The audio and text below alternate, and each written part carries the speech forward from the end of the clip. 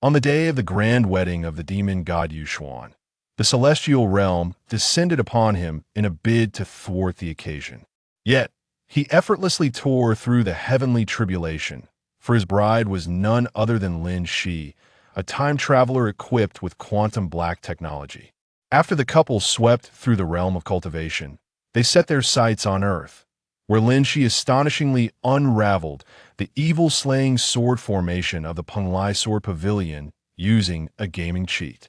As the celestial court laid out an intricate web to hunt them down, the pair utilized Earth as a springboard, employing the transformation of the Xian demon to sacrifice to the myriad realms, inadvertently triggering the backlash of the ancient destiny plate, resulting in the demon god's essence being sealed within the game code of the dragon-slaying blade. Will they choose to slay the gods to attain enlightenment, or will they tread upon the cycle of reincarnation with their beloved? This interdimensional mischief culminates in an apocalyptic feast. Chapter 1. The Calamity of War.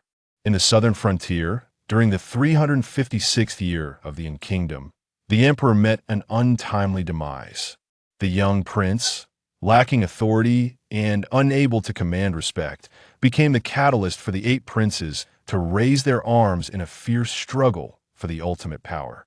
Under the glaring wolf moon, blood stained the sky, and the contest for imperial authority unleashed continuous warfare, leaving the common folk in abject misery. The turmoil bred countless demons, and in this chaotic era, when would the suffering cease? As night fell, a group of uninvited guests arrived at the village of Xiaoxi at the foot of Qinqing Mountain. Comprising 12 individuals clad in tattered military armor crafted from bamboo, with a thin layer of iron sheeting, they represented the most typical military garb. It was evident they had recently endured a fierce battle. Their armor bore numerous damages, stained with dark blood, rendering the original form unrecognizable. Yet, their anxious and terrified expressions revealed their true nature as deserters. "Captain, there's a village up ahead," announced a scout, burdened with a bow and arrows, as he jogged back, an unmistakable glimmer of joy on his face. The captain, a middle-aged man with an ominous gaze and a scruffy beard, was the only one among them whose armor was forged from iron. Upon hearing the scout's words, the weary and bewildered faces of the group brightened with a flicker of hope. Nodding slightly to express his agreement, the captain, infused with a hint of vigor amidst his fatigue, declared, "Excellent. Brothers, we have fled the battlefield in search of survival. For days we've dared not approach the county town. This place is promising high mountains and dense forests. After plundering this village, we can establish ourselves as kings of the mountain. It's certainly more enjoyable than the uncertainty of life and death in the army. Captain, you were wise. After so many defeats, if we hadn't run, we would have surely met our demise. It's thanks to the captain's decisiveness that we could escape that cursed battlefield." In a moment, praises for the captain flowed like water. Old rules: kill all the men, keep the women. The captain, buoyed by the compliments, commanded arrogantly. At his words, the previously frightened deserters revealed malicious expressions. On the battlefield, they were as insignificant as ants, yet before these untrained villagers, they felt like the legendary warrior El Bu. The thought of soon indulging in the slaughter of these villagers and venting their primal desires upon the village women filled them with exhilaration. Approaching the village, the group exhibited no signs of caution. They charged towards Xiaoxi village like a pack of ravenous wolves, brandishing their blades with ferocity. The houses in the village were primarily constructed from a mixture of straw and mud, creating narrow and low spaces. However, upon their arrival, the soldiers found the village utterly deserted. All doors were tightly shut, and the clothes and straw items hung out to dry were meticulously arranged, indicating no signs of a hasty retreat by the villagers. It appeared as if the entire population had simply left. "Damn it, where is everyone?" the captain growled, seizing the scout by the collar. "Captain, during my reconnaissance, I noticed the villagers heading south. They must have gone there," the scout stammered. "Brothers, let's move." The captain released the scout, and commanded the others. Upon reaching the southern part of the village, they indeed discovered a large gathering of villagers by the Great Lake, where several rudimentary platforms had been erected, adorned with a large stack of incense candles, beneath which 3 children were bound, likely part of some ritual. Could they be conducting a sacrificial offering to a malevolent spirit? A flicker of doubt crossed the captain's icy visage, yet this uncertainty was swiftly eclipsed by brutality. Those exalted immortals would never concern themselves with these rural folk. Kill! The captain ordered his men, a sinister smile spreading across his face as he charged forward, already envisioning the anguished cries of the villagers under his blade. A truly magnificent scene. Seeing the captain lead the charge, the remaining soldiers transformed into ferocious wolves, ruthlessly attacking the villagers by the lake, a cloud of dust trailing behind them, reminiscent of demonic forces. As they bore down upon the villagers, chaos ensued. The villagers, in a frantic attempt to escape, fled along the lakeshore, some tripping and falling, only to be trampled into the mud by those escaping behind. Thema, true tragedy of humanity. The soldiers pursued the villagers to the lake's edge when suddenly a dark shadow emerged from the depths. This shadow expanded rapidly, and in an instant, a massive black serpent erupted from the water, engulfing 3 soldiers standing by the shore. What was that? The captain turned to gaze at the sudden appearance of a shadow and was immediately drenched in cold sweat. It was a terrifying giant python, its exposed half glistening in a pitch-black hue. Its eyes radiated an eerie glow, and its gaping maw was lined with sharp, blood-stained fangs, the remnants of the 3 unfortunate souls. A foul stench wafted from the serpent's mouth, leaving the captain dazed and disoriented. Noticing the tiny scales sprouting along the serpent's body, infused with overwhelming demonic energy, he realized this creature had transformed into a monster, far beyond the capability of mere mortals. This was a demon. Years of training, coupled with the looming threat of death, propelled the surviving soldiers to flee with remarkable speed, crying out in desperation, wishing they had been born with 2 fewer legs. Yet the limits of a human body exist. No matter how fast they ran, they could not outpace the monstrous serpent. With each piercing scream, more soldiers were consumed by the creature. Just as the captain was about to be mercilessly devoured, a glint of fierce determination flashed across his face. He suddenly swung his blade at another soldier beside him, inflicting a deep gash on the man's back, causing him to falter and slow. As the saying goes, better a friend die than a brother. This sudden betrayal allowed the captain to exploit the moment, propelling himself forward with newfound speed, swiftly overtaking the injured soldier. Subsequently, the captain repeated his treachery. Despite the resistance from the soldiers, they were no match for him, ultimately becoming mere pawns to be sacrificed to the serpent. Few the captain, utterly exhausted from his desperate flight, understood that stopping meant certain death at the hands of the serpent. The primal instinct for survival awakened his latent potential, enabling him to run with extraordinary endurance. As he sprinted for his life, he suddenly spotted a young boy in black attire ahead. The boy's appearance was uncanny. One moment, there was no one, and the next, he stood there as if he had always been present, exuding an unsettling aura. A dark flash swept from the boy's hand, and in the next instant, the captain felt the world spin around him. In a daze, he beheld a headless corpse, neck spurting blood, rushing towards the enigmatic youth, collapsing after a few steps. "That's my body."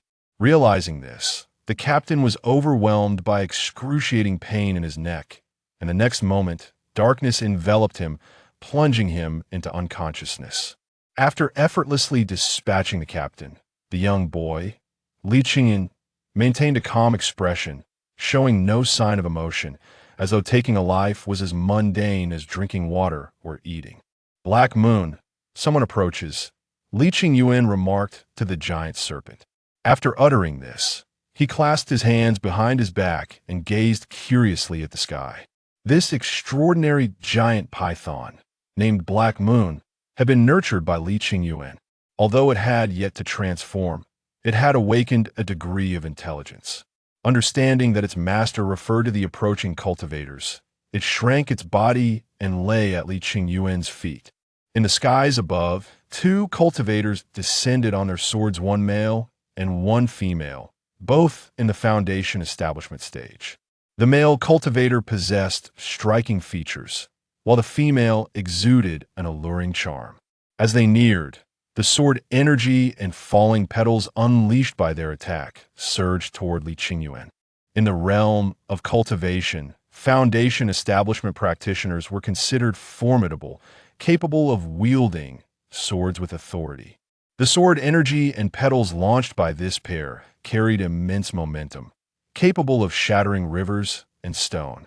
In the face of their imposing assault, Li Yuan casually waved his hand. A dark flash erupted, shattering the incoming sword energy and petals. What? This is impossible. The two foundation establishment cultivators, suspended in midair, were overtaken by disbelief. They had unleashed their full strength in this strike. If their opponent had been a golden core master, they would not have been surprised. Yet, in their perception, Li Yuan was merely a novice in the foundation establishment stage. One of the two, at the 7th layer of foundation establishment, and the other at the 5th layer, had anticipated that their combined assault would easily overwhelm Li Yuan, only to be utterly astonished by the effortless dissolution of their attack. Could it be that their opponent possessed a concealed artifact that masked his true power, playing the role of a fool? Li Yuan was not pretending to be a fool in truth. He was indeed only at the initial stage of foundation establishment. However, his true identity was Yuxuan, one of the 10 ancient demon gods, who had been sealed for millennia after captivating the daughter of the Heavenly Emperor. Months prior, taking advantage of a loosening seal, Yuxuan had deceived the binding powers, allowing a portion of his divine consciousness to escape. The ancient demon god manifests in myriad forms, embodying both singularity and multiplicity. The portion of its divine essence that has escaped can also be regarded as the true form of Yuxuan. Upon its escape, Yuxuan seizes the body of a wealthy merchant's son and, through divine will, transforms it into its own nascent demonic embodiment, named Li Yuan. Although this corporeal form appears human, its essence is that of an ancient demon god, albeit in its juvenile state. As an ancient demon god that came into being at the dawn of creation, Li Yuan, despite being merely at the initial stage of foundation establishment, possesses an actual combat prowess equivalent to that of the golden core realm, far beyond what these ordinary foundation establishment cultivators could hope to contend with. Thus, in the face of the astonished gazes of the two foundation establishment cultivators, Li Yuan remains remarkably composed, fully aware that they stand no chance against him. Chapter 2. The Cultivator in the Skies. The sword-wielding cultivator, having missed his strike, did not flee as Li Yuan had anticipated. Instead, he descended gracefully on his sword, landing not far from Li Yuan. Observing this unexpected behavior, Li Yuan narrowed his eyes slightly, realizing that his opponent must possess a hidden ace and held considerable confidence in it. With this thought, a hint of disdain crept into Li Yuan's gaze. Were the young cultivators of today truly this foolish? Unlike the ancient era, where conflicts were incessant and cultivators exercised utmost caution, it seemed the current generation had grown complacent. The wicked are nurturing demonic beasts to harm the innocent. Today, I, Lin Xi, shall act in the name of justice.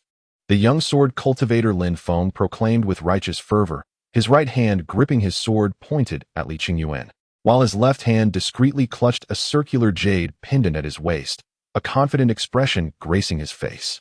Meanwhile, the enchanting female cultivator Su Shi concealed herself behind Lin Xi, her hands adorned with swirling petals, ready to provide support at a moment's notice. Upon hearing Lin Feng's words, Li Yuan was momentarily taken aback. Having escaped from his confinement, he had yet to encounter other cultivators and was thus unaware of the current state of the cultivation world. In ancient times, the distinction between good and evil was not so clearly delineated. Conflicts were resolved directly, without endless chatter. Was it now customary for cultivators to label their opponents before engaging in battle? How amusing. Finding this unfamiliar practice intriguing, Li Qingyuan's playful spirit was ignited, and he chuckled. You accuse me of being wicked? The Celestial Emperor can nurture birds, so why should I not be able to raise serpents? These soldiers intend to slaughter the villagers. In my endeavor to protect them, I have taken their lives. Regardless of perspective, I am the true embodiment of justice, a chivalrous spirit. Yet, you choose to oppose me. It stands to reason that those who stand against a knight must be wicked. You, in that moment of speechlessness, Lin Feng, in a fit of rage, pointed his trembling sword at Li Qingyuan's right hand. Just then, the astute female cultivator, Su Shi, noticed 3 innocent children bound upon the altar erected by the villagers. She exclaimed, You force the villagers to sacrifice these children to the serpent you cherish. The children are blameless. Is it not evil for the serpent to consume them?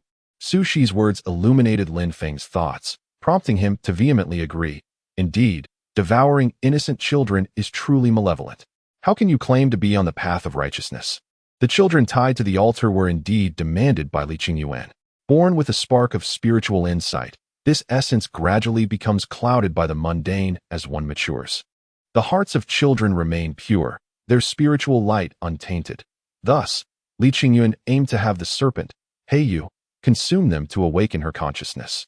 This act appears undeniably sinister, yet Li Qingyuan had already prepared her justification. Calm and composed, she replied, In this chaotic world filled with strife, where the people suffer, cannibalism prevails. These children were exchanged for grain by the villagers from the hands of refugees.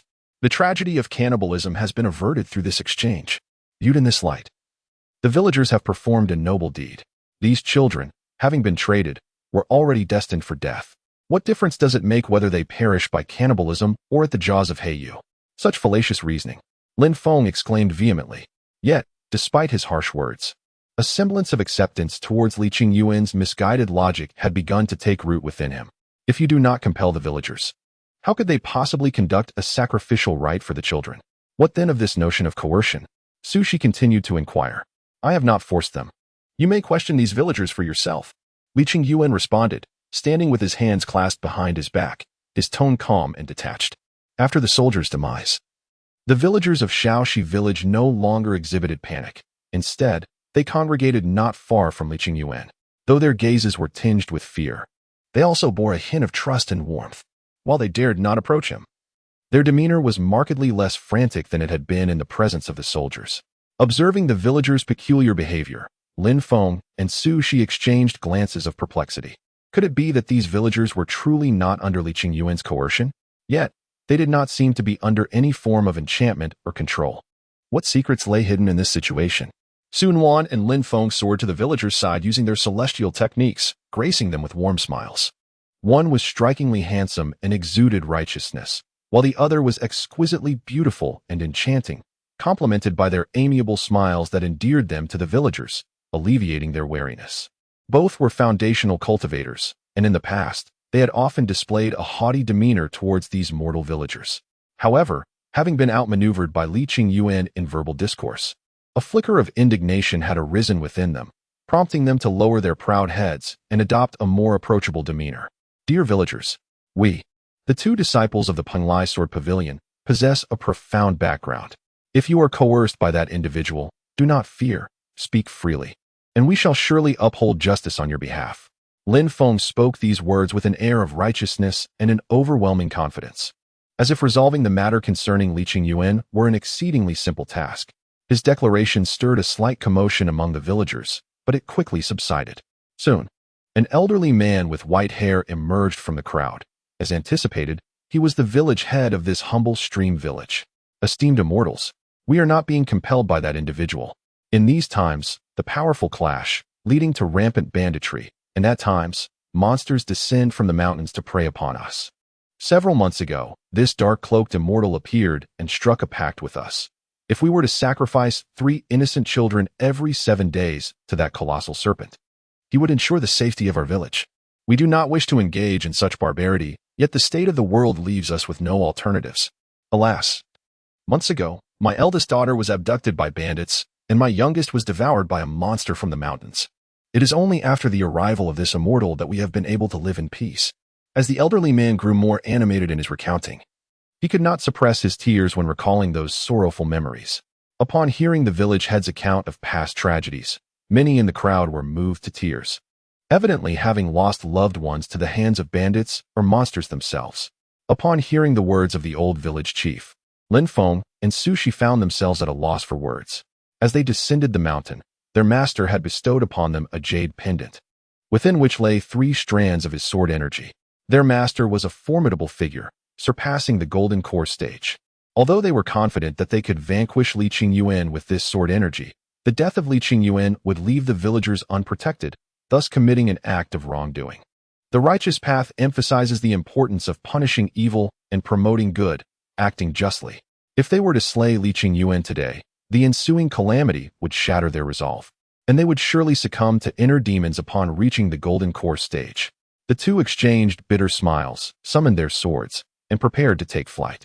However, as they ascended several meters into the air, they seemingly struck an invisible barrier and plummeted back to the ground. Witnessing their fall, Li Qingyuan smiled faintly, remarking that it was common sense to establish spatial locks before engaging in combat. He had maintained this spatial lock for quite some time, yet they had failed to notice it. This generation of cultivators truly lacked acumen. Yet, how could Li Qingyuan comprehend the plight of Lin Feng and Sushi? It was not that they were dull-witted, but rather that they had never encountered such a spatial locking technique, an ancient secret long since lost to time.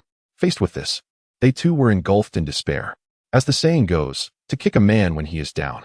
Just as Lin Feng was about to hit the ground, Li Qingyuan waved his hand, and 5 streaks of black light surged forth, aimed directly at Lin Feng. These black rays did not all target Lin Feng's body.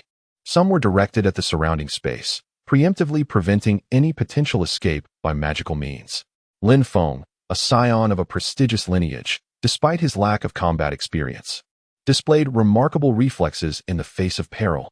In a moment of crisis, he swiftly reached for the jade pendant at his waist, intending to unleash the sword energy contained within to counter Li Qingyuan's assault. However, the instant Lin Feng's fingers grazed the pendant, the once smooth jade abruptly transformed into a small black serpent, which sank its fangs viciously into his fingertip. A cry of agony escaped Lin Feng's lips. Yet before he could fully comprehend the situation, a dark light pierced through him, swiftly extinguishing his life. On the battlefield, life and death are but a breath apart. When Lin Feng failed to activate the sword energy in the pendant in time, his fate was already sealed. Witnessing the jade pendant at Lin Feng's side morph into a black serpent, only to be effortlessly dispatched by Li Qingyuan, Sushi was engulfed in terror. With Lin Feng dead, she realized she stood no chance against Li Qingyuan. What is this? Sushi exclaimed in confusion and fear. Aware that her question pertained to the pendant's transformation, Li Qingyuan approached her with a nonchalant demeanor, casually replying, "Oh, you are unaware? This is a common technique known as stealing the heavens and replacing the moon." Sushi, her face a mask of horror and disbelief, realized that the ancient arts had long been lost to time. "Fear not, I shall not take your life. A beauty as enchanting as you would be far too precious to lose," Li Qingyuan remarked, gazing at her with an appreciative softness. Hearing his words, Sushi breathed a sigh of relief. As long as she remained alive, hope persisted. After all, fortunes shift like the tides. There would always be a chance for survival. As for the preservation of chastity, I must apologize. Sushi is actually a time traveler who does not hold such values in high regard. Furthermore, to Sushi, Li Qingyuan appears exceedingly handsome. After all, he is an ancient demon god, his physique sculpted to perfection. Could this be the legendary tale of a domineering CEO falling in love with me? Lost in these whimsical thoughts, Sushi's gaze towards Li Qingyuan diminished in fear, replaced instead with admiration and delight. Noticing the sudden shift in Sushi's demeanor, Li Qingyuan felt a flicker of uncertainty, but he quickly dismissed it. After all, in ancient times, there were women who were captivated by his looks. It was merely a matter of acclimatization, remaining composed and collected. "Look into my eyes." Li Qingyuan's words seemed to carry a certain enchantment, compelling Sushi to follow his command. In that fleeting moment when their eyes met, 2 crimson beams suddenly shot from Li Qingyuan's eyes, intertwining with Sushi's own. This connection lasted for 3 seconds before the red light vanished, and a glimmer passed over Sushi, her demeanor shifting as she bowed her head, speaking with reverence and boundless affection. "Master." As a primordial demon god, Li Qingyuan's dual cultivation technique encompassed not only physical conquest, but also the domination of the spirit and will. In this moment, Su Shi had her soul transformed by Li Qingyuan, embedding his image firmly within her heart. As her soul remained unscathed, Su Shi retained her own will and wisdom. However, she regarded Li Qingyuan as her everything, obediently following any command he issued, except for the prospect of sharing a bed with another man. The mark of Li Qingyuan was imprinted within her soul, instilling in her a disdain for other males. Naturally, Li Qingyuan would not issue such a foolish command. He understood that one must cherish what is one's own, guarding it jealously from the gaze of others. Earth, it seems something extraordinary was discovered, extracting Su Shi's memories. Li Qingyuan narrowed his eyes, intrigued, and remarked, Chapter 3. Transformation. After Li Qingyuan inscribed his divine mark within Su Shi's soul, he naturally acquired her memories. This revelation unveiled that Su Shi was a traveler from Earth and provided him with the temporal coordinates of that realm. Through her recollections, Li Qingyuan learned that Earth was a place entirely distinct from his own world, which he found quite fascinating. As an ancient demon god, Li Qingyuan, at the zenith of his power, possessed the ability to traverse the void. However, such journeys necessitated precise coordinates. The void is boundless, and without coordinates, one would inevitably become lost, risking their very life. Now that he possessed these coordinates, he resolved that once he regained his strength and the ability to navigate the void, he would certainly venture to that intriguing Earth, marking it as one of his ambitions. With a slight squint, Li Qingyuan temporarily set aside thoughts of Earth and began to focus on the jade pendant in his hand. The pendant was smooth and warm to the touch, intricately carved with a pair of dragon carp, exuding a lively and mysterious aura, possessing a certain ethereal charm. The jade pendant, worn at Lin Feng's waist, concealed within it 3 formidable sword energies, regarded by him as his greatest trump card. However, due to the cunning technique of Li Qingyuan, who executed a switch akin to stealing the heavens and replacing them with the earth, Lin Feng was entirely deprived of the opportunity to wield it. In employing this artifice, Li Qingyuan did not directly transfer the pendant into his possession. Rather, he concealed it in the depths of a lake. As a powerful demon god who had endured the trials of an ancient war, Li Qingyuan possessed a notably cautious disposition. Unfamiliar with the artifact, he harbored suspicions of its potential treachery and thus refrained from taking unnecessary risks. Now that Lin Feng was deceased, and having gleaned knowledge of the pendant's nature through Su Shi's memories, he felt assured to commence his examination. The method of embedding an attack within an object was unheard of in ancient times, yet thousands of years later, the era had transformed, and Li Qingyuan naturally adapted to the changing tides. After merely a few minutes of investigation, he comprehended the principles underlying the artifact's capacity to encapsulate its offensive force. This method of sealing sword energy within the jade pendant, far from trivial, encapsulated the profound wisdom of generations of cultivators. Refined through incessant improvements to arrive at its current form, it is undoubtedly easy to utilize but challenging to manufacture. Were those cultivators aware that Li Qingyuan could grasp this principle in mere minutes, their jaws would surely drop in astonishment. After all, he was an ancient demon god, born of necessity, favored by the heavens, with an intellect that surpassed mortal comprehension. His profound understanding of the essence of celestial energy rendered the method of encapsulating energies merely a unique application of such power, an idea that eluded the ancients. Shi released the sword energy contained within this jade pendant, Li Qingyuan said, narrowing his eyes at Su Shi. This jade pendant bore the unique emblem of the Panlai Sword Pavilion, and only those affiliated with the pavilion could wield its power. Should Li Qingyuan attempt to forcefully utilize it, he would be incapable of adequately controlling the sword energy within. Fortunately, Su Shi was indeed a member of the Panlai Sword Pavilion. Upon hearing Li Qingyuan's request, Su Shi promptly invoked the pendant's unique techniques to unleash the sword energy. This energy, formless yet sharp, emanated a formidable aura, distorting the air around it. As the sword energy struck the granite wall of Qianxing Mountain, the mountain trembled, and the rocks crumbled like tofu, leaving behind an immense and profound pit. Observing this crater, Li Qingyuan squinted, although he was currently at the initial stage of foundation building. He estimated his strength to be at the level of core formation.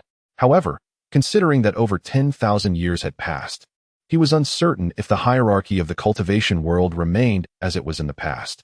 Yet, Witnessing the depth of the pit created by the sword energy reassured him. If he exerted his full strength, he too could create such a vast chasm. This suggested that the hierarchy still resembled that of ancient times. While Li Yuan conversed with Su Shi, the small snake transformed from Heiyue lay quietly within the sleeve of Li Yuan's robe.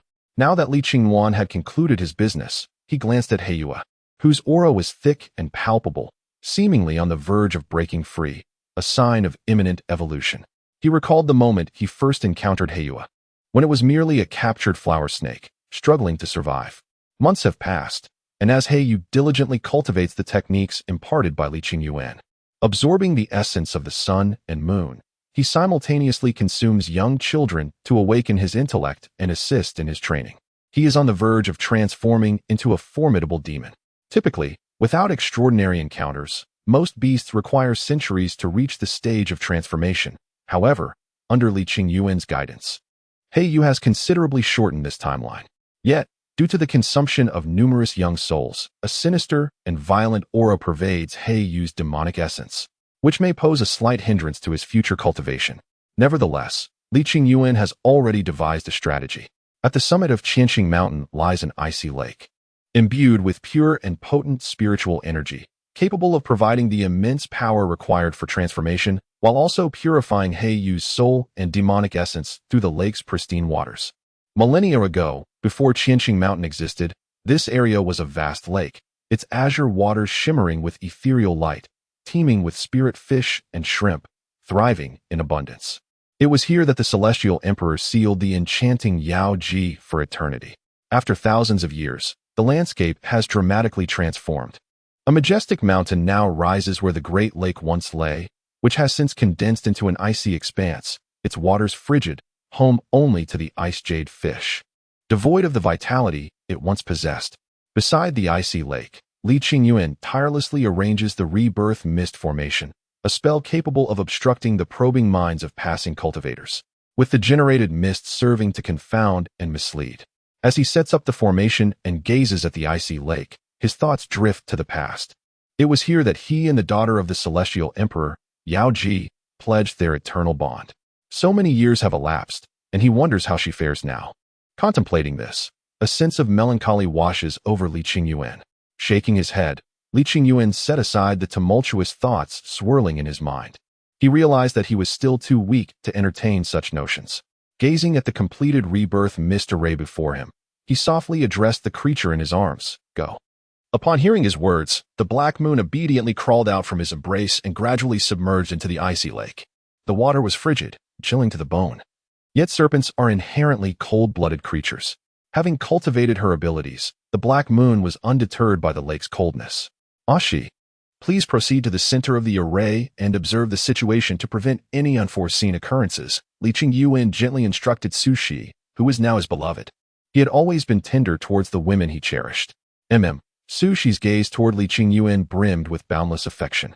She soared into the heart of the array on a stream of sword energy, swiftly becoming enveloped by the mist of the array's center. As the black moon descended into the depths of the lake, Li Yuan's voice resonated from the shore. "The first step is to cleanse the soul. Black moon, unleash your demonic power and allow this pristine lake water to purify you." At the lake's core, the black moon fully released her demonic energy, and a surge of bloody and violent power erupted from her being, momentarily creating a vacuum in the water. When the black moon once again immersed herself in the lake, she was overwhelmed by an excruciating pain that penetrated to her very core, affecting not only her body, but also her soul. The demonic energy was savage and bloodthirsty, while the lake water was pure and icy, natural opposites. If the black moon had repelled the lake water with her demonic energy, she would have emerged unscathed. However, as she now submitted to the cleansing embrace of the pristine lake, she could not escape the agonizing torment. The pain did not endure for long. After all, Heiyue's cultivation was relatively low, and the bloodthirsty and brutal aura within her demonic power was scant. Under the purifying waters of the ice lake, Heiyue's demonic energy became pure and magnificent. The foul stench from her serpent's mouth vanished, replaced instead by an exotic fragrance. Simultaneously, the color of her serpent body faded slightly. Observing the cleansing of Heiyue's demonic energy, Li Yuan nodded in satisfaction. With his right hand transformed into a blade, he enveloped it in black light and expressionlessly pierced open his chest, extracting a drop of essence blood from his heart. As Li Qingyuan cast the drop of essence blood into the ice lake, the entire lake was instantly stained crimson, as though the waters themselves had turned to blood. Suddenly, the transformed blood lake began to bubble and churn. Heiyue, at the center of the lake, felt an overwhelming heat coursing through her body, her blood seemingly striving to escape. In the second step, the innate bloodline is summoned. Heiyue, the blood of the demon god can awaken your innate bloodline. You need not do anything. Merely wait for a moment.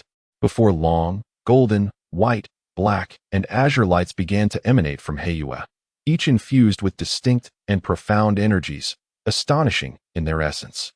These colors represented various bloodlines. The golden hue symbolized the sky-devouring python, renowned in ancient times for its ability to consume the heavens and the earth, the most formidable among serpents. The white light represented the frost giant python, master of the frost element, epitomizing the strongest defense and control among serpentine beings. The color black signifies the black venomous python, a creature whose poison is as lethal as it is elusive. When concealed, this serpent can render itself undetectable, a being shrouded in mystery, capable of inflicting immense harm upon its foes, while bestowing various debilitating effects, akin to the infamous mushrooms that Teemo can wield. Truly nauseating in its prowess. The hue of azure represents the transformation into a dragon. Initially, there existed only one dragon in the realm, the ancestral azure dragon, from which all subsequent dragons descended. Each dragon possesses unique, extraordinary abilities, all exhibiting formidable strength. After a moment of contemplation, Li Qingyuan addressed Heiyue.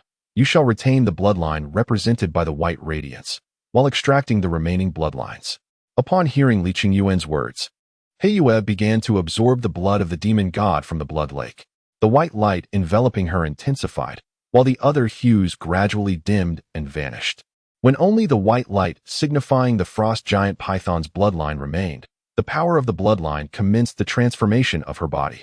Heiyue's form began to enlarge. Her serpent body transformed into a resplendent snowy hue, and a delicate layer of icy armor emerged upon her. In the final step, she would undergo metamorphosis. Following the customary procedure, this transformation equated to a rebirth of her physique. With the aid of the frost giant python's bloodline, Heiyue faced no peril in her transformation. Under the moonlight, the lake shimmered. A woman, devoid of any garments, broke through the lake's surface. She was a vision of beauty, with elegantly drawn brows, ethereal white pupils, and a gaze deep yet alluring. Her delicate nose resembled a crafted masterpiece, and her cherry-red lips gleamed invitingly, eliciting an irresistible desire for a kiss. Coupled with her statuesque figure, ample bosom, long legs, slender waist, and peach-like posterior, her skin appeared as smooth as cream, embodying an unparalleled beauty that could captivate any heart. The newly transformed Black Moon was still unaccustomed to speaking. She approached Li Qingyuan, intending to nestle into his embrace as usual. However, her body had changed significantly, and as she twisted against him, it ignited a fervent warmth in his lower abdomen. Gazing at the recently transformed beauty in his arms, Li Qingyuan mused to himself. I seem to recall that I am a dual cultivation demon god, having escaped my seal for so long.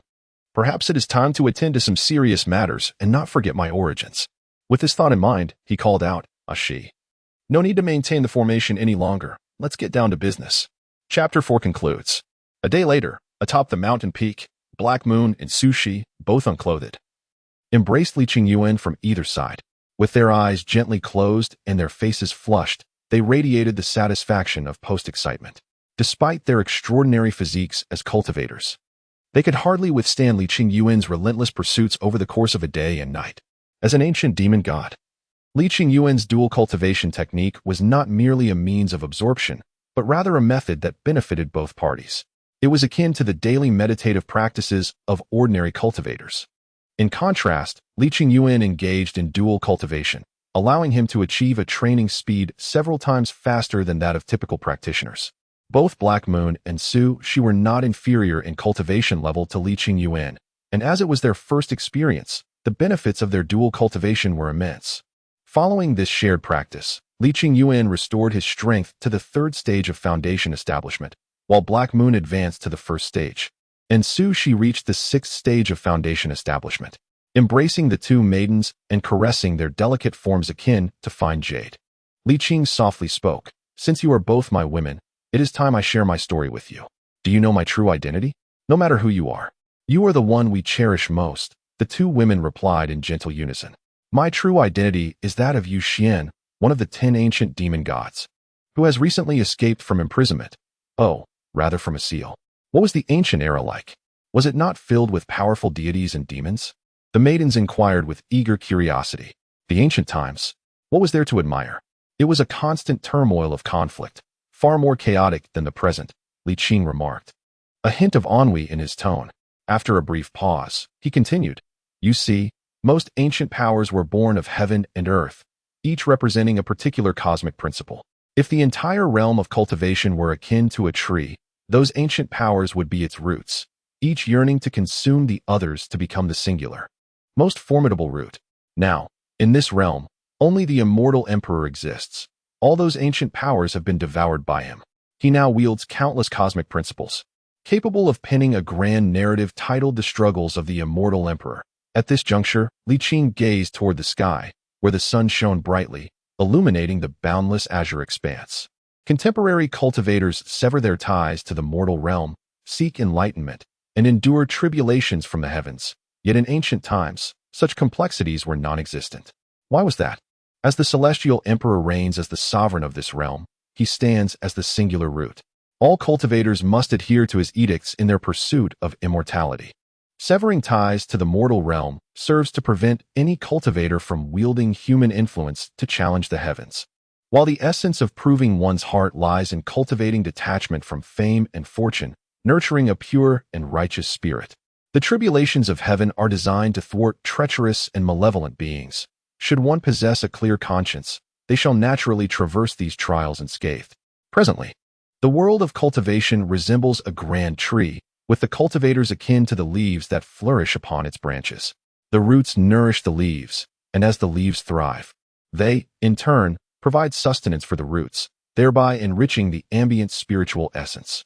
At this moment, Li Qingyuan suddenly pondered that the celestial emperor's decision to seal him away might not solely stem from his ire over Li Qingyuan absconding with his daughter, but perhaps also bore an element of protection for him. As the embodiment of the rules, Li Qingyuan faced a stark choice: either absorb other formidable beings to ascend as the master of the realm or be devoured by them, with his own established rules being plundered by those greater powers. In that brutal ancient war, none could remain aloof, even if Li Qingyuan was the fated demon god. Peril still loomed within that conflict. So, your suggestion of choosing the bloodline of the frost giant python is rooted in this principle of the power of celestial rules? Hey, you inquired. Indeed, the sky-devouring python, the black venom python, and the azure dragon possess formidable strength when wielding the power of rules. However, as it stands, the celestial rules rest firmly in the hands of the celestial emperor. I find it hard to believe we could contend with him. Without the augmentation of rule power, the frost giant python emerges as the mightiest. Its icy prowess is versatile, capable of offense and control, and it can form an icy armor for self-protection. Most importantly, the frost giant python is quite aesthetically pleasing. Is there a being akin to the celestial emperor, a sovereign of the realm, on earth? Sushi asked curiously. In every realm, there exists a sovereign of heaven and earth. Through your memories, I have gained some understanding of the earth you speak of. The sovereign of your realm must be rather feeble, otherwise, no one would engage in cultivation. The hierarchy of the cultivation world consists of stages such as foundation establishment, core formation, Hunyuan, Qianyuan, Wuxiang, and Paksu, the attainment of immortality. Once I restore myself to the Wuxiang realm, I am confident I can take you both to earth, to devour the sovereign of its heaven and earth.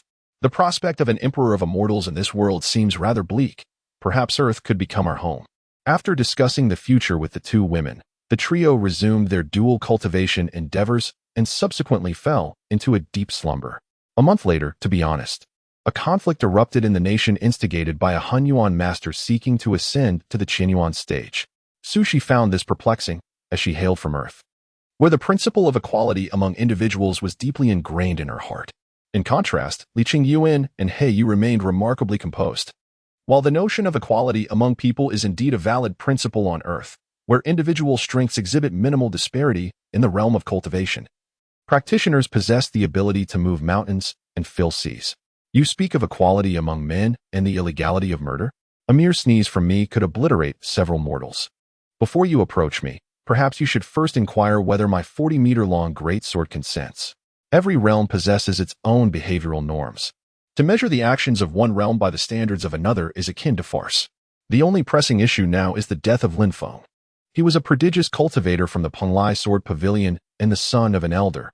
Otherwise, he would not have carried a jade pendant imbued with sword energy. Lin Xi had ventured out with Su Shi for training, and now that he has perished while Su Shi remains unharmed, it is only natural that suspicions arise. Indeed, this matter is not difficult to resolve. Li Yuan remarked, "The Qinqing Mountain is the place where my true self is sealed, possessing remarkable mystique. It can isolate various divinations and omens. You should convey this to them, while soaring on your swords. You will witness ominous energies rising from a village at the foot of Qinqing Mountain. As you descend, you will find a village ravaged by demons. In your struggle against these fiends, you may inadvertently be driven into the depths of Qinqing Mountain, where you will become ensnared by a certain restriction within the mountain.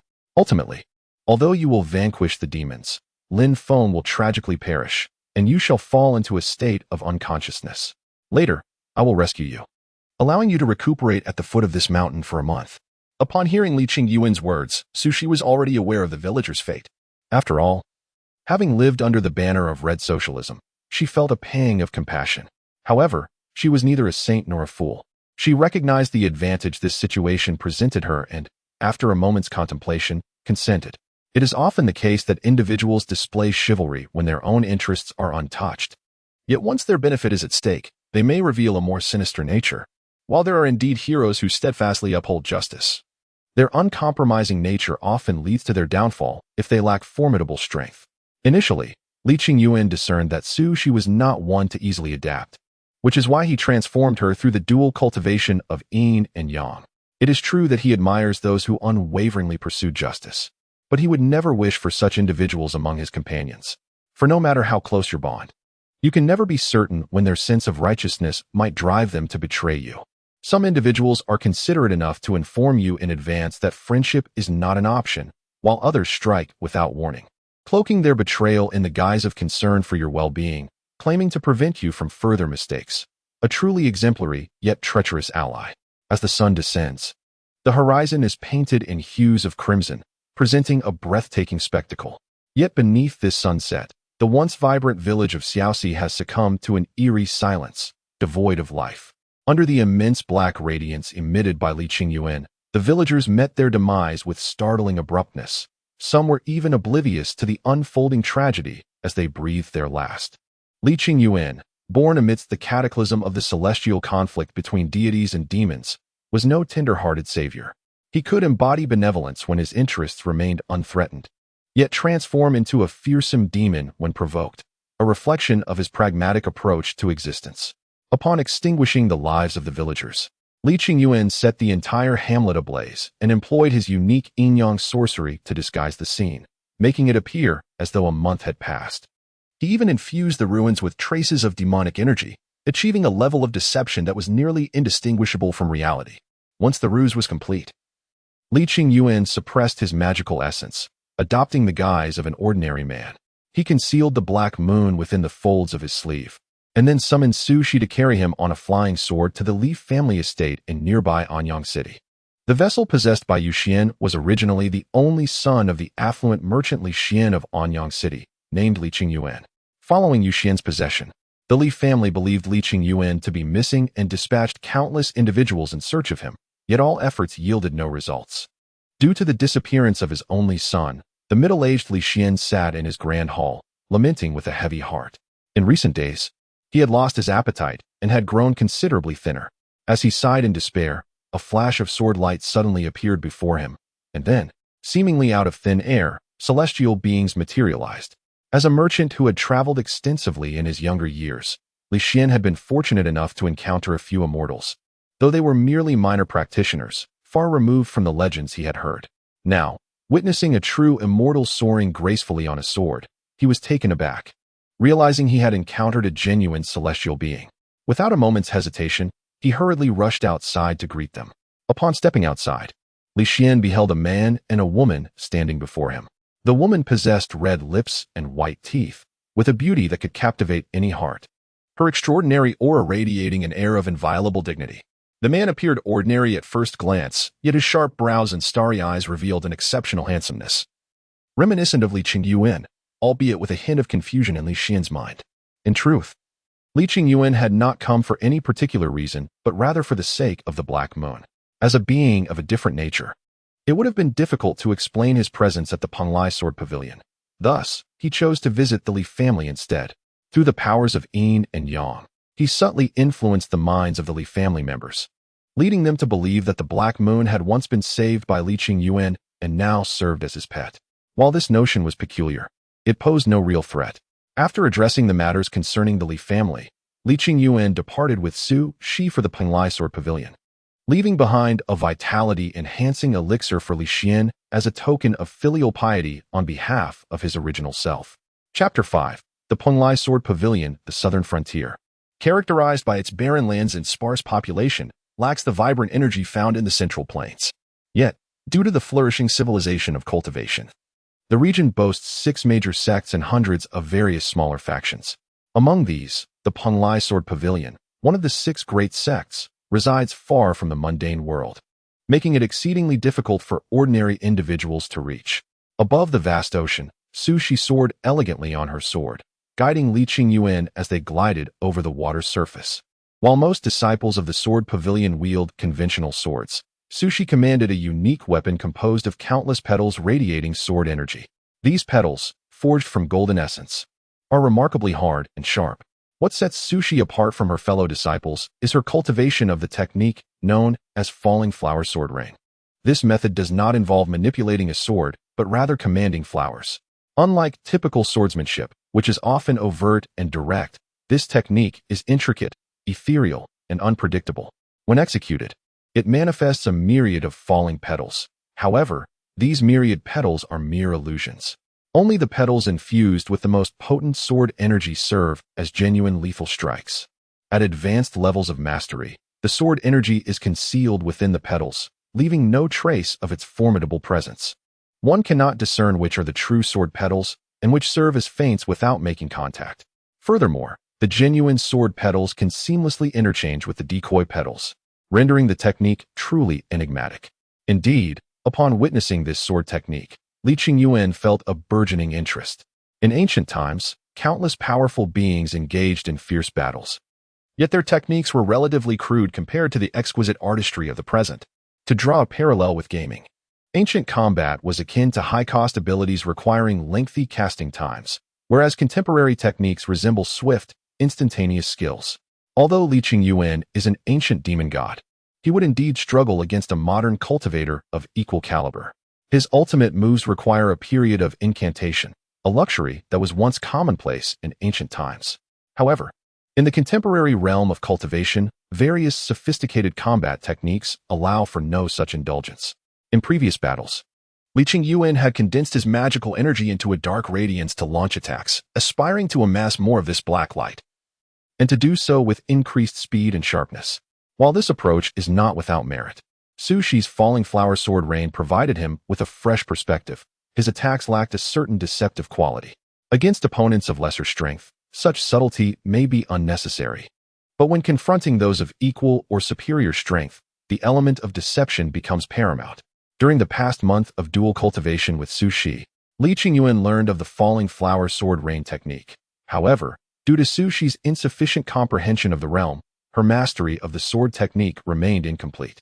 Thus, upon entering the Penglai Sword Pavilion, Li Yuan resolved to acquire this technique in its entirety.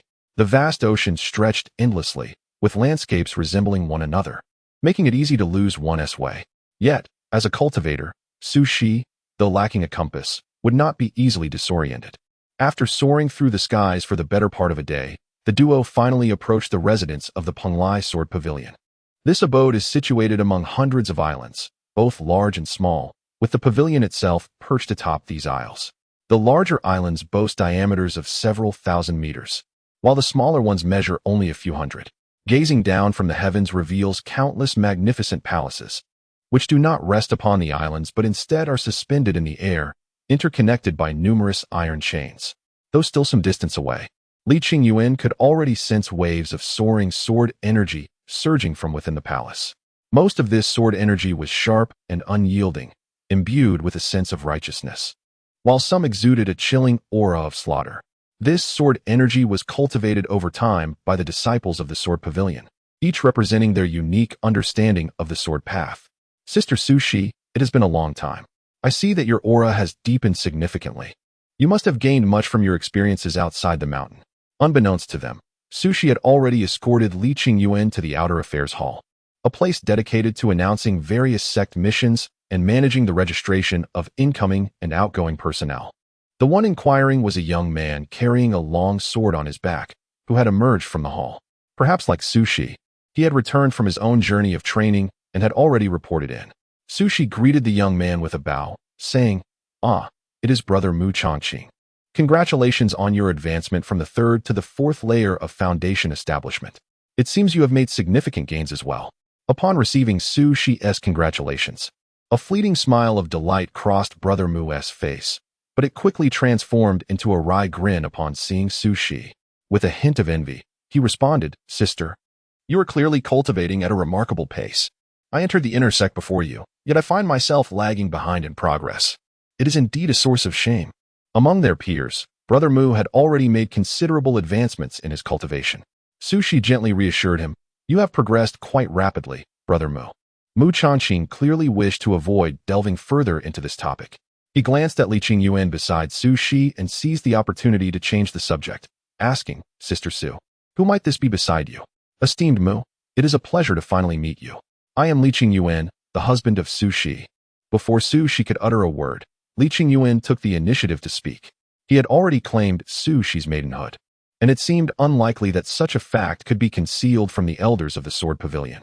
Instead of exerting effort to hide it, he believed it would be more straightforward to express it openly, as it was not a matter of great consequence. Upon hearing Lin Xi's words, Mu Changqing instinctively turned his gaze towards Su Shi. At that moment, she remained silent, merely displaying a blissful smile. Her tacit acceptance left Mu Changqing somewhat astonished. The path of sword cultivation requires enduring the pain of body refinement. Thus, female cultivators in the Sword Pavilion are exceedingly rare. As the saying goes, after 3 years in the army, even a sow can rival Diaochan, and these sword practitioners train for far longer than 3 years. Su Shi, endowed with natural beauty and charm, had undoubtedly attracted the attention of countless talented young men. Yet now, she had chosen a mere mortal, who, though handsome, was still just an ordinary man. Could it be that he possessed exceptional talent for cultivation? Mu Changqing pondered, feeling perplexed. Otherwise, it would likely lead to numerous complications. He opened his mouth, intending to say something, but recalling that this was ultimately a matter of another household, and seeing that the parties involved had remained silent, he felt it inappropriate to interfere. Ultimately, all his thoughts coalesced into a single sentiment. May you both be united in heart and soul, and may you soon be blessed with children. Lin Xi and Su Shi responded in unison with gratitude. After exchanging this pleasantry, the two shared a knowing smile. After bidding farewell to Mu Changqing, Su Shi led Lin Xi towards the Outer Affairs Hall, where an elderly man, possessing the strength of the 5th layer of Foundation establishment, was on duty. Such individuals, with limited cultivation talent and little hope of advancement in their lifetime, often occupied themselves with the mundane affairs of the sect. Upon inspecting Su Shi's sect identity token, the elder bore a complimentary smile, mindful not to offend a prodigy such as her. "Sister Su, during your excursions, Brother Lin Feng once pursued you, yet he has yet to return. Do you have any knowledge of his whereabouts?" Despite being an inner sect disciple himself, the elder recognized the hierarchy of strength within the cultivation world, and as his realm was inferior to Su Shi's, he addressed her as sister. Although Mu Changqing also fell short in cultivation compared to Su Shi, their shared mentorship in the outer sect and a personal rapport allowed her to still refer to him as brother. Upon hearing the elder's words, a flicker of sorrow graced Su Shi's countenance. She sighed, her tone tinged with melancholy and regret as she spoke. "Brother Lin once ventured with me. Tragically, he perished while combating evil forces. I barely survived with the assistance of others.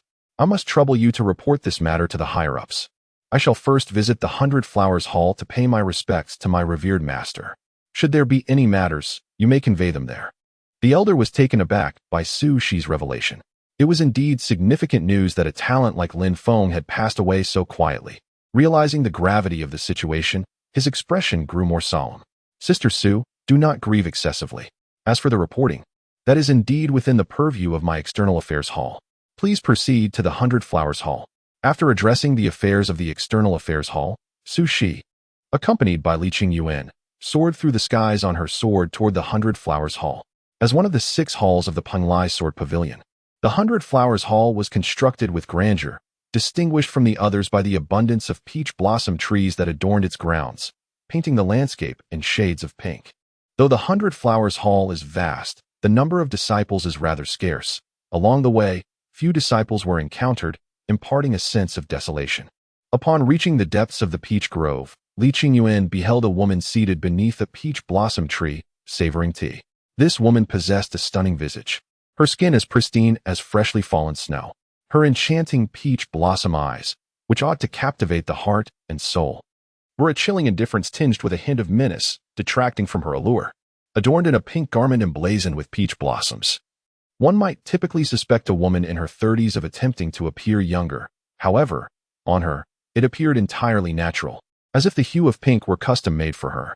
For reasons unknown, Li Qingyuan felt an uncomfortable dissonance upon seeing this woman, as if she were an integral part of the peach grove, resembling a beautiful painting, while he and Su Shi felt like outsiders, out of place in this serene setting. Li Qingyuan sensed this awkwardness, yet Su Shi remained oblivious. Upon gazing at the woman, she resembled a little girl running joyfully to embrace her mother. This woman was, in fact, Su Shi's mentor, Li Qiushui, the dark sword of the 100 Flowers, and one of the 6 masters of the Penglai Sword Pavilion. Chapter 6. Li Qiushui in the Peach Blossom Grove. Observing the lively and cheerful Su Shi before her, a fleeting softness crossed Li Qiushui's cold gaze. However, once she realized that Su Shi was no longer unblemished, her expression turned icy. In her youth, Li Qiushui had been forsaken by the prodigious cultivator Han Feng, a betrayal that irrevocably altered her disposition, instilling an intense aversion to men. As she beheld her beloved disciple entangled with a ruffian, fury surged within Li Qiushui's heart. With a gentle flick of her sleeve, a tempest of peach blossoms swirled around her, imbued with an aura of lethal intent, hurtling towards Li Qingyuan. Although she harbored resentment towards Su Shi for her choice in men, Li Qiushui had no genuine desire to take a life.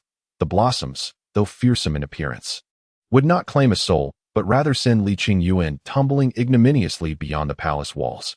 Li Qiushui's strike came too abruptly for Su Shi to intervene. Yet, even had she the opportunity, she would refrain, aware that any attempt to halt her master would only exacerbate her wrath. Just as the storm of blossoms was about to engulf Li Qingyuan, a colossal white python, exuding an aura of chilling frost, suddenly emerged from the depths of his sleeve, positioning itself before him. The blossoms collided with the icy armor of the beast, producing not even a ripple. Upon witnessing the emergence of this frost-laden serpent, a flicker of intrigue sparkled in Li Qiushui's eyes, yet it was swiftly eclipsed by indignation. How dare this insolent man resist her? Li Qingyuan's defiance only fueled her fury further. With a decisive gesture, she unleashed the blossoms once more, this assault far more ferocious than the last. Should the black serpent attempt to shield him as before, it would undoubtedly suffer harm. Li Qingyuan could not bear to witness such a fate befall his protector. Li Qingyuan chanted softly, "Heaven and earth, the profound and the yellow, the divine general manifests." Suddenly, a golden-armored deity materialized, positioning itself protectively in front of Heiyu. This imposing figure, resplendent in golden armor, wielded a colossal shield in its left hand and a long blade in its right, emanating an aura of majesty and power. Li Qiushui's assault was entirely thwarted by the deity's shield, inflicting no harm upon Heiyu, nor upon Li Qingyuan who stood behind. After summoning this colossal spirit, Li Qingyuan called out once more, "The universe's armor, the divine beings descend." Accompanying his invocation, a myriad of legendary deities from the mortal realm emerged, overwhelming in number, swiftly encircling the scene. Even Li Qiushui gazed in astonishment at the sheer multitude of these deities, unable to fathom how Li Qingyuan could summon such an assembly. The deities summoned by Li Qingyuan were known as wish gods, formed from the collective aspirations and incense offerings of the people. Lacking individual consciousness, They existed merely as embodiments of desires. Although these wish gods appeared formidable, they were, in truth, quite feeble, ranking among the lowest echelons of the divine realm. In the context of the cultivation world, they could be likened to foundational stage practitioners, with the strongest among them barely reaching the threshold of the Hunyuan realm. As one of the 6 masters of the Pinglai Sword Pavilion, Li Qiushui stood at the pinnacle of the Hunyuan stage. Should she unleash her full power, the collective might of the deities summoned by Li Qingyuan would prove insufficient to contend with her. However, as these gods were birthed from the wishes of the masses, they remained immortal as long as faith persisted in the mortal realm. While they might not be able to overpower her, they could effectively ensnare Li Qiushui. How is it that you can command so many wish gods? Li Qiushui, astonished and perplexed, inquired. Upon hearing her question, Li Qingyuan clasped his hands behind his back, slightly tilting his head to gaze at the heavens, exuding an air of profound wisdom. With a voice tinged with melancholy, he remarked, if one were to ask why, it might be attributed to my overwhelming handsomeness. Life, indeed, is as solitary as snow. As he uttered these words, a subtle trace of sorrow graced Li Qingyuan's countenance, as if he truly lamented the isolation brought on by his striking appearance. Witnessing Li Qingyuan's antics, Sushi could not help but chuckle, finding his unabashed demeanor reminiscent of certain individuals on Earth. Li Qiushui, a traditional cultivator rooted in her customs, found herself struggling to comprehend Li Qingyuan's jest. Although she did not grasp his meaning, she understood that he was reluctant to divulge the secrets that commanded the gods. Since he chose not to reveal them, she felt no inclination to press him further. In truth, Li Qiushui still harbored intentions of expelling Li Qingyuan, yet at this moment, bolstered by the god's assistance, he possessed the strength to engage in dialogue with her. They were not mortal enemies, bound by a life-or-death struggle. Hence, she relinquished her desire to drive him away. Nonetheless, Li Qiushui continued to regard Li Qingyuan with an icy demeanor, treating him as though he were invisible, a reflection of her aversion to men. Observing that her master had finally ceased her aggression towards Li Qingyuan, Sushi hurriedly approached Li Qiushui, beginning to act affectionately and recounting her experiences during her journey down the mountain. When Sushi recounted the tale of Lin Feng's demise at the hands of a demon, Li Qiushui's expression remained unchanged, as if such events were merely commonplace. As Sushi recounted how Li Qingyuan had rescued her and cared for her with utmost attentiveness, the frosty demeanor of Li Qiushui softened considerably. Her gaze towards Li Qingyuan lost its previous disdain. Lin Feng was merely the son of a minor elder. Despite possessing some talent, he could hardly be deemed a genius. As long as I am present, I can assure you that no one would dare to trouble you. However, have I not often advised you that all men are scoundrels? How could you so readily entrust yourself to this despicable man? He is different. Oh, you foolish girl. Just as Sushi was conversing with Li Qiushui, a female disciple suddenly approached to report, respectfully informing the master, the head of the Xingshi Hall, Dugu Jing, has arrived with others to investigate the matter of Lin Feng's death. Let them in, Li Qiushui replied with indifference. Shortly thereafter, Li Qingyuan observed a middle-aged man leading a group of several dozen individuals. Although this man was nearing middle age, he still exuded an air of handsome elegance. However, the aloofness etched upon his brow instilled a sense of distance amidst his authority. Dugu Jing greeted Li Qiushui with a bow and then spoke. Sisterly, I trust you are well. I assume you are already aware of the purpose of my visit, and I kindly ask that you do not make things difficult for us. In the Pinglai Sword Pavilion, the Xingshi Hall wields considerable power, overseeing various regulations and personnel disputes within the pavilion, akin to a modern police department. Despite the immense authority of the Xingshi Hall, its leader resides only at the mid-stage of the Hunyuan realm, significantly weaker than the 6 hall masters of the pavilion. The reason for this lies in the fact that the realm of cultivation is fundamentally governed by strength. The 6 palace masters are engrossed in their own training. And although the authority of the Xingshi Tang is substantial, the multitude of affairs it handles is exceedingly time-consuming. Consequently, those who assume the role of the hall master are often individuals of considerable power but devoid of hope for further advancement. Du Gujing, having been incapacitated by injuries sustained in a previous battle, is forever barred from progression. Coupled with his integrity and adeptness in handling matters, it is only fitting that the pavilion master appoints him as the hall master of Xingshi Tang. Upon realizing that this was the solitary disciple, Li Qiushui couldn't help but feel a tinge of regret. He was once a prodigy, after all, and it is truly a pity the Xingshitang, here to investigate the matter, would not be obstructed by the senior sister, as this was a protocol long established between the pavilion master and the 6 palace masters. After consulting with Su Shi and Li Qingyuan about the sequence of events and confirming that their accounts were devoid of inconsistencies, Du Gujing departed with his entourage. Before leaving, he dispatched someone to investigate the Qinxing Mountain and the Li family in the city, but Li Qingyuan had already laid an impenetrable web, so it is likely they would uncover nothing. The elderly man, with his white hair and an air of ethereal wisdom, was named Nan Yuanfang. He is one of the few adept practitioners of divination within the Penglai Sword Pavilion. With a leisurely tone, Nan Yuanfang remarked, "I am not referring to this." Du Gujing furrowed his brow slightly and replied, "I cannot shake the feeling that there is something amiss. That mortal youth named Li Qingyin is quite extraordinary. The mortal youth capable of commanding the will of all beings is undoubtedly extraordinary. Through the art of the 8 trigrams, I have observed them. Neither Su Shi nor the mortal youth named Li Qingyuan bears any connection to Lin Feng's demise. They are not responsible for his death, so do not overthink it." Upon hearing Nan Yuanfang's words, Du Gujing felt a sense of relief, for the renowned diviner had never erred in his calculations. In truth, Li Qingyuan, as a primordial demon god, exists on par with the heavenly emperor. The divination of the 8 trigrams, though rooted in the heavenly Tao created by the emperor, is of a lower tier than both the emperor and Li Qingyuan. Under Li Qingyuan's deliberate concealment, Nan Yuanfang could glean nothing. Chapter 7. Talent. At the External Affairs Hall of the Sword Pavilion, the hallmaster greeted Su Shi with a smile of flattery. "Why has your senior sister come again? Is there a matter at hand?" "My husband wishes to test his spiritual root. This is a letter of recommendation from my master," Su Shi replied nonchalantly. To gain entry into the Penglai Sword Pavilion, there are only 2 methods: the triannual disciple recruitment ceremony or an internal recommendation. Since Li Qingyuan arrived after the recruitment ceremony, it was fortunate that although Li Qiushui despises men, she is not devoid of reason and provided Su Shi with a letter of recommendation before departing. After the hallmaster meticulously examined the letter, he scrutinized Li Qingyuan from head to toe and sighed, "Regrettably, you are somewhat advanced in years. However, with this letter, please follow me." With that, the hallmaster summoned a disciple to oversee their affairs and led Su Shi and Li Qingyuan into the inner hall. Upon entering the inner hall, Li Qingyuan beheld 3 exquisite crystals. The first was translucent, enveloped in a mist of white. The second gleamed with a resplendent golden hue, radiating golden light.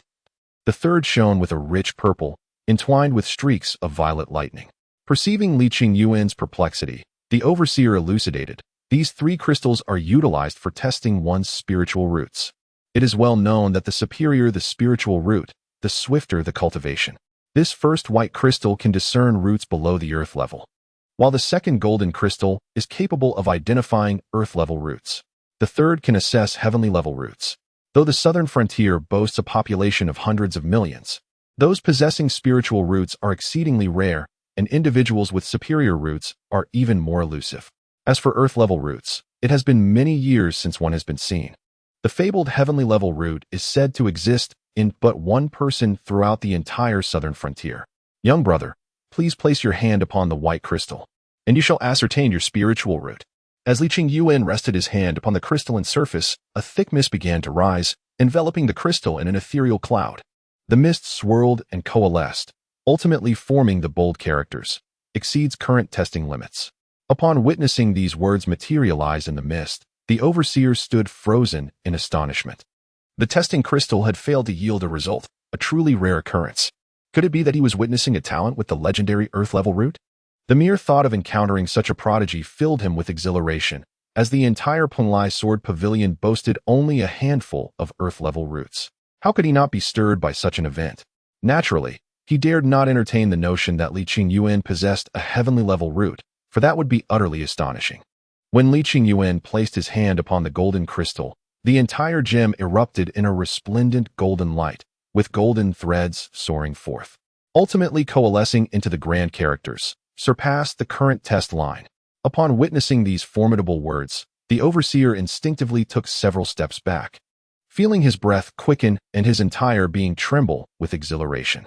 He could scarcely believe the reality of it. Rubbing his eyes and pinching his thigh, he confirmed the authenticity of the phenomenon, nearly fainting from the overwhelming excitement. when Li Yuan then placed his hand upon the purple crystal.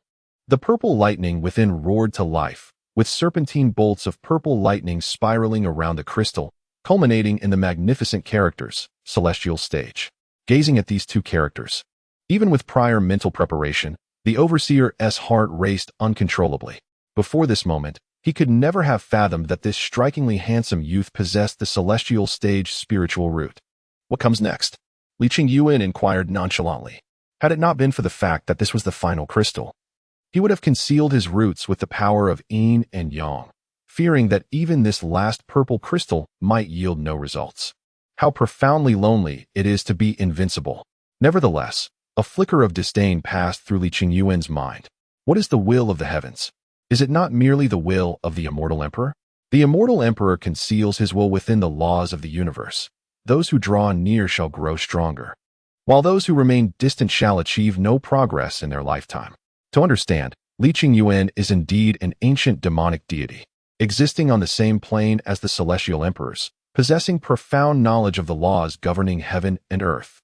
When Li Yuan engages in cultivation, he is unlikely to encounter any significant obstacles, and as for the so-called Tao of heaven associated with the celestial emperors, it is merely a fade he can easily navigate. The Enlightenment Cliff is a precipice perpetually shrouded in mist, atop which stands a magnificent pine tree, ever verdant throughout the seasons. The trunk is adorned with intricate and enigmatic runes of various sizes, truly a marvel of nature.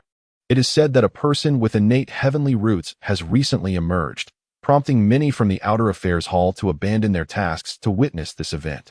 Possessing heavenly roots, even if Li Yuan's affinity with the will of the Tao is insufficient, he would still be regarded as a prodigy. Should his affinity be notably high, this gathering would indeed bear witness to history. Accompanied by Su Shi, Li Yuan gracefully ascended the Enlightenment Cliff.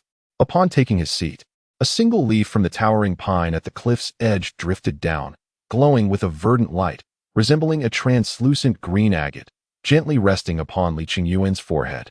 The moment this pine needle touched his brow, the world before Li Yuan transformed dramatically. He beheld countless manifestations of the laws of heaven and earth swirling around him.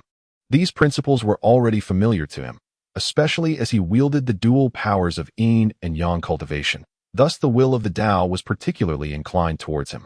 Meanwhile, a series of numbers began to manifest above Li Yuan's head: 5, 15, 35, 55, until it finally halted at an impressive 95. This figure signified Li Yuan's affinity with the Tao of heaven, which reached a remarkable 95. As the number ceased to ascend, the colossal pine tree at the edge of the cliff erupted in radiant splendor, emitting a verdant light that coalesced into a beam piercing the heavens.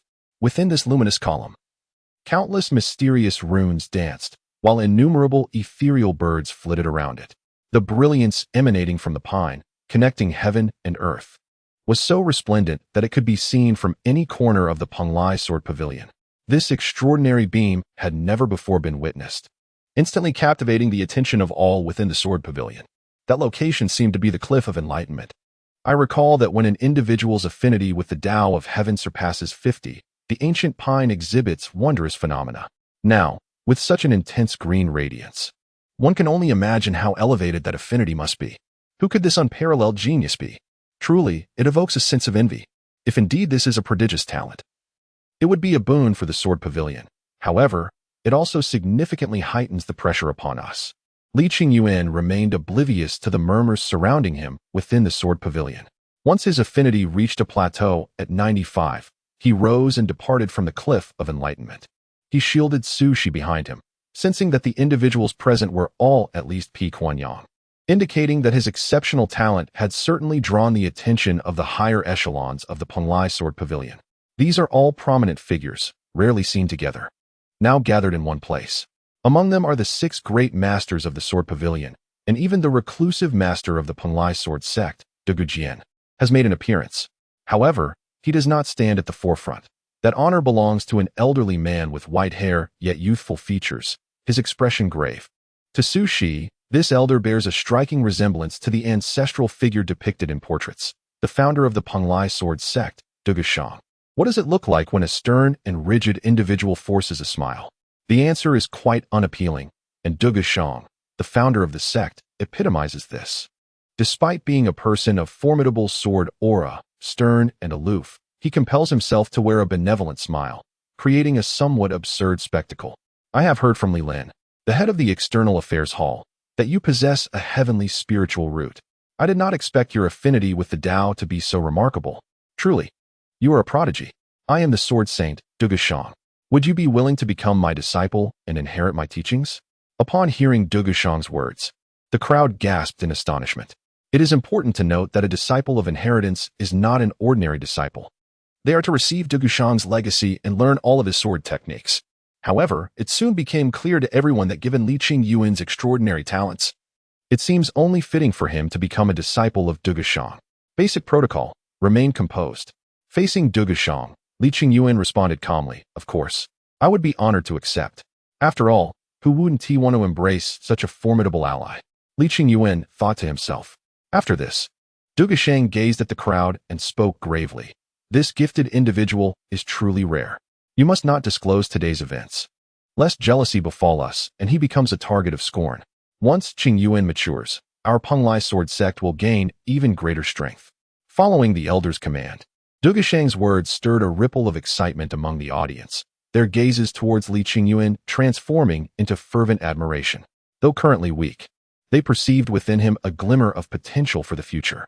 After deliberation, the various sect masters and elders tacitly agreed to conceal matters concerning Li Yuan, opting not to disclose them publicly.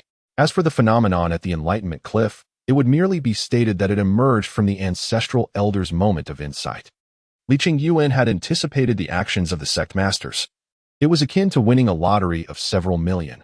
One would naturally prefer to keep such fortune under wraps rather than flaunt it, desiring instead to quietly amass wealth.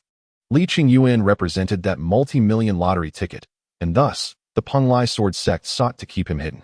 Chapter 8. The Sword of Slaying Dragons. A blade of 999 levels. A few days later, Li Yuan officially became a disciple of Du Gushang.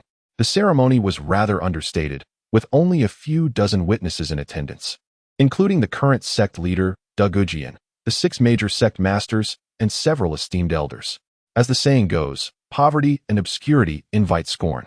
After Li Yuan revealed his terrifying talent and took Du Gushang as his master, the gaze of Li Shui, the master of the 100 Flowers Palace, became less disdainful towards him. A hint of complexity now colored her eyes, and her opposition to his association with Su Shi began to wane. During the apprenticeship ceremony, Du Gushang rarely displayed a smile. After partaking in the tea offered by Li Yuan as a token of respect, he presented 3 treasures as gifts for accepting him as a disciple. The first was a piece of jade, its surface radiating a pearly white sheen, imbued with divine light, appearing both translucent and exquisitely beautiful. This jade possesses the ability to nourish the spirit and bring tranquility, destined to accompany Li Yuan until he reaches the state of formlessness. The second was a summoning banner. Hearing of his new disciple's ability to call forth spirits, Du Gushang, who had no use for this treasure, gifted it to Li Yuan. This banner, obtained from a secret realm, enhances the user's summoning authority. The third was a long sword, forged from the exceedingly rare flame demon iron, its entirety suffused with a fiery red hue, resembling flames in motion. The blade is slender and sharp, capable of severing both gold and silver with ease, and was once wielded by Du Gushang in his earlier years. To be candid, while these 3 treasures could incite a storm of bloodshed in the outside world, they seemed rather trivial to Li Yuan. Had he been an ordinary cultivator, he would have been ecstatic. However, he was an ancient demon god, having been accustomed to various innate spiritual treasures from primordial times. Li Yuan regarded these acquired treasures with a certain disdain. Nonetheless, recognizing the heartfelt intention behind Du Gushang's gifts, he feigned delight and graciously accepted them. Following the conclusion of the apprenticeship ceremony, Li Yuan accompanied Du Gushang to the Luyun Palace for further cultivation. The palaces of Penglai Sword Pavilion float serenely in the air, while the Luyun Hall, where the esteemed Du Gushang resides, towers above all others. Here, the ethereal white clouds drift languidly, exuding a refreshing chill that evokes a sense of transcendent beauty. As the sacred training ground of the founding ancestor Du Gushang, Luyun Hall is not only magnificently constructed, exuding an awe-inspiring grandeur, but also serves as the focal point for the congregation of spiritual energy within the entire sect. The atmosphere here is rich with spiritual essence, transforming into a mist that enhances the hall's elusive and mysterious ambience. Luyun Hall is expansive, boasting countless lofts, yet it remains rather desolate, housing merely 24 inhabitants. Among them, 22 are the offspring of Dugu Shang's enlightened spirit birds, entrusted with various menial tasks within the hall. Additionally, there is a young man and woman, both descendants of Dugu Shang. The young man is named Dugu Yun, and the young woman is Dugu Feng.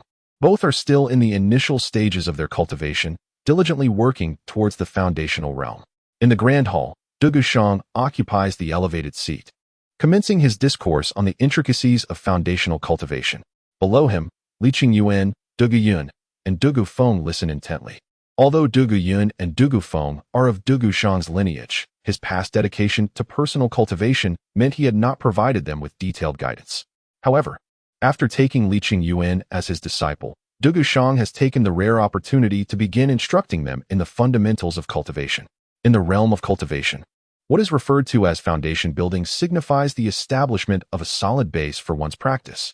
If we liken cultivation to the construction of a house, then foundation building equates to laying the groundwork. A shaky foundation ensures that the edifice cannot rise high. Thus, one can assert that foundation building is the inception of the cultivation journey. Only with a firmly established and robust foundation can one traverse the path of cultivation with lasting success. As an ancient demonic deity, Li Yuan was inherently endowed with a robust foundation for cultivation, born to pursue the path of refinement. Thus, he was not compelled to establish his base step by step with caution. Upon hearing Dugu Shang's elucidation, Li Yuan harmonized the theory with the essence of his own corporeal form, subsequently closing his eyes. In an instant, a torrent of spiritual energy surged towards him, whistling past and even forming a spiritual wind. As he absorbed this ethereal force, a transformation occurred within him, from the first layer of Fengchu to the second, and then the third, culminating in the third layer of foundation establishment. In a remarkably brief period, Li Yuan catapulted from an ordinary mortal to a foundational cultivator. A pace so astonishing it was almost surreal. Observing Li Yuan's meteoric rise, akin to a rocket, both Dugu Feng and Dugu Yun were left in a state of sheer astonishment. Even Dugu Shang, witnessing such an extraordinary rate of progress, was taken aback, though he adeptly concealed his emotions. Yuan, come here, Dugu Shang beckoned. Hearing this, Li Yuan gracefully approached, and upon observing the formidable aura emanating from him, coupled with the steady flow of spiritual energy within, Dugu Shang imperceptibly nodded, indicating that there was no sign of instability despite the rapid ascent in cultivation level. However, while the outward appearance was commendable, a meticulous examination was still warranted. In the next moment, Dugu Shang placed his right hand upon Li Yuan, enveloping his spiritual essence within his own mystical power. He began to meticulously examine the foundational bloodline of Li Yuan, seeking to ascertain whether he possessed a flawless foundation.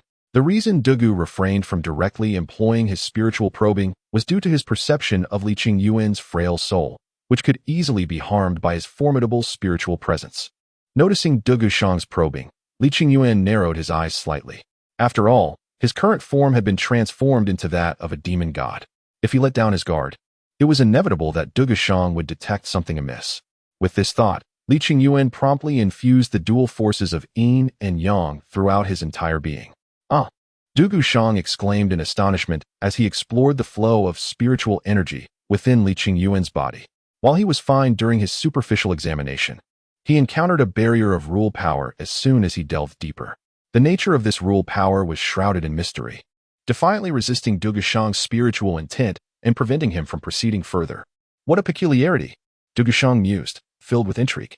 As a being of great renown, he was familiar with the forces of heaven and earth, having encountered various manifestations of these powers.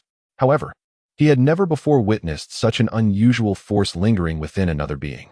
In contrast, Li Yuan, as an ancient demon god, was the embodiment of the rules of heaven and earth inherently unified with them. Dugu Shang, unaware of this, was left astonished, having never seen rule power persist within another's body in such a manner. Do you realize that there exists rule power within you? Dugu Shang inquired, his tone filled with disbelief. I am unaware of such a thing, Li Yuan replied, narrowing his eyes and feigning ignorance. Alas, The power of rules ought to be wielded solely by those who have transcended to the formless realm, although it remains a mystery how such power resides within you. Its presence is undoubtedly beneficial. Now that you have surpassed the foundation establishment stage, allow me to elucidate the matter of Dan formation. Unlike foundation establishment, which serves as the groundwork, Dan formation is akin to erecting a structure.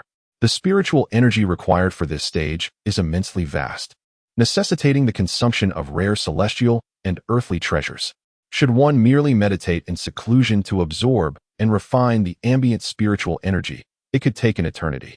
Fortunately, the Flowing Cloud Palace houses a plethora of such treasures, alleviating any concerns for Lin Xi. The cultivation methods currently practiced in the realm of immortals are adaptations from the Celestial Emperor's teachings. As an ancient demon god, Lin Xi shares a primordial connection with the Celestial Emperor, granting him the ability to cultivate these techniques without encountering any bottlenecks. Being an ancient demon god endowed with boundless power, he is impervious to the toxins of medicinal substances, allowing him to consume various celestial and earthly treasures without the fear of overindulgence. It is precisely because Lin Xi can freely partake in these elixirs, coupled with his unique absence of the profound and excruciating bottlenecks typical of ordinary cultivators, that his cultivation speed resembles that of a character in a certain online game, swiftly ascending to the pinnacle of levels. After Lin Xi's breakthrough in foundation establishment, he embarked on an intense regimen of dual cultivation with both Heiyue and Sushi, tirelessly engaged in this arduous pursuit. 7 days later, Dugu Jian reported, "Honorable ancestor, junior brother Li has successfully achieved Dan formation." Dugu Shang responded, "What? Truly a prodigious talent. An unparalleled genius." A month later, Dugu Jian announced, "Honorable ancestor, junior brother Li has ascended to the Hunyuan realm." Dugu Shang replied, "This child is indeed formidable." 2 months later, Dugu Jian reported, "Elder ancestor, junior brother Li has successfully advanced to the Qianyuan stage." Dugu Shang replied, "It seems I am becoming accustomed to this." A year later, Dugu Jian announced, "Elder ancestor, senior brother Li has successfully ascended to the realm of Wuxiang." Dugu Shang responded calmly, "Stay composed, stay composed." After reaching the Wuxiang realm, Lin Xi finally paused in his cultivation. Across the vast continent, it had been millennia since anyone had achieved ascension. It was not due to a lack of talent. Rather, the workforce under the Celestial Emperor was already sufficient. Each individual had their designated role, and the Celestial Emperor no longer sought new laborers. Should the Emperor desire more, a divine decree would be issued and an ascension ceremony conducted to select new workers. Consequently, Wuxiang has become the pinnacle of combat power on this continent, with the remaining efforts focused on gradual accumulation, refining one's combat abilities, and comprehending the will of the heavenly path, Celestial Emperor. At the onset of his Wuxiang journey, Lin Xi still lagged behind the seasoned veterans of the realm. His accumulation was insufficient. However, his extraordinary talent provided him with a significantly higher starting point. Chapter 9. Learning the Sword with the Dragon-Slaying Blade. A single click grants you a level 999 sword. Dominate the entire server. I am the humble Zazui. Brothers, come and challenge me. This was an advertisement for a certain online game. Although Lin Xi did not possess a level 999 sword, he was not far from it. Within a year, he had cultivated at an astonishing pace to reach the pinnacle of power in this world. Yet this did not imply that Lin Xi was invincible. As an ancient demon god in the embodiment of the dual cultivation of the forces of yin and yang, as long as the rule power within Lin Xi is not consumed and absorbed by the Celestial Emperor, he exists as an immortal being in this world, rendering him invulnerable to harm. Furthermore, endowed with the strength of the Wuxiang realm, he epitomizes the quintessential big boss archetype. Presently, however, Lin Xi can be described as a mere pauper. When confronted with his formidable father-in-law, the Celestial Emperor, he is inevitably looked down upon. While it is conceivable that genuine emotions might sway the emperor, appealing to his heart with the innocence of a child is an overly passive approach that Lin Xi has always scorned. His strategy is to first restore his demonic powers, then traverse the void to earth, transforming it into his own personal sanctuary. Once he secures a residence, he intends to formally propose to the Celestial Emperor. Unlike the ancient era, the current Celestial Emperor wields absolute dominion over heaven and earth, and Yaoji, being his daughter, complicates matters further. If Lin Xi wishes to be with Yaoji, he may find himself relegated to the role of a son-in-law, forever beholden to the emperor's whims. This scenario hinges upon the emperor's consent, and given Li Qingyuan's understanding of the emperor, it is unlikely he would acquiesce. Otherwise, he would not have sealed Li Qingyuan in ancient times. In light of this, Li Qingyuan recognizes the necessity of establishing a noteworthy achievement to present before the celestial emperor. Should the emperor permit his union with Yaoji, all would be well. Should he refuse, Li Qingyuan would not shy away from a bold abduction. It is with this intention of stealthily developing his strength and ultimately becoming the sovereign of Earth that Li Qingyuan discreetly studies the techniques imparted by the celestial emperor, concealing his true demonic essence under the guise of a practitioner from the Penglai sword sect. He wishes to remain undetected by the emperor and, even more so, to avoid becoming a target of universal disdain. As dawn breaks, the sky is adorned with rosy hues, and the ethereal mist enveloping the cloud palace is tinted by the morning light, casting an orange glow that bestows an otherworldly charm upon the palace. Bathed in the gentle rays of the morning sun, Li Qingyuan awakens from his slumber. Upon regaining consciousness, he is immediately aware of the silky softness of the arms beside him. The previous night, he had engaged in an intense dual cultivation with the two women, Su Shi and He Yu, leaving them both exhausted in a deep sleep. Carefully extricating his arms from their firm bosoms, he takes a deep breath of the fresh morning air, tenderly kisses their foreheads, and covers them with a blanket before beginning his morning routine of dressing and washing. As an esteemed inner disciple of Li Qiushui, the master of the 100 Flowers Palace, Su Shi holds a position of great authority. However, she is still bound by the rules that restrict her access to the Cloud Palace. Yet, rules are made by humans, who are inherently flexible. And in consideration of Li Qingyuan, Dugushang has granted Su Shi permission to cultivate within the Cloud Palace. Although He Yu is a demon beast, her demonic aura has been purified after being cleansed in the icy lake atop the mountain, and having refrained from bloodshed for some time. Dugushang has also shown her leniency. It is undeniable that the mightier one becomes, the more the so-called rules bend in favor of the powerful. Recently, Su Shi acquired the complete technique of falling flower sword rain from Li Qiushui, and she meticulously imparted this sword art to Li Qingyuan. While not the most exceptional sword technique among the 6 halls, Li Qiushui's falling flower sword rain is perfectly attuned to Li Qingyuan's demonic essence. Unlike other sword techniques from the Penglai Sword Pavilion that seek harmony with the heavens and earth, falling flower sword rain places greater emphasis on the finesse of offensive techniques. The advantages of the sword technique falling flowers and sword rain lie in its formidable attack power, its deceptive nature, rapid strike speed, and extensive range, all while presenting a stunningly elegant display. However, its drawbacks include the necessity to manage a vast number of sword blossoms, which is exceedingly taxing on both mana and mental focus. Furthermore, as it does not seek to harmonize with the forces of nature, falling flowers and sword rain lacks the ability to draw upon the powers of the cosmos, marking a significant limitation. Upon witnessing Su Shi wield the falling flowers and sword rain technique, Li Qingyuan sensed its potential benefits for him. Now, having gained a deeper understanding of this technique, he feels it is custom-tailored to his abilities. Primarily, the black radiance he employs in his attacks resonates harmoniously with the sword blossoms of the technique, a true testament to their fated connection. Additionally, the execution of falling flowers and sword rain is undeniably stylish, perfectly complementing Li Qingyuan's appearance and demeanor. As the ancients wisely noted, beauty is often accompanied by great fortune. Regarding its shortcomings, it is vital to acknowledge that Li Qingyuan is the ancient demon god born of destiny, an embodiment of the rules themselves. His spiritual power knows no bounds, and the strength of a demon god is inexhaustible. Although currently constrained by his foundational realm of the 4th layer, he can overlook the technique's high energy and mental costs. As for the absence of alignment with the heavenly path, who truly embodies the will of heaven? Is it not the Immortal Emperor?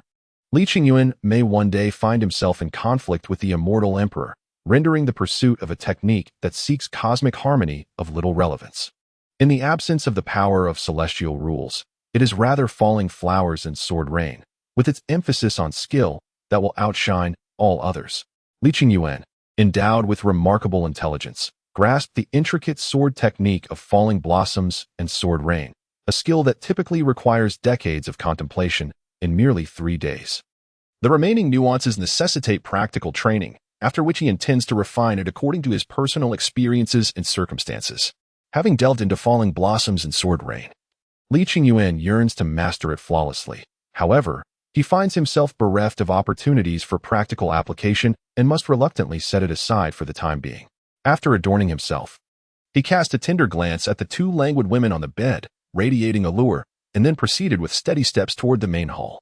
Inside the hall, Du Gushang, seated at the upper position, observed Li Qingyuan kneeling below with a gaze filled with complexity. In his youth, he had roamed the world with his sword, surpassing countless heroes, enduring life-threatening challenges, and dedicating hundreds of years to painstakingly achieve his transformation into the realm of the formless. Now, witnessing the young man named Li Qingyuan, he could only sigh at the brevity of his cultivation journey, better left unspoken, as dwelling on it would only bring tears. Such a soulless path of cultivation, devoid of rich experiences, was disheartening. Consoling himself with this thought, Du Gushang reflected, "Qingyuan, your ascent to the formless realm in just 1 year is nothing short of extraordinary. Yet, pride and indulgence must not cloud your judgment. Remember, there are mountains beyond mountains, and immortals beyond the heavens. Throughout history, countless gifted ascendants have emerged. It is wise to remain humble. Master's words resonate with truth, and I shall heed them diligently. But, Master, I wonder, how many ascendants have graced this world from ancient times to the present? 108 individuals, each a paragon of their era, have their legendary tales meticulously chronicled in texts. If you have the leisure, I encourage you to peruse the chronicles of celestial beings, which elucidates their exploits. Alongside insights from esteemed mentors, observing the composed, sagacious, and resolute Li Qingyuan before him, Du Gushang revealed a hint of admiration. This young man possesses an admirable disposition.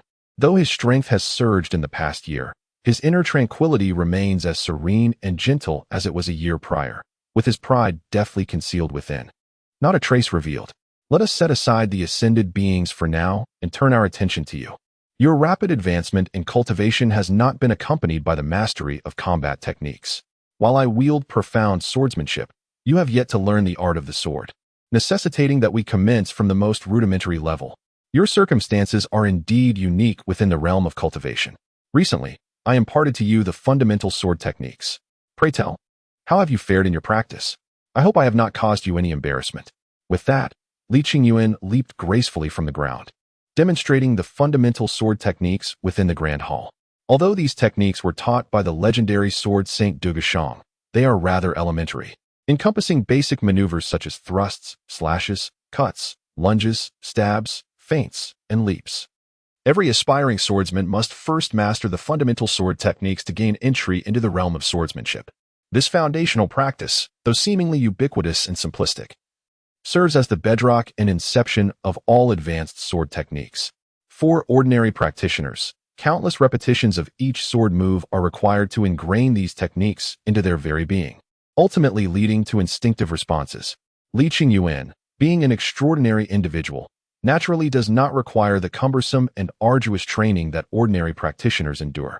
He merely needs to wield his sword a few times to flawlessly memorize the movements, subsequently allowing his body to instinctively respond through deliberate adjustment. Within the palace, Du Gushang observed Li Qingyuan's demonstration of the fundamental swordsmanship with utmost seriousness. However, his astonishment grew as he realized that the swordplay exhibited by Li Qingyuan bore slight discrepancies from what was documented in the fundamental swordsmanship.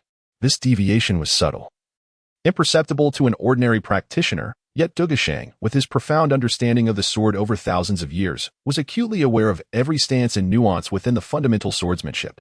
Upon noticing the minor differences in Li Qingyuan's execution, Du Gushang felt not anger, but rather a sense of delight. In this world, no two individuals are identical. There will always be distinctions. When learning the same art, variations are inevitable. The fundamental swordsmanship, being an introductory technique, accommodates the majority while striving for perfection over millennia of rigorous testing.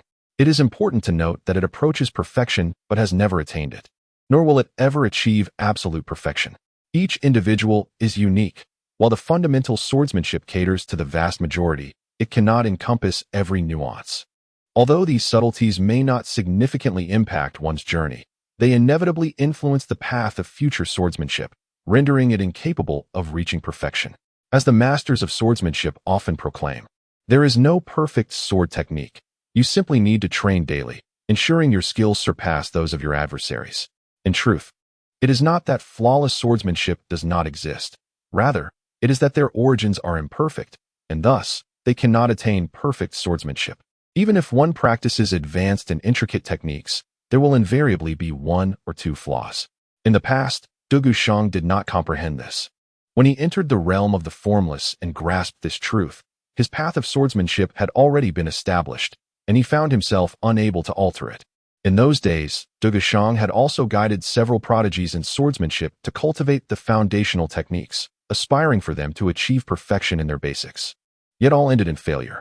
The manifestation of their inadequacies lay in the slight disharmony that emerged when they executed the foundational sword techniques, which were otherwise fluid. This was due to the fact that the foundational swordsmanship had approached perfection, while they were oblivious to the subtle nuances that the foundation could not encompass. Du Gushang was aware of his own flaws, but remained ignorant of those of others, as they were not his own body. Now, although Lin Xi has made alterations, he executes the techniques without any hint of discord, instead rendering the already fluid foundational swordsmanship even more seamless and harmonious. Du Gushang could ascertain that this was the epitome of foundational swordsmanship, and he gazed at Lin Xi with the awe of a giant panda, for such a rarity was truly precious. In the palace, Lin Xi knelt upon the mat, looking up at Du Gushang with unwavering respect, and inquired, "Master, I have long held a question.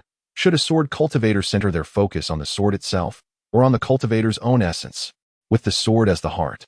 One may become overly sharp, disturbing the spirit. An excessive reliance on the sword can lead to confusion, causing one to lose their true essence. When the sword is drawn, blood is certain. Such foreboding renders future advancement difficult. But what if one were to cultivate oneself through the sword? Centering oneself in swordsmanship allows for fluidity. Flowers, grasses, and trees can all serve as swords. However, while there may be an abundance of ostentation, the edge may be lacking. One might ponder, in a contest of equal strength, who would prevail when a withered branch faces a divine weapon? So, how should one proceed? The unity of man and sword is essential. The sword practitioner must harmonize with their blade. Lin Xi respectfully bowed to Du Gushang and, with a hint of admiration, stated, "I have learned much, esteemed teacher." In ancient times, although many great powers existed, the theory of sword cultivation was not as refined as it is today. In truth, this theory is not solely applicable to sword practitioners. It is beneficial for all paths of cultivation, bringing profound insights to Lin Xi. The ancients possessed their wisdom, just as contemporary individuals possess theirs. It is not imperative to determine superiority. Both eras have their merits. Du Gushang remarked, "After thousands of years of cultivating immortality, I possess 4 mysterious and formidable sword techniques. The first is the only I sword technique. This style perceives oneself as the universe, centering around the self, pursuing freedom and ease. Its execution lacks fixed forms, flowing freely and unpredictably, rendering it nearly impossible to defend against. However, this path is accessible only to solitary souls. Those who are bound by love and attachments find their hearts at odds with the essence of this technique. It is devoid of the ferocity characteristic of a true master, making it suitable for study but not for primary cultivation. The second is the mad demon sword technique. This style straddles the line between madness and sanity, awakening the blood energy within, while also capable of absorbing the blood energy of others. In combat, it is ferociously aggressive, with each strike aimed to kill, often resulting in injuries exchanged. The greater the harm endured, the more resolute the will becomes, amplifying the sword's power. However, the intensity of this technique can lead to a loss of reason, where the more one is wounded, the more exhilarated one feels, hinting at a tendency for self-destruction. This path is unwise to pursue. The third is the 10,000 heavy calipers. Originally a method of measuring, I have meticulously transformed it into a sword technique. This style seeks harmony with the heavens and the earth, channeling the energy of the land. Each swing of the sword feels as heavy as 10,000 pounds, allowing for the stacking of power, overcoming 1,000 subtleties with sheer force, making it nearly insurmountable. It is this sword technique that my master has diligently cultivated. On the 4th day, the technique known as the golden sword method is introduced. This swordsmanship emphasizes the positions of the 8 trigrams, utilizing invisible transformations that are both enigmatic and unfathomable. The swordplay is ethereal and ever-changing, rendering it nearly impossible to defend against. The 8 trigrams are influenced by the atmospheric conditions and the geographical features of the mountains and rivers, altering their effectiveness accordingly. When aligned with the benefits of nature, one can achieve unparalleled success. However, without such advantages, the power diminishes significantly. Excessive external influences may be understood without rigorous mastery. One must choose a singular path from the four schools to avoid conflict. The sword's essence must remain unified to ensure victory in all endeavors. This principle holds true for all formidable sword techniques, which emphasize the path of the sword's heart.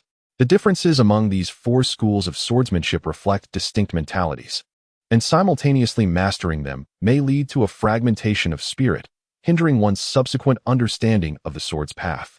Next, Du Gushang will impart the teachings of each of the four sword schools to Li Qingyuan, not requiring him to master them all, but rather to appreciate the diverse landscapes of swordsmanship for reference on his journey. As Li Qingyuan has chosen to specialize in the 10,000 layers of swords, Du Gushang provides a meticulous explanation of this technique. Additionally, he bestows upon Li Qingyuan a peculiar sword technique known as one-sword unification. This method involves accumulating sword energy over time, which is unleashed in a single powerful strike. The greater the accumulation of energy, the mightier the blow, capable of reshaping the very fabric of existence. The reason for imparting one-sword unification to Li Qingyuan is that the 10,000 layers of swords requires a subtle guidance of earth energy, leading to a slight delay in execution. By employing one-sword unification to seize the initiative, the initial sluggishness of the 10,000 layers of swords is mitigated. The paths of cultivation and swordsmanship diverge. One enhances quality, while the other refines skill. In the eyes of Du Gushang, although Li Qingyuan possesses a heavenly spiritual root and has a 95 affinity with the Tao, which allows for rapid cultivation without bottlenecks, enabling him to ascend to the state of wuxiang through the consumption of elixirs, his proficiency in swordsmanship may not reflect such extraordinary speed. After all, mastering the sword relies on the harmony of the body and a profound understanding of sword techniques, both of which require the gradual accumulation of time. However, Du Gushang soon realized his grave misjudgment. 6 months later, during a duel with Du Gushang, both parties agreed not to utilize the rules of heaven and earth in combat, resulting in Li Qingyuan's defeat. 8 months later, in another confrontation, Li Qingyuan lost narrowly due to a single oversight. 10 months later, he achieved a minor victory against Du Gushang. 11 months later, Li Qingyuan emerged victorious. In just 11 months, Li Qingyuan, relying solely on his swordsmanship, surpassed Du Gushang, leaving Du Gushang utterly astonished once more. Fortunately, having witnessed countless remarkable feats from Li Qingyuan in his cultivation journey, Du Gushang had gradually acclimated to these surprises, thus avoiding the previous shock that nearly left him slack-jawed. In this realm, although Du Gushang is hailed as a sword saint, he has already earned the qualification to be regarded as a sword immortal. In truth, Du Gushang's swordsmanship is on par with those who have ascended. However, since he is yet to ascend, he merely lacks the title of immortal. The swordsmanship of the sword saint Du Gushang is inherently flawless, approaching perfection, making it seemingly insurmountable for ordinary individuals. Yet Li Qingyuan is no ordinary person. At the onset of his swordsmanship journey, Li Qingyuan diligently practiced the exquisite fundamentals of swordplay. After studying the techniques imparted by Du Gushang, Li Qingyuan made subtle modifications to the Wanzhanqi sword technique, tailored to his own circumstances. In subsequent duels with Du Gushang, Li Qingyuan continuously refined his skills, propelling his swordsmanship toward perfection. Ultimately, he triumphed, achieving mastery in the art of swordplay. While Du Gushang's swordsmanship approached perfection, it remained imperfect, containing one or two minuscule flaws that would generally elude the notice of most observers. Even if these flaws were detected, Du Gushang could rely on his extensive experience to devise counter-strategies. However, when faced with Li Qingyuan, such strategies proved ineffective. The outcome of a confrontation between imperfect swordsmanship and perfect swordsmanship was undeniably clear. In the stillness of the night, when solitude enveloped him, Du Gushang occasionally pondered whether he had truly aged. This thought momentarily cast a shadow over his spirit, but he quickly regained his former pride. No, it is not that I have grown old, but rather that Li Qingyuan is extraordinarily gifted. Even a celestial emperor descending to the mortal realm could not rival him. He resolutely reminded himself not to let his resolve waver due to this young prodigy. He must remain composed, understanding that it was not a matter of his inadequacy, but rather that some individuals transcend the bounds of ordinary reasoning. After having surpassed Du Gushang purely through swordplay, The two began to utilize the principles of the universe to coordinate their combat. Dugushang harnessed the strengths of earth as solidity, wind as swiftness, and metal as sharpness, while Li Qingyuan opted for the qualities of earth as solidity, wind as swiftness, and wood as vitality. The outcome, however, was that Li Qingyuan suffered more defeats than victories. This discrepancy arose from the fact that although Li Qingyuan possessed flawless swordsmanship, he lacked the finesse in wielding the powers of these principles compared to Dugushang. The power of the rules of heaven and earth has historically been held in the hands of ancient mighty beings. Li Qingyuan has encountered and is familiar with this power, yet he has never personally wielded it. Although he can now borrow this power, it is unlikely that he can surpass the formidable Dugushang, who has utilized the rules for millennia. Mastery of such power requires gradual familiarity and accumulation. Even as an ancient demon god, Li Qingyuan cannot change this reality. Though he may not triumph over Dugushang in the short term, Li Qingyuan possesses a significant advantage that Dugushang lacks. As the embodiment of the rules, he is intrinsically connected to the source of the rules of heaven and earth. His affinity for the power of the rules is exceptionally high. While he may not yet rival the Celestial Emperor, no other existence can surpass him in this regard. This implies that Li Qingyuan's grasp of the power of the rules will develop several times faster than that of Dugushang. Nonetheless, Li Qingyuan is acutely aware that, aside from the dual cultivation of yin and yang, which wholly belongs to him, all other powers of the rules are the domain of the Celestial Emperor. He must not become ensnared by the illusion of strength derived from borrowing the Celestial Emperor's rule power. Once Li Qingyuan perfects his swordsmanship and establishes his own identity, Dugushang again summons him to the main hall and states, "Qingyuan, while you now wield formidable sword skills, you have yet to master exquisite body techniques. I possess a remarkable technique known as divine movement of infinite transformations, which is most suitable for instantaneous movement over short distances. This technique does not rely on the rules of heaven and earth, but rather on the primordial power, allowing for movements that are spontaneous and elusive, leaving no trace. It operates beyond perception, evading the scrutiny of the 8 trigrams and the awareness of the heavenly laws. It is unrestricted and unfounded, capable of conjuring illusions to confound the world.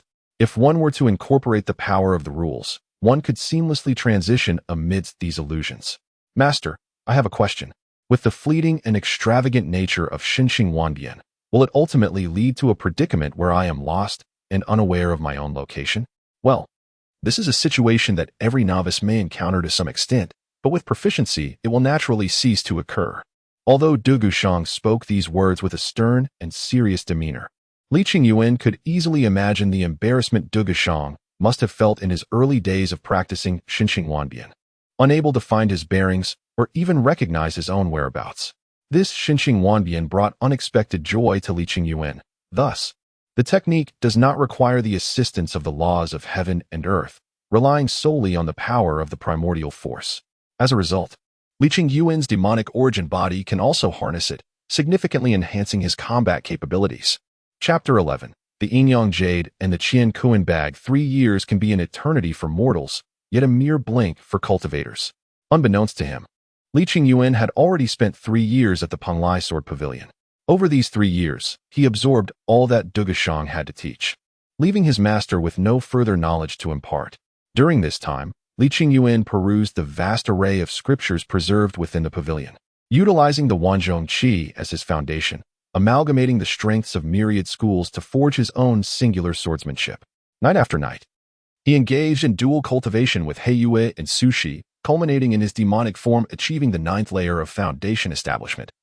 While Sushi reached the pinnacle of foundation establishment, and Heiyue attained the 8th stage of transformation, 8th layer of foundation establishment. Now, Li Qingyuan recognized that remaining at the Panglai Sword Pavilion held little purpose.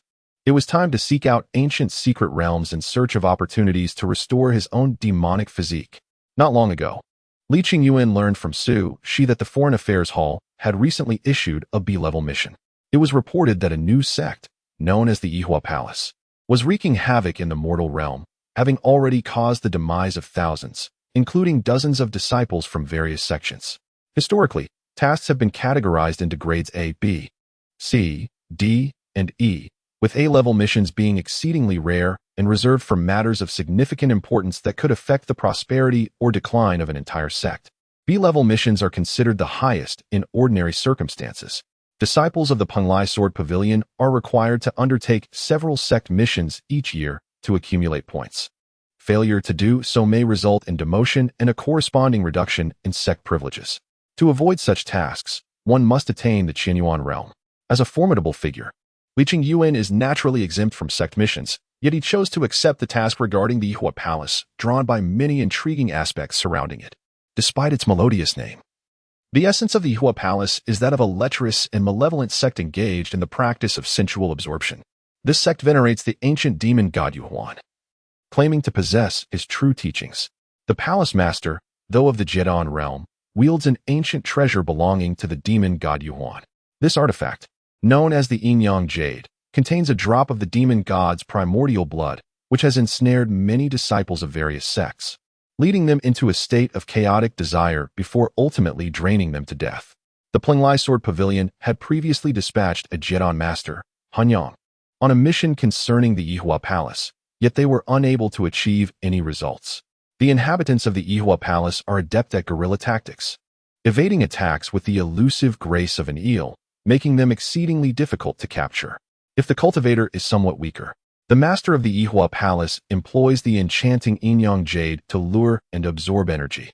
Conversely, if the cultivator is excessively powerful, the Yihua Palace simply retreats.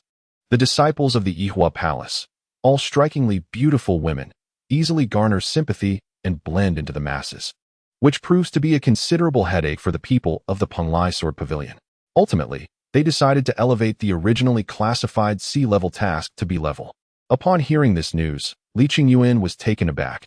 He never anticipated that after tens of thousands of years, someone would still serve and worship him.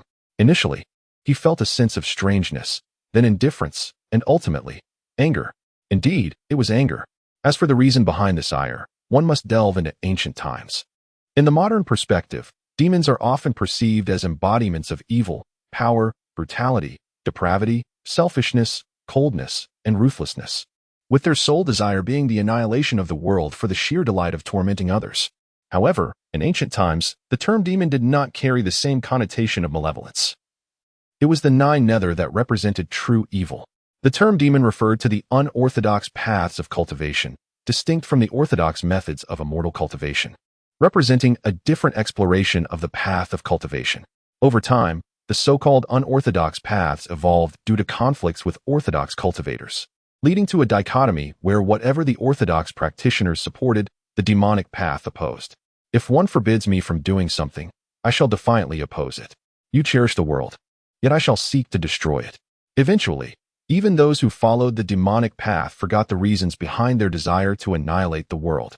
Without the ambition to destroy, without deriving pleasure from the suffering of others, it seemed as though one could not truly embody the essence of the demonic path.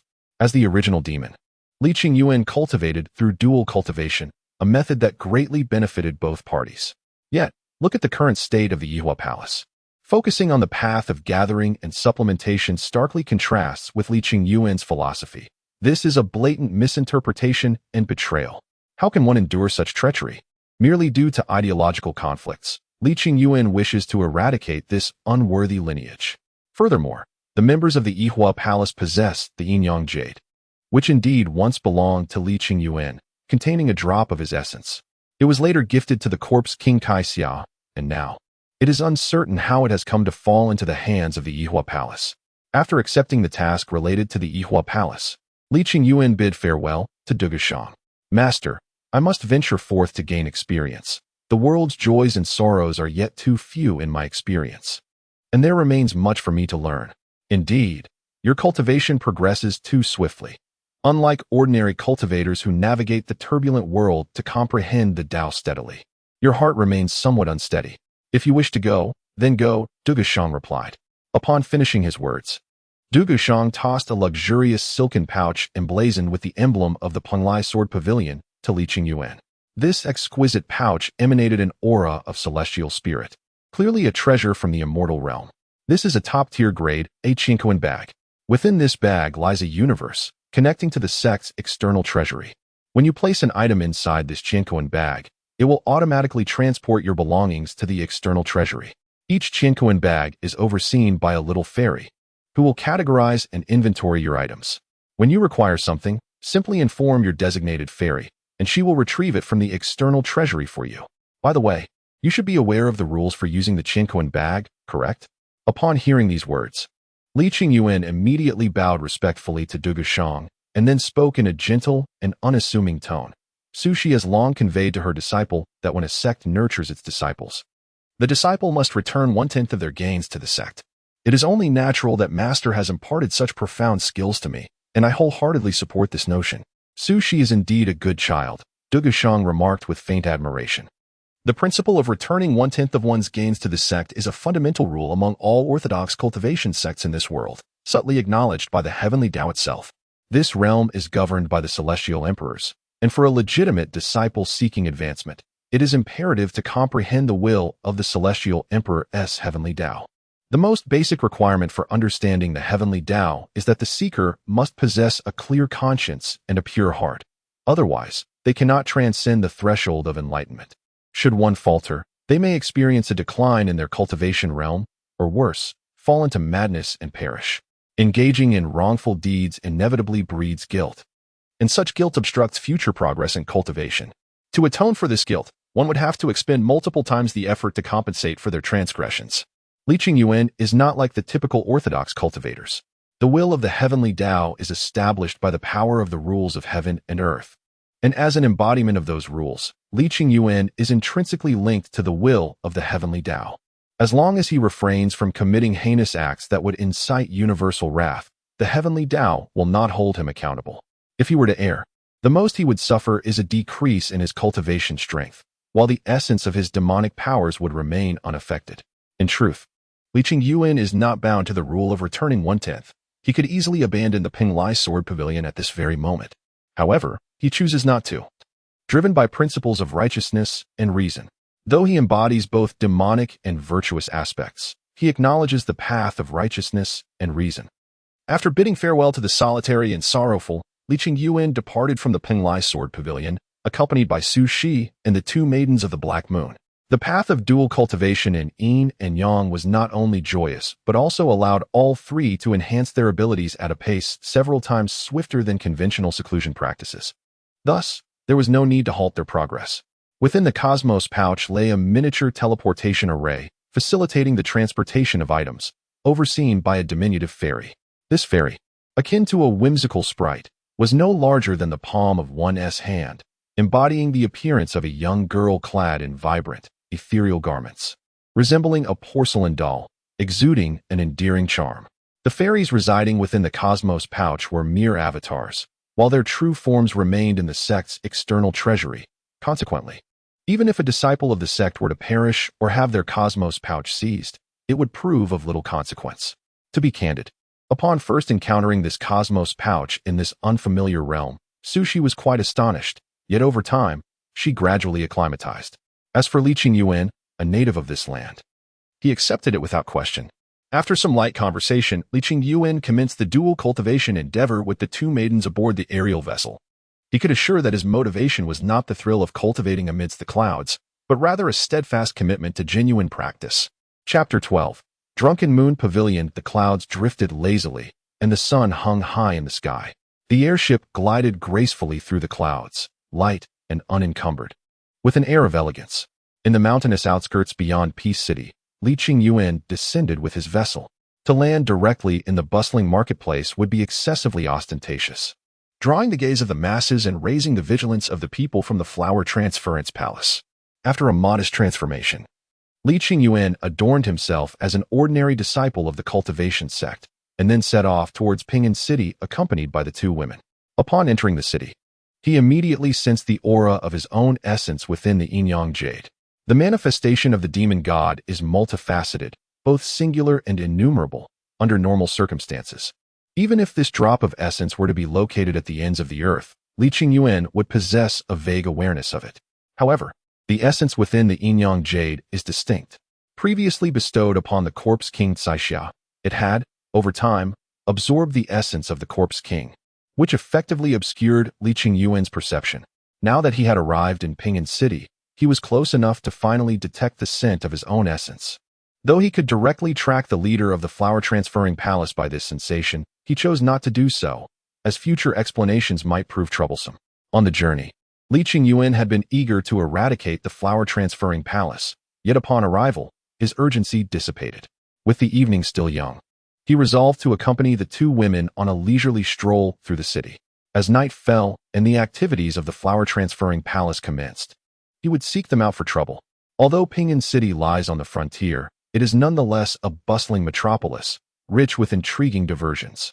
The trio wandered through its streets, engaging in flirtation and reveling in the joys of mortal existence, which provided a unique charm. After thoroughly exploring the city, they could later assert that they had discreetly gathered intelligence, thereby avoiding any unnecessary speculation. Otherwise, should they confront the flower-transferring palace upon arrival, it would undoubtedly raise suspicions. As night descended, Lin Xi arranged for He Yue and Su Shi to settle in the inn before he ventured alone to the largest brothel in the city, the Drunken Moon Tower. He could sense that his demonic essence resided within this establishment. Under the luminous glow of opulent lanterns, one becomes intoxicated amidst the splendor of the night. Though the Drunken Moon Pavilion serves as a brothel, its exterior is adorned with exquisite and lavish decorations, adding a touch of allure. Yet, beneath this facade of beauty lies the stark reality of fleshly commerce, carnal pleasures intertwined with desire, lust mingling with wealth, indulging in hedonism while weeping in sorrow. As Lin Xi entered the Drunken Moon Pavilion with a sly smile, he immediately caught the attention of the madam, whose face blossomed into a radiant grin. In the realm of brothels, the currency reigns supreme, regardless of one's appearance, as long as one possesses wealth. They can secure the company of beautiful courtesans. Conversely, those who are impoverished, no matter how handsome, are denied entry.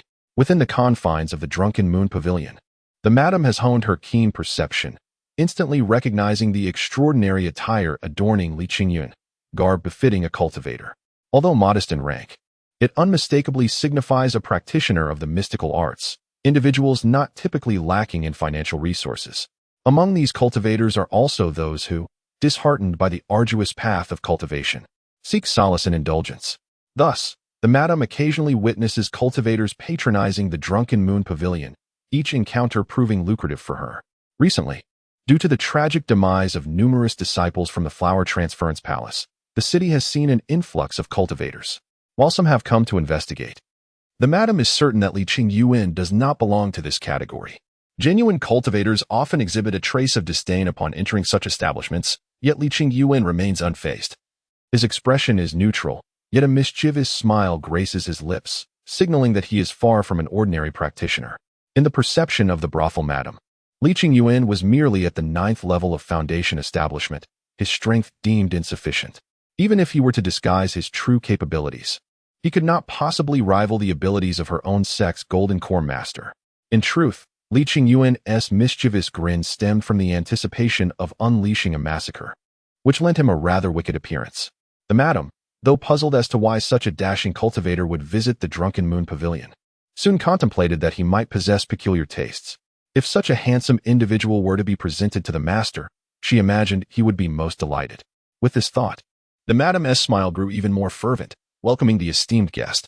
Upon hearing her words, Lin Xi cast a glance in her direction, and an immediate wave of revulsion surged within him. The madam, appearing to be in her 30s, possessed an alluring figure and still retained her charm, though her vibrant exterior belied the chaotic energy swirling within her. It was evident to Lin Xi that this turmoil was a consequence of her cultivation of a rather dubious technique, leaving her imbued with the lingering essence of numerous men. He found this chaotic aura, born of depraved desires, utterly repugnant. Consequently, his expression turned frigid as he decided to abandon pretense. Having arrived at the stronghold of his adversaries, he felt no further need to conceal himself. "Allow me to inform you, your smile is rather unattractive," he stated coldly, his distaste palpable. The atmosphere plummeted to an icy stillness. The madam, taken aback by Lin Xi's sudden shift in demeanor, found herself momentarily frozen. Caught between the urge to retaliate and the fear that held her in check, her face flushed with a mix of anger and embarrassment. "Cease your pretense. The miasma of chaos obscures your cultivation.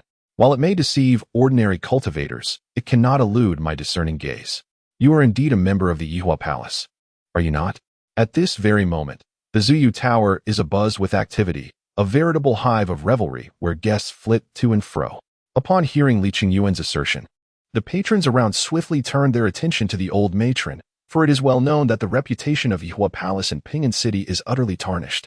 Just as the atmosphere grew intensely frigid, a cascade of petals suddenly descended from the loft above. These were no ordinary petals. They exuded an intoxicating fragrance that ensnared the senses, captivating all in their presence. Under the shower of blossoms, the surrounding guests seemed oblivious to Li Qingyuan's existence, resuming their pursuit of pleasure as if nothing had transpired. Ah, mortals are so easily beguiled, Li Qingyuan mused as he cast his gaze upward toward the loft. There, a stunning beauty clad in a resplendent robe of rainbow hues spiraled gracefully downwards, her descent accompanied by a flurry of petals. In that fleeting moment, she appeared as a celestial enchantress among blooms. This exquisite lady was the leader of Yihua Palace. Unlike the voluptuous He Yu, her figure possessed an elongated and delicate elegance. Her beauty was not of the cold, aloof variety, but rather of a pure and innocent nature. Were she to don ethereal garments of clouds and mist, she would undoubtedly embody the essence of a celestial maiden. Yet, she chose to adorn herself in strikingly vibrant attire, her makeup leaning toward the flamboyant, imparting upon her an alluring, fallen angel aesthetic. Celestial beings are revered and untouchable, while fallen angels draw the masses with their enticing allure. Indeed, what authentic celestial beings could reside within the Zuyu Tower? Dear sir, why must you allow anger to cloud your heart? This is a realm of joy, unperturbed by the likes of the Yihua Palace or the Penglai Sword Pavilion. Why concern ourselves with such constraints? Let us cast aside these trivial worries and embrace happiness together. Dear sister, the enchanting mistress of Yihua Palace parted her ruby lips, her dulcet voice luring Li Qingyuan as she gracefully glided to his side, skillfully collapsing into his embrace. With an allure that was almost irresistible, she murmured, her neck adorned with a peculiar jade emitting an eerie crimson glow. Upon hearing the mistress's words, Li Qingyuan narrowed his eyes slightly, bemused by the absurdity of this foolish woman attempting to seduce a dual cultivating demon god. How laughable!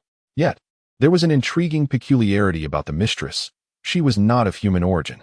Li Qingyuan discerned that her true form was that of a corpse zombie, and her resemblance to the ancient corpse king, Kai Xia, piqued his curiosity regarding their connection. However, such matters were of little concern. He would soon capture this woman and unravel her secrets at leisure. In a swift motion, Li Qingyuan shattered the jade at her neck, absorbing the demon god's essence contained within, and subsequently sent the mistress flying. This seemingly elaborate process transpired in the blink of an eye, thanks to Li Qingyuan's unparalleled mastery and swift hands.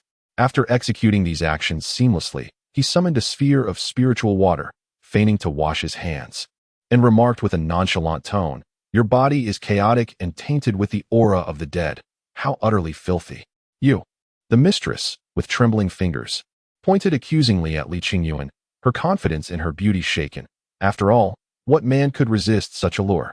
She had once relied on her beauty and the allure of the yin-yang jade to entice several cultivators. Yet now, before Li Qingyuan, she found herself at a loss.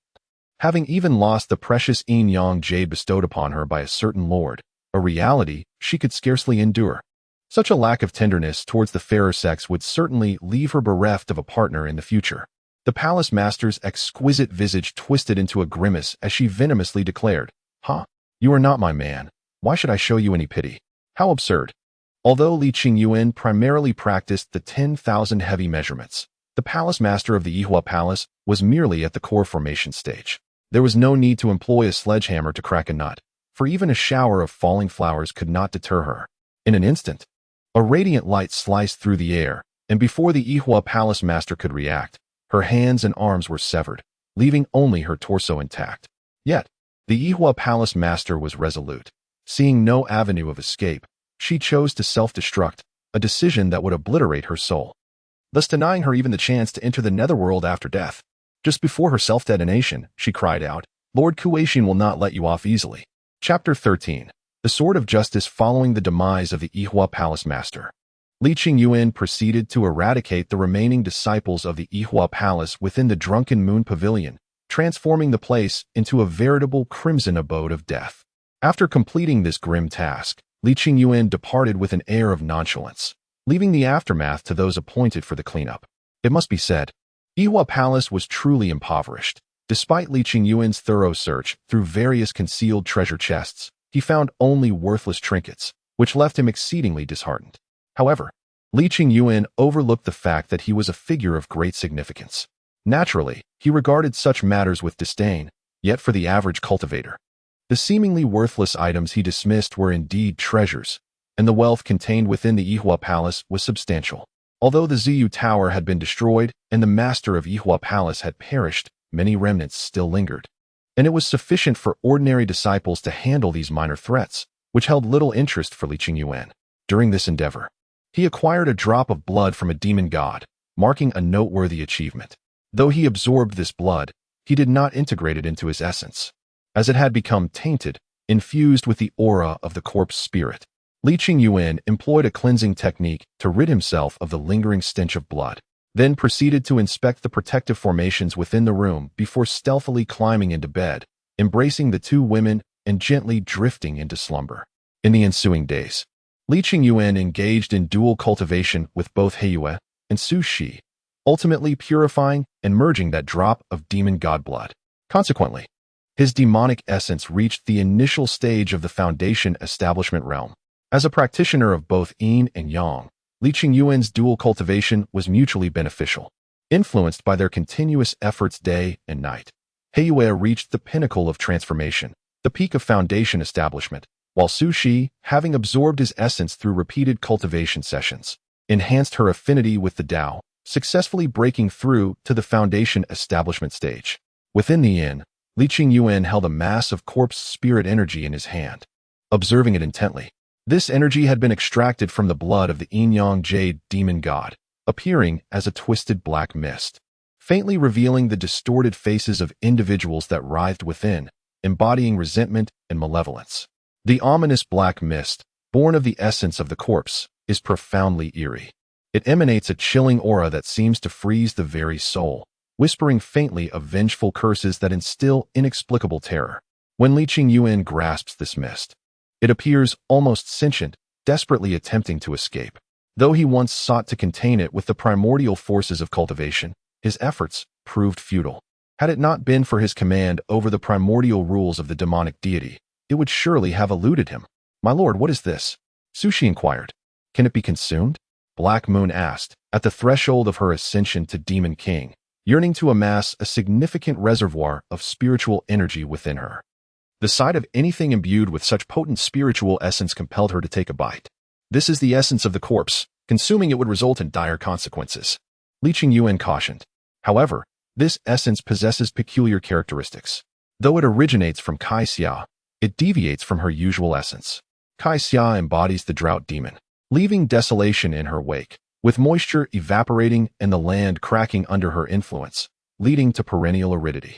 Her essence is imbued with a searing warmth, whereas what I hold is chillingly frigid, truly strange.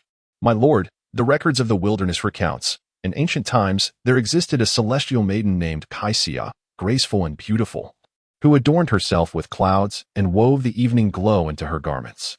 She wielded immense power over wind and rain, aiding the Tao ancestor Hong Jun in vanquishing demons. However, she fell victim to the machinations of a zombie Taoist, transforming into the drought demon, her hair falling away, her beauty ruined, leaving desolation in her path. During the Second Demon Extermination War, Kai Xia, in her drought form, assisted the Celestial Emperor in battle. After the conflict, she was sealed by the banks of the Huai River. As millennia passed, the tales of ancient times faded into obscurity, and some cultivators began to view the drought demon as a calamity, banding together against her, after which no further news emerged. The Mountain and Wilderness Chronicles was recorded by an individual whose name eludes me, yet the contents possess a degree of credibility, though the title is rather commonplace. Li Qingyuan inquired, acknowledging that the initial portion of the book indeed recounts ancient events, as he had personally experienced them. As for the matters following the Second Demon Extermination War, he was sealed away at that time, thus remained unaware. This work was compiled by the School of the Mysterious Gates. When I first arrived in this world, I was filled with confusion and curiosity. In my quest to comprehend this realm, I perused the miscellaneous records held by the sect. Upon hearing my husband mention Kai Xia, I recalled the accounts documented in the book. Upon hearing Su Shi's words, Li Qingyuan narrowed his eyes, and with a hint of analysis, he remarked, "It seems that perhaps Kaixia did not perish back then, but was instead sealed away. The transformation of the corpse, Qi, must be attributed to her darkening nature. After all these years without her emergence, the seal must be exceedingly robust. The Yihua Palace in the city is likely providing her with the vitality of the living to facilitate her breakthrough. The cultivation mentioned by the palace master must refer to Kaixia. With this in mind, we cannot afford to delay. The longer we wait, the stronger she will become. What do you intend to do, my husband?" "You two should remain here," Li Qingyuan decisively stated. Upon hearing his words, the two women exchanged glances of disappointment and melancholy, but quickly regained their composure. They were still too weak. Their presence would only hinder Li Qingyuan, leaving them to yearn for his return. The sense of helplessness that could not aid Li Qingyuan deeply troubled the two women. Su Shi, hailing from the modern era, inherently possessed a spirit of self-reliance and was unwilling to be merely an accessory to a man. Black Moon, being a demon beast, was even more resolute, refusing to appear insubstantial. Yet, they found themselves at an impasse. "I hope you return victorious. I shall strive to catch up with you," Su Shi declared. "My dear husband, please do not bring back another sister for us. My possessiveness is rather strong. Moreover, I shall also put forth my utmost effort," Black Moon added, observing the two women. Li Qingyuan felt a torrent of words swell within him, but ultimately, it condensed into a single phrase: "Wait for me." With that, he planted a gentle kiss on each of their foreheads and turned to depart. The ominous aura of the corpse spirit seemed to harbor a desire to flee. Li Qingyuan slightly loosened her restraints, allowing it to escape just enough to evade her grasp, yet still remain tethered to her. Thus, she followed this wisp of corpse spirit as it descended underground. Li Qingyuan, clutching the earth manipulation technique, navigated through the soil alongside the spirit. The deeper he ventured, the darker the soil became, and the chilling aura intensified. After approximately 20 minutes of stealthy progress, the ground beneath him transformed from soil to a layer of rock, which was black and emanated a sinister, foreboding presence. After another 20 minutes of traversing this rocky expanse, Li Qingyuan suddenly found himself in a vast, illuminated chamber. The atmosphere here is thick with an eerie fog, and the presence of the corpse fiend pervades the air, rendering the surroundings shrouded in darkness. However, Li Qingyuan, being a demon god, possesses the ability to perceive his environment despite the absence of light. He observes that he stands amidst a vast complex of palaces. The essence of the corpse fiend, having detached from the Yin-Yang jade, has settled within this palace, now inert. Li Qingyuan understands that the remainder of the journey relies solely upon his own strength. The underground palace exhibits characteristics reminiscent of ancient times. Although dilapidated, it still exudes a grandeur and majesty. Yet, Li Qingyuan is perplexed by the peculiar and strange ancient runes inscribed in certain corners of the palaces. These runes do not belong to a singular origin.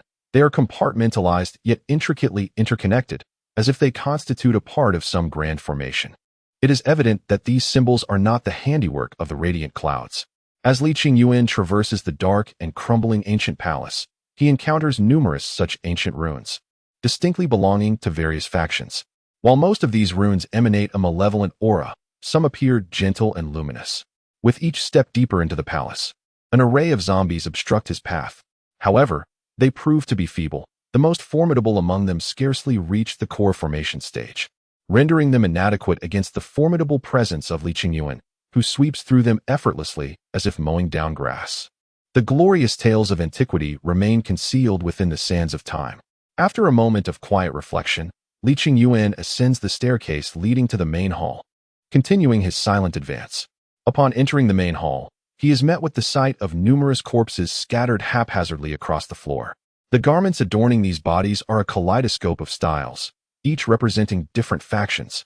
Although these garments have undergone some alterations, they still retain an essence of ancient grandeur, allowing Li Qingyuan to recognize several of them.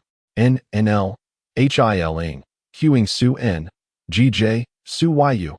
Based on his recollection, L. Qingyuan could only recognize these ancient beings. He was unable to identify the newer entities that had emerged later. It was perplexing how the descendants of these figures could appear here. With a sense of curiosity, L. Qingyuan continued to gaze deeper into the palace. At the far end, seated upon a throne, was a woman clad in black, her head bowed, a cracked bone sword embedded in her chest. This was the execution sword of GJ. GJ had once been infamous as one of the 9 hells in ancient times. Although the 9 hells had arisen later, their power rivaled that of the 4 celestial sovereigns and 10 demon gods born at the dawn of creation. Yuxuan had once battled GJ, and that clash had caused the heavens to tremble and the earth to quake, leaving the sun and moon obscured. Ultimately, despite his formidable regenerative abilities securing his victory, he could not deny the might of his opponent. The execution sword was forged from GJ's own humorous and imbued with his rule power, an embodiment of malevolence and strength that had undoubtedly claimed countless lives of ancient righteous cultivators, even severing the left hand of the Tao ancestor H'Ingjian. Yuxuan realized that the situation was far more complex than it appeared. Chapter 14. Xn within the shadowy palace. Yuxuan strode purposefully over the corpses beneath his feet, approaching the throne. He grasped the execution sword, drawing it forth slowly. As the sword was extracted, the woman's eyes began to glimmer with a profound darkness, her head lifting gradually, fixing her cold, black gaze intently upon Yuxuan. As the long sword was fully drawn by Lin Xi, a chilling wind swept by, and the sword promptly disintegrated into dust, scattering into the air. I remember you. You are Yuxian. Yuxian remarked indifferently. You are Kaixia? No, you are not Kaixia. Who are you? Lin Xi inquired. I am Kaixia. Yet I am not Kaixia. The innocent and kind celestial maiden has long perished, and I am Yuxian. Could you elaborate a bit more? I have no desire to engage in this game of charades. It holds no interest for me. Lin Xi exclaimed helplessly. I am the dark side of Kaixia. In the past, the celestial maiden transformed into Kuei, becoming the object of disdain. Over time, darkness gradually festered within her heart, yet her innate goodness kept it tightly suppressed. Unnoticed by others, I am aware that when I was injured, she once saved me, and at that moment, I sensed a flicker of darkness stirring within her heart. Lin Xi stated, gazing at Yuxian. Back then, when she transformed into a drought demon, she appeared so hideous, I cannot fathom how you could bear to consume her. Yet her spirit was truly beautiful. The reality was that at that time, there was no one around. Either they were in slumber, harmonizing with the drought demon, or they succumbed to their injuries and perished. Lin Xi had no choice whatsoever. You suddenly intruded into her heart, allowing her to experience beauty once more. And because of this beauty, she suppressed me for a long time. And what happened next? Lin Xi continued to inquire. Later, in an effort to plead for your sake, Saixia participated in the second battle against the demons. Subsequently, she was bestowed with a title near the Huai River, seeking to harness the river's source waters to cleanse the drought spirit from her being using the harmonious power of the demon god's blood. She was on the verge of success, but unfortunately, the descendants of those who had failed in the 9 nether evil path discovered her. They sought to control the celestial maiden and pierced her heart with the exorcism sword, aiming to extinguish her divine soul. They succeeded in shattering her soul, yet simultaneously, they failed. I absorbed the malevolent energy from the exorcism sword, and thus I was born.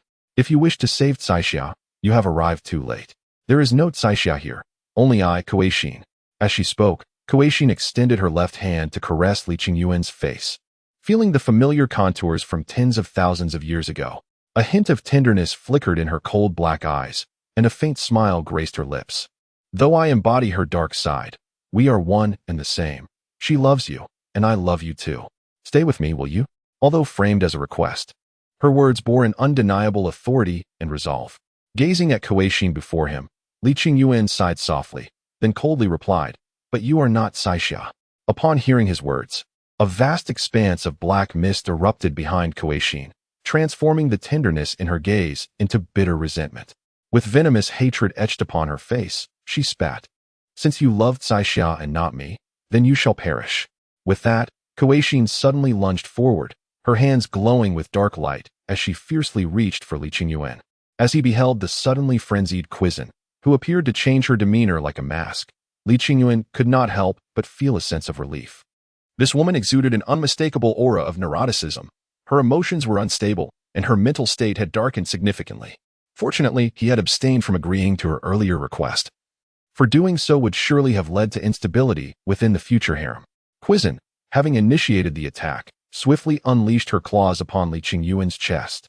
In an instant, his garments were rent asunder beneath her grasp.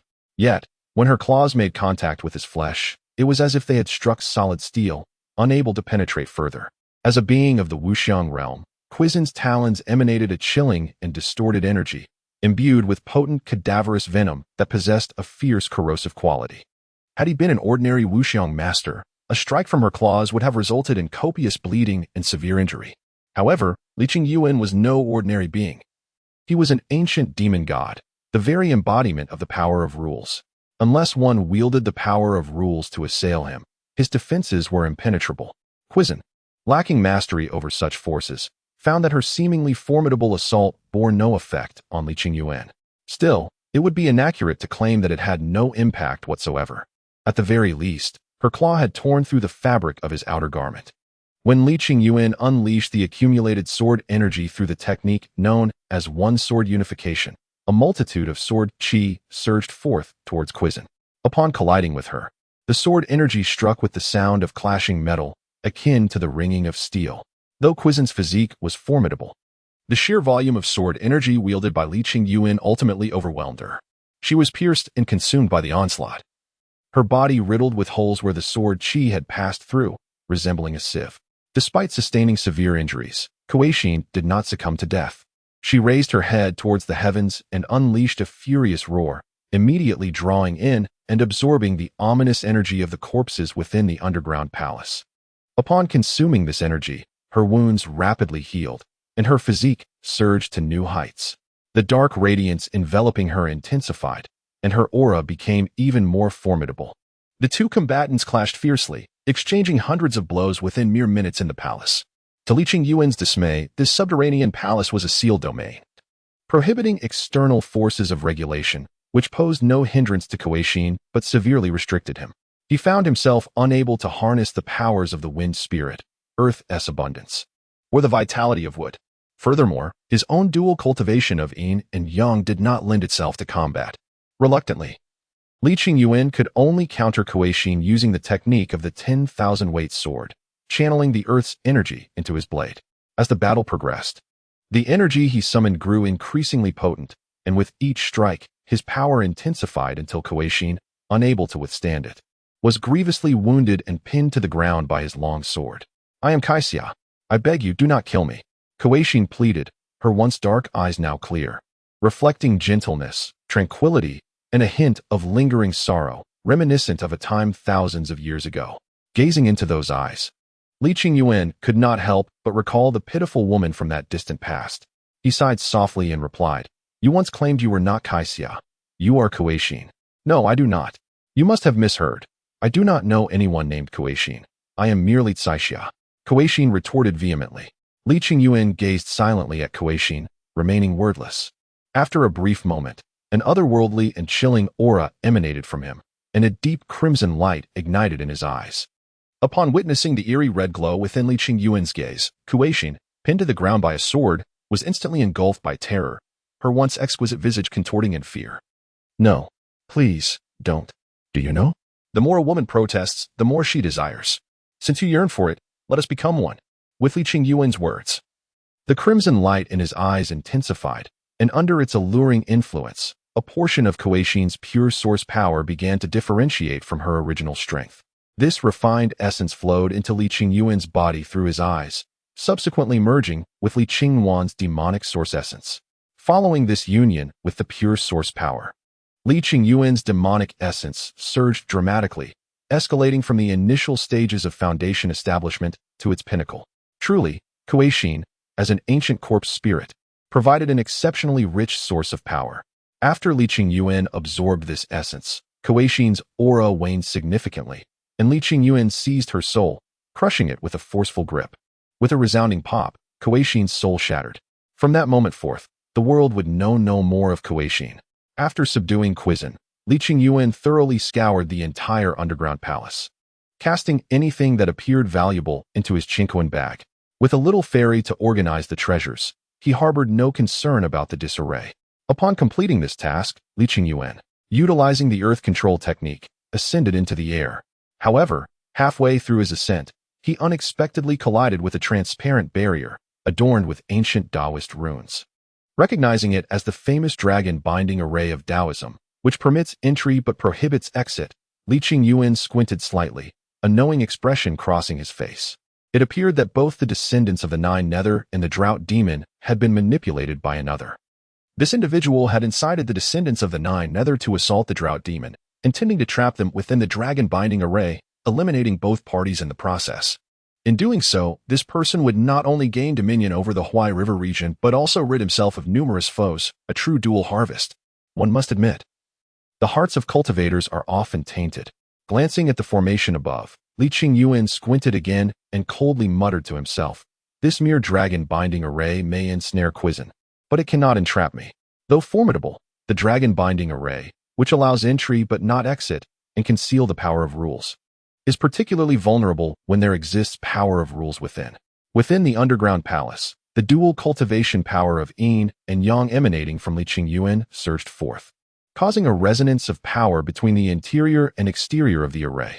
Under the pressure of this conflicting force, the runes of the dragon-binding array began to fracture, and soon after, the formation lost its strength to sustain itself, shattering into oblivion. The emergence of these zombies can be attributed to the clash between Lin Xi and Kuei-Shin, during which the malevolent energy of the corpses seeped from the ground, infecting the inhabitants of the city and transforming them into zombies, thus resulting in this chaotic scene. Chapter 15.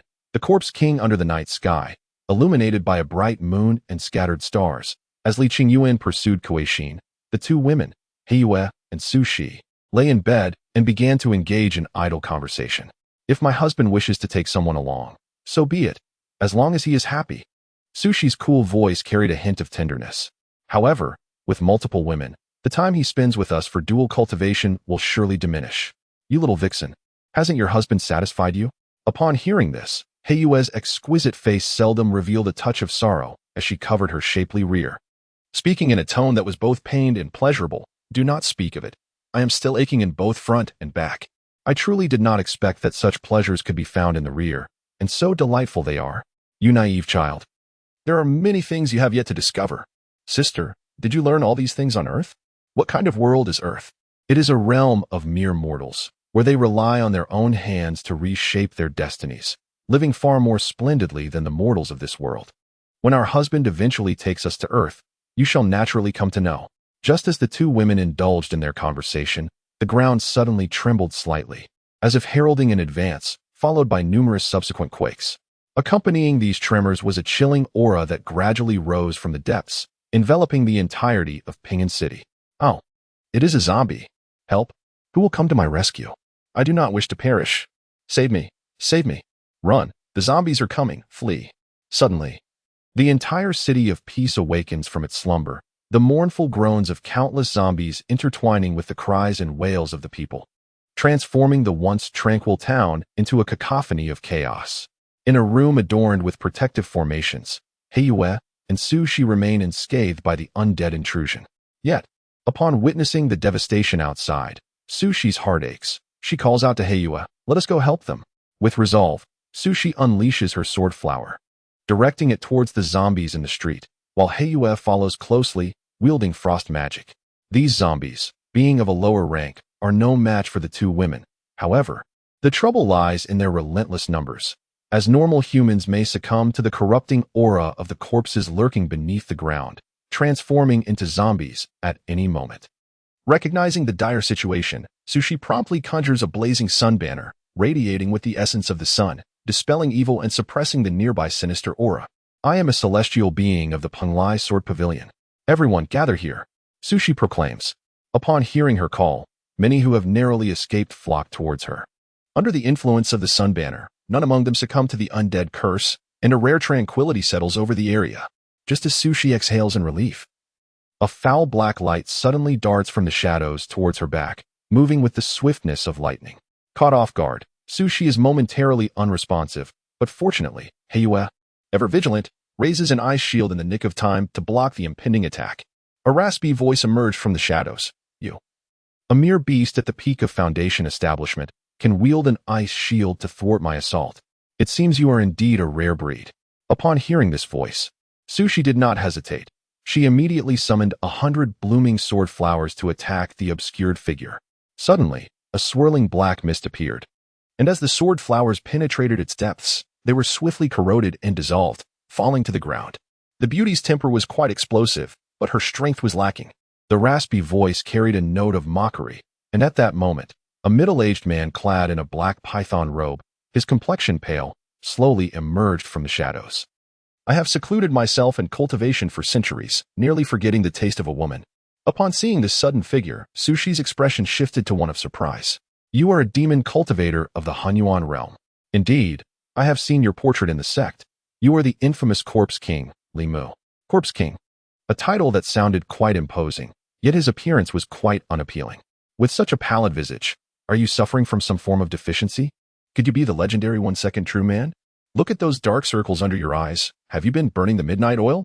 And have you truly not bathed in 500 years? From this distance, I can still smell your foul odor, worse than a latrine. As a beast. Yet you did not adhere to the conventional decorum and modesty expected of orthodox cultivators. Her words flowed forth unabated. Upon hearing the words of the Black Moon, Sushi could not help but stifle a laugh, while the crowd beneath the blazing sun erupted in raucous laughter. Having recently faced the specter of death, they found themselves in desperate need of emotional release, unleashing a torrent of invective upon the Corpse King, Li Mu. You two foul harlots. I shall make you wish for life, yet cannot grasp it, and yearn for death, yet cannot attain it. The voice, filled with rage and humiliation, echoed through the air. As a formidable figure within the demonic realm, Li Mu could hardly tolerate such indignity. His hands transformed into claws, and with an unparalleled fury akin to that of a famished wolf, he lunged viciously at the two women. Though Li Mu bore the appearance of one suffering from kidney deficiency, his strength was undeniably that of the Hunyuan realm. He practiced the dark corpse technique, taking on the form of a corpse monarch, rendering him significantly more powerful than ordinary cultivators. The Black Moon, a naturally gifted frost giant python, and Sushi, an exceptionally talented disciple of the Panlai Sword sect, found themselves at a disadvantage despite their combined efforts, as their realms were still too low. You two little vixens, once I have transformed you into alluring corpses, you will come to understand the might of your master. Li Mu taunted, launching devastating attacks while attempting to psychologically torment the two women. Centuries prior, Li Mu had fortuitously stumbled upon this location, where he discovered a legendary corpse monarch sealed deep beneath the earth. The aura of the corpse monarch began to seep forth, proving immensely beneficial for Li Mu's cultivation of the dark corpse technique. Thus, he established a lair here, harnessing the energies of the corpse monarch to enhance his training. It was only when Li Yuan and Kuei Xian engaged in battle that Li Mu sensed something amiss and emerged from his seclusion. As the Corpse King roamed the city, he chanced upon the captivating figures of He Yue and Sushi, instantly captivated by their beauty and considering them for his own gratification. One must admit that beautiful women are akin to fireflies in the night, strikingly vivid and exceptionally remarkable. Often, one may avoid trouble, yet it finds its way to you unbidden. Under the relentless onslaught of Li Mu, the two women gradually faltered. At that critical moment, a beam of sword light suddenly descended from the heavens, its brilliance swift and fierce. Before Li Mu could even react, he was pinned to the ground by the sword, rendered immobile. Simultaneously, a young man appeared before He Yue and Sushi. This youth was extraordinarily handsome, truly a paragon of beauty, and he was none other than Li Yuan, who had hastened from the underground palace. With an icy demeanor, he declared, "What do you think you are, daring to lay a hand on my women?" Upon witnessing the sudden arrival of Li Yuan, the Corpse King Li Mu was struck with profound horror. His eyes widened in disbelief, filled with fear. And no, it's the Wuxiang realm. Good heavens, he is merely a lowly Hunyuan realm practitioner. Had he known that these two women were backed by a formidable Wuxiang expert, he would never have dared to provoke them. Wait, I have never seen you before. You are not from the southern continent, are you? Are you here with ulterior motives? This is the territory of the Panlai Sword Pavilion. Do you not fear the wrath of Dugushang? In the underground palace, Li Qingguan's sect robes had been torn by Kuei Xin. Thus at this moment, he was clad in an ordinary cloud-colored brocade robe. The Corpse King, Li Mu, believed that Li Yuan hailed from another continent, and thus sought to unsettle his spirit with such words in a desperate bid for survival. Enough of your prattle. Perish. Li Yuan replied with an impassive expression, his voice imbued with a chilling coldness. As these words left his lips, the brilliance of his sword, which had been fixed upon Li Mu, surged magnificently, and a formidable aura of sword energy erupted forth. Wait, forgive me. I wish to be a good person. I vow with my very soul. Too late. With Li Qingyuan's frigid declaration, the tumultuous radiance of the sword swiftly engulfed the corpse king, Li Mu. Under the might of that sword light, both his body and soul were instantaneously shattered into oblivion, leaving not a trace behind. Ah! Li Qingyuan exclaimed in surprise. For after the demise of the corpse king, a black token remained at the spot. Remarkably, this token withstood the onslaught of his sword energy, showing only faint cracks yet retaining its form.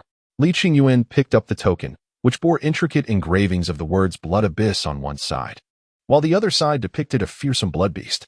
What could this be? Li Qingyuan pondered aloud. My lord, spoke the two women, one on each side, grasping Li Qingyuan's arms. Upon hearing his expression of curiosity, Su Shi, deep in thought, replied, I have seen this token before. It is a pass to the Blood Abyss secret realm. It is said that within the Blood Abyss, numerous powerful and precious ancient treasures lie in wait, each possessing boundless might. Despite the terrifying blood beasts that inhabit the realm, countless cultivators flock to it whenever it opens. However, our ancestor warned that the Blood Abyss is ominous, which is why none from the Penglai Sword Pavilion have ventured there. Upon hearing Su Shi's words, Li Qingyuan displayed a look of realization. He opened his Qianquan bag and began to communicate with Du Gushang through the avatar of the little fairy. After a moment, the image of the little fairy, representing Du Gushang, emerged from Li Qingyuan's Qianquan bag. Unlike Du Gushang's simple and austere demeanor, the little fairy was adorned in resplendent attire. Her garments seemingly worth the entirety of a Qianyuan expert's fortune, nearly blinding Li Qingyuan with their brilliance. Well, old man, I never expected you to have a penchant for raising daughters. Li Qingyuan mused inwardly. What is it that you require? Du Gushang's calm and stern voice resonated through the little fairy's image. Master, what do you know about the Blood Abyss secret realm? The Blood Abyss secret realm, left by the ancient malevolent entity Blood Abyss, is said to contain his legacy and a plethora of treasures he collected. These ancient treasures may be of use to the young, but to you, they hold little significance. In my youth, I encountered it, but the experience was foreboding. Even when I returned to inspect it in the Wuxiang realm, the ominous feeling persisted. A gentleman does not dwell beneath a perilous wall. Thus, I have never ventured inside. I advise you against it as well. Du Gushang's words, rather than dissuading him, piqued Li Qingyuan's interest. Blood Abyss, one of the ancient 9 abysses. Perhaps there are intriguing artifacts within that secret realm. Chapter 16. The ideology of singleness. The Blood Abyss secret realm opens every 20 years, and now there remains precisely 1 month until the next opening. This implies that Li Qingyuan has a month to prepare. As a mysterious realm, the location of the Blood Abyss secret realm varies with each occurrence. Yet it always lies within the boundaries of the southern continent. Whenever the secret realm is about to commence, the Blood Phantom token will emit a sense of resonance, guiding one to the location of the impending opening. This year, the Blood Phantom realm is set to unveil within the Great Qian Kingdom of the southern frontier. The Great Qian Kingdom is affiliated with the Lin Xi sect, one of the 6 major sects in the southern frontier, whose strength is only slightly inferior to that of the Penglai Sword Pavilion. In anticipation of the Blood Phantom realm's opening within the Great Qian territory, the Lin Xi sect dispatched numerous elite disciples to maintain order and prevent any disturbances among the cultivators. Upon the grand arrival of Li Qingyuan aboard his flying vessel into the Great Qian Kingdom, he immediately drew the attention of the Lin Xi sect. A young elder approached him with inquiries, addressing him with utmost respect. Are you perhaps a person from the Penglai Sword Pavilion? The elder's demeanor was exceptionally reverent, as Li Qingyuan did not conceal his cultivation level, presenting himself openly without any intention of wrongdoing. Thus, he confidently displayed his prowess at the Wuxiang realm. Strength dictates the attitudes of others, and Li Qingyuan had little inclination to engage in the feigned humility of a wolf in sheep's clothing. For such antics were tedious and would only invite unnecessary complications, which are an utter waste of time. Upon hearing Li Qingyuan's words, the elder of the Lin Xi sect felt a jolt of realization. When had the Penglai Sword Pavilion welcomed a new powerhouse at the Wuxiang level? Such news had never reached him before, indicating that Du Gushang had concealed his depth quite skillfully. This thought left the elder with a bitter sentiment, as the Lin Xi sect had recently welcomed 2 new Qianyuan, believing themselves to have surpassed the Penglai Sword Pavilion in strength. With hopes of breaking free from the shackles of being the perennial second, aiming to become the foremost sect in the southern frontier. However, They had never anticipated that the Panlai Sword Pavilion would resort to such clandestine methods. Indeed, the sect leader's words rang true.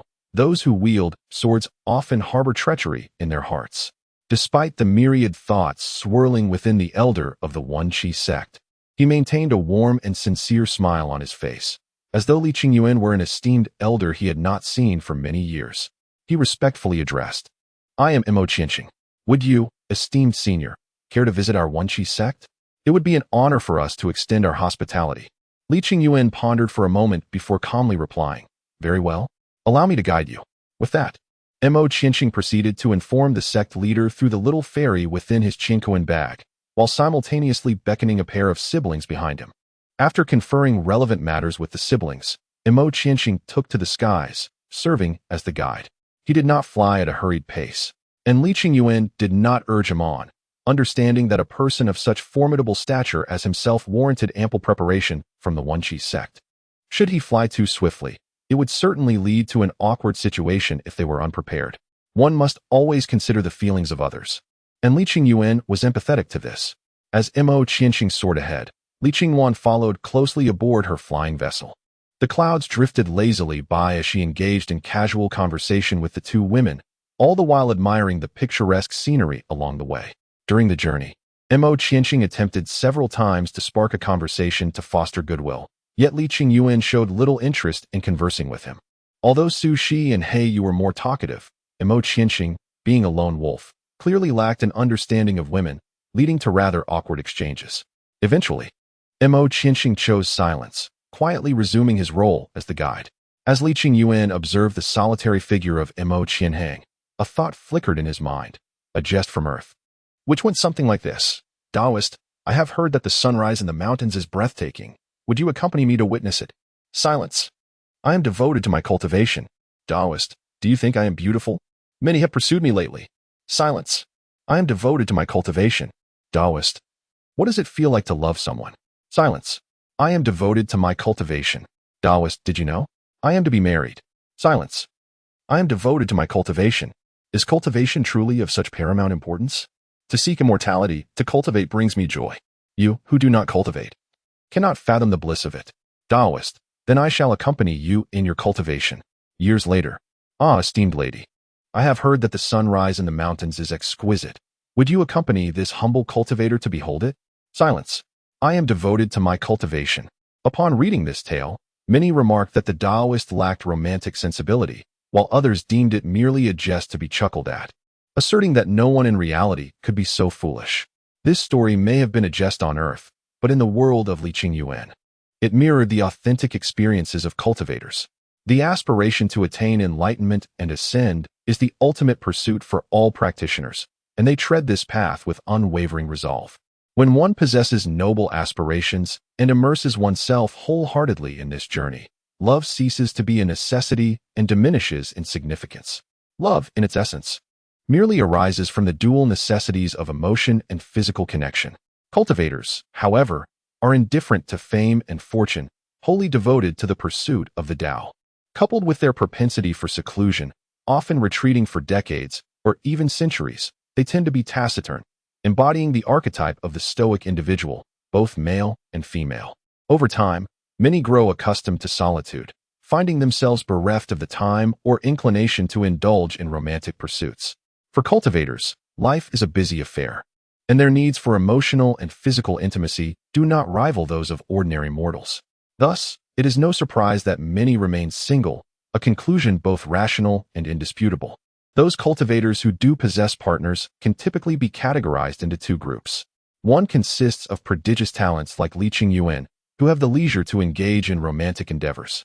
The other group comprises those lacking in innate ability, resigned to their fate, yet also finding time to revel in the pleasures of love. However, any cultivator with a modicum of ambition and a desire for longevity would not squander their time on such frivolities. Certainly, while the majority of cultivators may eschew romance, this does not imply an absence of progeny. Their methods of propagation are rather straightforward and unrefined. When the desire for offspring arises, they seek a gifted practitioner. And if the latter consents, a child is conceived, after which they part ways to pursue their respective paths. This process inevitably leads to some entanglement of interests and emotions, though such connections remain tenuous. Thus, we find ourselves in a world that champions the ideals of singlehood, characterized by sentiments like, "I am single, and I take pride in it, for my heart is set on cultivating the Tao." Those who are single are the truly gifted, while you, who indulge in love, are merely the mediocre. Indeed, it is a veritable paradise for advocates of singlehood. Perhaps it is precisely due to their single status that these monks are all enamored with nurturing young fairy-like daughters. At this moment, Lin Xi suddenly felt a semblance of understanding towards Du Gushang. Perhaps this was the profound reason behind the extravagant attire of his little fairy. "Husband, what are you pondering?" Sushi inquired, observing Lin Xi lost in thought. "Husband, you have been gazing at the elder from the I Chih sect. Do you wish to pursue him?" Heiyu questioned, puzzled. "Should I refuse, or should I acquiesce? He is quite handsome. Perhaps it is not entirely out of the question." No. Imo Qianxing. How could you entertain such distasteful thoughts? You are a person of high moral standing, a normal man, with so many beautiful women in the sect. How could such vile ideas cross your mind? It is utterly terrifying. I should keep my distance from this Wuxiang Zuanzhang. Contemplating this, Imo Qianxing accelerated his flight, propelled by his qi. Witnessing Imo Qianxing's terrified figure, Li Qingwan could only feel a sense of exasperation. After all, he was a dual cultivating demon god, not a dragon and phoenix demon god, thus it was impossible for him to pursue male affection. "It's nothing. I was merely reflecting on how pitiful single individuals are, including my master Du Gushang and this Imo Qianxing. They truly do not comprehend the beauty of love." Upon hearing Li Qingyuan's words, Imo Qianxing could not help but retort, "Senior, those who understand will naturally grasp it, while those who do not wish to understand shall remain oblivious. Everyone has their preferences, and each person has their own aspirations. Furthermore, is being single not delightful? There are no constraints. One can roam freely, seek longevity, and do as one pleases. It aligns perfectly with our path. Is this truly your justification for being single?" Li Qingyuan spoke lightly, how brazenly confident. A single dog must possess the awareness of a single dog. Heiyu remarked with a hint of disdain. Sushi added, "So, it turns out to be a pitiful creature unloved by anyone." Imo Qianxing thought to himself, "Indeed, it is quite foolish of me to reason with this family." Chapter 17. Summer Wuhan, the clouds drifted lazily, and the sun hung high in the sky. Under Imo Qianxing's guidance, Li Qingyuan and his companions eventually arrived at the Wenqi sect. While the Pinglai Sword Pavilion was situated upon the sea, the Wenqi sect resided deep within the mountainous inland. The mountain where the Wenqi sect was located was named Shiju Mountain, stretching for hundreds of miles, its peaks towering majestically. The sect's founding ancestor had once wielded unparalleled powers to hollow out the mountains and construct various palatial structures, which seamlessly blended with the surrounding peaks, creating a most magnificent spectacle. Upon arriving at the Wenqi sect, its leader, Xia Ming, personally led the esteemed members of the sect to welcome them. Xia Ming was a robust and sturdy middle-aged man. When he beheld the youthfulness of Li Qingguan, a flicker of admiration crossed his face. He clasped his hands and said, "I never expected that the newly inaugurated Wuxiang Realm Master from the Pinglai Sword Pavilion would be so young. Senior Du Gushang is truly fortunate." "It is my fortune to encounter my master," Li Qingguan replied nonchalantly. "He is not an arrogant person, just somewhat aloof," Xia Ming mused. "I have heard that the esteemed senior is coming. The ancestor is also delighted and is currently awaiting you in the hall. Please, Senior Xiao Wuhan has long been renowned. On par with my master's strength, I have long wished to pay my respects to this venerable elder." As he spoke, Li Qingyuan led the two women, surrounded by the esteemed elders of the I Chih sect, towards the palace atop the mountain.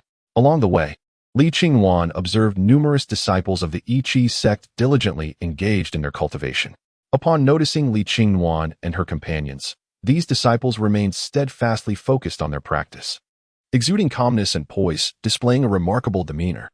Truth be told, were it not for the discreet glances cast towards Li Qingyuan's group, one might have mistaken them for mere wooden figures. He was acutely aware that, as a man of such striking allure, it was nearly impossible not to attract attention. Alas, if being handsome were indeed a sin, he would be irredeemably guilty. Observing the I Chih sect disciples who regarded him with a mixture of reverence and covert observation, Sushi couldn't help but reminisce about her childhood when leaders would visit her school for inspections. The atmosphere then was not dissimilar to the present. Years have passed, And we have ultimately become the very embodiment of what we once despised, Sushi mused quietly to herself. Unlike Li Qingyuan and Sushi, who displayed a certain reserved charm, Yu simply linked her arm with Li Qingwan's, walking quietly beside her. Before long, the group arrived at the grand reception hall of the Yiqi sect. To Li Qingyuan's surprise, the venerable ancestor of the Yiqi sect, Xiao Wuhan, turned out to be a strikingly beautiful woman who appeared to be in her 30s. Of course, Li Qingyuan bore no prejudice against women. Rather, it was the fact that the Yiqi sect's cultivation methods primarily focused on the mastery of qi and physical refinement, with practitioners typically being robust men. Thus, encountering a female ancestor amidst a cadre of muscular men left Li Qingwan somewhat astonished. Are you the disciple of that old reprobate, De Gushang, the newly ascended Wuxiang realm of the Penglai Sword Pavilion? Having encountered the esteemed senior, I, the junior Li Qingwan, humbly acknowledge my master as the illustrious De Gushang. I kindly request Senior Xiao's guidance. As for providing assistance, that is my forte. What say you, young man? Would you be interested in engaging in a duel with me? The camaraderie between men and women often begins with a good tussle. This woman seems rather audacious, Li Qingyan mused inwardly. However, since she desires a confrontation, he too was undaunted. Very well. Upon hearing this, the members of the Qi clan exchanged curious glances. Surely he was unaware of the peculiar inclinations of the venerable Xiao Wuhan to so readily accept the challenge. With this thought, their gazes towards Li Qingwan were tinged with a hint of pity. Alas, she was still too young, oblivious to the perils of the world. In the face of their scrutiny, Li Qingyuan felt somewhat perplexed but remained unfazed. Perhaps they believed he could not best Xiao Wuhan. Ha ha ha, I relish your boldness. However, this is my territory, and a brawl here would be inconvenient. Let us ascend to the heavens for our bout. With that, Xiao Wuhan leaped into the air, soaring high into the sky. Li Qingyuan followed suit, riding his sword into the firmament. Observing the two departing figures, the onlookers hastily pursued them. After all, a clash between two masters of the Wuxiang realm was a rare spectacle. Sister, those Qi clan members have peculiar looks. Could there be something unusual about Xiao Wuhan? Yu inquired, puzzled. Ah, then is my husband in dire straits? Given his wisdom, he must surely have a strategy. Above the clouds, Xiao Wuhan unleashed a formidable, intangible force, then struck with lightning speed, launching an aggressive assault. Li Qingyuan, unwilling to be outdone, unleashed a move known as One Sword Unites, causing the heavens to darken and the sun and moon to lose their radiance. Countless sword energies, fierce and unrelenting, surged towards Xiao Wuhan. In the face of this awe-inspiring attack, Xiao Wuhan remained composed, letting out a powerful roar, Xuanwu Shield. Instantly, her spiritual energy transformed into the form of the mythical Xuanwu. This spiritual beast seemed to possess intelligence, emitting a deep and resonant roar as soon as it materialized. When Xiao Wuhan infused the earth's substantial rules into this spiritual beast, its imposing aura grew even more formidable. Clang, clang, clang. Observing this scene, Li Qingyuan, who was currently channeling the earth's energy with 10,000 heavy, was momentarily taken aback. The current practitioners were indeed playing with flair, capable of rebounding attacks. Such tactics were unheard of in ancient times. However, recovering swiftly from his surprise, Li Qingyuan soared upwards, attempting to evade the oncoming sword energies. To his astonishment, he discovered that these sword energies possessed tracking capabilities. Caught off guard, he found himself pierced by a multitude of sword strikes, resembling a porcupine. Truly, I have struck myself. Though 10,000 heavy is undeniably powerful and unmatched, it requires guidance in its early stages, and accumulating earth energy presents a significant challenge. Even with the assistance of One Sword Unites, if someone withstands your attack unscathed, you will be left at a loss. Just like now, not even that ancient relic, De Gushang, could best me. If you follow his old path, you might as well concede. As she spoke, the spectral form of her spiritual beast suddenly transformed into a formidable white tiger, and the power of the rules surrounding her became as sharp as the finest metal. Charging towards Li Qingyuan with the ferocity of a tiger descending the mountains, a force unstoppable in its momentum. Li Qingyuan shook off the sword energy enveloping him and gazed at the ferocious Summer Wuhan charging towards him. He narrowed his eyes slightly, murmuring to himself, I, Li Qingyuan, cultivate the essence of the demon god through the falling flower sword rain. This sword technique can also be executed by harnessing the essence of cultivation. As he intoned softly, A myriad of sword petals materialized in the sky, each petal imbued with a dangerous and sharp sword aura. When Summer Wuhan, accompanied by the ethereal form of the white tiger, lunged at Li Qingyuan, his figure abruptly vanished. Upon reappearing, he found himself at the opposite end of the battlefield. While his previous position was now occupied by a singular sword flower, the wielder of falling flower sword rain transformed the battlefield. 1,000 sword flowers surged towards Summer Wuhan. Although she summoned the mystical beast Xuanwu once more, several sword flowers, uniquely enhanced by Li Qingyuan, pierced through Xuanwu's defenses and struck Summer Wuhan with considerable force, inflicting significant wounds upon her. The spectral manifestations of falling flower sword rain multiplied, converging into one. Utilizing the agile and versatile nature of falling flower sword rain, Li Qingyuan adeptly maneuvered around Summer Wuhan, gaining the upper hand. One must concede that Summer Wuhan's defensive prowess was extraordinary, at least several times greater than that of Dugushang, leaving Li Qingyuan feeling quite unsettled. Prideful of his own high defense, Li Qingyuan found it irksome when faced with another formidable defense, especially considering Summer Wuhan's exceptionally fierce attacks. During the skirmish, he had, unfortunately, been caught by Summer Wuhan once, leaving him suspended in midair as she unleashed a flurry of close combat strikes upon him. Li Qingyuan, as the embodiment of the dual cultivation of yin and yang, would not succumb to death as long as the power of rules persisted. Were it not for this, he might have been carried away by Xiao Wuhan's relentless assault. Despite the fact that Xiao Wuhan's combination of attacks did not inflict significant harm due to Li Qingyuan's extraordinary defensive capabilities, anyone suspended in the air would find the experience quite unpleasant. Ultimately, in the climax of the battle, Li Qingyuan secured victory through the formidable offensive prowess of the 10,000 heavy ruler and the agile finesse of the falling flower sword rain. While engaging the enemy with falling flower sword rain, he discreetly guided and accumulated earth energy once he amassed sufficient reserves. The overwhelming power of the 10,000 heavy ruler became insurmountable. After the skirmish, Xiao Wuhan lay atop the mountain peak, breathless and somewhat exasperated, remarking, "Why is your defense so high? My combination of strikes failed to take you down. Why does a sword cultivator like you invest so heavily in defense? Wouldn't it be better to focus on enhancing your offense?" "Because I fear death, hence the emphasis on my defense," Li Qingyuan timely interjected with a jest. Xiao Wuhan, with a glint of excitement at having found a kindred spirit, responded to him, perhaps unaware that he was joking, while it was evident she took his words to heart. Li Qingyuan mused, "So, it turns out that the formidable Xiao Wuhan has such an unknown side." In the days that followed, Sushi immersed herself daily in the library of the Qi sect, enriching her knowledge.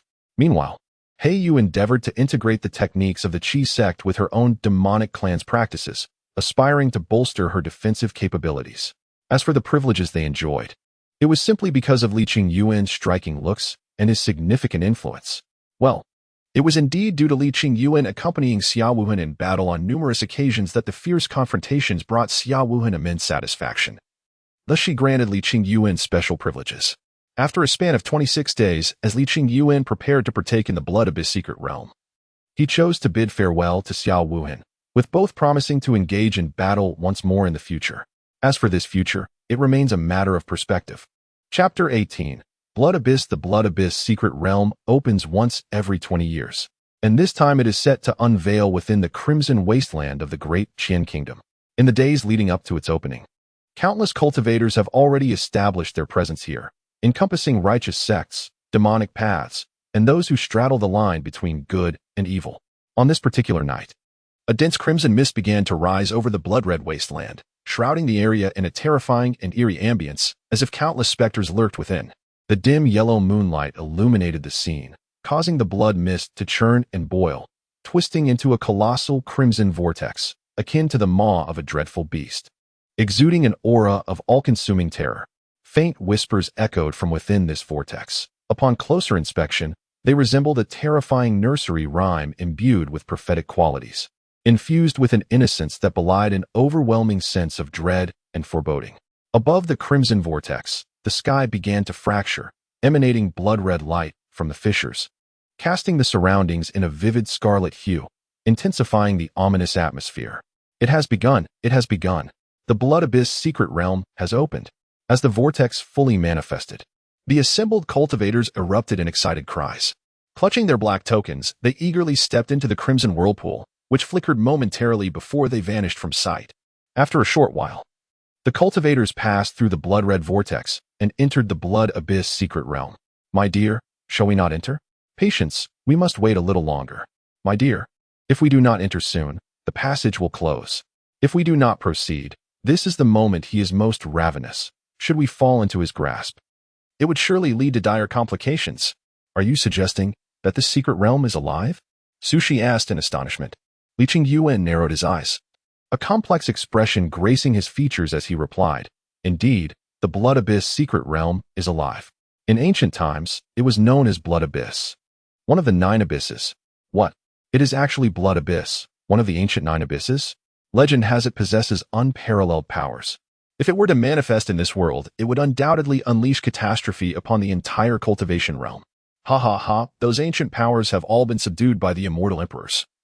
Either dead or maimed, their laws forcibly stripped away. If Blood Abyss truly retained its ancient might, it would have emerged long ago, rather than hiding here to recuperate. The essence of Blood Abyss is blood itself. If my conjecture holds true, it must have created a separate space within its body, luring cultivators with the allure of ancient treasures. It consumes the majority of them while releasing a select few fortunate souls, thus ensuring a continuous influx of cultivators. The Blood Phantom is indeed a cunning individual, arranging those cultivators with remarkable clarity. Hey, you lamented. Logically speaking, after so many years, the treasures within his spatial anomaly should have been depleted by now, right? Sushi inquired. These cultivators always carry some personal weapons and treasures. And since Blood Phantom is a weapon master, utilizing blood essence to forge these items into ancient relics, it is hardly surprising. When shall we take action? The Blood Phantom's secret realm opens once every 20 years. This is the time he requires to fully assimilate. Once he has devoured these cultivators to the point of saturation, we will strike. At that moment, he will be compelled to divide a portion of his power to digest those cultivators. Otherwise, he will surely face indigestion. That will be his weakest moment, and thus, our optimal opportunity to act. Upon hearing Lin Xi's words, He Yu fell into contemplation, then remarked in a languid and alluring tone, My dear, since we are not entering, why not engage in dual cultivation instead? How about we try a new position this time? Sushi gently tapped He Yu's forehead, a smile of amusement gracing her lips as she reproached, We are discussing serious matters. I am indeed discussing serious matters. Clearly, you are not prepared to act at this moment. Hence, why not seize the time to enhance our strength through dual cultivation? He Yu pouted, covering her forehead in feigned grievance. Sushi suddenly found some merit in her reasoning. Lin Xi seems to have a valid point. Thus, Lin Xi proceeded to engage in dual cultivation with the 2 women, and the days passed blissfully. A month later, the blood-soaked wasteland witnessed the re-emergence of a crimson vortex, from which dozens of cultivators emerged, their garments tattered and their bodies marred by blood mist. Despite their disheveled appearance, a subtle satisfaction and self-satisfaction adorned their faces, indicating that they had acquired ancient treasures to their liking. In this moment, their gazes towards Lin Xi were tinged with a hint of disdain. Initially, when Lin Xi had arrived, he had been regarded as a formidable adversary. However, upon witnessing Lin Xi's hesitation to enter the Blood Abyss secret realm, they swiftly looked down upon her, deeming her a delicate flower sheltered within a sect, aesthetically pleasing yet incapable of weathering the storms of adversity, a mere elevated form of refuse. In contrast, they prided themselves on facing danger head-on, seeking fortune amidst peril, embodying the essence of true, stalwart men. Although these cultivators returning from the Blood Abyss secret realm had all acquired treasures, some were evidently dissatisfied, fueled by their self-assuredness in their abilities. They turned abruptly against their companions, and chaos erupted across the bloodied expanse in an instant. Not far away, Lin Xi, He Yu, and Sushi casually indulged in snacks, transforming into mere spectators, keenly observing this rather captivating brawl. Upon sensing Lin Xi's amusement from afar, the combatants embroiled in the fray felt a surge of indignation, yet found themselves utterly powerless. Despite the apparent insignificance of this formless one, even the most inept among them could not rival him. Among the dozens of cultivators who emerged from the Blood Abyss secret realm, only a handful survived the ensuing melee. Truly, they were a flock of inept fowl pecking at one another. Hey, it's time for us to take action. With that, Li Yuan unleashed his formidable power amidst the astonished gazes of the surviving dozen cultivators. This power, profound and immense as a mountain, pressed down upon them, rendering them breathless. With a casual gesture, countless blossoms of swords materialized in an instant. Sensing the aura of Blood Phantom, he infused the flowers with the essence of rule before violently slashing them towards the void. The myriad sword blossoms ascended with the wind, a vision of ethereal beauty, concealing within it an unparalleled force. As the sword blossoms struck the void, the fabric of space rippled like the surface of water, and a chilling, ancient roar filled the air, echoing from the void. In the next moment, the void shattered, revealing a colossal blood beast towering over 50 meters. This beast, composed entirely of flowing blood, bore a terrifying and grotesque appearance, exuding a powerful and ominous aura. Notably, within the beast's left chest lay a hollow cavity, in which floated a red crystal pulsating with flames. This fiery crystal radiated intense heat, continuously evaporating the blood surrounding the heart. What is that? Such a terrifying creature exists in this world. It is too horrifying. Run. The surviving cultivators, upon witnessing this monstrosity, were overtaken by dread, each one fleeing in a panic, cursing the lack of additional legs bestowed by their parents. That little brat dared to attack me. It seems he is tired of living. Blood Yu, filled with wrath, bellowed in anger. He had been savoring his delectable feast when he was suddenly attacked, emerging from the void, and naturally, he was seething with rage. Is it you? Accompanied by this question, a crimson glow enveloped Blood Yu, converging towards his forehead, signaling the initiation of his lethal technique, the Blood Shadow Ray. Just as Blood Yu was about to unleash his deadly strike upon Li Yuan, a colossal arc of a sword soared into the heavens, exuding an aura that seemed capable of cleaving through all. It struck Blood Yu with tremendous force, not only interrupting his attack, but also inflicting grievous injuries upon him. The technique, one sword unites, manifested as 10,000 swords converged into one. Witnessing the severe injury he sustained from Li Yuan's blow, Blood Yu was struck with sheer terror. He could no longer afford to vent his fury and swiftly turned to escape into the void. Although Blood Yu had once evaded the hands of the Celestial Emperor, narrowly escaping death, his strength had significantly diminished since that encounter. The Emperor had stripped him of the laws of blood, and his heart had been shattered, replaced by the Fire God Stone. This stone, a companion gem of one of the four celestial sovereigns, the Fire God, was forged daily in the flames of the deity, granting it a fraction of the Fire God's primal power.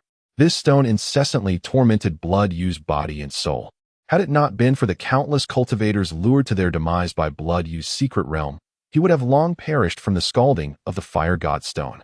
Though he yet lives, the presence of the Fire God Stone has ensnared him in a precarious state, caught between life and death, neither truly living nor completely gone. Although a being of ancient might, for Blood Shadow, life holds far greater significance than pride. Thus, he fled with remarkable decisiveness, leaving behind only a hollow threat. To utter fierce words without the courage to fight to the death is, in itself, a manifestation of cowardice, merely a form of psychological solace. Would you not agree, esteemed Blood Shadow? Observing Blood Shadow's swift retreat, Black Moon mocked loudly. You appear formidable and grand. Yet you turn out to be nothing more than a coward who can only flee, a mere fade. How can you still dare to call yourself one of the ancient Nine Shadows? Perhaps you should be renamed Blood Rusher instead. In response to Black Moon's scornful taunts, Blood Shadow seemed oblivious.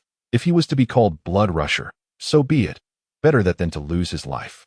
It was precisely because he fled swiftly that he escaped the clutches of the Celestial Emperor, unlike that foolish bone giant, who has now been reduced to ashes. In the realms between the present and the void, Blood Shadow, also known as Blood Rusher, turned to flee, devoid of any semblance of martial glory. A flicker of disdain crossed Li Yuan's face.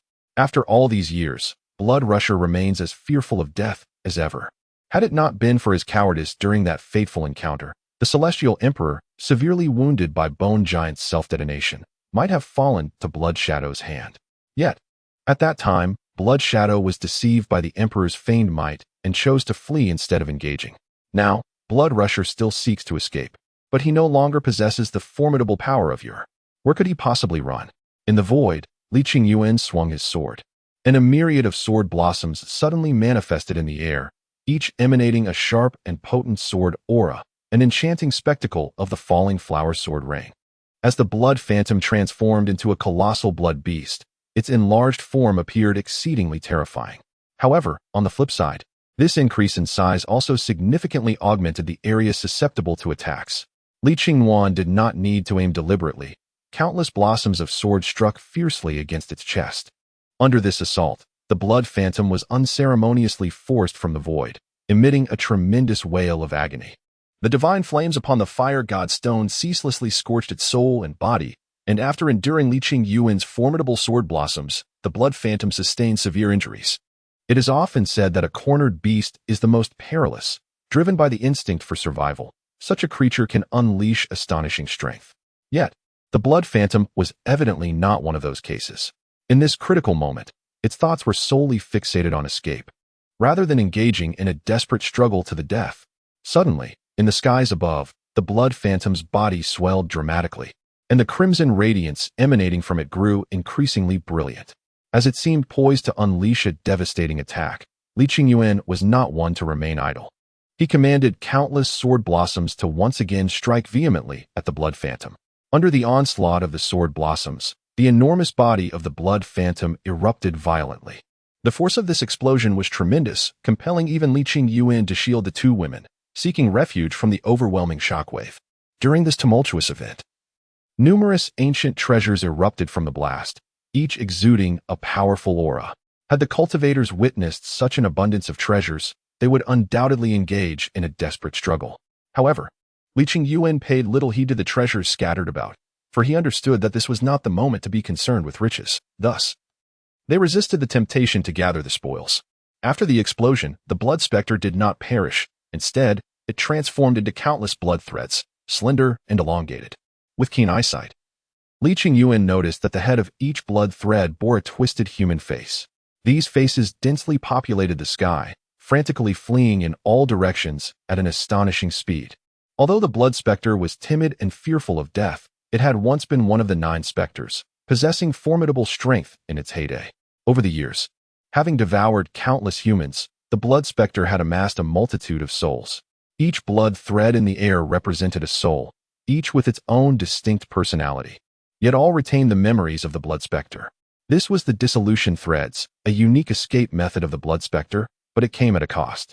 By transforming into countless fragments, the blood specter significantly increased its chances of escape. However, this division also weakened its power, rendering each blood thread feeble. At this moment, the blood specter was at its most vulnerable. Confronted by this multitude of blood threads, even Li Xingyuan felt a sense of headache. Relying solely on himself, he could only eliminate a majority of the threads, leaving the possibility of a few escaping. As the saying goes, if you cut the grass but do not uproot it, it will sprout again with the spring breeze. While Li Xingyuan could not manage this alone, he was not without allies. He had his own harem. Now, the time had finally come for the Black Moon to play its role.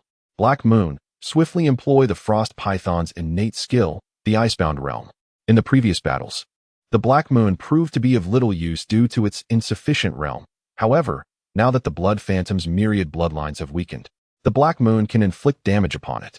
As a master of control and defense, the Frost Giant Python's innate skill, Frozen World, provides a comprehensive 360-degree control of the battlefield, making it ideally suited for the current situation. Given the Black Moon's present realm, while it may not be able to slay the Blood Phantom, utilizing its innate skill to dominate the field is entirely feasible. Under the Frozen World, the countless bloodlines produced by the disintegration of the Blood Phantom are instantly encased in ice, rendered immobile. At this moment, Li Xingyuan closed his eyes, and when he reopened them, an eerie and intense red light emanated from his gaze, unleashing a torrent of formidable demon god power. As the demon god power tore through the air, the pure primordial energy within the myriad bloodlines was siphoned into Li Xingyuan's body. After absorbing this primordial energy, Li Xingyuan's demon god essence was instantly restored to the 5th layer of core formation. With the pure essence of the Blood Phantom's primordial energy absorbed, a satisfied expression crossed Li Xingyuan's face. He then waved his sword, causing a multitude of sword blossoms to reappear, cascading downwards and clearing away the myriad bloodlines. Black Moon, you have been of tremendous help this time, Li Xingyuan exclaimed. I am delighted to assist my husband. The Black Moon replied with excitement. After vanquishing the Blood Phantom, Lin Xi collected the ancient treasures that had erupted during the Blood Phantom's disintegration, stacking them into a small mountain.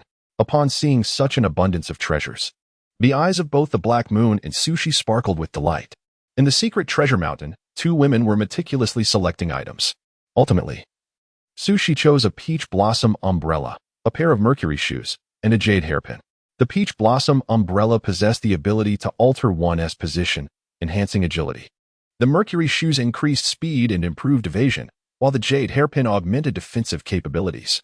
On the other hand, Heiyu opted for a golden impact staff and a phoenix-shaped wind jade pendant. The golden staff bore a resemblance to Lin Xi's cultivated technique, One Sword Unites, which allowed for the accumulation of power that could be unleashed in a single, explosive moment, thereby enhancing output potential. The wind jade pendant had the ability to summon hurricanes and could also conjure tornadoes to ensnare adversaries. Despite having attained the formless realm, Lin Xi found these treasures somewhat unimpressive. He collected all the remaining items into his Qinkuan bag, allocating 1/10 to his sect, while instructing his fairy to display the rest in the sect's treasure pavilion in exchange for merit points. These merit points served as a form of currency within the sect, facilitating the purchase of various rare materials and treasures. After a brief moment, apart from his own fairy, another exquisitely dressed fairy suddenly appeared in Lin Xi's Qinkuan bag. She was none other than Dugushang's fairy, known as Qianqian. "What brings you here?" Lin Xi inquired. Dugushang's voice echoed through Qianqian's form, saying, "Did you plunder the Blood Ghost secret realm? How did you acquire so many ancient treasures?" "A rough estimate suggests there are over 10,000. I did not plunder it," Lin Xi retorted. "Then how did these treasures come to be?" "I obliterated it. All these treasures emerged from its destruction. Henceforth, the Blood Ghost secret realm shall no longer exist." "What?" Dugushang was taken aback. "You have shattered a secret realm? The descendants, truly formidable. This realm is alive. It is a conspiracy." As he spoke, Lin Xi recounted the events, deliberately omitting the part about absorbing the essence of the Blood Phantom. The cultivators who had narrowly escaped from the Blood Phantom realm had fled at the sight of the colossal blood beast emerging. Thus there was no concern of any information being leaked. After hearing the complete account, Dugushang too was astonished. He sensed an ominous aura from the Blood Phantom realm, but had not anticipated that Lin Xi would discern its origin as the ancient Nine Hells. Indeed, the waves of the Yangtze River push the previous waves toward the shore. The prior waves perish on the sands. "By the way, I have heard that you have provoked that madwoman, Xiao Wuhan," Dugushang remarked with a complex expression. "Indeed," Lin Xi replied. "When you depart, it would be prudent to remain discreet and avoid drawing her attention. Otherwise, you are well aware of the consequences, and I shall not elaborate further." The disciple plans to do just that. After resolving all matters, Lin Xi picked up the fire god stone from the ground. This stone resembled a red crystal, emanating an intense heat that seemed capable of igniting the very air around it. The Blood Phantom could have dissolved into threads and escaped from this fire god stone, yet he lacked the audacity to do so. Once transformed into blood threads, they would not merge. Instead, they would compete and devour one another until only one remained. This singular entity would inherit all the memories and abilities of the Blood Phantom, though the newly born Blood Phantom would possess a distinct character from its predecessor. The first Blood Phantom was notoriously reckless, unfortunately provoking the water immortal, Qinglong, and meeting an untimely demise. The entity known as Blood Run was, in fact, the second Blood Phantom. The disintegration of the silk can be regarded as a form of unconventional rebirth. However, Shui Paopao evidently lacks the audacity for such a transformation. He fears that the bloodlines may lead to unforeseen accidents during conflicts, and he is also apprehensive that the newly born blood specter may differ from his current self. Fortunately, Shui Paopao's absence of this boldness allowed Lin Xi to effortlessly extinguish him. In the end, not only did Lin Xi enhance his innate magical power, but he also acquired a fire god stone. The longsword currently wielded by Lin Xi is none other than the one gifted to him by Dugushang during his apprenticeship ceremony, known as Hongyan. Crafted predominantly from flame demon iron, this sword emanates an intense heat. As Lin Xi ascended to the realm of Wuxiang, the Hongyan sword became somewhat ill-suited for him, as the flames it bore inflicted minimal damage upon adversaries at the Wuxiang level. However, with the acquisition of the fire god stone, this awkward predicament was poised for significant alteration. Under Li Qingyuan's magical manipulation, the fire god stone, ablaze with divine flames, gradually melted and transformed into a viscous, lava-like liquid, slowly merging with the Hongyan sword. Following the absorption of the fire god stone, the flames that once burned upon the Hongyan transformed from the three mystical flames into a divine fire capable of searing the very soul. This divine flame is the primordial fire that came into existence at the dawn of creation, capable of incinerating all that exists. Reigning as the most formidable flame in the cosmos. At the genesis of the universe, for celestial sages and 10 demon gods emerged. And this divine flame is a gift from Zhu Rong, one of the 4 celestial sages. The other sages include Tao Sage Hongjun, Celestial Sage Zhuxi, and Water Sage Qinglong. Meanwhile, Li Qingyuan stands as one of the 10 demon gods, the Yinyang Demon God. Chapter 20. The youth within the borders of the great Qian Kingdom lies an unnamed mountain, known as Feilai Mountain. Since it is called Flying Mountain, it must possess the ability to soar, albeit not in the present, but rather thousands of years ago. According to legend, this area was once a vast plain, until a powerful practitioner carried a colossal mountain to this very spot. The mountain's grandeur is unmatched, and in its presence, human practitioners appear insignificant. Mortals, unable to see the practitioner who lifted the mountain into flight, assumed it was the mountain itself that was soaring, thus bestowing upon it the name Flying Mountain. Flying Mountain rises majestically, encapsulating the essence of all 4 seasons within its expanse. The summit is perpetually cloaked in a blanket of snow, exuding a bone-chilling coldness, representing winter. In the middle upper section, with leaves cascading gently, a subtle coolness prevails, signifying autumn.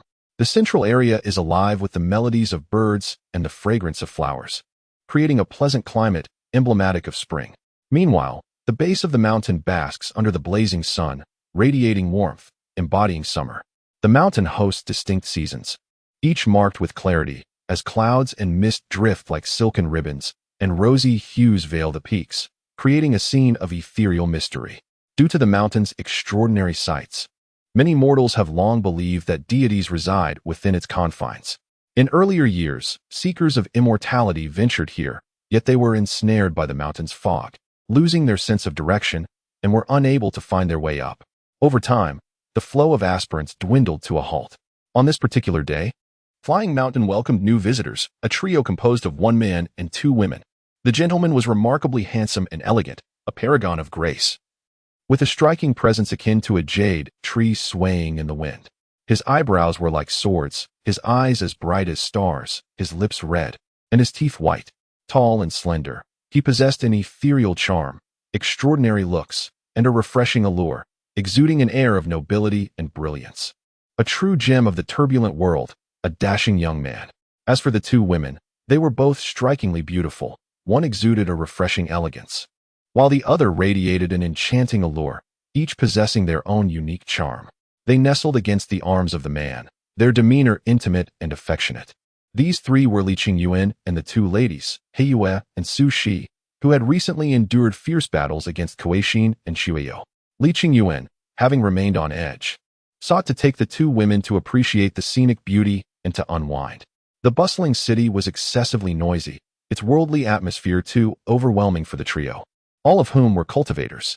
Having heard tales of the extraordinary seasonal landscapes of Feilai Mountain, they decided to explore this enchanting locale together. They wandered through the verdant mountain ravines, reveling in the breathtaking vistas, engaging in lively conversation and laughter. Though the mountain mist was thick, it could not obscure the brilliance in their eyes. As they meandered along the picturesque trails, they gradually approached a magnificent waterfall, towering several hundred feet high. The torrent of water cascaded down with the force of the celestial river, a majestic spectacle that evoked awe for nature's artistry. What puzzled the trio was the sight of a peculiar young man at the base of the waterfall. He appeared to be around 17 or 18 years of age, with his arms raised high, holding a massive iron disc. The waterfall, with its immense power, crashed down upon the disc, and under the tremendous pressure, the boy's face flushed crimson, his muscles bulging as a transparent inner force began to surge around him. Li Qingyuan, intrigued, recognized that it would be unwise to disturb the youth at that moment, so he guided the 2 women to sit quietly on a nearby rock, patiently awaiting the unfolding spectacle. After the passage of a fragrant incense stick, the young man could no longer endure. His hands, which had been steadfastly supporting the iron disc, momentarily faltered. The rushing waters of the waterfall instantly swept both the iron disc and the youth into the depths of the lake below. In a short while, the boy emerged from the water, drenched and disheveled, clutching the iron disc. He shook off his garments and then retrieved a white elixir from his waist, consuming it promptly. In no time, the warmth within him began to rise, and his breath grew stronger. "What were you just doing?" Lin Xi inquired with curiosity. "Of course, I was practicing," the youth exclaimed, unabashedly addressing him as uncle. "By the way, how did you all come up here? Did that old man bring you?" Upon hearing this, Lin Xi felt a wave of exasperation. He appeared no older than 25. How could he be referred to as uncle?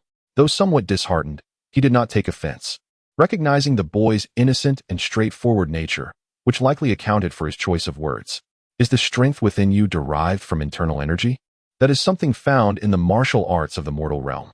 Though I do not practice such arts, I know no one has ever trained in this manner," Lin Xi remarked, a hint of perplexity in his tone. "Just because it has never been done before does not mean it cannot be done in the future," the boy retorted confidently. "What I have created is my own martial art, named the Divine Iron Disc Technique. I believe it to be far more effective than the unparalleled skills that old man has imparted to me. As long as I am swift and ruthless enough, I can vanquish my foes with just a few throws of my flying daggers. Who needs elaborate techniques? And what if I cannot defeat them?" Lin Xi pressed on. "Then it is simply your lack of speed and decisiveness. In such a situation, my only option would be to flee. When it comes to escape, aside from those cultivators, no one can outrun me. But if there is someone you wish to protect, how would you flee?" Upon hearing this, the young man regarded Lin Xi with an expression akin to that of a fool. He shrugged and replied, "Uncle, are you daft? Of course, I would take her with me." He continued, "You are absolutely right. Taking her along is the way to go." "Ha ha." Observing the hearty laughter of Lin Xi, the young man began to see him as even more foolish. In truth, Lin Xi's laughter stemmed from the boy's words, which reminded him of his own youthful thoughts. In his own youth, he had harbored similar notions, yet ultimately, he failed to escape with Yuji and was instead met with a seal lasting tens of thousands of years. This reflection brought a flicker of pain and anger at his own weakness to Lin Xi heart. Noticing the change in his demeanor, Sushi inquired with concern, "Husband, what is troubling you?" Lin Xi gently grasped the hands of the two women and reassured them, "Do not worry. I am merely reminiscing about some ancient matters." With that, he turned to face the young man, smiling as he said, "Do not be afraid. They won't harm you." "That may not be the case," the boy retorted. Xin said that the women down the mountain are like mother tigers, devouring men without leaving a bone. I was somewhat skeptical, but that sister in black just now was truly terrifying. "You call her sister but refer to me as uncle?" Lin Xi questioned, slightly annoyed. Xin insists that all women should be addressed as sister. Otherwise, they may feel displeased. "But who is Xin? She is my fiancée, exceptionally beautiful. Akin to the breathtaking snow-capped mountains. Xin has promised that once I turn 20, she will marry me." It is evident that Xin is the beloved of this youth, and he beams with excitement at the mention of marriage. "Enough of such trifles. Let me inquire, do you wish to cultivate immortality?" "Huh, why is that?" "Everyone yearns for immortality, transcending life and death, yet you express no desire for it? With the extraordinary powers gained from immortality, one could protect their cherished ones. Do you not wish to safeguard the lady named Xin?" Lin Xi, astonished, remarked, "Clearly, this is a foolish lad. Is it not natural for him to lack the desire for immortality?" Heiyue scoffed, sensing there might be hidden depths to this matter. Sushi reflected thoughtfully, and indeed, upon hearing Lin Xi's words, the youth's expression darkened. With a hint of melancholy, he confessed, "But I cannot cultivate immortality. Even the old man cannot help me, for I have consumed the blood of the sealing beast." Upon hearing this, a flicker of disdain crossed Lin Xi's face as he calmly stated, "The sealing beast, an ancient anomaly resembling a serpent with a single horn, is diminutive and snow-white. Although inherently weak, it possesses remarkable speed, unmatched by any predator. This breed is exceedingly rare, favoring icy habitats, and its blood has sealing capabilities, capable of binding all extraordinary powers. Am I correct?" This statement left Lin Xi momentarily taken aback. As a demon god from ancient times, accustomed to witnessing colossal and terrifying beasts, he mused. Indeed, the the sealing beast could be deemed quite small. Yet, is it truly powerful? To be bitten to death by a mere mortal boy trained in martial arts is undeniably a sign of weakness. Could it be that this boy has always believed himself to be strong? It seems quite plausible, given his profound inner strength. Indeed, an ordinary practitioner of the Phoenix initial realm may find it difficult to contend with him. Contemplating further, Lin Xi continued, what may seem formidable to you is, in my eyes, rather feeble. I have long discerned that you have consumed the blood of the, resulting in the sealing of your spiritual roots. While others may be powerless to assist you in this predicament, I possess the means to do so. I shall ask you one final time. Do you wish to take me as your master and embark upon the path of immortality? Observing Lin Xi, the boy's face momentarily reflected his inner turmoil. He scratched his head and then caressed a jade pendant resting against his heart. After taking a deep breath, he resolutely declared, Uncle, you are a good person, perhaps even more formidable than my old master. He has been unable to assist me with my predicament, yet you can. Despite my fervent desire to cultivate immortality, I cannot agree to your proposition. I have already pledged my allegiance to my old master. Though he may be somewhat unorthodox and occasionally tease me, he has treated me exceptionally well, and I cannot betray him. Otherwise, he would be deeply saddened. In the realm of cultivation, the bonds of mentorship are held in the highest regard. Once one formally accepts a master and inherits their teachings, it is considered treachery to seek another mentor. Just as the boy rejected Lin Xi's offer, a sigh echoed unexpectedly from the depths of the forest. Alas, what a fool he is. Chapter 21. Accepting disciples. Alas, what a fool he is. Upon hearing this, the boy's face lit up with joy as he exclaimed, Old man, you have come. Subsequently, the youth appeared to have a sudden inspiration, exclaiming, You are the foolish one, and your entire family embodies the same folly. From the depths of the dense forest, a middle-aged man sporting a slight mustache emerged slowly. In his hand, he held a purple gourd filled with wine, and at his waist, a long sword hung casually. His movements were light and graceful, as if he floated above the ground. A hint of rebelliousness sparkled in his eyes as he smiled at the youth and said, Xin is my daughter. If she hears you insult her in such a manner, do you think she will let you off easily? Upon hearing this, the youth became somewhat flustered, casting a guilty glance around. Only after confirming there were no others present did he exhale in relief and retort, Old man, beware. I shall inform Aunt Xue that you've been secretly drinking again. Huh, you won't get the chance. Aunt Xue is currently in seclusion. Observing the light-hearted banter between the two, Lin Xi interjected, Who might you be? I am Qi Min Ingfeng. You may call me Olding. Lin Xi regarded Ingfeng with a hint of curiosity and inquired, I am familiar with the righteous path, the demonic path, and the nine nether. What then is this Qi Min? I encountered some individuals from Qi Min in the bloodied wasteland, and they seemed quite extraordinary. At this, Ingfeng expressed surprise, studying Lin Xi earnestly. You are unaware of Qi Min? The righteous practitioners trace their lineage to Hongjun and the celestial emperor Qinghe, while the demonic path descends from the ancient 10 demon gods. The terrifying faction of 9 nether perished over 10 millennia ago. As for my Qi Min, we hail from various ancient eccentrics, each mastering distinct paths. Ah, so they are the descendants of a group of failures. Lin Xi's expression flickered with a hint of disdain. His words bore a trace of mockery, yet Ingfeng remained unperturbed, maintaining his cheerful demeanor. With a touch of resignation, he replied, If you insist on viewing us as failures, then so be it. We shall be failures in your eyes. Do you not wish to refute this? Lin Xi inquired, surprised. I can discern that you are a practitioner of the righteous path, having cultivated to the formless realm, indicative of your resolute character.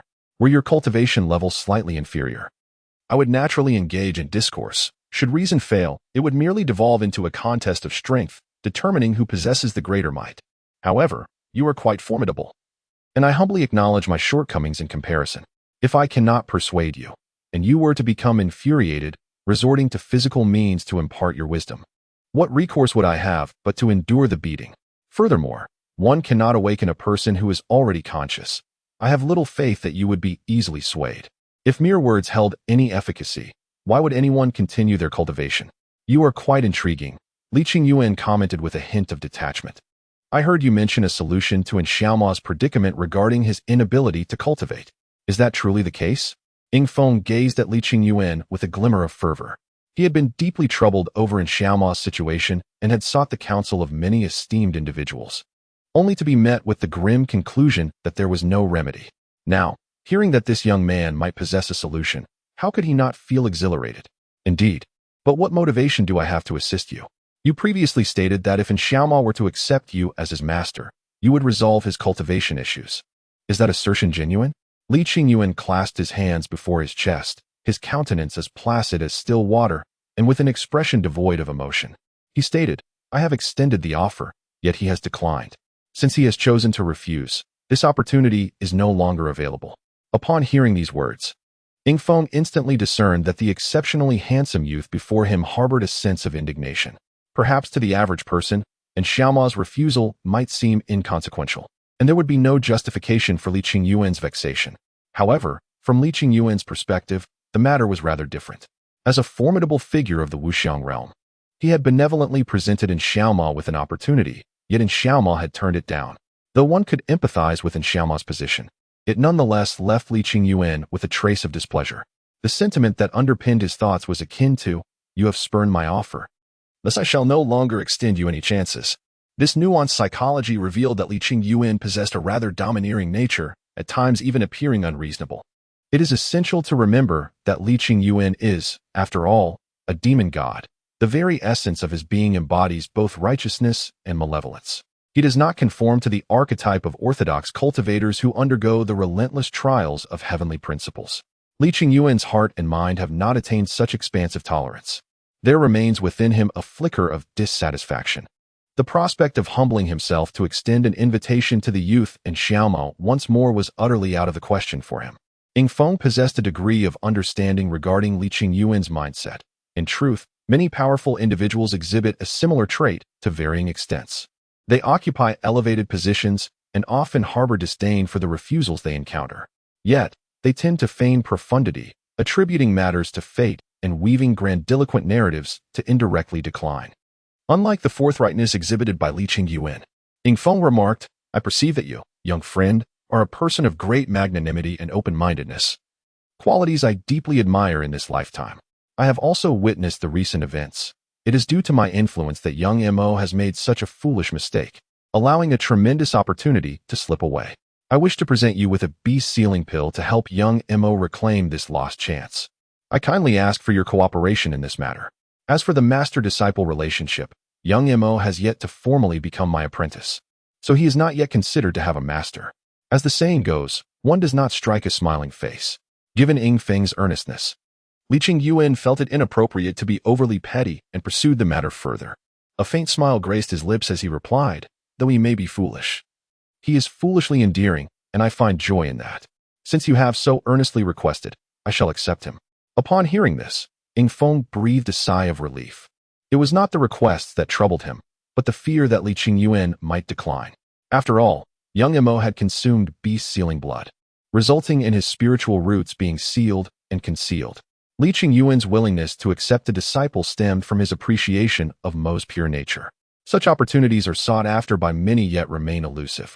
Yingfeng, pulling the still bewildered and Xiao Mo closer, spoke with a blend of seriousness and joy. Xiao Mo, do not delay. Come forth to pay your respects to your master. Understanding the rare gravity in Yingfeng's words, and Xiao Mo realized the significance of this moment. Though innocent, he was not naive and recognized that such opportunities are rare and precious. With utmost respect, and Xiao Mo approached Li Qingyuan and knelt before him, proclaiming, I pay my respects to my revered master. Following this, he turned to the two ladies, He Yu and Su Shi, and respectfully stated, I pay my respects to both esteemed mistresses. I, and Xiao Mo, vow to never betray my master. As he observed in Xiaomon kneeling on the ground, his expression earnest, Li Qingyuan felt a fleeting satisfaction. The vows in this world were genuine and binding, recognized by the heavenly principles. Failure to adhere to them would result in dire consequences, even leading to the fall from the realm of the formless, relegating one to a lower tier, with no hope of advancement for a lifetime. Li Qingyuan declared with contentment, You are my first disciple, and henceforth, you shall be the eldest senior brother. Since you are now my disciple, you belong to me. I can discern that you share a profound affection for a certain girl named Xian. She must have her own sect. I present you with two choices. The first is to join my current sect, the Penglai Sword Pavilion, where you will acquire mature and formidable swordsmanship. The second choice is to abstain from joining the Penglai Sword Pavilion. Should you choose the latter, I shall no longer be able to teach you the Penglai sword techniques, but only my own underdeveloped sword skills. Have you truly considered this thoroughly? You must understand that the Penglai Sword Pavilion is the foremost sect in the southern wilderness, with profound foundations and an array of powerful sword techniques, which will greatly aid your growth. I firmly believe that the sword techniques comprehended by my master are no less impressive than those within the Penglai Sword Pavilion, and I have already promised Xin that I would join the Snowfall Palace. I cannot betray my word. Indeed, a person of integrity. Let us proceed to the Snowfall Palace you mentioned to make the necessary preparations, and subsequently resolve the issue of your sealed spiritual roots. Understood. With that, the group, guided by Ying Feng, made their way towards the Snowfall Palace atop the mountain. Upon entering the summit region, Lin Xi immediately sensed the aura of the formation that enveloped the snow-covered peak. This formation exclusively absorbed the power of the frost rules while repelling other forces of the natural order. He inquired of Ying Feng, what manner of formation is this? Capable of excluding all but the frost rules? Young friend, you possess a keen eye. This snow and ice formation is exceedingly subtle. An ordinary formless practitioner would be unable to detect it.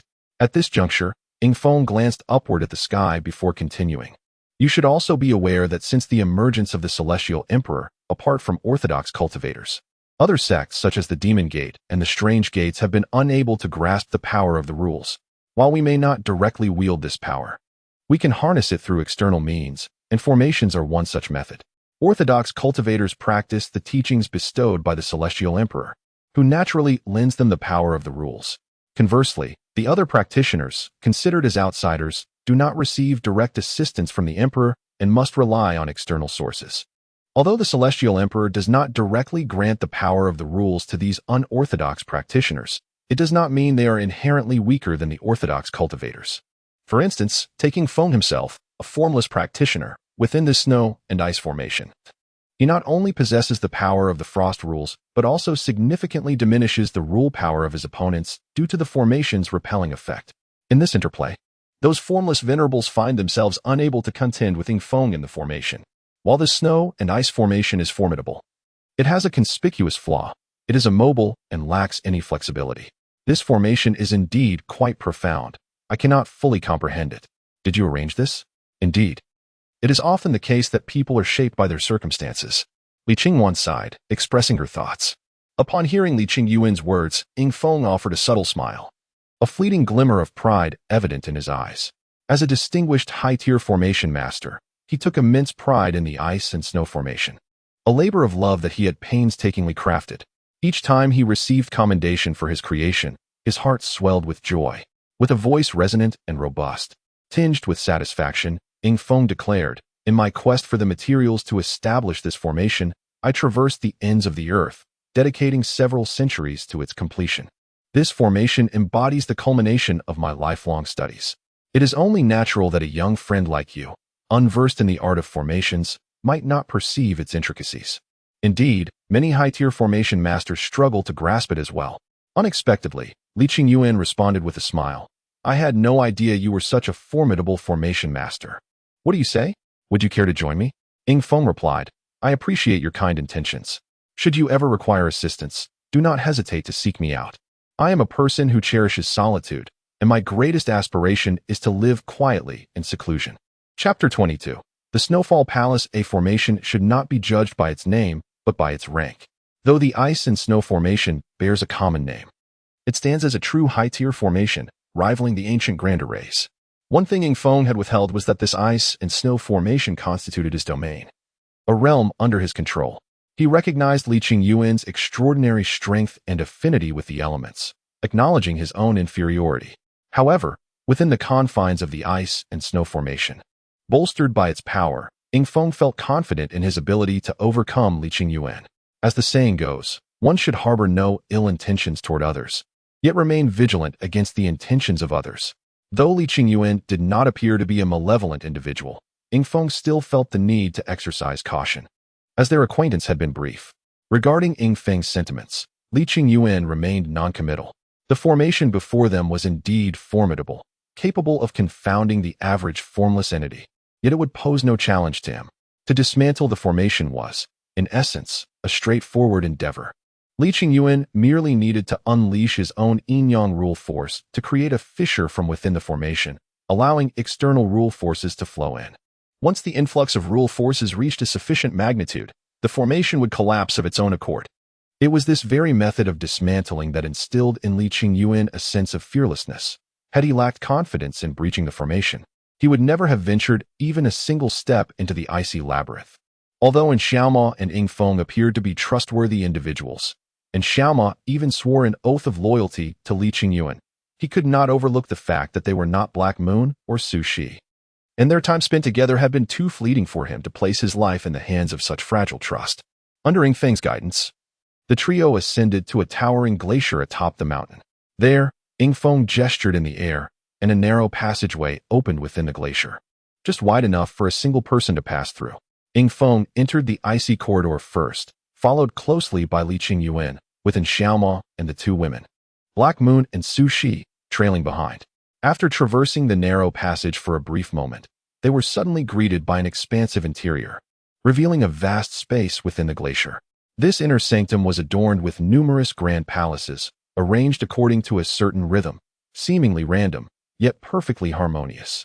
Most astonishing of all, these palatial structures were constructed entirely of ice, resembling a crystalline fairy palace, their translucence and ethereal beauty captivating beyond measure.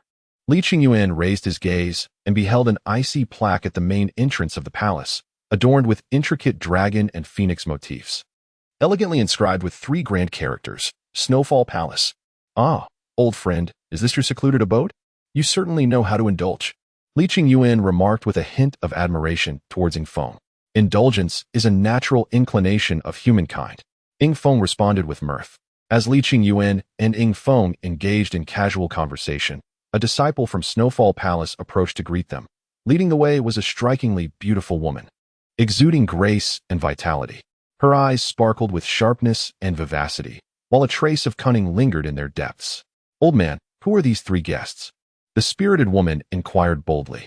Upon hearing this, Yingfeng's expression darkened, and he retorted, Xin, how many times must I remind you to address me as father? You were so well behaved as a child. How have you turned so rebellious? After delivering this reprimand, Yingfeng shifted to a more solemn tone, continuing. This individual is the esteemed venerable of the Penglai Sword Pavilion, known as Li Yuan, and Xiaoma has already taken him as her master. So you ought to show him some respect. As for these 2 enchanting ladies, they are the companions of my young friend Li Yuan. Upon observing Li Yuan, the spirited woman named Xin was taken aback, marveling at the extraordinary handsomeness of the man before her, though he appeared somewhat aloof, unlike the endearingly foolish Xiaoma. However, upon seeing the 2 women, Heiyue and Su Shi, her astonishment grew, and she curiously queried, What do you have concealed beneath your garments? Surprised by Xin's seemingly nonsensical question, Li Yuan turned to Yingfeng and inquired, What prompts her to ask such a thing? Yingfeng scratched his head, expressing a sense of helplessness as he remarked, Due to the peculiarities of our cultivation techniques, the women of the Snowfall Palace are all flat-chested. Xin, having spent her entire life within the palace, believes that women ought to be flat-chested. What are you saying, old man? Are those 2 large mounds on their chests truly breasts? Xin was utterly astonished, her previous notions thoroughly shattered. Meanwhile, the gazes of Li Yuan, Heiyue, and Su Shi towards Xin were tinged with a hint of sympathy. Alas, the poor child. At that moment, and Xiao Mo unexpectedly interjected, What? Are those 2 chests of the 2 ladies truly breasts? I always thought those peculiar things were some sort of secret treasures. How curious that a woman's bosom could grow so large. Oh dear, another unfortunate child. Li Yuan thought it best to steer clear of the topic of women's chests, as discussing his own woman in such a manner felt rather odd. He then suggested, All right, we've been standing here for quite some time. Shouldn't we be led inside the palace to prepare? Once we are ready, I can unlock Xiao Mo's sealed spiritual roots. My apologies, esteemed seniors. It was rude of me, Xin said, leading Li Yuan and his companions into the depths of the palace. Along the way, she occasionally stole glances at the ample bosoms of Heiyue and Su Shi, her expression brimming with curiosity. Sister, she has been sneakily watching us with curiosity. How pitiful it is to be flat-chested. "Hey," you whispered to Sushi. Before long, the group entered the grand hall designated for guests. Within this hall, every piece of furniture was crafted from ice crystals, transparent and exquisite, radiating unparalleled beauty. Most astonishing was the fact that even the cups used for serving hot tea were fashioned from ice. When hot tea was poured into these icy vessels, there was not the slightest indication of melting, nor did they transmit any warmth, as if the tea and the cups were separated by two distinct realms. The cold nature of ice, inherently incompatible with heat, is a natural law. However, should one possess the ability to defy such rules, extraordinary phenomena may arise. For instance, using an ice cup to hold hot tea is a testament to the remarkable talent of Ing Feng, who adeptly harnesses the frost array, integrating the principles of frost into all aspects of life, thus creating this wondrous spectacle. "My friend, this is the beast sealing pill I promised you," said Ing Feng, handing a crystalline box to Li Yuan. Upon receiving it, Li Yuan, with a touch of urgency, inquired, "What items are necessary to unseal in Xiaoma's spiritual roots?" Li Yuan opened the crystalline box to reveal a blue pill, roughly the size of a fist, resting quietly inside. This was the beast sealing pill, crafted from an entire sealed beast. There are two applications for this pill. The first is to forge it into protective gear, creating a forbidden space around oneself to thwart any extraordinary magical powers, akin to the BKB in games, usable for 1 hour every 2 days. The second application allows it to be transformed into an offensive tool, enabling the user to designate an enemy and seal their magical abilities, with the duration of use contingent upon the opponent's strength. For someone of Li Yuan's caliber, it could likely be employed for about an hour each day. After a moment of contemplation, Li Yuan resolved to choose the second option. His future adversaries would predominantly consist of ancient powerful beings, known for their multitude of formidable abilities and lengthy casting times. Thus, the second choice appeared far more suitable. Although he had firmly made up his mind, Li Yuan felt no urgency to commence the refining process, as he still had matters concerning in Xiaoma to address. He placed the beast sealing pill into his Qingquan bag, allowing his little fairy to observe, before turning his gaze toward Ing Feng. The beast sealing pill belonged to an ancient and rare species, characterized by its timid nature and remarkable speed, making it nearly impossible to capture. Undoubtedly, this pill was a unique treasure on the continent, and Ing Feng's ability to present such a precious gift highlighted his deep regard for Xiaoma. Previously, some heavenly materials and earthly treasures were indeed necessary for assistance. However, since you, old Ing, possess the power to command the rules of ice and snow, such items are no longer required. When I perform the spell, you may merely stand guard beside me. Should any unforeseen circumstances arise necessitating your intervention, I will call upon you. I'm somewhat curious about the nature of your relationship with Xiaoma, considering your evident concern for him. Upon hearing Li Yuan's words, a fleeting shadow of sorrow crossed Ing Feng's face, a rare expression of grief appearing. He replied, "And Xiaoma is the son of my old friend, an MO years ago. My old friend and I obtained a key that granted access to the secret realm of the Pig-Head King. Unfortunately, the realm proved excessively perilous, and ultimately, an MO sacrificed himself to save me. This incident remains a profound regret I carry throughout my life." Listening to Ing Feng's account, Li Yuan felt a sense of relief. The Pig-Head King was also one of those ancient powers, representing the demon clan. He looked forward to discovering what lay within its secret realm. Li Yuan nodded and said, "That's good. Once we resolve Xiao Mo's spiritual root issue, I will discuss this matter with you further. For now, please prepare a quiet room for me." Within the quiet chamber, and Xiao Mo stripped off his clothing and lay upon the icy bed, his hands tightly shielding his most vulnerable areas, not merely out of modesty, but also in response to a casual remark made by Li Yuan, a bit small. Once Xiao Mo was ready, Li Yuan drew forth the scarlet flame from his waist. The moment the sword was unsheathed, its blade ignited with divine flames, releasing an intense heat that permeated the air. Upon witnessing the flames dancing upon the scarlet flame's blade, Ing Feng's face contorted with shock and fear. The fire emanated a formidable sense of oppression that instilled in him an overwhelming urge to flee. "What kind of flame is this? It instills such terror in me." "This is divine flame, also known as the fire of Zhurong." "What?" Ing Feng gasped in horror. Could it truly be the legendary flame capable of incinerating everything, even the very soul? This is... After a prolonged contemplation, he could find no suitable words that could adequately convey his emotions, ultimately exclaiming in admiration, "Impressive. Chapter 23. Unsealing within the secret chamber, a chill pervaded the air. Li Yuan bit his finger, allowing his blood to flow and smear it upon the scarlet flame. Upon absorbing Li Yuan's blood, the divine flames upon the sword immediately ceased their searing heat. The divine flame originates from Zhu Rong, the fire immortal, one of the four celestial beings. In ancient times, the divine flame possessed the power to consume all, as Zhu Rong wielded the very laws of fire. Although the divine flame has now lost its dominion over combustion and the ability to incinerate indiscriminately, it remains a force far beyond the endurance of an Xiaomao. Li Yuan infused his own blood into the divine flame, intertwining his yin and yang energies, thus imbuing the flame with a touch of femininity while tempering its searing intensity, making it bearable for an Xiaomao.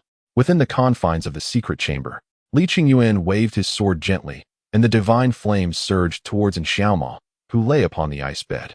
Witnessing the approaching flame, a flicker of fear crossed an Xiaomao's visage, only to be swiftly supplanted by trust and resolve. As the divine flame enveloped him, it ignited from his head, while Li Yuan's yang energy began to extract the impurities and sealing forces within an Xiaomao's body. Blood, glimmering with a cerulean hue, seeped forth from an Xiaomao, containing not only formidable sealing power, but also the vengeful malice of beasts before their demise. The yang aspect of the yin-yang force enticed the blood, while the yin aspect shielded an Xiaomao from harm. Once the blood of the sealed beasts was drawn out, it was effortlessly consumed by the divine flame. The flames coursed from an Xiaomao's head to his toes, incinerating the sealing power within him. Furthermore, the impurities in his body were also reduced to ash by the divine flame, signifying that an Xiaomao's cultivation during the foundation establishment phase would progress at an accelerated rate compared to ordinary individuals. Is this the conclusion? Ying Feng, filled with disbelief, inquired. For in his mind, the formidable power of confinement, akin to a celestial force, undoubtedly demanded an exorbitant price, requiring immense effort to achieve. Yet, observing Li Yuan's demeanor, it appeared to be an effortless endeavor, completed in mere minutes, far too swift and simple. Every profession has its expertise, Li Yuan remarked nonchalantly. Once the power of confinement and impurities within an Xiaomao were entirely consumed, he felt an extraordinary lightness enveloping his being. Staring blankly at his hands, he could scarcely believe his own words. Am I truly healed? Can I cultivate immortality now? Am I genuinely capable of pursuing immortality? The overwhelming joy rendered an Xiaomao as if he were in a dream. Do you not trust your master?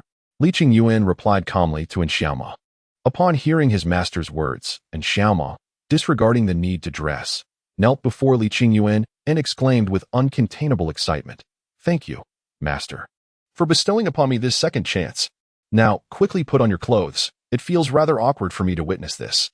After an Xiaomao had donned his attire, Li Yuan retrieved 3 crystals from the small fairy within the Qinquan bag, 1 white, 1 gold, and 1 purple, specifically intended for testing spiritual roots. I wonder what kind of spiritual root Xiaomao possesses, Ying Feng pondered with curiosity. Under the assessment of the testing crystals, an Xiaomao's spiritual root was revealed to be of unparalleled genius level, a rare earth spiritual root. After testing the spiritual roots, Li Yuan produced 5 pine needles, which were sourced from the ancient pine tree atop the Enlightenment Cliff at the Penglai Sword Pavilion. While a single needle would suffice for testing in close proximity to the tree, the distance necessitated an increase in quantity to achieve the same results. Under the examination of the pine needles, an Xiaomao's compatibility with the heavenly Tao was determined to be 70, marking her as an extraordinary genius. It was unexpected that Xiaomao's cultivation talent was so exceptional. Ying Feng expressed a hint of astonishment. Have you never conducted a test before? Li Yuan inquired, puzzled. Surely, you understand that orthodox cultivators prioritize the spiritual root and the compatibility with the heavenly Tao, Ying Feng replied. Indeed, my school of thought does not emphasize these 2 aspects as orthodox practitioners do. Possession of a spiritual root is sufficient. As for compatibility with the heavenly Tao, it is not a requirement. This lower threshold has allowed our peculiar sect to endure through the ages, since we do not assess the quality of spiritual roots or compatibility. I had not tested Xiaomao. I may not be well versed in your peculiar sect, yet I am aware of the ancient mighty beings. Since your teachings are derived from them, it stands to reason that your cultivation methods are diverse. You speak wisely. For instance, I cultivate through formations. The stronger the formation I establish, the more powerful I become. However, if the formation is breached, I am rendered powerless. Li Qingyuan remarked dismissively. Despite his words, Ying Feng was unperturbed, recognizing the truth in Li Qingyuan's statement. He continued, there are also those who cultivate through the game of chess, such as the master of my peculiar sect, who views all beings as pieces and fate as the opponent. The chess player, retreating into the shadows, remains detached from the world. He may wield the pieces, yet cannot become one himself. To engage directly would signify a transformation from player to pawn, heralding his defeat. Though he appears formidable, he often complicates the simplest of matters. There are those who, rallying the faith of the masses, garner immense power. Ying Feng continued, isn't this akin to vying for a livelihood with the divine? One must be quite impatient to do so. Others merge with the cosmos, drawing strength from the very fabric of existence. However, to merge with the universe is to lose one's essence, and such a path cannot be traveled far. Before the dictates of fate, they are but dust and ashes. As Ying Feng elaborated, Li Qingyuan gradually developed a lucid understanding of the current state of the Qimen. The practitioners of Qimen forge their unique paths, each possessing extraordinary abilities, yet also bearing individual shortcomings, unlike the orthodox cultivators who are well-rounded in their approach. After conversing with Ying Feng for a while, Li Qingyuan once again turned his gaze towards Xiaoma. While he and Ying Feng engaged in discourse, Xiaoma diligently served tea, exhibiting an unusual demeanor of attentiveness. After some contemplation, Li Qingyuan resolved to guide Xiaoma along the path of orthodox cultivation, for his prodigious talent would be a profound waste if left untapped. Little Mo, I shall now impart to you the methods of cultivation. After Ying Feng departed, Li Qingyuan continued, you have mentioned your proficiency with flying daggers. Thus I will teach you the flying swallow technique. This technique is a synthesis of ancient and modern cultivation methods, enabling your progression to the formless realm. It emphasizes enhancing both agility and explosive power. Furthermore, I shall impart to you the 7 divine nails, a combat technique which is a simplified version of my falling flower sword rain, augmented with potent ancient secret arts, rendering it exceedingly formidable. As he spoke, Li Qingyuan extended a finger and touched Xiaomo's brow, imparting the 2 techniques into his mind. After completing this, Li Qingyuan retrieved some cultivation resources from his Qinquan bag and gifted them to Xiaomo. Although Xiaomo had presented Li Qingyuan with the invaluable beast sealing pill, the modest offering of cultivation resources from Li Qingyuan could be considered a mere token of introduction, thus indicating that he had gained the upper hand. Very well. You may go now. Remember to summon your 2 masters. I require their protection while I forge a magical artifact. Li Qingyuan's words concealed ulterior motives. He did not genuinely need Su Shi and He Yu's assistance for his crafting. However, he harbored concerns that during his focused endeavor, Ying Feng might take unexpected action. With the restrictions on Xiaomo now lifted, he no longer required Li Qingyuan's guidance. Although he perceived them as trustworthy, Li Qingyuan felt compelled to retain some contingency for himself. In this world, such a condition is referred to as paranoia. However, in ancient times, it was perceived as a form of survival wisdom. After all, the opposing forces are enigmatic and do not comprehend the celestial principles, unlike the righteous path, which is often inhabited by gentlemen. One must remain cautious, for they may be those who wear a facade of cheerfulness while harboring malevolent intentions. Better to err on the side of caution. Indeed, master. Xiaomo replied with utmost respect. As Xiaomo departed, Li Qingyuan focused his consciousness upon him, observing his journey until he summoned He Yue and the 2 ladies, Su Shi. Li Qingyuan nodded slightly, and then dedicated himself to the meticulous crafting of the beast-sealing pill. In truth, Li Qingyuan is a skilled artifact master, an advanced one at that, and among the elite of his kind. Yet, like Shuiyu, he specializes in the ancient methods of crafting.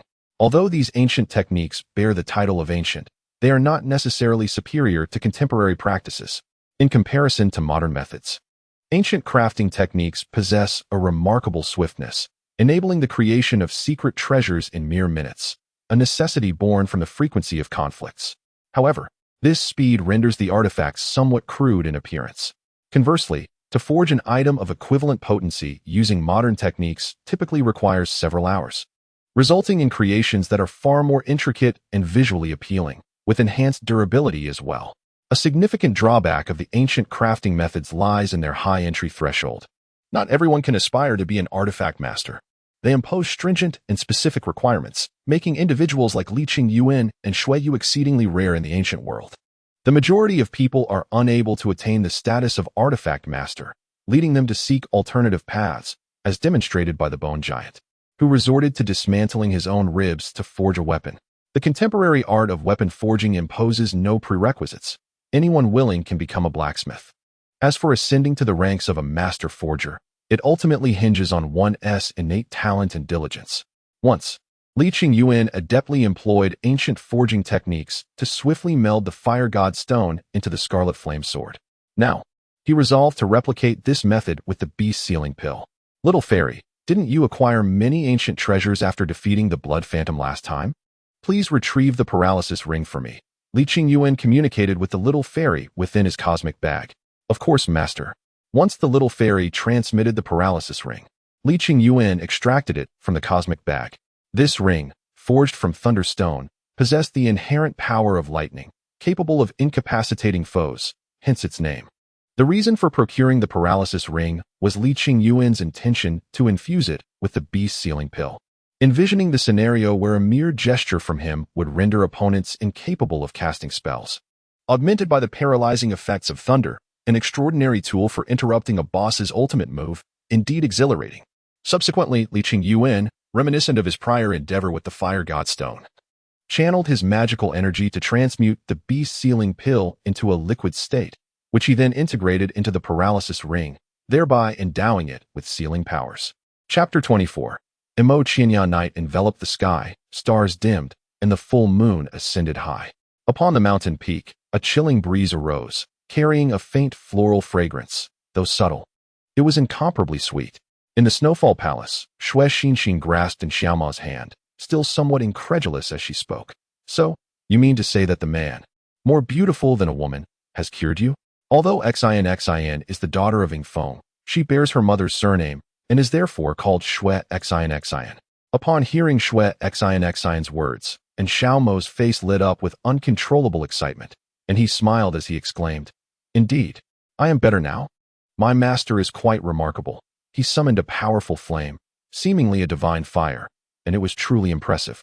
That flame swept over me, incinerating the sealing power that bound me. That was the fire of Zhu Rong, said to have the ability to incinerate all things. It is the most formidable flame in existence." A hint of deep trepidation flickered across Yingfeng's face. "Old man, I can't shake the feeling that Li Qingyuan is quite dangerous. Xiao Mo is inexperienced in the ways of the world, and I fear he might be sold while counting the money for him."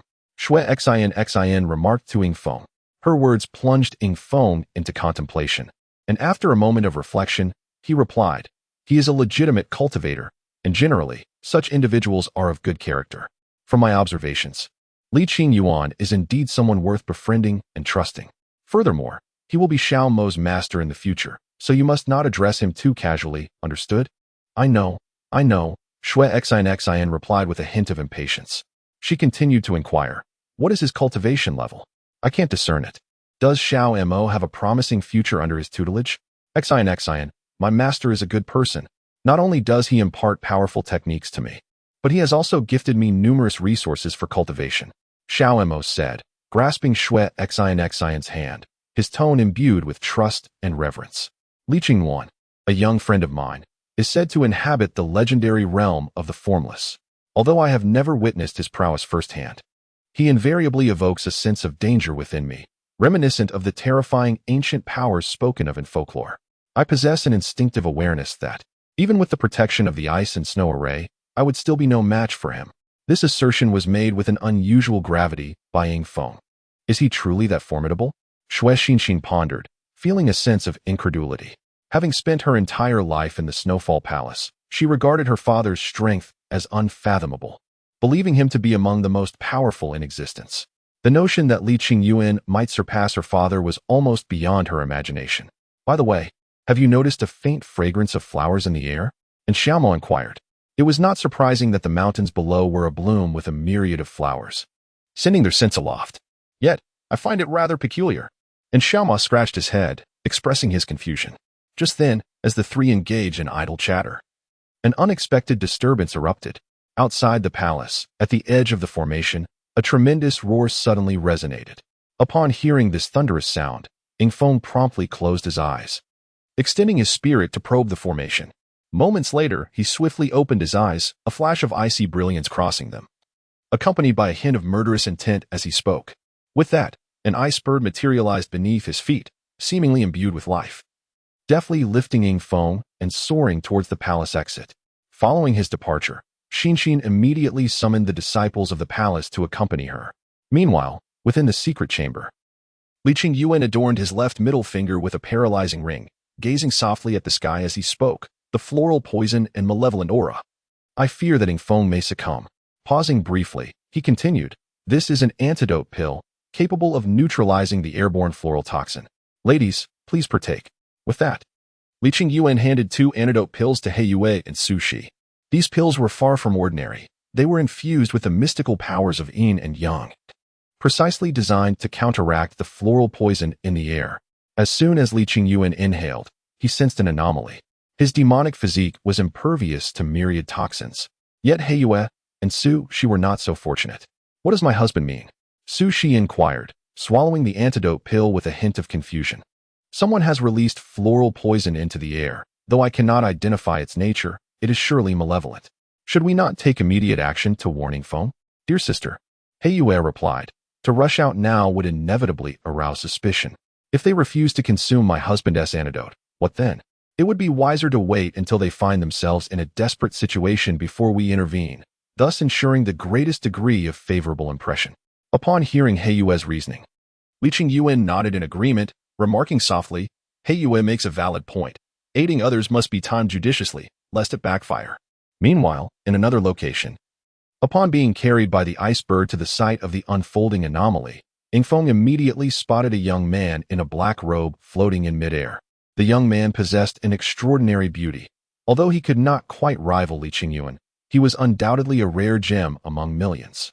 What drew the most attention was his pair of cold black eyes, reminiscent of snow in the depths of winter, chilling to the bone. This young man in the black robe was none other than Imo Qianya, one of the 4 demonic emperors of the southern wilderness, famously dubbed Imo of no emotions. He was heartless and ruthless, having taken countless lives. Coupled with his astonishing strength and extreme cunning, he posed a significant headache even for the righteous sections. As the moonlight cascaded down, it enveloped this young man in black, coalescing around him to form a formidable and sinister armored warrior. This colossal figure roared, raising a long blade forged from the very essence of moonlight, relentlessly slashing at the icy formation before him. The thunderous sounds that resonated were the result of the giant's strikes against the array, causing numerous cracks to appear along its edges. Upon witnessing the fissures in the icy formation, Yingfeng was instantly consumed by fury, exclaiming, Imo Qianya, how dare you trespass upon my flying mountain? In truth, Yingfeng harbored no previous animosity towards Imo Qianya. However, the latter's sudden and silent intrusion made his intentions abundantly clear. In the sky, Yingfeng raised his hand, channeling his immense magical power. Under his control, 2 majestic ice dragons swiftly took shape. As soon as they materialized, these dragons let out a thunderous roar, intertwining as they charged fiercely towards Imo Qianya. Upon encountering the ice dragon, Imo Qianya remained remarkably composed. As the dragon approached, he leapt onto its back with sudden agility and commanded it to summon a colossal armored warrior, seemingly forged from the very essence of the heavens and the earth, wielding a moonlit blade that sliced through the air with relentless force towards the ice dragon. Both ice dragons were under the control of Yingfeng's spirit.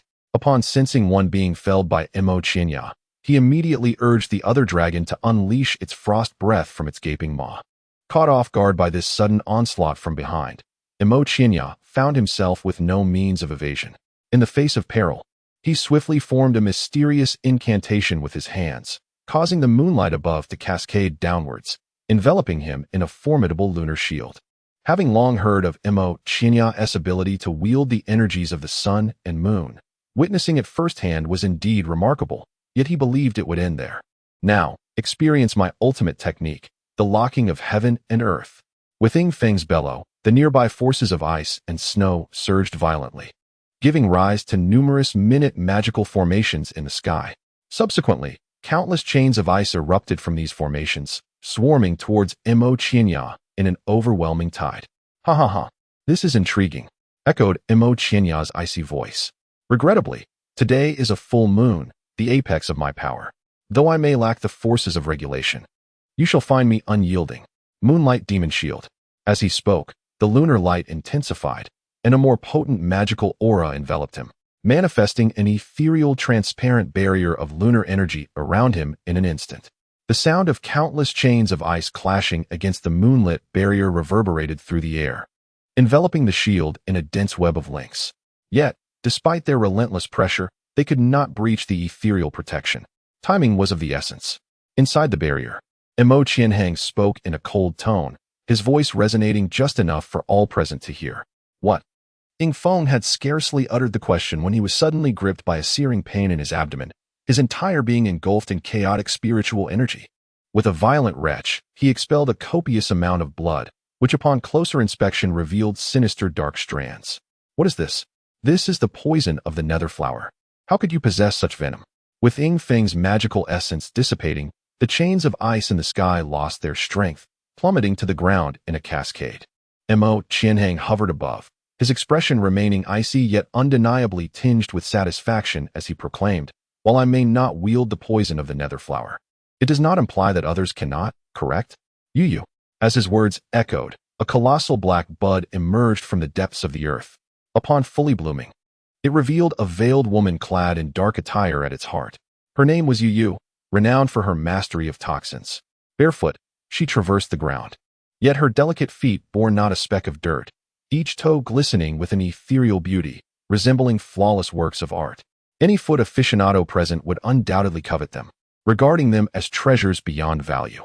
Yue is not clad in the voluminous robes and skirts typical of most women, wrapping herself tightly in layers. Instead, her attire is strikingly revealing, with the gaps in her black bodysuit exposing a considerable expanse of her delicate, porcelain skin. The already scant garments, combined with her alluring and voluptuous figure, exude an irresistible allure. When it comes to temptation, nothing compares to the allure of a figure partially concealed, offering just a glimpse while withholding the entirety, igniting one's imagination. One must admit, she is indeed a rare beauty of the mortal realm. As Yue stepped barefoot from the dark blossoms, she suddenly covered her mouth, erupting into a seductive and fervent laughter. Lord Qianya, you remain as handsome as ever today. I am utterly enamored." Amidst the icy tempest, Ying Feng pressed his left hand against his chest, subtly regulating his internal magical energy. He cast a glance at Yue, his expression tinged with confusion, for he did not recognize this woman. However, he quickly reconciled himself to the fact that there are countless talented individuals in the world, far too many for him to identify. Clearing his throat, his hearty voice bore a hint of unmasked frailty as he spoke. "Today, I concede my defeat. May I inquire as to the reason for my demise?" Chapter 25. The Sorrow of the Demon Emperor Beneath the Bright Moon. Imo Qianya's cold voice carried a trace of barely perceptible arrogance. "In this world, treasures belong to the capable. I have heard that you possess the ultimate treasure, a sealed beast pill. Surrender it, and I shall spare your life." "You must be mistaken. I possess no such sealed beast pill. However, there is indeed a beast sealed within the mountains. You may go and capture it yourself." Ying Feng pressed his hand against his chest, and amidst his weakened voice, he gradually regained some strength. "Without definitive information, did you truly believe I would come here?"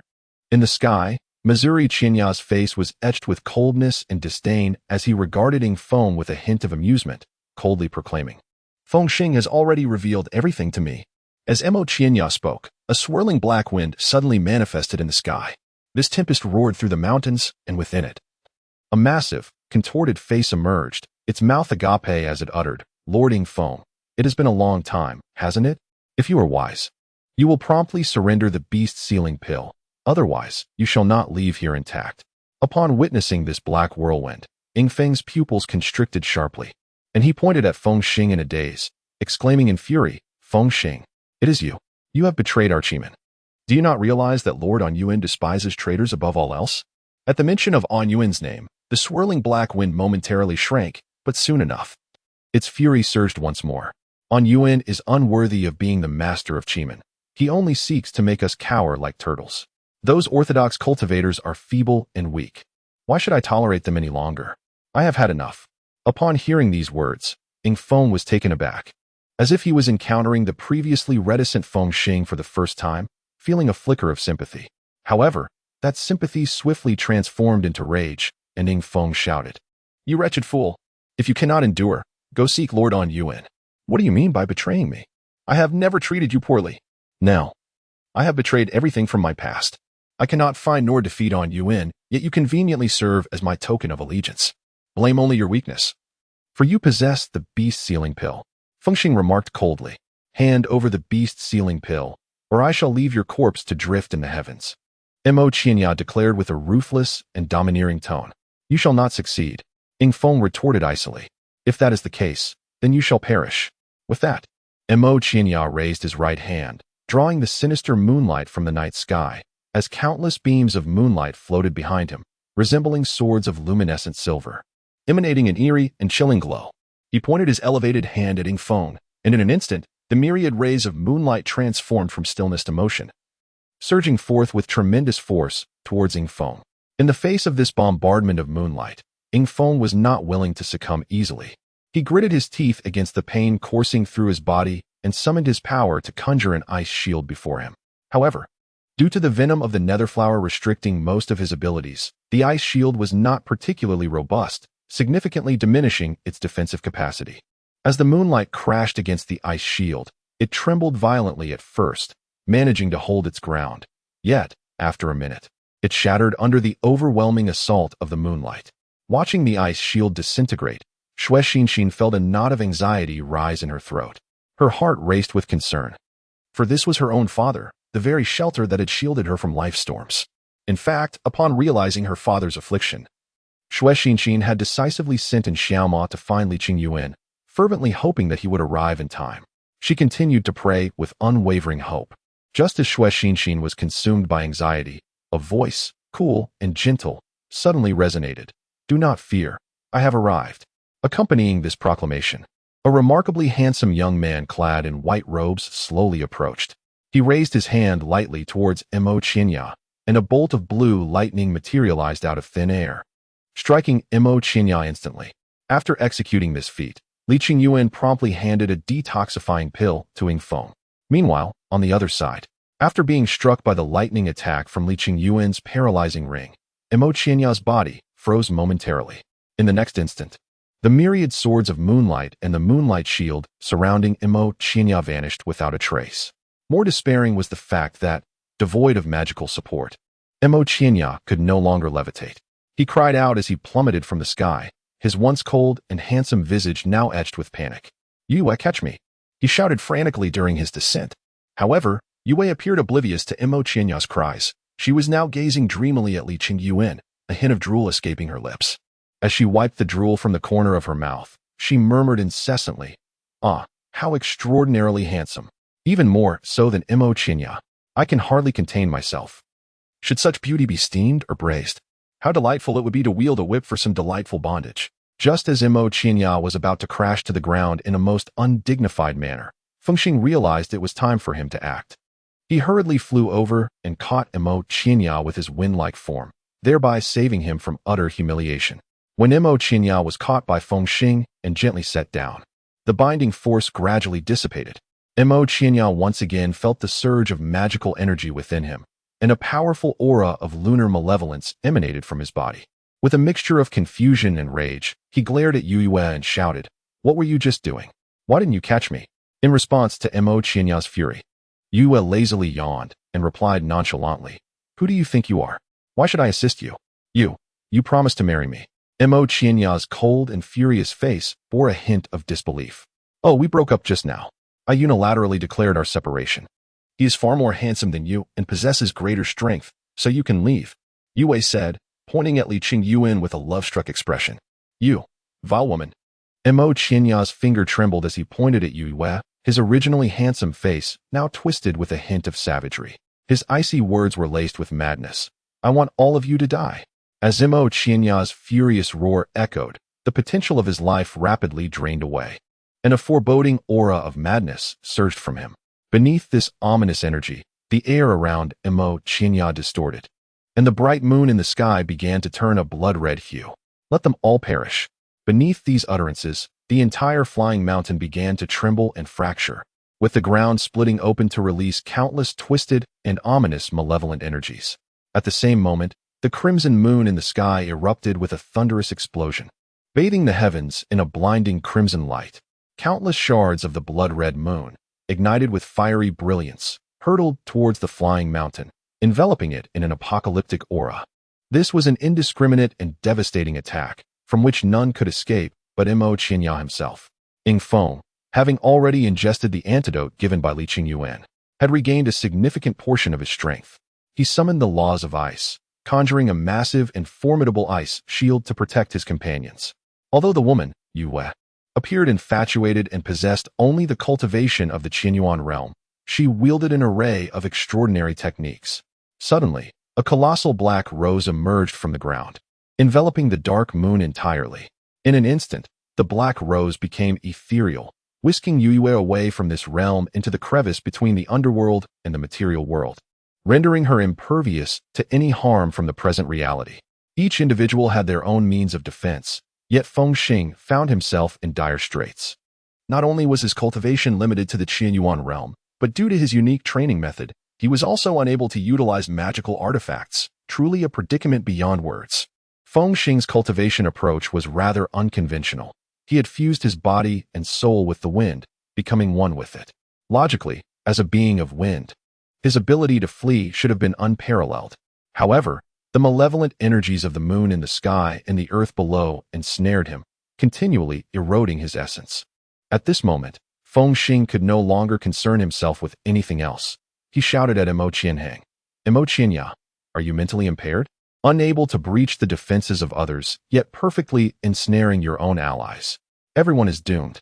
At this juncture, Mo Qianya's face was a mask of madness, as his depleted life force gradually diminished his rationality, inflaming his fury born from betrayal by Yue and deepening his obsession.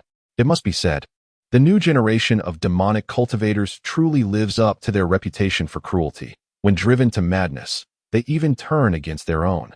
Observing the apocalyptic scene unfolding atop Flying Mountain, Li Qingyuan slightly narrowed his eyes. His demon god eye allowed him to perceive the essence beneath the surface, and he discerned that while the sight was terrifying, it largely amounted to an illusion forged from malevolent energy. Although the mountain had indeed fractured, it was not as dire as it appeared, and the moon had not exploded. Rather, it was the malevolent energy of the moon that had erupted. Despite the majority being mere phantoms, Li Qingyuan did not dare to underestimate the situation, for Mo Qianya's grand maneuver was infused with profound lunar and earthly principles. Any attack imbued with the power of these principles could instantly yield a tremendous qualitative transformation. At this moment, even the suppressive power of the paralyzing ring had ceased to function, as Mo Qianya's spell had already been unleashed, requiring no subsequent magical energy to sustain it. In such circumstances, suppression was futile. Under the combined assault of the earthly and lunar malevolent energies, Ing Feng was gradually becoming overwhelmed, as countless fissures began to appear upon the massive, heavy ice shield. Upon witnessing this scene, Li Qingyuan immediately summoned 7 sword flowers, concentrating all his magical energy upon them. With a deft motion directed at Mo Qianya, the sword flowers traversed the void, piercing through Mo Qianya before he could react. This was the 1,000-mile flying flowers technique from falling flowers and sword rain. Although he understood that eliminating Mo Qianya would not resolve the immediate threat and might even amplify the malevolent energies of the moon and earth, Li Qingyuan proceeded nonetheless, apprehensive that Mo Qianya might unleash further chaos. As Mo Qianya fell victim to the 1,000-mile flying flowers, his body erupted in a cataclysmic explosion, dispersing countless malevolent thoughts into the atmosphere and ground. This infusion of dark energy rendered the moon and earth malevolence even more ferocious and formidable. Confronted with this sudden surge in power, Ing Feng could no longer withstand the onslaught, and with a resounding crash, the ice shield shattered. Just as it seemed that Ing Feng and his companions would be engulfed by the relentless forces of the moon and earth, Li Qingyuan instantaneously positioned himself before them, resolutely shielding them from the dual assault with his own body. "Fear not, for I am here," Li Qingyuan declared calmly. In the midst of the cataclysmic forces wrought by the moon and earth, Li Qingyuan's figure appeared diminutive. Yet, in that moment, to the hearts of those present, he stood as a towering, steadfast presence. Chapter 26. The scripture of 10,000 poisons the heavens trembled, and the earth quaked as the terrifying energies of the moon and earth unleashed their might. The laws of the moon and earth were overwhelmingly potent. However, Lin Xi, embodying the divine essence of an immortal being and possessing mastery over the principles of yin and yang, faced it all without a trace of fear. The seemingly formidable assault was effortlessly thwarted by the slender figure of Lin Xi. Observing the towering silhouette before him, Feng could not help but exclaim, "I had anticipated that my young friend Qing Yuan possessed great strength, yet I did not foresee that he surpassed my expectations by several magnitudes. Truly, it is astonishing. My master is indeed remarkable." And Xiao Mo interjected, "Remarkable, you say?" Upon hearing this, Sushi appeared momentarily stunned. "What is it? Is my choice of words inappropriate?" Feng inquired, puzzled. No, Sushi replied. "I merely recalled a novel titled Do Pat Song Qiong, which frequently employs the phrase remarkable indeed. Thus it stirred my thoughts. Novels are but the musings of mortals, yet if they can leave an indelible impression on celestial beings, they must be exceptionally fine works." Feng offered a modest compliment. "That novel is far more than simply excellent. It rightfully deserves the title of truly remarkable." Sushi remarked with a subtle smile. "Ha. Though I may not fully grasp Sushi's reference, the seasoned Feng played along, chuckling in response. "Such is the nature of the adult world, I suppose." Under Lin Yuan's formidable defense, the ominous energies of the moon and earth were ultimately exhausted. At this moment, the sky returned to a serene twilight. The radiant moon illuminating the expanse, while countless stars adorned the heavens, their brilliance shimmering in the moonlight. In truth, the entire body of Feilai Mountain was an intricate formation. Although it lacked the sophistication of the ice and snow formation atop the peak, it was by no means ordinary. Under the dual onslaught of the earthly and lunar malevolent energies, Feilai Mountain has been rent asunder with countless fissures, and numerous peaks have collapsed. Nevertheless, the heart of the formation still endures, as long as it remains, with the adept formation master Feng present. It will not be long before Feilai Mountain regains its former splendor. Feng approached Lin Yuan, bowed deeply, and earnestly expressed his gratitude. "I am profoundly grateful for your life-saving intervention, dear friend. Had it not been for your timely assistance today, we would have surely met our demise. This is an immense favor that I find myself unable to repay. I can only pledge to do one thing for you, whatever it may be, as long as it does not betray my interests in the mysterious arts." Upon hearing Feng's words, Lin Yuan nodded thoughtfully before shaking his head. A faint smile gracing his lips as he replied, "You are placing me in a precarious position." Feng, taken aback by this response, exclaimed in a flurry, "Heaven and earth bear witness. Dear friend, your kindness towards me fills my heart with gratitude. How could I harbor any ill intent towards you? To do so would be less than beastly." With his hands clasped behind his back, Lin Yuan gazed into the distance and remarked with a serene demeanor, "Indeed." In that moment, Feng regarded Lin Yuan with a newfound admiration. Many possess great power in this world, yet few, like Lin Yuan, possess an equally formidable inner strength and unwavering principles. Previously, Feng held respect for Lin Yuan's prowess. Now, he reveres his integrity. With a tone of genuine admiration, he declared, "Your insights are profoundly enlightening, sir. I find myself lacking in comparison. Yet, when others bestow kindness upon me, I feel compelled to reciprocate. This is my path and my duty, and I implore you to honor my commitment to righteousness." Upon hearing Feng's words, Lin Yuan slightly nodded and remarked, "In that case, I shall assist you in fulfilling your duty. Since you wish to repay a kindness, I ask that you attend to a matter for me. Xiao Mo is my foremost disciple. I kindly request that you watch over him in the future. You have performed your duty, and I shall not dwell on this matter any further." "Such noble intentions, esteemed sir." Meanwhile, behind Feng, and Xiao Mo tugged at Xian's sleeve, whispering, "What are the old man and my master discussing? I feel as though I grasp something, yet simultaneously, I understand nothing." Initially, Xian displayed a contemplative expression, which soon transformed into one of vexation. With a nonchalant tone, she replied, "I am not entirely certain either. Perhaps it is our lack of experience. In truth, it matters little whether we comprehend it or not. As long as we recognize who treats us well, we shall reciprocate in kind." After engaging in light conversation with Feng, Lin Yuan clasped his hands behind his back, gazing at a certain clearing atop the mountain. He spoke softly, "Imochinya." Feng Xing has perished, and the energies of Moon Sha and Earth Sha have all dissipated. You, Shadow Moon, how long will you continue to hide? That good-for-nothing Imo Qianya cannot contend with you, but I can. Though hiding in the chasm between the netherworld and the mortal realm may seem safe, it is fraught with peril. Should I invoke the powers of the netherworld, you shall undoubtedly be crushed between the two realms. Will you emerge at my behest? Or will you choose to come forth on your own? Such an oblivious young man, truly, it pains my heart. In the vacant lot observed by Li Yuan, the tender words of the enchanting Yu lingered in the air, accompanied by her bewitching whispers. From the ether, a shadowy black rose materialized, solidifying within mere seconds. As the rose unfurled, its fragrance permeated the atmosphere. Upon inhaling this alluring scent, Li Yuan disdainfully remarked, "Though I know not the name of this flower, it bears a flirtatious essence. However, before me, it appears woefully trifling. All of this is merely to capture your heart, dear sir." Yu gracefully emerged from the heart of the rose, her movements a gentle sway that showcased her exquisite silhouette, clad in a form-fitting black garment that tantalizingly concealed and revealed. She radiated an unparalleled beauty that rendered onlookers spellbound. At that moment, Yu unveiled her face, removing the veil to reveal a visage of breathtaking allure. So stunning it left one momentarily breathless. Even Sushi, upon witnessing Yu's beauty, felt a pang of inadequacy, pondering that perhaps only the enchanting Imo Qishui from the enchanting flute fairy could rival such splendor. Women possess a variety of charms, whether in the form of fuller lips or delicate ones. Yu, with her petite cherry-red lips, exuded a captivating allure that beckoned an irresistible kiss. Beneath the moonlight, Yu approached Li Yuan, her gaze laden with deep affection, tinged with a sickly yet possessive intensity. As the enchanting Yu approached Li Yuan, no one attempted to intervene or offer misguided counsel.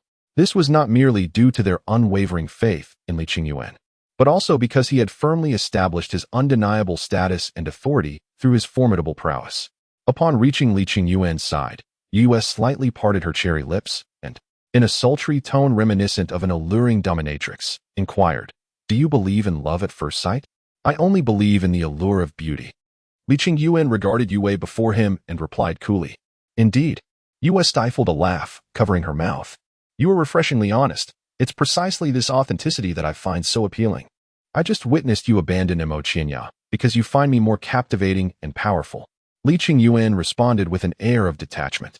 Yes, Yue unabashedly acknowledged this, displaying no hint of shame, as if it were not a matter of disgrace. She continued, "Though I have betrayed him, I did not take advantage of his plight. Besides, a wise bird chooses its perch. A phoenix does not dwell among crows. With your remarkable beauty and strength, how could I not choose you? Do you lack confidence?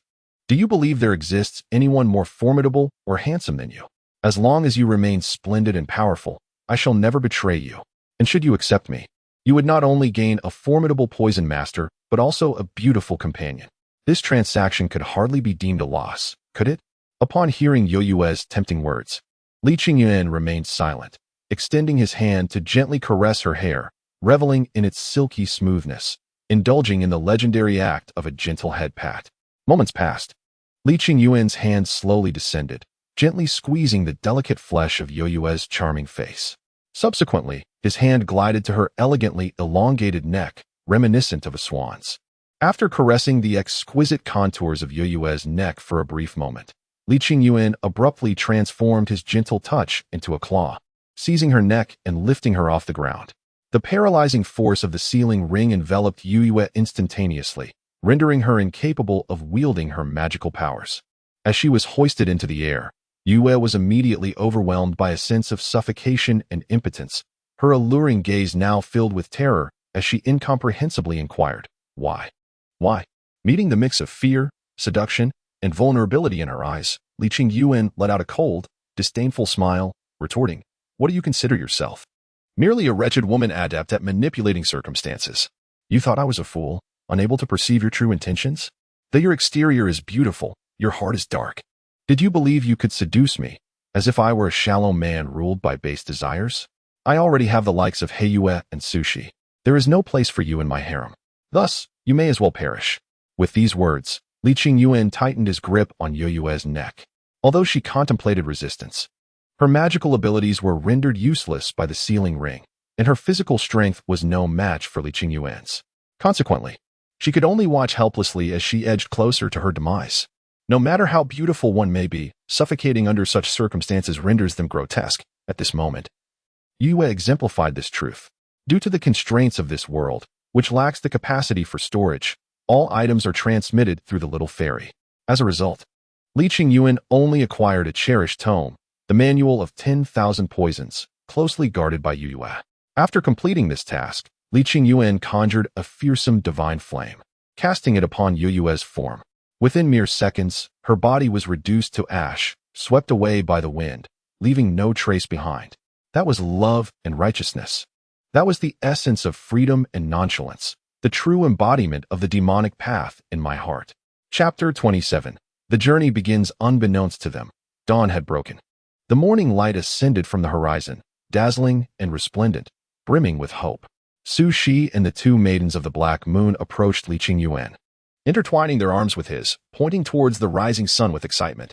"Husband, look, what a beautiful sunrise." Li Qingyuan, with a gentle smile, gazed at the sun as it gradually ascended, exclaiming, "Indeed, it is beautiful, much like the two of you, radiant and warm."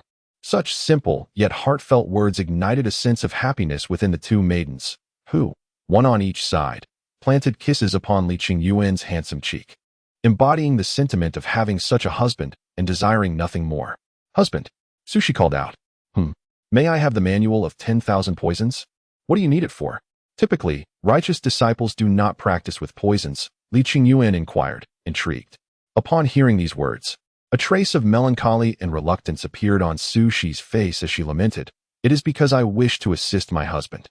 Poison is the most effective means of combat, as demonstrated by Yu, who, despite being merely in the Qinyuan realm, was able to injure the formidable Yingfeng of the Wuxiang realm using poison. I am, in essence, a strong and independent woman, and I do not wish to be a mere ornament beside my husband. I earnestly hope for his understanding." At this juncture, Heiyu interjected, "Elder sister wishes to learn. And I too desire to learn.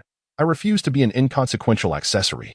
Since ancient times, poison doctors have not been divided. Those skilled in poison must also be well-versed in medicine, and those proficient in medicine must equally understand poison," Li Qingyuan stated. "Ah Shi, if you wish to learn, then pursue it. As for Ah Yu, you should refrain." "Why? That is unjust, my husband," Heiyu replied, gazing at Li Qingyuan with her large, alluring eyes, feigning innocence. Observing the seemingly pitiful Heiyu beside him, Li Qingyuan smiled gently and said, "Silly girl, you possess the bloodline of the frost giant python, excelling in control and defense. These are the aspects you should strengthen. Poisoning does not align with your bloodline philosophy, and you have yet to fully comprehend the thought techniques acquired from the Qi sect. Have you? Remember, one cannot overreach. But I have nearly grasped those thought techniques." Heiyu meekly protested. Li Qingyuan clasped Black Moon's hand tightly and continued to speak earnestly. "The most taboo in cultivating martial arts is to simultaneously delve into two entirely unrelated fields. This not only disperses one's focus and spirit, rendering both areas mediocre, but also hinders the ability to draw connections that could lead to a more profound understanding. There is no need to rush. You may pursue the techniques and treasures that suit you in due time, for this will pave the way for a more promising future." After a brief pause, Li Qingyuan added, "Moreover, both of you are dabbling in poison arts, which creates redundancy in our team, resulting in a waste of resources. Thus, it would be best for Axia to cultivate the path of poison on her own." Upon hearing Li Qingyuan's words, a radiant smile brightened Black Moon's face once more. With joy, she replied, "Though I still harbor a hint of uncertainty, since my husband has shared so much, it is clear that he has given this considerable thought. With such sincerity directed towards me, I shall heed his counsel wholeheartedly." Li Qingyuan could not help but chuckle at Black Moon's response, realizing that despite his lengthy explanation, she did not fully grasp the essence of his words. This brought him a tinge of frustration, though he soon found solace in the understanding that, unlike other demon beasts, Black Moon had only recently transformed and thus lacked experience in the affairs of the human realm. Her understanding of cultivation remained rudimentary, compounded by her not yet having reached the core formation stage, Demon King realm, which meant her consciousness was not fully awakened. Therefore, it was only natural that she could not entirely comprehend Li Qingyuan's insights. In the ensuing moments, Li Qingyuan took the opportunity to rest briefly within the Snowfall Hall. Remembering the time when Li Qingwan learned the art of swordsmanship from Dugashang at the Panglai Sword Pavilion, Dugashang imparted to him a sophisticated technique known as Xinxing Wandian, a high-level movement skill. As Li Qingyuan later honed his mastery of Luo Hua Jianyu, he increasingly relied on this technique for swift maneuvers and positional shifts, rendering Xinxing Wandian somewhat superfluous. Now, with some leisure time at his disposal, Li Qingyuan began to explore Xinxing Wandian, endeavoring to integrate it into Luo Hua Jianyu. While Luo Hua Jianyu encompasses displacement, swordplay, and illusion, Xinxing Wandian is purely a movement technique. Although they share similarities, they also complement each other in numerous ways. After dedicating a month to this endeavor, Li Qingyuan successfully merged Xinxing Wandian into Luo Hua Jianyu. Now, Li Qingyuan no longer needs to rely on the rules of the wind to switch between sword flowers. He can simply channel his innate power to achieve the same effects as before. This signifies a further reduction in his dependence on this realm and the Celestial Emperor, representing a subtle enhancement of his strength. Moreover, with the integration of Xinxing Wandian into Luo Hua Jianyu, Li Qingyuan's agility has been greatly amplified.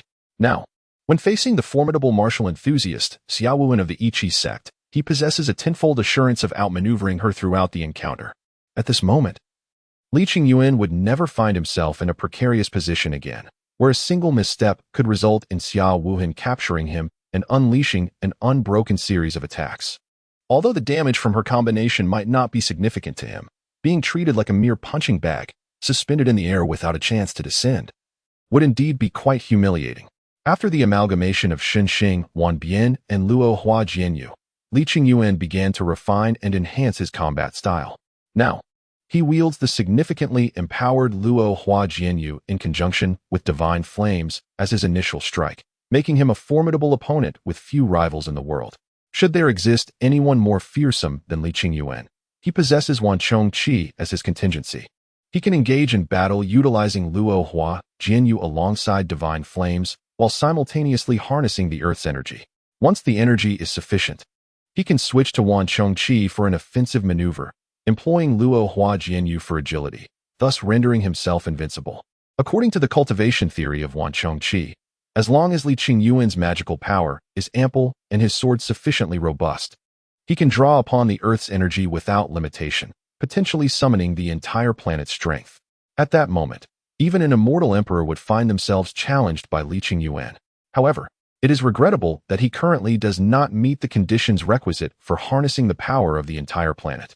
During his 2-month stay at the Snowfall Palace, Li Qingyuan not only perfected his martial techniques, but also learned from Ying Feng about the Pig-Head King's secret realm, acquiring the key to enter it. When he first encountered Su Shi at Qianqing Mountain, she appeared somewhat infatuated, likely due to her extensive reading of romantic novels. Despite this slight air of infatuation, Su Shi was undeniably an academic prodigy prior to her journey through realms. The collection of books housed in the Panglai Sword Pavilion is vast as the ocean. Reading them all would require centuries. Yet, Su Shi efficiently sifted through the superfluous texts, selecting the valuable ones, and swiftly read, comprehended, and memorized their contents, showcasing her intellectual prowess. In the recent events concerning the Huahua Palace, the life story of Kai Xia, Kuei-Xin, was divulged to Li Qingyuan by Su Shi. Unlike the profession of a poison master, which does not prioritize spiritual roots or the alignment with the heavenly path, it resembles the realms of chemistry and biology on Earth, focusing instead on memory, comprehension, creativity, and a requisite rigor, clarity, and analytical acumen, all of which Su Shi possesses in abundance. She is truly destined for this vocation. As an ancient demonic deity born to fulfill the will of heaven, once the blood of Li Qingyuan became infused with the power of yin and yang, he could neutralize all poisons in the world.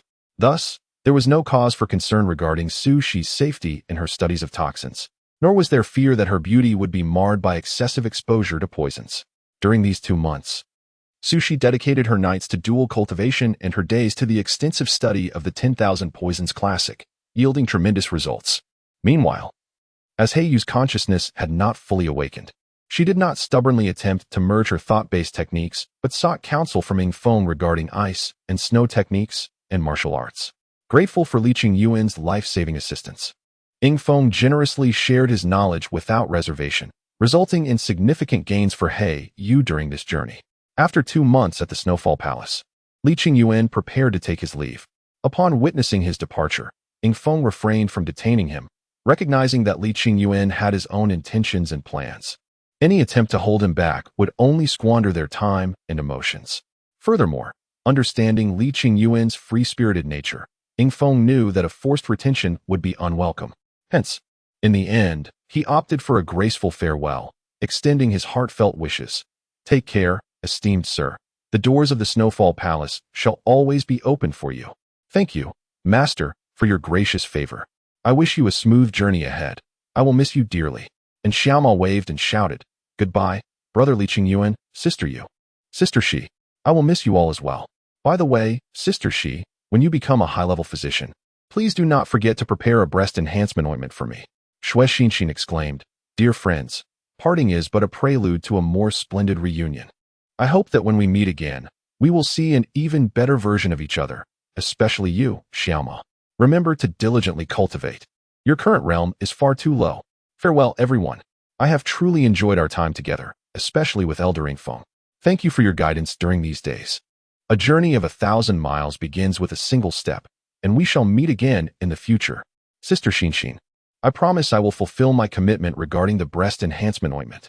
As Xiaoma watched Lin Xi and the others ascend into the sky aboard their flying ship, she tugged at Shui Xinxin's sleeve and whispered, Xinxin, to be honest, I prefer girls with a flat chest.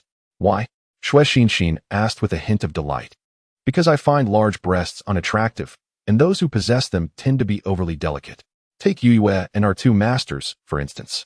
They lack any semblance of masculinity and are clearly incapable of fighting. And Xiaoma replied earnestly. And Xiaoma, you are asking for it. Shui Xinxin shouted, playfully throwing punches and knocking Xiaoma to the ground, where they began to roll around in the snow. I don't think I said anything wrong, Xiaoma thought. Feeling aggrieved as she was pinned down by Shui Xinxin, observing Xiaoma being tackled to the ground and incessantly struck by Xinxin, Feng grasped the wine flask at his waist, taking several hearty swigs. After wiping the corner of his mouth, he remarked with a faint sigh, What a truly fortunate pair they are. Chapter 28. The Mountain Deity Under the Radiant Sun and Clear Skies. Thousands of mortals fervently bowed before the temple of the mountain deity at the foot of the arid stone mountain. Among them were aged villagers clad in tattered garments, prosperous merchants with plump faces, refined scholars of noble character, and dignified officials exuding an aura of authority. Incense burned while wisps of smoke curled gracefully, enveloping the mysterious and solemn mountain deity's temple, rendering it akin to a celestial realm. A mountain need not be lofty to be renowned. A deity bestows its fame. A river need not be deep to harbor dragons. Their presence imbues it with spirit. Within the southern regions, countless celebrated rivers and immortal mountains abound. Yet Arid Stone Mountain is merely a humble hill located in the northern county of Daqian. Its modest elevation renders it unremarkable. But within its confines resides a mountain deity named Luo, thus elevating Arid Stone Mountain's status from the ordinary. For centuries, the mountain deity Luo frequently manifested as a mortal among the living, performing benevolent deeds. He quelled the earthly energies of the northern county, ensuring favorable weather and the absence of natural disasters for hundreds of years, thereby earning the faith of its people. However, in recent years, for reasons unknown, Luo has gradually withdrawn from the mortal realm, and the county has begun to experience minor calamities. In June of this year, the northern county faced an unprecedented drought, a rare occurrence in a century. The crops in the fields suffered grievously from the aridity. Without rain, it would not be long before they withered and perished. In response to the dire drought, the county magistrate led prominent figures from the region to pay homage, beseeching the mountain deity Luo to bestow blessings and alleviate the drought afflicting the county. The magistrate of Beichuan County, named Song Shimi, is a middle-aged man in his 40s with a dark complexion. Though his appearance may be unappealing, he possesses remarkable talents and the ability to govern effectively. At this moment, Song Shimi kneels reverently before the mountain god's temple. Previously, he had little faith in deities, believing them to be distant from mortals like himself. Yet now he finds himself believing, driven by the welfare of the county's people. Gathering the townsfolk, he leads them in supplication on the ground. Gazing at the scattered incense and smoke rising from the temple, he lets out a barely perceptible sigh. This attempt to communicate with the mountain god has undoubtedly failed once more, prompting Song Shimi to contemplate the necessity of requesting grain from the court. Due to systemic differences, the relief grain in the Great Qian Empire is not a gift, but rather a loan, provided to the disaster-stricken as interest-free credit, which Beichuan County must eventually repay. Thanks to the sagacious governance of the Great Qian sovereign, the people of Beichuan still possess some savings, and they are able to repay the first year's loan. However, should another drought strike Beichuan in the following year, the populace will surely suffer greatly. What course of action can alleviate Beichuan's plight and ensure that the people can enjoy a prosperous year? Just as Song Shimi is lost in deep contemplation, a radiant light suddenly streaks across the horizon, captivating the attention of all gathered before the temple. As the light draws closer, they discern that it is a celestial white jade flying ship, at the bow of which sit 3 ethereal beings, 1 man and 2 women. The male celestial is extraordinarily handsome, unmatched in the world, while the 2 female celestial beings are both stunningly beautiful, captivating all who behold them. The illustrious figures aboard the white jade ship are none other than Li Qingyuan, Su Shi, and He Yu. Upon witnessing the ethereal presence of the 3 celestial beings, the multitude gathered before the temple felt as though they had encountered their saviors. They fell to their knees, fervently exclaiming, "We beseech you, immortal beings, save us." The chorus of voices rose to a thunderous crescendo, reverberating through the air. Observing the sea of supplicants below, Li Qingyuan gently lowered the white jade vessel. "What is it that you seek?" he inquired with a calm demeanor. Amidst the crowd, Song Shimi hastily maneuvered through the throng, bowing respectfully to Li Qingyuan and, with a mix of reverence and trepidation, articulated, "I stand before you, esteemed immortals. I am Song Shimi, the magistrate of Beichuan County. Our region is beset by a drought. I implore you to consider the plight of the common folk, whose lives are fraught with hardship, and employ your divine powers to summon the rain." Upon hearing Song Shimi's plea, Li Qingyuan furrowed his brow slightly. The art of cloud formation and rainfall was but a mid-tier spell, a trivial task for him to conjure at will. However, the execution of such a spell proved to be challenging. As he entered Beichuan County, he sensed that the barren stone mountain was incessantly absorbing the local moisture, earth energy, and the essence of belief. Should Li Qingyuan attempt to manifest clouds, it was likely that the very moment he coalesced the storm clouds, the mountain would consume all the atmospheric moisture, thwarting the rain's descent. Ultimately, Li Qingyuan specialized in offensive combat techniques and was not particularly adept in the auxiliary art of cloud formation and rainfall. It is often said that every tool has its strengths and weaknesses. Thus, even Li Qingyuan was not omnipotent. Regarding the matter of rain, he currently found himself bereft of effective solutions. There is something peculiar about the mountain. It continues to absorb the local moisture, which is the source of the issue. You may manage your affairs as you see fit, but heed my warning, do not ascend the mountain. I shall investigate what has befallen your mountain deity.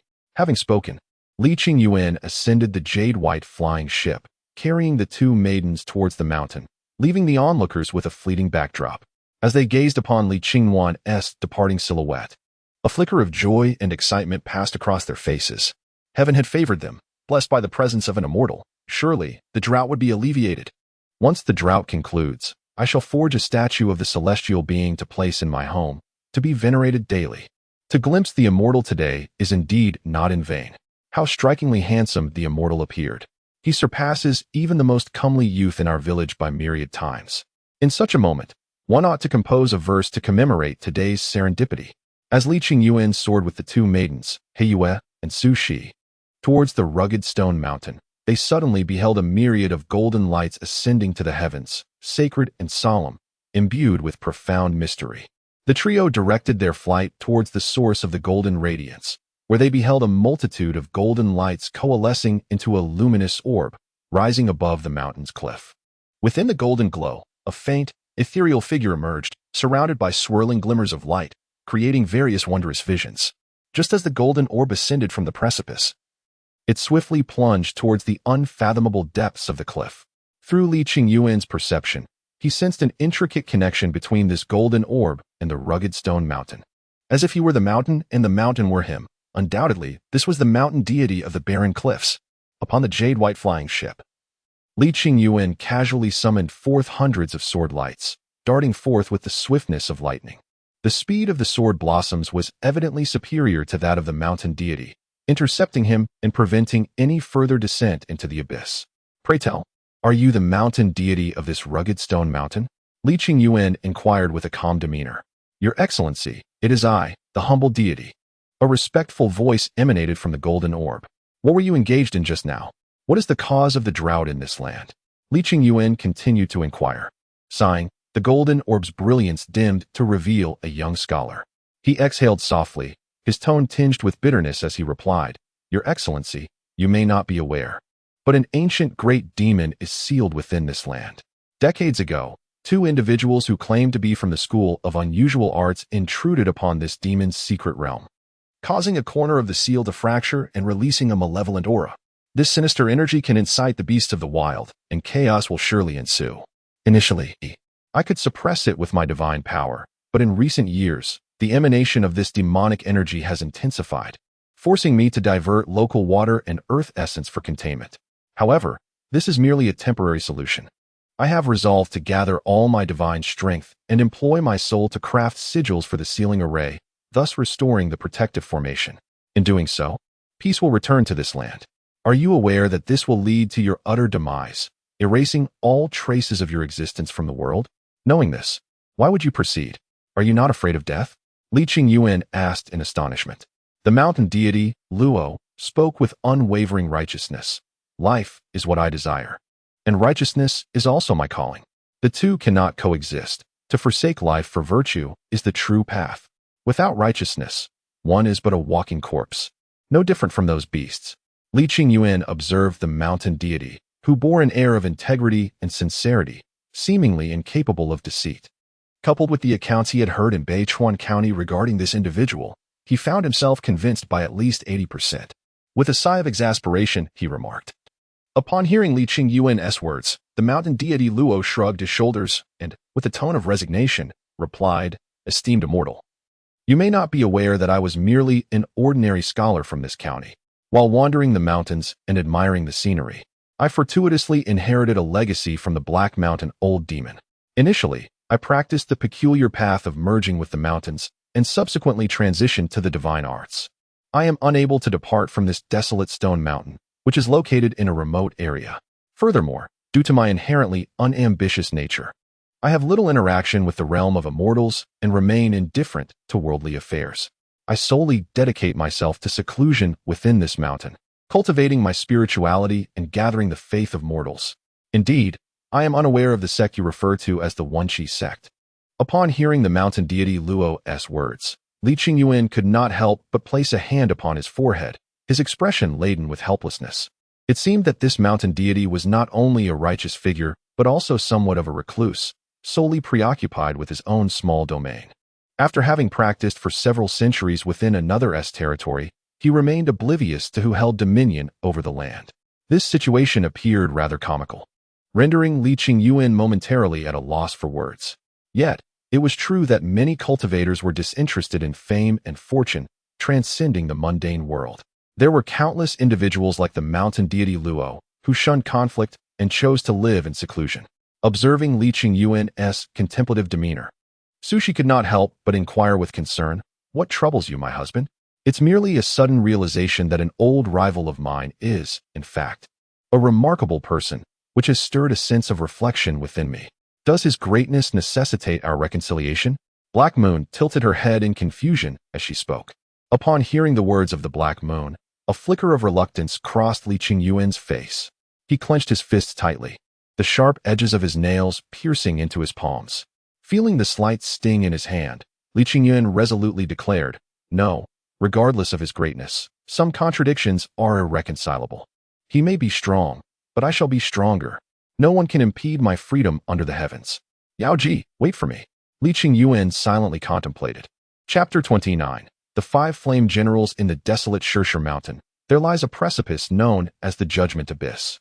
This chasm is unfathomably deep, with malevolent energies swirling, presenting both peril and mystery. Such enigmatic cliffs have always captivated novelists, who portray the abyss as a realm holding unparalleled martial arts. A mystical old man with a white beard, legendary weapons, and enchanting, graceful mentors. As for whether there are fateful encounters beneath the cliff, the words of the authors are not entirely fanciful. Some cliffs indeed harbor extraordinary secrets, and the Judgment Abyss of Shirshir Mountain is one such place. Sealing one of the ancient 5 flame generals, the King of Swine. In ancient times, the fire immortal Yuxuan commanded 5 of his most capable subordinates, known as the 5 flame generals. Among them, the 4th in rank was the Earth Flame General, King of Swine. He wielded the Earth Flame, capable of inflicting sustained high damage over a wide area, akin to the Sun Flame of a certain alliance, yet significantly more potent. The 1st in rank was the Spectral Flame General, Su Lingyan. She was both a formidable martial practitioner wielding a colossal axe and a highly skilled formation master.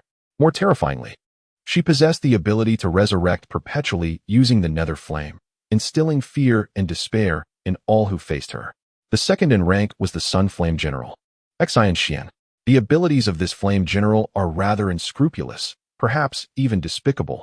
He possesses a spell known as Solar Flame Summon, which allows him to invoke the flames of the sun for a global assault whenever sunlight is present. Additionally, there is a chance that this spell may inflict a shadowless effect. Fortunately, when employing Solar Flame Summon for long-range attacks, the damage output is significantly diminished. Thus, this spell is primarily utilized for reconnaissance and attrition purposes. In addition to Solar Flame Summon, Xian wields another rather repugnant spell called Divine Light Descent. Upon invoking this spell, he not only heals his own injuries but also immobilizes nearby foes, rendering them paralyzed in place. Rank 3rd is the Wind Flame General, Feng Lai, who is impervious to all physical and magical damage, fearing only spiritual assaults. His wind flame can not only breach the defenses of his adversaries but also diminish their offensive capabilities, making him an incessant nuisance. In 5th place is the Heart Flame General, Yu, whose heart flame can scorch the bodies, mana, and souls of his enemies, while also siphoning their life force for his own gain. He possesses a technique called Cosmic Reversal, which enables him to exchange life energy with any foe, earning him the title of the ancient world's foremost counterattack technique. The 5 flame generals were renowned in ancient times, their reputation so formidable that even Li Qingyuan dared not underestimate them. At the base of the cliff lies the seal of one of the ancient 5 flame generals, the Earth Flame General, Zhitu Wang. What? Are you truly speaking the truth? The mountain deity, Luoyin, was gripped by sheer terror, his eyes widening in alarm. He trembled uncontrollably, his voice laced with profound fear as he uttered, "If it truly is he, we are in grave trouble." Though the gap in this formation is but small, the legendary Fire Lord is formidable beyond measure. Even with my soul transformation talisman, I doubt I could seal that breach in the binding array. Upon hearing this, Li Qingyuan let out a cold snort, disdain dripping from his words. To me, the Fire Lord is merely a small piglet, utterly feeble. Lead the way, I shall deal with him myself. Luoyin, taken aback by Li Qingyuan's apparent disregard for one of the ancient 5 Lords of Flames, felt a swell of awe towards him. Just how powerful and terrifying could he be? With this thought, his attitude toward Li Qingyuan shifted to one of deep reverence. Bowing his head, he spoke with utmost respect. "I shall heed the decree of the esteemed immortal." With that, a golden light enveloped Luoyin as he guided Li Qingyuan and his companions toward the bottom of the cliff. Upon their arrival, they were met with a scene of raging flames at the cliff's base, from which emanated an overwhelming aura of demonic energy. Observing this spectacle, Li Qingyuan activated his Demon God Eye. Through its vision, he discerned the fire-sealing formation at the bottom of the cliff. Countless ancient runes were inscribed upon this fiery array, from which a mysterious and terrifying energy radiated. In truth, the sealing formation at the cliff's base was merely the tip of the iceberg. The fire-sealing array was vast and intricate, with the majority concealed within the ethereal realm. Without the extraordinary eye of the demon god possessed by Li Qingyuan, capable of discerning all illusions, ordinary cultivators would remain oblivious to the true nature of this sealing formation. Even seasoned transcendent beings like Xiao Wuhan and Dugushang would be at a loss. This is due to the fact that the power of the mystical realm belongs to the facade of the present world. It relies on the existence of the current reality, yet remains distinct from it. Akin to the 2 sides of a sheet of paper, the tangible world above and the mystical realm below. The mystical realm can isolate everything from the present world, proving remarkably effective against the indomitable ancient powers. Thus, it was commonly employed as a sealing ground in ancient times, yet in the millennia that have since passed, its existence has become a forgotten relic. Upon witnessing this fire-sealing formation, Li Yuan felt a profound sense of curiosity. This formation was not crafted by mere mortals, but was the handiwork of the fire immortal Zhurong himself. Li Yuan could sense Zhurong's essence emanating from the formation. This raised a perplexing question. Zhurong's loyal subordinate, the Earth Flame King, was undoubtedly a prized ally. Why then had he been sealed here? Perhaps this was not a mere sealing, but rather a form of protection, Li Yuan mused.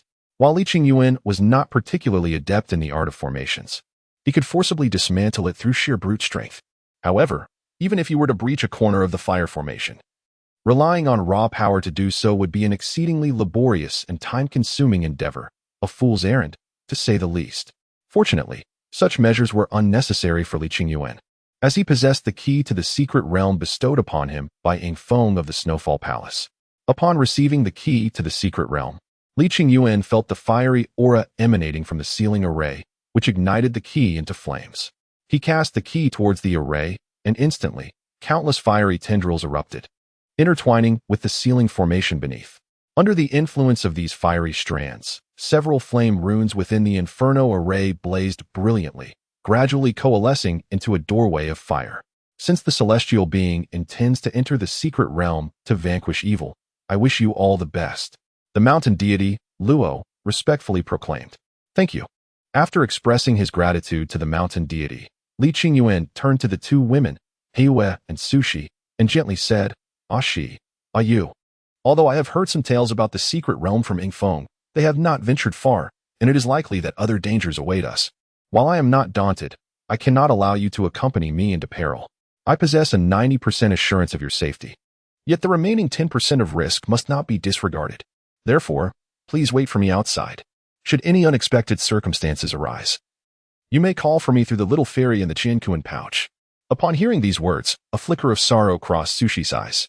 The last incident with Kuei-shin unfolded similarly, and now, once again, Li Yuan bore the weight of all burdens alone, leaving her feeling utterly powerless. Sushi began to loathe her own frailty anew, and in that moment, her resolve to pursue strength solidified even further, concealing her melancholy deep within. Sushi bestowed upon Li Yuan a tender smile filled with affection, speaking softly and gently, "I look forward to your victorious return." In contrast to Sushi's subtlety and gentleness, Heiyue exuded a fervent allure.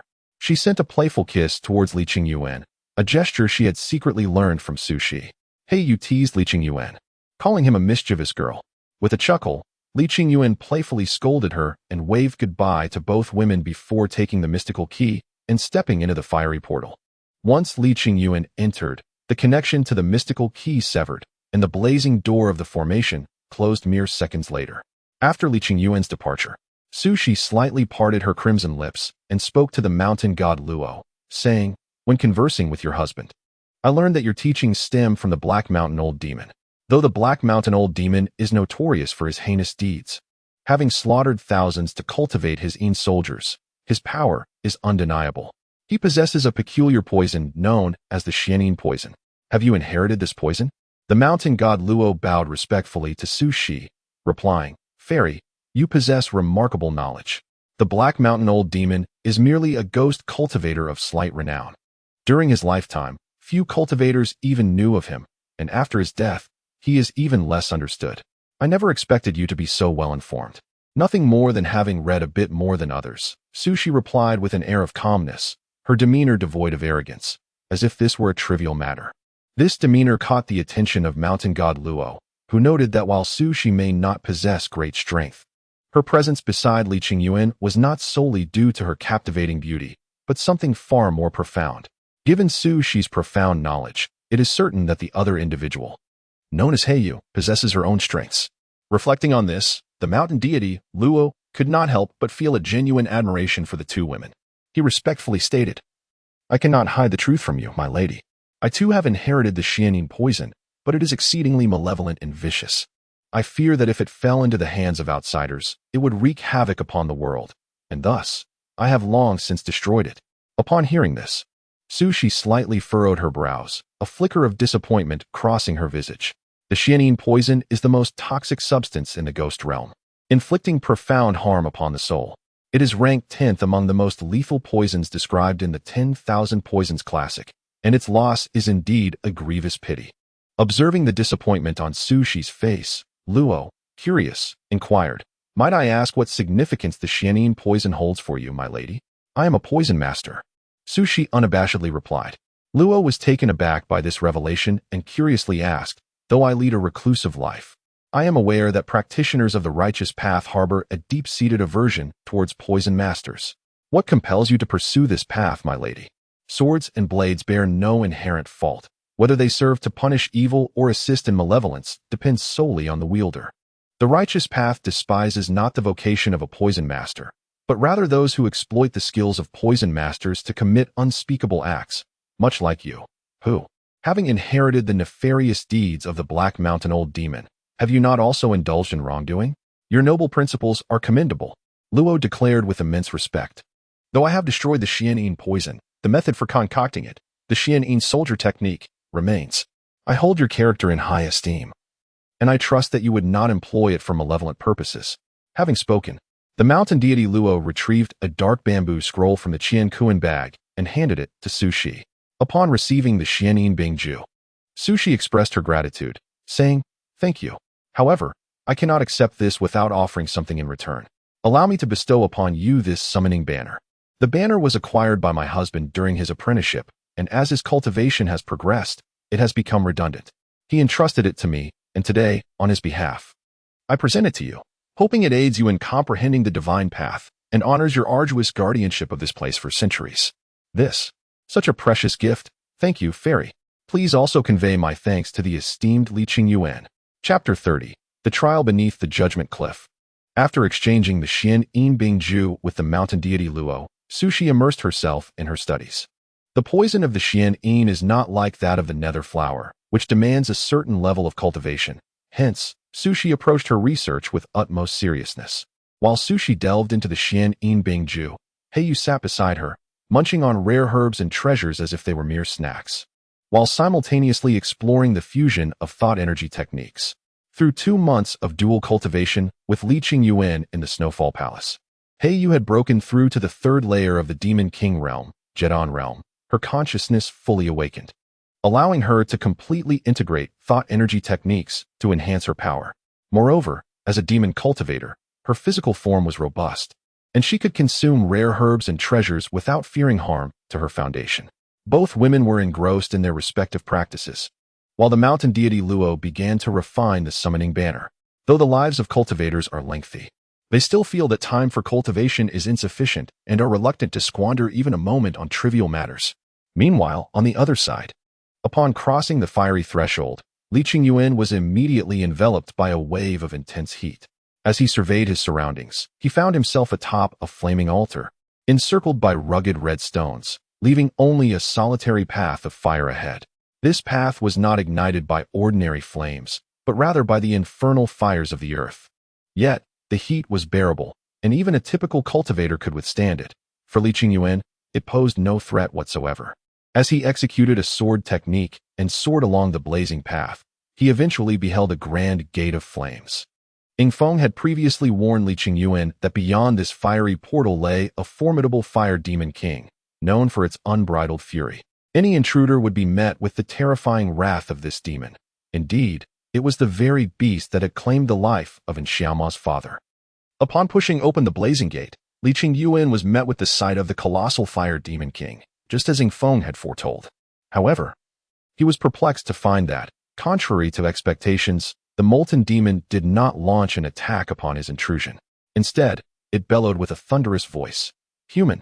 Li Qingyuan responded calmly, "Divine flame." "Very well," the demon replied. "Then for the 3rd question, please elucidate your views on the Immortal Emperor. He accomplished great deeds, yet at his core, he is a scoundrel." With that, the immense form of the fire demon gradually submerged into the molten lava beneath, revealing yet another fiery door behind it. Upon pushing open the grand door of flames, Li Qingyuan found himself transported to another fiery altar. Before him lay a lengthy path of flames. However, this altar was more expansive, and the ground fire along the path burned with an even more intense heat. Li Qingyuan soared along the flaming trail, shielded by the divine flames emanating from the crimson sword at his waist, rendering the searing fires utterly incapable of inflicting any harm upon him.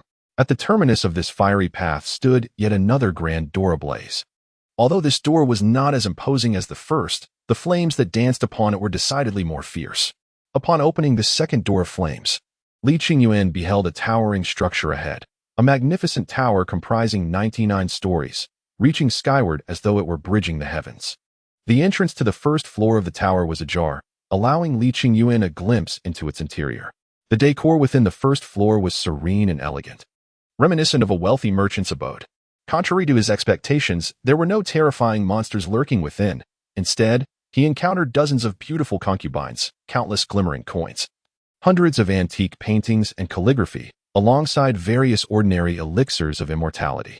Gazing upon this tower, Li Qingyuan squinted, unable to restrain himself from exclaiming, "It is the Tower of Desire, one of the 5 emotions. How intriguing." Each level of this Tower of Desire housed an array of exquisite beauties and treasures, each surpassing the last. Should one harbor even a flicker of greed, yearning for finer possessions or more enchanting companions, one would be compelled to ascend the tower relentlessly. Yet, upon reaching the 99th floor, one would discover that what awaited was not the anticipated beauties and riches, but rather a terrifying creature born from the very desires one had harbored. This monstrous entity not only possesses all your spells, but its celestial power is quintuple that of yours. Born from your insatiable greed, its existence is tethered to yours. Should you remain unscathed, so too shall it endure. Navigating the Tower of Desire is a rather straightforward endeavor. All one must do is refrain from ascending for a month while seated outside. During this interval, the tower will unleash a plethora of alluring treasures and enchanting beings to tempt you. Should you withstand this trial for the entire month, the Tower of Desire will dissipate of its own accord. However, for Li Qingyuan, a month stretched into an eternity, prompting him to adopt a more direct and forceful approach.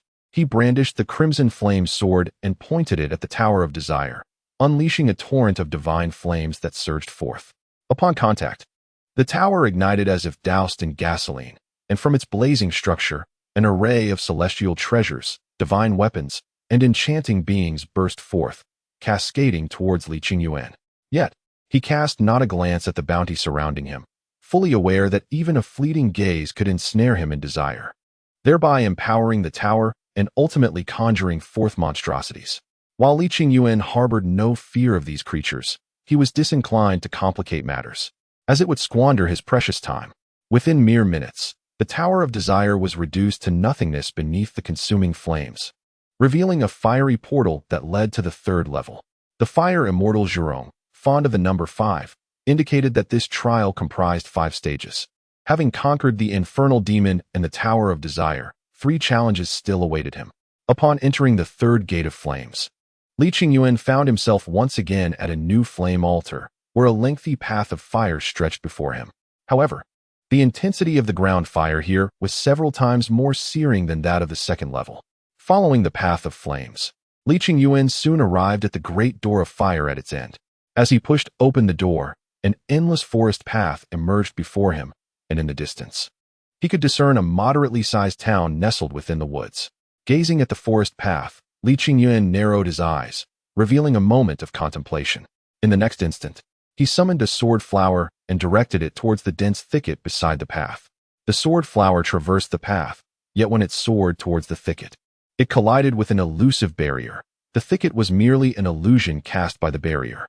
Under the assault of the sword flower, it trembled momentarily before reverting to its original state. Witnessing this scene, Li Qingyuan's expression shifted to one of realization as he remarked with a hint of disdain, "What a tedious trick. To confuse you, various towns will be set along the way, allowing you to momentarily rest and regain your strength to continue onward." Subsequently, Li Qingyuan retreated, flying backward until he once again passed through the fiery gate. Upon crossing the gate, he found himself once more at the flame altar, where the path of flames lay ahead yet again. As Li Qingyuan pondered, an ancient and ethereal voice resonated from above. "The way of Go is infinitely variable. Each move made determines the subsequent tactics, much like life itself. Every decision shapes a different destiny. Indeed, the world is akin to a game of chess. So I beseech you to contemplate carefully. As for you, the challenger, my task is quite simple. If you manage to win against me in a game of Go, I shall permit you to pass. Should you lose, however, you will remain here, playing against me until victory is yours. I do not know how to play Go. Li Qingyuan replied, gazing at the elder composed of flames. That is of no consequence. I can teach you. The fiery elder responded indifferently. I have no interest in learning. Li Qingyuan coldly rejected. Upon hearing this, the flames that formed the elder's body flared up with intensity, and he coldly retorted, since you refuse to learn, you shall remain here with me for eternity. Though I may not know how to play Go, I possess other talents that will aid me in overcoming this challenge. And what might that be? The fiery elder inquired, puzzled. To kill, Li Qingyuan replied earnestly. Seeing the seriousness etched on Li Qingyuan's face, the fiery elder's countenance darkened with anger, and he coldly declared, young man, you are truly arrogant. You may not be aware, but this place is a sealing formation meticulously arranged by the fire immortal. It isolates the rules of heaven and earth. While you are indeed a practitioner of the formless realm, without the power of the heavenly rules, you are no different from me. I have the advantage of the chess formation and the home ground, while you possess nothing. Do you truly think you can kill me? How utterly laughable. Gazing at the fiery elder before him, Li Qingyuan revealed a faint, disdainful smirk. He slowly drew the crimson flame sword from his waist, unveiling the divine flames that danced upon it, and scoffed. A mere flame chess soul dares to utter such grandiloquent words? I shall relish the moment when you are consumed by the divine flames. Chapter 31. The King of Swine. The divine flames blazed fiercely upon the crimson sword. Though they were but a small flicker, they exuded an aura capable of incinerating all that exists. Upon witnessing these divine flames, the visage of the chess soul, forged from fire, was instantly overtaken by an abyss of terror. He stumbled backwards, retreating several paces, his entire fiery form quaking uncontrollably, clearly gripped by profound fear. Esteemed and illustrious immortal, please regard my previous words as mere folly. I am willing to surrender and pledge my loyalty. Are you aware that behind me lies the mighty King of Swine from the Five Flames Generals? With my assistance, your chances of victory would surely increase. At that moment, the chess soul knelt upon the ground, curling his body into a diminutive ball, appearing utterly abject, as if shrinking in size would render him inconspicuous to Li Qingyuan. No longer did he exude the imposing presence of before. His once formidable demeanor had been utterly shattered. Cultivators are but human. Some are willing to sacrifice their lives for righteousness, like the mountain god Luo, while others are cowardly and self-serving, such as the chess soul before him. Though the chess soul trembled with fear, Li Qingyuan understood that he would not truly surrender. Having traversed the ancient era, he possessed the deepest understanding of the ancient secret realms. The chess soul's fear was genuine, but its claim of offering assistance was merely a ruse. It is essential to understand that the chess soul is an integral part of this hidden realm, existing in symbiosis with it. The earth flame, embodied by the Pighead King, serves as the very core of this domain. Should the Pighead King perish, all that resides within this secretive expanse shall likewise vanish. Thus, the assertion of the chess soul to aid Li Qingyuan against the Pighead King is a mere facade. The true intent lies in aligning with the Pighead King. Human hearts are often shrouded in secrecy, and who among us is devoid of hidden motives? With such thoughts swirling in his mind, Li Qingyuan brandished the red flame sword, unleashing a flurry of hundreds of sword blossoms ignited by divine flames, which surged towards the chess soul. The blade flowers sliced through the ether, and before the chess soul could react, they pierced through its very being. The torrent of sword energy, intermingled with searing divine flames, swiftly engulfed the chess soul. In its final moments, the chess soul, filled with reluctance, cried out, "No, I do not wish to perish. Immortal, I beseech you, I still hold value, I." Before the words could escape its lips, the entire form of the chess soul was consumed by flames, reduced to naught, leaving not even a trace of its spirit. Observing the charred remnants of the chess soul, Li Qingyuan opened his palm, revealing a flickering sphere of divine flame that burned quietly within. With a gaze of admiration, he contemplated this divine flame, expressing his satisfaction. To possess such power without even harnessing the laws of fire is remarkable. This is merely a fragment of the divine flame bestowed by the fire immortal Zhurong. If I were to consume the 5 extraordinary fires of the 5 flame generals, allowing this divine flame to reach its full potential, its might would surely be terrifying. The complete divine flame. How I eagerly anticipate that moment.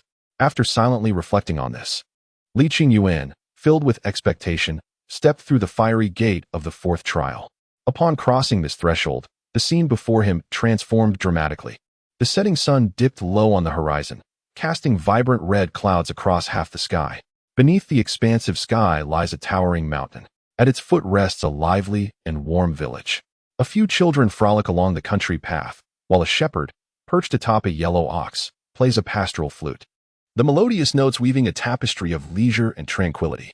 In the fields, farmers wield their sickles, diligently harvesting the golden wheat, pausing occasionally to wipe the sweat that beads on their foreheads, a testament to their toil, with a towel draped around their necks.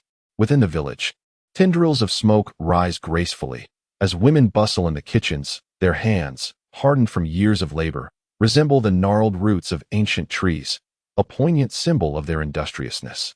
Before long, the savory aroma of rice wafts from the hearths of each home.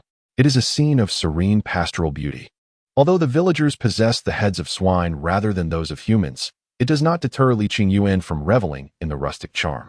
This is the village of the pig-headed people, a race long vanished from antiquity. In the next moment, a wave of distortion ripples through the air, and the scene before him abruptly transforms. The same village now engulfs in a raging inferno, with collapsed and burning houses littering the landscape. The bodies of villagers lie heaped in the village center, forming a small mountain, beneath which fierce flames dance, illuminating the blood-soaked earth below. Before this grim tableau stands a tall figure clad in armor, kneeling in despair. He too bears the head of a pig, undoubtedly marking him as one of the pig-headed people. Though he belonged to the same category of pig-headed beings, he was distinct from the ordinary ones. Towering at an astounding height of 4 meters, he possessed a remarkably broad physique, his body adorned with pronounced muscles, akin to a fearsome beast. This enigmatic and robust figure was none other than the pig-headed king, one of the 5 Flames generals, specifically the Earth Flame General, a silhouette that Lin Xi recognized. In the village engulfed in flames, the pig-headed king gradually rose and turned to face him. Upon standing, his imposing stature, reminiscent of a small mountain, instilled a profound sense of intimidation. With a deep yet amiable voice, he proclaimed, "Challenger, I have awaited your arrival for countless millennia. You have finally come. If you wish to attain what you desire, then come forth and defeat me." As he spoke, a searing inferno of earth flames erupted around him, and the earlier illusion of the village began to dissipate, replaced by a realm entirely composed of earth flames. Standing amidst this fierce blaze, even with the divine protection of the sacred flame, Lin Xi felt a slight sting of heat.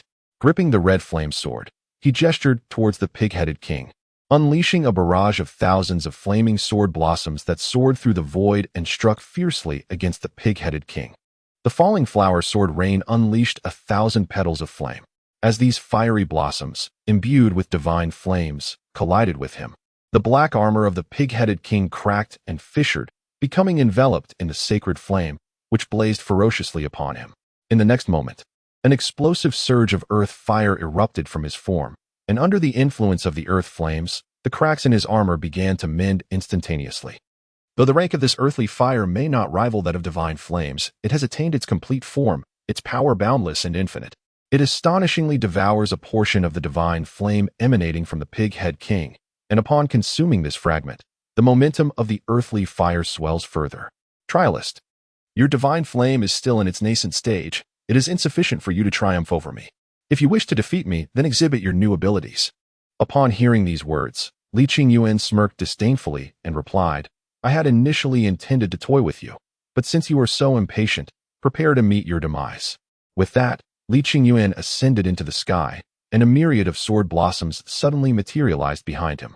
Under the influence of his magical prowess, these countless blossoms converged instantaneously, forming a palm-sized red sword flower. As soon as this sword flower coalesced, it emanated a terrifying sword intent that soared to the heavens, capable of cleaving through all in its path. Enhanced by the divine flame, its might was rendered unparalleled. With the technique known as falling flower sword rain, the convergence of myriad blossoms into one, Lin Xi brandished the red flame sword towards the pig-head king. The blazing sword flower traversed the space between them, instantly piercing through the pig-head king's chest. This transpired with such swiftness that he witnessed the formation of the sword flower, but failed to perceive how it approached until the agonizing pain in his chest alerted him to his dire predicament. Struck by the assault of the myriad blossoms converging into one, the pig-head king suffered a grievous injury. Not only did his heart shatter under the sword flower's onslaught, but the terrifying sword energy and searing divine flame coursing through his veins wreaked havoc, ruthlessly destroying everything in their wake. Despite sustaining such grievous injuries, the Boar King remained alive, bolstered by the power of the earth fire, making his demise far from imminent. At this moment, he recognized his defeat. He could endure the first manifestation of the myriad flowers returning to one, yet he could not withstand a second. Should Lin Xi unleash another such phenomenon, his death would be inevitable. The secret realm was, after all, a trial, and the objective of this trial had now been fulfilled. With this thought, the Boar King swiftly extinguished the rampant flames that engulfed the world around him. Once the earth fire dissipated, the surroundings transformed back into the tranquil and harmonious village of the Boar people, where men toiled in the fields and women wove cloth. Trial taker, you are stronger than I had anticipated. This is the spoils you rightfully deserve. Take it. With these words, two fiery orbs ascended from the Boar King's form and swiftly approached Lin Xi. One of these orbs was the complete essence of the earth fire, devoid of this essence. The Boar King could no longer wield the earth fire's power. Upon beholding this essence, Lin Xi unhesitatingly divided it into several smaller flames, casting each one into the divine flame, thereby allowing it to consume them effortlessly. Although this earth fire was in its complete form, it was now without a master, appearing remarkably gentle. In just a minute or two, the once mild earth fire essence was devoured by the now ferocious divine flame. Following the consumption of the earth fire essence, the divine flame underwent a remarkable evolution, expanding several-fold and exuding an even more terrifying aura. Observing the evolved divine flame, Lin Xi nodded in satisfaction, then turned his gaze to the other orb of flame. Another flame enveloped a fragment of bronze, upon which mysterious patterns were intricately carved. This was merely a portion of the design, leaving the entirety of the pattern shrouded in enigma. The shape of the bronze fragment was rather peculiar, resembling a section of a complete bronze disc that had been meticulously divided into 5 parts. This fragment constituted one such portion. If Lin Xi's conjecture held merit, each of the 5 flame generals possessed a similar bronze fragment, and when united, they would form a complete bronze disc. Upon grasping the fragment, Lin Xi immediately sensed 4 faint threads of attraction, as if the fragment yearned for wholeness, guiding its bearer towards the direction of the other fragments.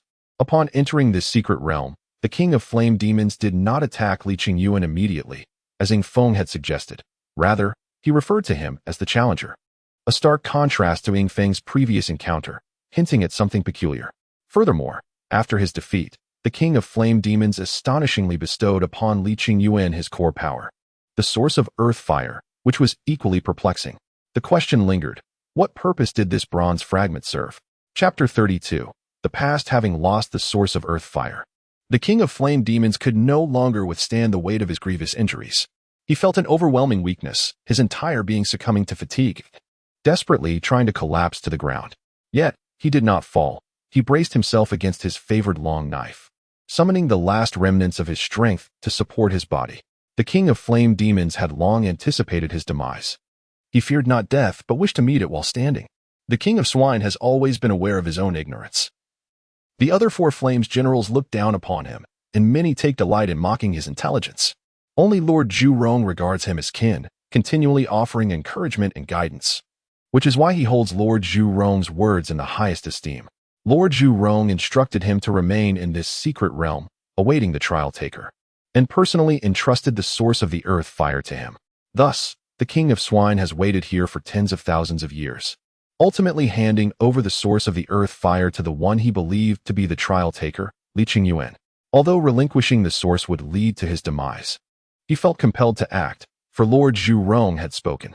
Lord Zhu Rong once declared, a true warrior would rather die standing than live on their knees. The King of Swine, though dim-witted, did not fully grasp the meaning of this phrase, yet he clung to the notion of dying while standing. Therefore, in the final moments of his life, he chose to lean upon his long blade, embracing death in this manner, which represented his ultimate resolve. Meanwhile, Lin Xi embarked on his own contemplation. No one possesses omniscience or omnipotence. Those who appear all-knowing are merely individuals with a deeper understanding of the world. Thus, Everyone experiences moments of confusion. Reflecting on his experiences within the secret realm, Li Qingyuan gradually began to organize his thoughts. If one were to delineate the differences between Li Qingyuan and Ing Feng, they could be summarized as follows. First, Li Qingyuan is an orthodox cultivator. Second, he is an ancient demon god. Third, he possesses striking beauty. Fourth, he wields divine flames. The first and third points were swiftly dismissed by Li Qingyuan. For the fire immortal Lord Zhu Rong is an exceedingly selfish individual, concerned solely with himself and treating others with indifference. As for the second point, regarding the disguise of the authentic primordial power, Li Qingyuan harbored doubts that the mere pig-head king could discern it. The reason Kuei Xin was able to see through it initially was due to Li Qingyuan's past intimate relationship with Kai Xiao, which created a subtle connection in their energies. The pig-head king, however, lacked such a link. With these three possibilities eliminated, only the fourth remained, whether it be the flame demon within the secret realm, the chest soul, or the pig-head king. They all mistook him for someone else due to the presence of Zhurong's energy within Li Qingyuan's body. Who, then, is the true trial taker? What schemes does the fire immortal Zhurong harbor? Contemplating this, Li Qingyuan found himself ensnared in a new web of confusion.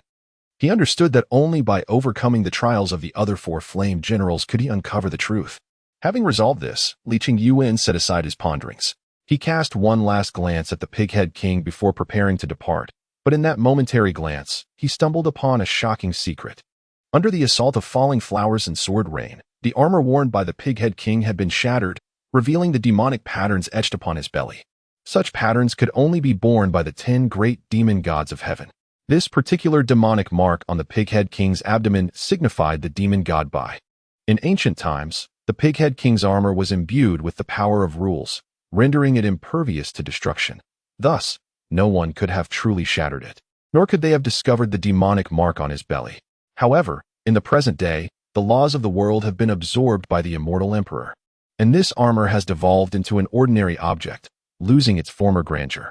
Astonishingly, after thousands of years, it was shattered under Li Qingyuan's assault. Under the restorative influence of the yin-yang magic, the king of pig-heads gradually regained vitality, as he sensed the potent energies coursing through his body. Initial confusion gave way to a tempest of anger. This is pure yin-yang magic. You are not a challenger, but a descendant of the Demon God Yuxuan. Hold your fury for a moment. Allow me to share a tale. In the tumultuous era of ancient strife, the demon god Bai was vanquished by Zhu Rong. As Zhu Rong consumed the power of the sealing rules that bound Bai, he let his guard down, allowing Bai's primordial spirit to escape by mere chance. Thus, both were left with half of the sealing power. After his escape, the demon god Bai reincarnated through the river of the underworld, emerging as a pig-head man in an ordinary village of his kind. As Bai grew in this new form, the aura of the sealing rules surrounding him intensified. Eventually, Zhu Rong, sensing the presence of the other half of the sealing power, tracked down the pig-head village. At that moment, the reincarnated Bai was absent, and Zhu Rong ruthlessly commanded his subordinates to slaughter the innocent pig-head villagers. Upon hearing this, the king of pig-heads seemed to grasp a chilling realization. The dreadful truth was too harrowing to contemplate, and a fierce anger ignited within him. In the throes of this overwhelming rage, the magical patterns upon his belly began to extend, and dark energies started to rise around him. At that moment, the king of pig-heads' visage contorted, his furious eyes blazing as if ready to unleash flames, and he shouted in a voice laced with pain and wrath, "Enough! Do not speak any further." Upon hearing these words, Li Qingyuan let out a sigh and continued. At this moment, Zhu Rong, who had long been lurking in the shadows, made his appearance. He took in the demon, Bai, who had been reincarnated as a pig-headed being, and cared for him as a father would. In time, he even bestowed upon him the title of one of the 5 Flames Generals, the General of Earth Flames. Throughout this process, the pig-headed king, still in a state of confusion, remained oblivious to the fact that the power of the sealing rules within his body had already been covertly absorbed by Zhu Rong. Nor did he realize that Zhu Rong was actually his adversary from a previous life. The pig-headed king ought not to have been foolish. However, Zhu Rong required a dim-witted pig-headed king, and thus, the pig-headed king became just that. After Li Qingyuan recounted all of this, the magical patterns on the pig-headed king's belly had spread across his entire body, and a terrifyingly potent demonic energy emanated from within him. Under the influence of this demonic aura, The already robust form of the pig-headed king swelled further, and beneath his feet, a sphere of violet light began to materialize, containing the enigmatic power of sealing. With an intense surge of wrath, the pig-headed king finally awakened the demon power that lay hidden deep within his soul, regaining formidable strength once more. Yet, the unparalleled fury rendered him devoid of reason, plunging him into a state of frenzied, demonic transformation, giving rise to a dreadful desire for destruction. The pig-headed king fixed his furious gaze upon Lin Xi and bellowed, "I shall slay you." With that, the demonized pig-headed king raised his great sword and swung it fiercely towards Lin Xi. Observing the pig-head king, who had succumbed to a fit of rage and lost his sanity, Lin Xi let out a faint sigh. He truly comprehended and empathized with the pig-head king. Who among us would not be enraged upon discovering that their closest confidant is, in fact, their greatest adversary? While he harbored understanding and sympathy for the pig-head king, Lin Xi was not inclined to be passive in the face of his assault. Suspended in the air, he once again unleashed the falling flower sword rain, merging myriad sword flowers into a singular entity, the crimson lotus sword flower. This magnificent blossom burned with divine flames, enchanting yet imbued with an unfathomable power. As it pierced through the void, it struck the pig-head king, who was ensnared in his own madness, leaving him in a state of profound weakness. Though he had just awakened his magical powers, the pig-head king was, in reality, far weaker than his imposing demeanor suggested. How could he possibly withstand the terrifying force of the crimson lotus sword flower? Witnessing the pig-head king sustain yet another grievous blow, Lin Xi summoned a sphere of yin-yang magical energy to render him unconscious, and then remarked, "Rest well, and regain your composure. I hope you come to understand who your true enemy is." With that, Lin Xi carried the unconscious pig-head king back along the path he had come. Upon reaching the chamber of the flame demon king, the first trial of the secret realm, he gently set the pig-head king down. Given the presence of the mountain god, Luo, he did not intend for Luo to be privy to these events. As Lin Xi produced the key to the secret realm, another fiery exit was unveiled. He strode forth, returning to the base of the judgment cliff. At that moment, Su Shi and Heiyue were seated together, engaging in their respective meditations, while the mountain god, Luo, busied himself with the study of the summoning banner. Upon sensing the presence of Lin Xi, the three individuals promptly ceased their activities, rising to greet him with alacrity. Su Shi and Heiyue rushed to embrace Lin Xi, one on each side, enveloping him in their warmth. Heiyue, with her enchanting and alluring voice, softly murmured, "My dear husband, how I have longed for you. Though merely 3 short hours have passed, it feels as if an eternity has elapsed. There is a saying, if I recall correctly, that 1 day apart feels like 3 seasons." In contrast to Heiyue's fervor, Su Shi embodied the grace of a gentle and nurturing wife. Tenderly inquiring, "Husband, has everything gone smoothly?" Lin Xi regarded the two women with a tender gaze, exuding confidence tinged with a hint of bravado as he replied, "Do not worry, there is nothing I cannot manage." With that, he turned his attention to the mountain deity Luo, calmly expressing. Hearing the undertone of dismissal in Lin Xi's words, the mountain deity Luo promptly retracted the divine banner he held, bowing respectfully to Lin Xi and expressing his gratitude. "Thank you, Immortal, for aiding me in overcoming this crisis. Since you have personal matters to attend to, I shall take my leave." With those words, the mountain deity Luo transformed into a beam of golden light and departed. Chapter 33. The reason behind it all. As the air thickened with mystery within the 5 passages secret realm, the three engaged in discussions about ancient matters. Once the mountain deity Luo had departed, Lin Xi employed his divine sense to scan the surroundings, confirming the absence of others. He unveiled the entirety of the secret realm's affairs to the two women. Many individuals prefer to conceal their secrets within, reluctant to share them with those close to them, opting instead to confront dangers alone. This inclination, though seemingly noble, is, in reality, rather foolish. Let us not speak of the pressure one feels when confronted with peril alone, nor the lingering sense of solitude that grows over time. To guard secrets in isolation may lead to misunderstandings among those we hold dear, ultimately resulting in a multitude of troubles. Furthermore, the act of withholding information from loved ones inherently signifies a lack of trust. Although one may not openly acknowledge this distrust, one quietly concocts justifications, believing that every action taken is for their benefit, clinging to this notion with a sense of self-satisfaction. How lamentable! In a vast world, One finds no individual worthy of complete trust, thus one must tread the path of solitude. As a demon lord who has weathered the storms of ancient warfare, Lin Xi recognizes the invaluable nature of trust. He places his faith in the two women, Heiyue and Sushi, who are not only his companions, but also steadfast allies. It is for this reason that Lin Xi chooses to share the matters of the secret realm. There is a saying, 3 cobblers with their wits combined can rival Zhuge Liang, and Lin Xi hopes to leverage the wisdom of Heiyue and Sushi, engaging all 3 in a collaborative analysis of the secret realm, particularly with Sushi, who is well-versed in literature and knowledge, and upon whom Lin Xi has high hopes.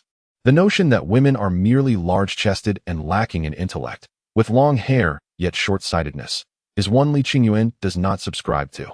Women possess profound intelligence. They simply lack a platform to demonstrate their brilliance. In the absence of such a stage, their intellect may find expression in other realms, such as palace intrigue, cosmetics, or courting suitors, engaging in trivial pursuits instead. The facts substantiate that Lin Xi is indeed correct. After revealing the secrets of the two maidens' realm, Sushi shared an amusing anecdote with him. She remarked, "My dear husband, we spent many days at the One Chi sect, during which I delved into numerous historical biographies within the sect's library. Among the volumes I perused, including Chronicles of the Ghost Realm, Casual Tales of the Mountains, Genesis, Ancestral Humans, The Tale of the Green Attire, and Records of Demons, there are myriad accounts detailing ancient events, all of which reference the Fire Immortal. Although the texts vary, a synthesis of their narratives reveals that following the conclusion of the Second Demon Extermination War, Emperor Qing feigned severe injury in a ploy to test Zhu Rong. Falling into the trap laid by Emperor Qing, Zhu Rong, confident in his invincibility, launched a surprise attack, only to be ensnared by the very machinations he sought to outwit. Under the combined assault of Emperor Qing and the celestial immortals with Ci, Zhu Rong suffered a crushing defeat and retreated into the Ghost Realm. Upon comprehending and acquiring the ash fire, Zhu Rong began to experience a profound repulsion from the divine flames intertwined with his essence. Ultimately, his soul fractured, manifesting as 2 distinct beings, one wielding the divine flames and the other mastering the ash fire. As for the 5 flame generals that you mentioned, my dear husband, the texts are silent on this matter. It is only known that the Zhu Rong who commanded the divine flames ultimately sealed himself away, encased within a sealing formation governed by the searing laws of fire, a barrier so formidable that even the emperor dared not approach carelessly. Upon reaching this point, Sushi chose to remain silent, for the circumstances had become quite apparent. Sushi, a wise and astute woman, understood the importance of not overexposing herself, allowing Lin Xi the space to express himself. There is a saying that encapsulates this wisdom. It is better to share joy with others than to revel alone. One who seeks to show off alone cannot expect friendship from others. Upon hearing Sushi's analysis, Lin Xi concluded, thus, it seems that the so-called trial taker must be the other half of Zhu Rong, the reincarnated being possessing the ember fire. This reincarnated individual seeks to conquer challenges in order to absorb the flames of the 5 flame generals, allowing their ember fire to evolve into its complete form. The reason for their inactivity over the past several millennia likely lies in Zhu Rong's unresolved injuries and their failure to comprehend the path of merging the divine flames with ember fire. Once Zhu Rong absorbs the complete ember fire and grasps the essence of life and death through the divine ember flames, they will once again engage in a cosmic battle with the celestial emperor, empowered by the laws of fire. Husband, what shall we do? Heiyue inquired with curiosity. In response to Heiyue's question, Lin Xi smiled gently and humorously remarked, what shall we do? Simply enjoy a dish of cold noodles. Heiyue's enchanting face displayed a hint of confusion, her captivating eyes widening slightly, exuding a blend of allure and innocence.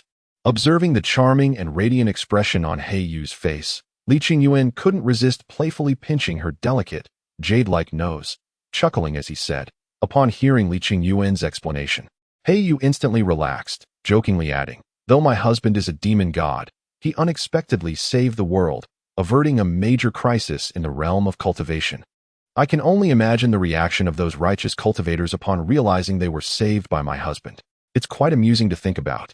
Listening to the playful banter of Black Moon, Lin Xi gently tapped the forehead of the teasing figure, smiling as he remarked, you.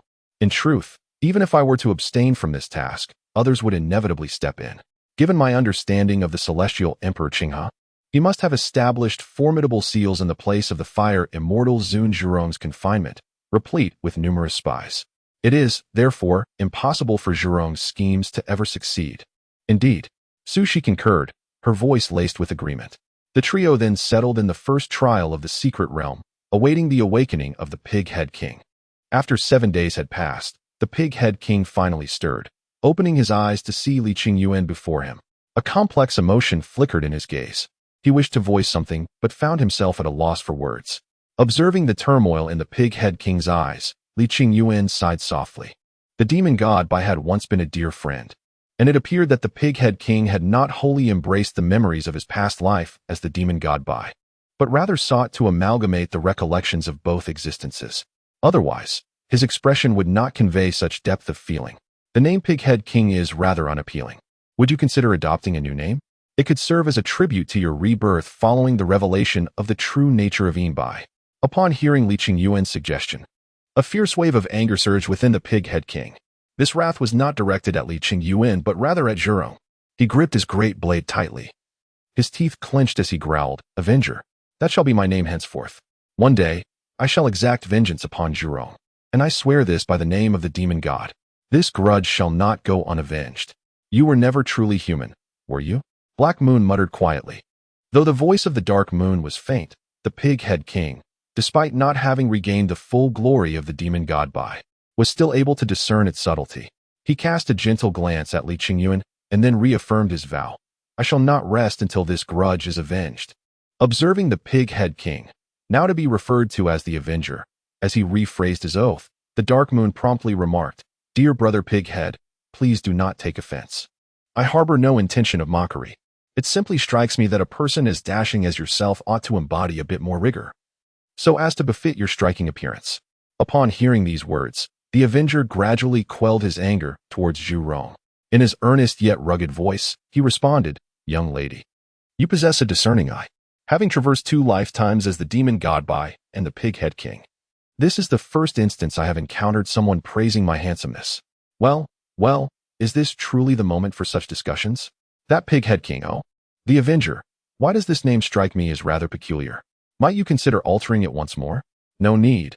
I shall be called this," the Avenger declared resolutely. Recognizing the firmness in the Avenger's words, Li Qingyuan refrained from further pressing the matter.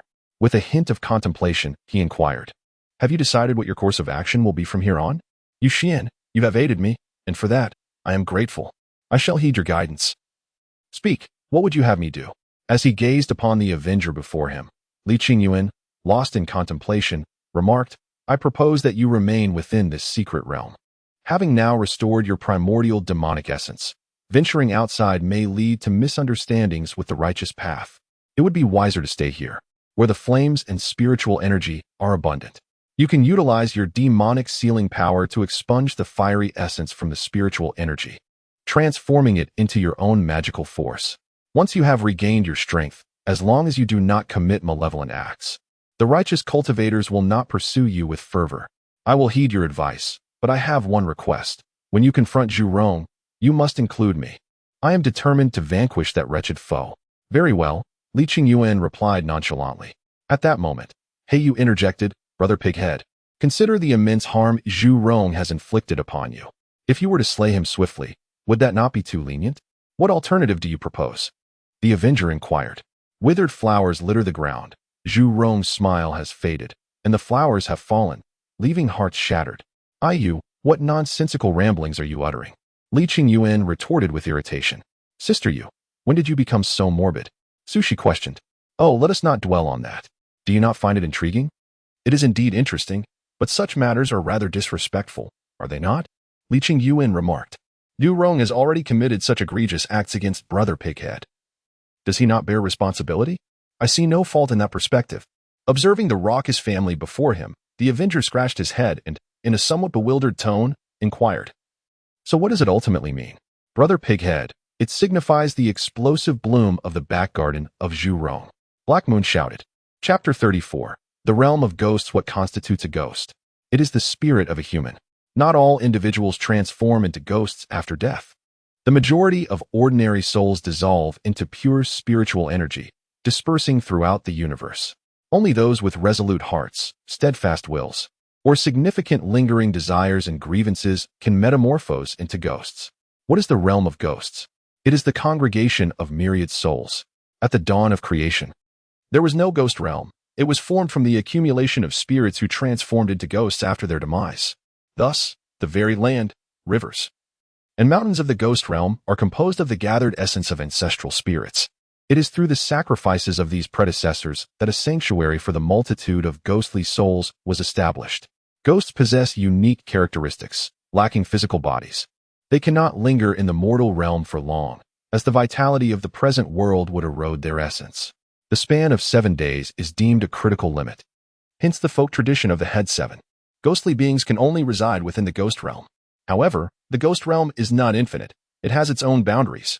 It exists within the mysterious expanse that lies behind the human world, which is as vast as the mortal realm itself.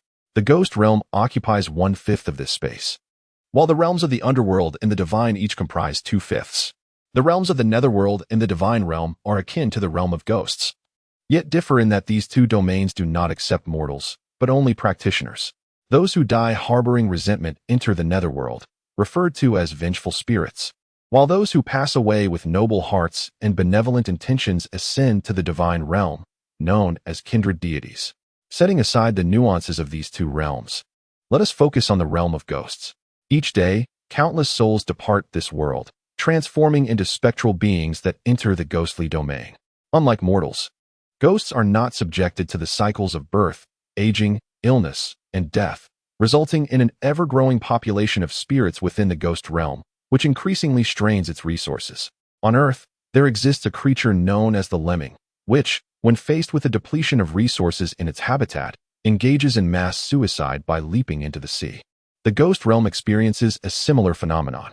To ensure survival, the sovereign of the ghost realm, the ghost emperor Qin Zai, hosts an annual Day of Souls, where spirits engage in combat, allowing the strong to prevail and the weak to perish. Once the population reaches a sustainable level, the Day of Souls concludes. The reason for not directly exterminating newly formed spirits to maintain the ghost realm's normal population is to offer a glimmer of hope for these nascent souls, adhering to the principle of survival through struggle. After the conclusion of the Day of Souls, the remains of the defeated spirits are utilized to mend the ghost realm, while any excess is banished, ultimately resulting in their souls dissipating into the cosmos.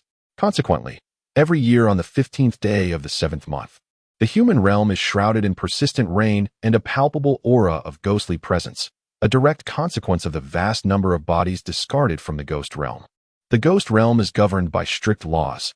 In everyday life, spirits abide by the rules, fostering bonds of kinship and love, resembling a paradise that could rightly be termed as heaven.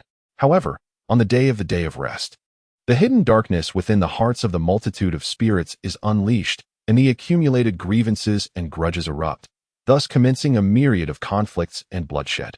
The Day of Rest serves as a revelry for the strong, a nightmare for the weak, a beacon of hope for the avengers, and an end for the benevolent. As the spirits engage in their fierce battles, a sudden crimson light pierces the darkened sky, followed by a cascade of red petals descending from above, ultimately settling gently upon the streets.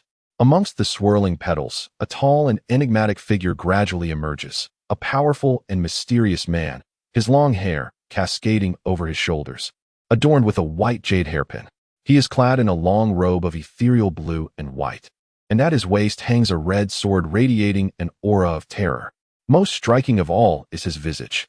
This mysterious man possesses an unparalleled beauty that leaves an indelible impression, enhanced by a pair of deep, starry eyes beneath his sword-like brows, further augmenting his allure.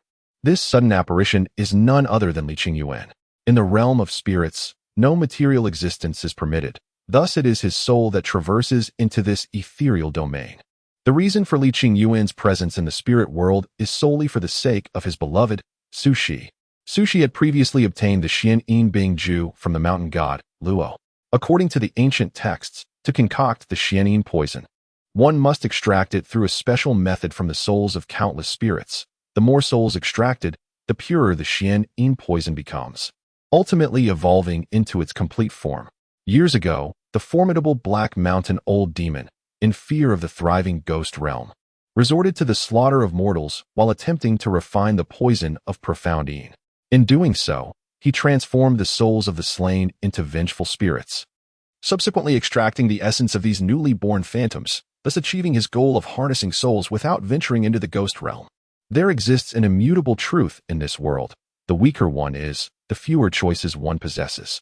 The Black Mountain Old Demon, being feeble, was left with no option but to massacre mortals. In contrast, the immensely powerful Lin Xi had no need to tread the old path of the Black Mountain Old Demon.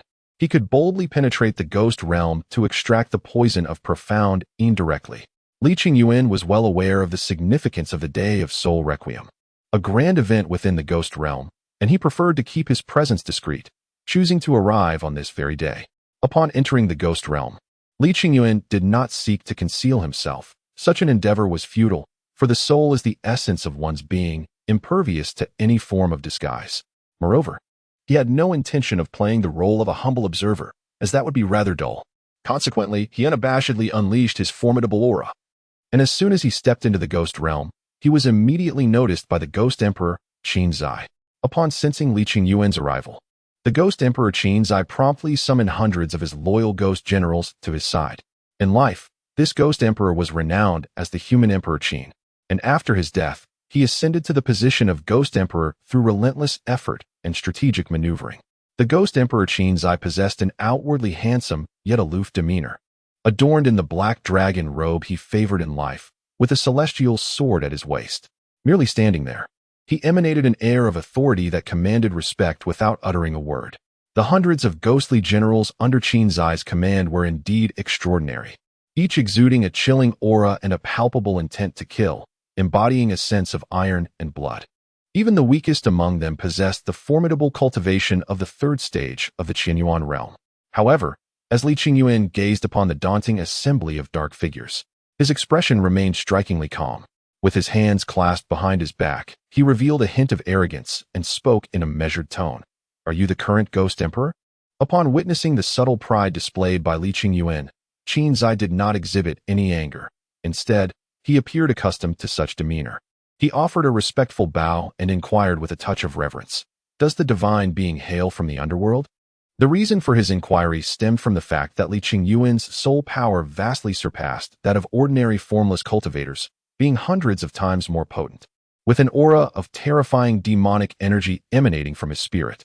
Typically, beings from the realms of gods and the underworld were known for their benevolence and righteousness, while those from the underworld often exhibited arrogance and gloom, hence Qin Zai's question. Realizing that the Ghost Emperor had misconstrued his identity, Lin Xi understood that this misunderstanding was part of his broader scheme.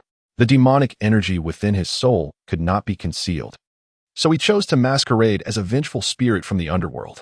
"May I inquire as to the purpose of your visit, divine being? Is it a matter of public significance or personal concern?" Qin Zai continued to probe. In response, Lin Xi stated candidly, "It is a personal matter.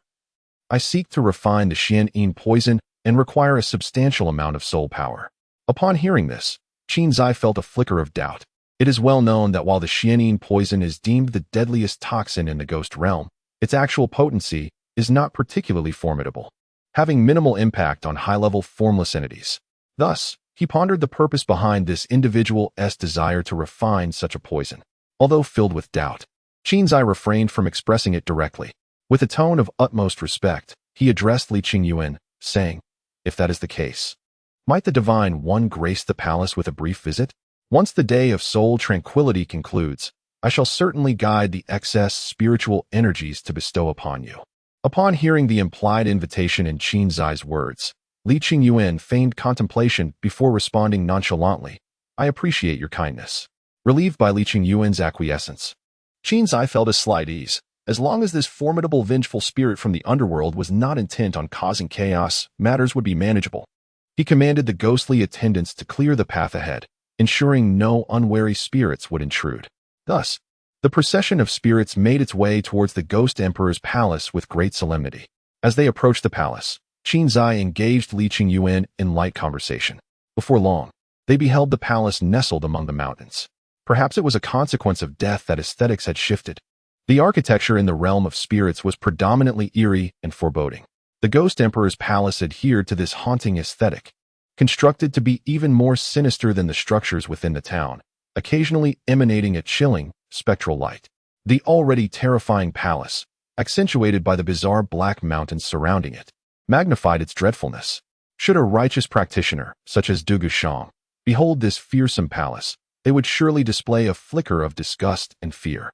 However, Li Qingyuan's expression was one of genuine admiration. It was not a pretense, but rather an authentic appreciation that radiated from within. In reminiscence of yesteryears, Li Qingyuan had encountered an array of peculiar palaces, yet he had long since confined himself to a singular aesthetic. Instead, he had cultivated an appreciation for the diverse styles of these magnificent edifices, deriving a sense of beauty from each. Gazing upon the Ghost Emperor's palace beneath his feet, Li Qingyuan remarked in admiration, a creation of divine craftsmanship, grand and enigmatic. Truly, it deserves its title as the Ghost Emperor's Palace. Upon hearing these words of praise, Qinzai revealed a faint smile. Although the denizens of the underworld were somewhat irksome, their capacity for appreciation far surpassed that of the celestial realm. Esteemed deity, please. Upon entering the expansive and dimly lit main hall, Qinzai took his place at the central throne, while Li Qingyuan seated himself beside him. Despite Li Qingyuan's exhibited strength surpassing that of Qinzai, the latter was the appointed ruler of the Ghost Realm by the Immortal Emperor. At this moment, Li Qingyuan was masquerading as a vengeful spirit of the underworld, and according to the protocols of the 6 realms, he could not occupy the throne. Once all were seated, Qinzai addressed Li Qingyuan. Our Ghost Realm boasts 3 unparalleled wonders, and among them is the dance of the ghostly maidens. Today, as we find ourselves at leisure, it is an opportune moment for you to behold it. With that, Qinzai clapped his hands, and a troop of ghostly maidens emerged from the palace. These ethereal dancers, meticulously selected, were each more stunning than the last, their beauty unparalleled, with figures that were both graceful and alluring, possessing slender waists and curvaceous forms. As the hauntingly beautiful notes of the swana filled the air, the ghostly maidens began to dance, their long sleeves flowing elegantly. Countless black rose petals cascaded throughout the palace, infusing the space with a delicate fragrance. Clad in dark garments, the hundreds of ghostly maidens resembled blooming black flowers, their movements a blend of artistry, creating an enchanting and ever-changing spectacle. Freed from the constraints of the corporeal form, these ghostly maidens often exhibit a series of astonishing movements. Although they possess an air of the uncanny, they also reveal the exquisite beauty of the feminine physique in its entirety. Observing the ethereal dance of the ghostly maidens, even Li Qingyuan could not help but offer his praise. In the 35th chapter, Cultivating the Soul, within the palace of the Ghost Emperor, the souls gathered to admire the enchanting dance of the ghostly maidens. Qinzai, with a hint of pride on his countenance, inquired of Li Qingyuan, "What does the Divine One think of this dance?" The ghostly maidens, unparalleled in beauty, danced with a mesmerizing grace that was truly magnificent. However, it is regrettable that they are to be admired from a distance yet cannot be approached, a significant lamentation. The ghostly maidens are souls, ethereal and devoid of physicality, and thus they are free from desire. In the mortal realm, there exist eunuchs who, despite having a body, have undergone castration and lost their inclination towards women. Yet, due to their physical existence, they can still invoke desire through substances and music. Hence, desire emerges from the body and is ignited by the heart. The body serves as the wellspring of all cravings. Folklore is replete with tales of love between humans and spirits, yet these are mere fabrications. Love is composed of both emotion and desire. Without one, happiness cannot be attained, and without happiness, love cannot flourish. Thus, to have affection without desire is to possess a confidant, but not a lover. To have desire without affection is merely a transaction, akin to transient companions. While humans and spirits cannot truly fall in love, they can engage in a form of liaison. This union is not of the conventional kind. Rather, it is a communion where the ghost employs its soul power to stimulate the soul power of the other, leading to a misperception of consummation. It resembles a fleeting dream, both real and illusory. However, this interaction can severely damage the soul, infecting it with the ghostly essence, ultimately leading to demise. Therefore, the notion of love between humans and spirits is either a misunderstanding or a transaction, far removed from the idyllic visions imagined by humanity. Author's note: the views expressed herein are solely for the purpose of this novel and are not intended to disparage others. Upon hearing Li Qingyuan's words, Qin Zai felt a sudden sense of ennui. He clapped his hands, dismissing the assembled ghost concubines, and remarked with a hint of regret, in bygone eras. The demon deity Yuxian bequeathed arcane arts for dual cultivation, enabling communion with spectral souls. Alas, these techniques have since been lost, and no deity or ghost can partake in the delights of the boudoir. Li Qingyuan offered a cryptic smile, gazing at Qin Zai as he softly inquired, "Even if I were to bestow upon you these dual cultivation secrets, would you dare to practice them?" At this, Qin Zai responded with a wry smile, lamenting, "Your Eminence jests. This sovereign would certainly not presume. The demon deity Yuxian is not deceased, and he still wields the power of dual cultivation. To cultivate the arts he left behind would inevitably lead to being controlled by him. The pleasures of the boudoir are enticing, yet they pale in comparison to the importance of one's life." Li Qingyuan nodded subtly, noting Qin Zai's composure and his resistance to being swayed by mere desire. He then inquired with a touch of curiosity, "Are you not a ghost? Should ghosts not be devoid of carnal desires? Though I have lost my desires, I still yearn to relive the joys of being human through intimate pleasures. When I was mortal, I craved immortality and was willing to sacrifice everything for it. Now that I have achieved immortality as a ghost emperor, I find myself longing for the simple pleasures of eating, drinking, and merrymaking. Only now do I realize how precious those once commonplace things truly were. Indeed, the whims of fate are truly capricious." Upon hearing this, Li Qingyuan let out a faint sigh. Humans are inherently driven by the pursuit of pleasure, and the quest for immortality is merely an endeavor to prolong the enjoyment of life's delights. Thus, life is fleeting, and one must seize the joy of the moment. Observing Qin Zai's current state, Li Qingyuan felt even more grateful for the simple fact of existence in a corporeal form. He addressed Qin Zai, saying, "There are three great pleasures in life: sustenance, union, and entertainment. As the sovereign of the ghostly realm, you possess unparalleled access to entertainment. If you assist me in refining the complete essence of the Xianin poison, I shall impart to you the culinary art, allowing you to once again revel in the joys of gastronomy." This proclamation filled Qin Zai with immense joy. The anguish of having been devoid of taste and smell for millennia is a torment that no human could ever comprehend. The deprivation of exquisite flavors is an excruciating ordeal, almost maddening in its intensity. In his excitement, Qin Zai abruptly rose from his seat, his eyes ablaze with fervor as he gazed at Li Qingyuan, exclaiming with exhilaration, "Is this true, O Divine One?" Indeed, the affirmation in Li Qingyuan's words ignited a long-dormant joy within Qin Zai's heart, reminiscent of the elation he felt upon ascending to the throne many years ago. After a brief moment, he gradually regained his composure and, with a hint of curiosity, inquired, "Might I ask the origin of this culinary art? Are you familiar with the demon god Bai? He was once renowned as a glutton, on par with the legendary Tao Dai. After being slain by the fire deity Zhurong, the essence of the demon god Bai fled into the river of the underworld. And it was during that time that the culinary art was conceived. Though this secret is indeed remarkable, there is a point you must heed. You are not a divine being. And thus, after acquiring this gourmet technique, your enjoyment of culinary delights may slightly diminish your realm of power. However, it is of no consequence. I have already ascended to the pinnacle of the formless realm, and my cultivation can progress no further. What remains is merely the pursuit of pleasure. In a time devoid of conflict in the ghost realm, this gourmet technique holds far greater allure than any divine ability. Perhaps this is the creed of a true Epicurean." Li Qingyuan mused. To put it simply, soul power is akin to oxygen in the mortal world.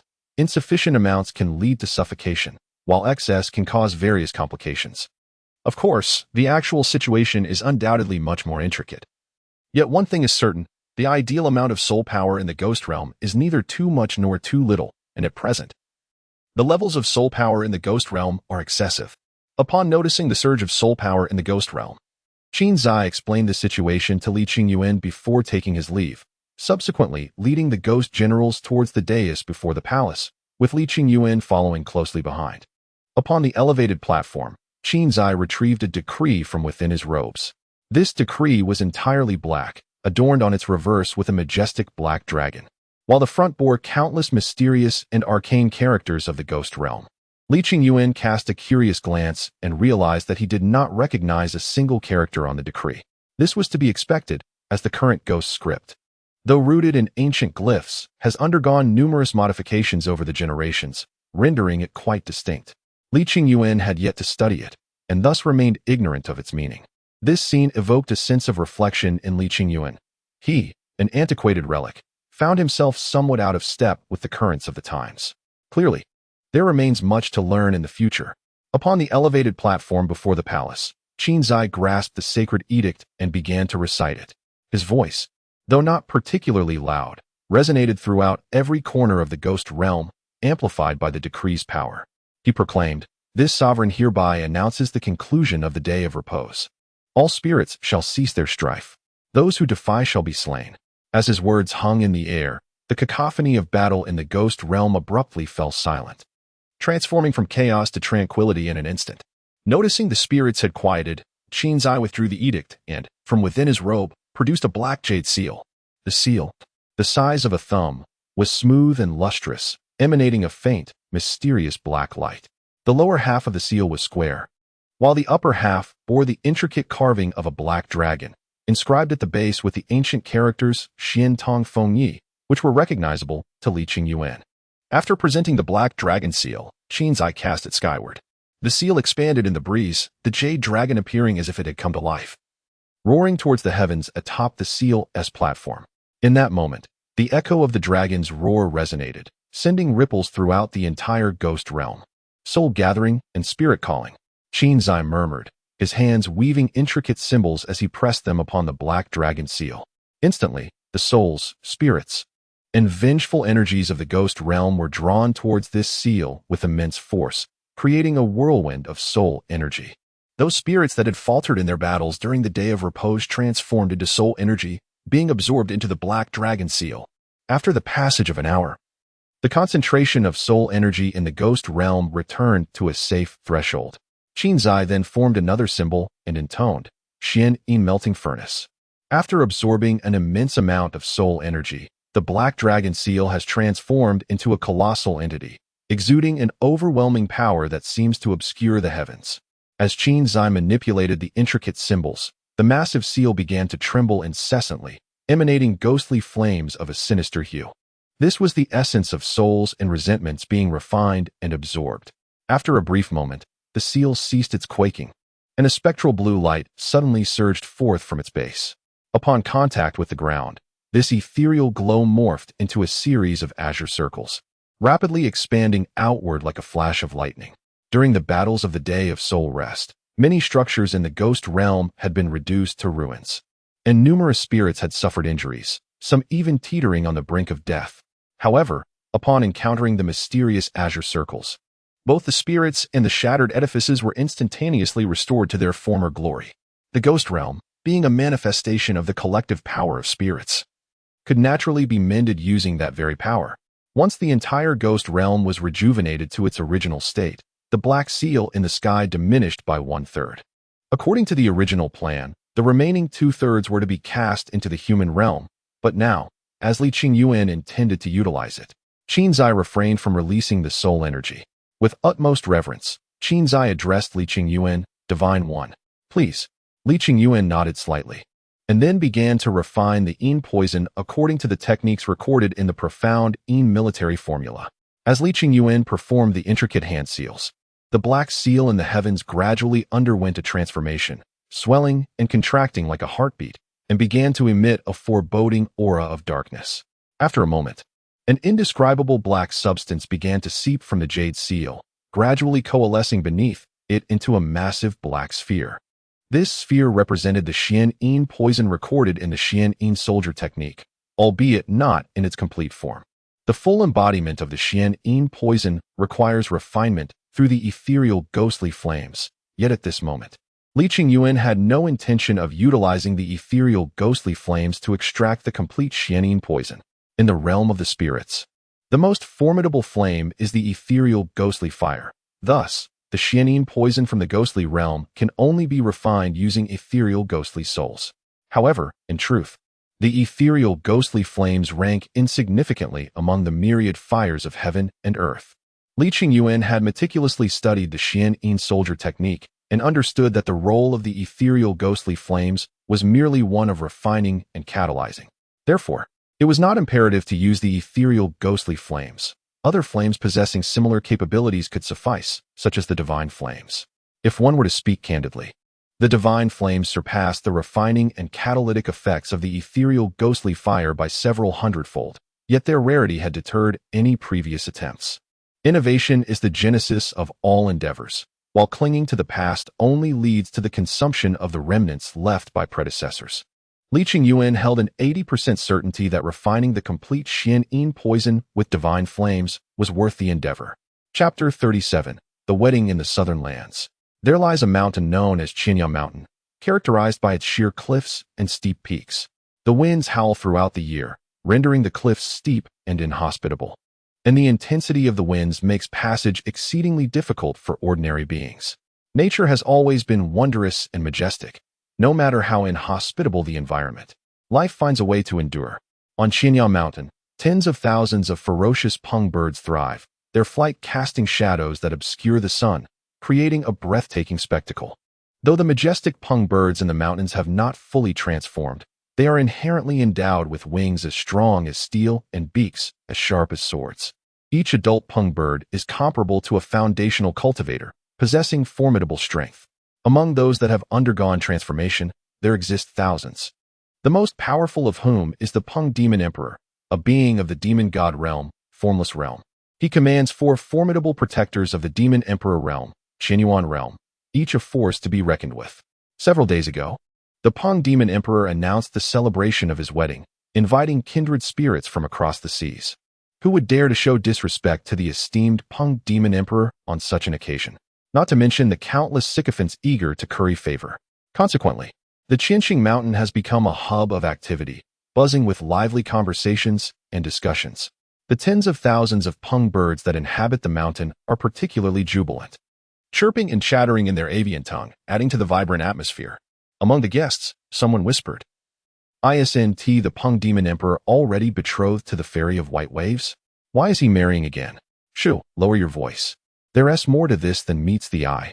At this, the speaker abruptly halted, a glimmer of pride flashing across his face as he realized he had captured the attention of those around him. He continued, "Consider this. The Fairy of White Waves may be beautiful, but the Pung Demon Emperor has slumbered for thousands of years.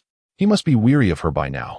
Just days ago, he captured a beauty from who knows where, one whose allure is truly captivating. Compared to this genuine fairy, the Fairy of White Waves resembles an unsightly villager. It's no wonder the Pung Demon Emperor made such a choice." "Humph, ignorance." A wolf demon, bearing the form of a man, disdainfully remarked.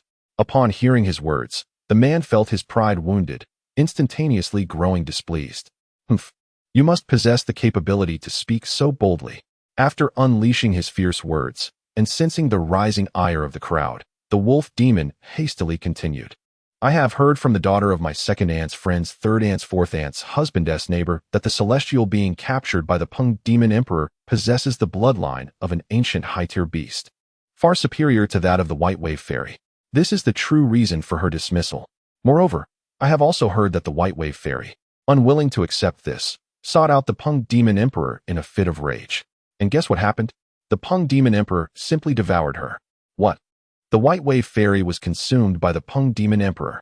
"Lower your voice. If those pung birds hear you, you will regret it. Consider this. In all the days spent in Qinyao Mountain, has anyone ever laid eyes upon the White Wave Fairy?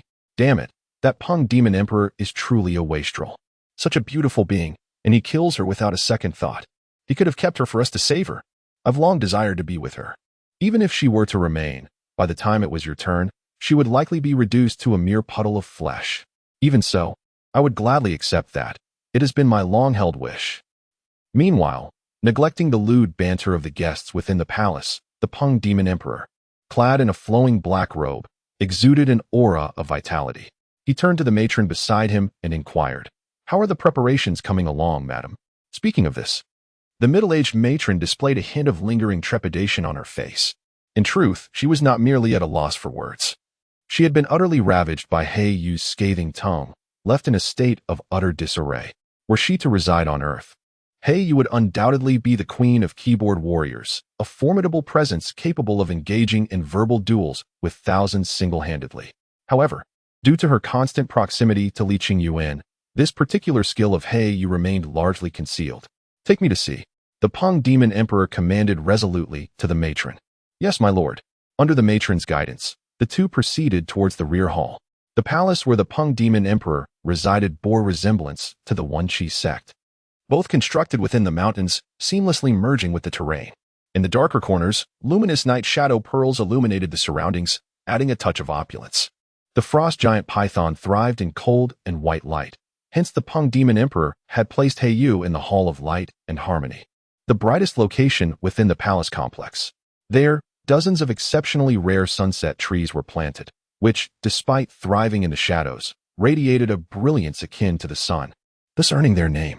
Furthermore, the Peng Demon Emperor thoughtfully arranged for a frost array to be set up outside the Hall of Light and Harmony where He Yu resided, ensuring the palace was enveloped in a pristine blanket of snow. Upon entering the Hall of Light and Harmony, the Peng Demon Emperor beheld several maidens, clutching colorful garments and phoenix crowns, reduced to tears by He Yu's sharp tongue. Had it not been for their duties, they might have fled this realm of controversy long ago. Observing this scene, a wicked smile crept across the Peng Demon Emperor's face, a flicker of amusement and intrigue igniting within him. Truly, she was a remarkable woman, he mused. These maidens merely fulfill their duties. Why must you make things difficult for them? The Emperor of the Peng Demon remarked to He Yu. Those who assist in tyranny. Why should I refrain from speaking ill of them? If I were to claim they are but pitiable souls, their families lie within my grasp. Should they defy me, their kin would surely face a fate without burial. Humph, it is evident you lack education. The ancients have said, first love oneself before loving others. Our stances differ. So why should I feel sympathy for them? Truly laughable. Upon hearing the mockery in He Yu's words, the Emperor of the Peng Demon showed no sign of anger. He merely waved his hand at the maidens and said calmly, you may leave. At this pronouncement, the maidens felt as though a great pardon had been granted to them, swiftly exiting in single file, as if they were escaping from a dreadful place. Once the maidens had withdrawn, the Emperor of the Peng Demon donned a look of profound affection and gently inquired, do you believe in love at first sight? It is akin to a fated connection. Upon seeing the other for the first time, one instinctively knows that they are the person for whom they have long yearned in this lifetime. It is evident that the Peng Demon Emperor possesses remarkable resistance to poison. Upon hearing the venomous words of He Yu, he managed to suppress his anger, maintaining a facade of deep affection, his tone remaining tender. Regardless of whether you believe it, I truly fell for you at first sight. I. Before the Peng Demon Emperor could finish his declaration, he was abruptly interrupted by He Yu's icy retort.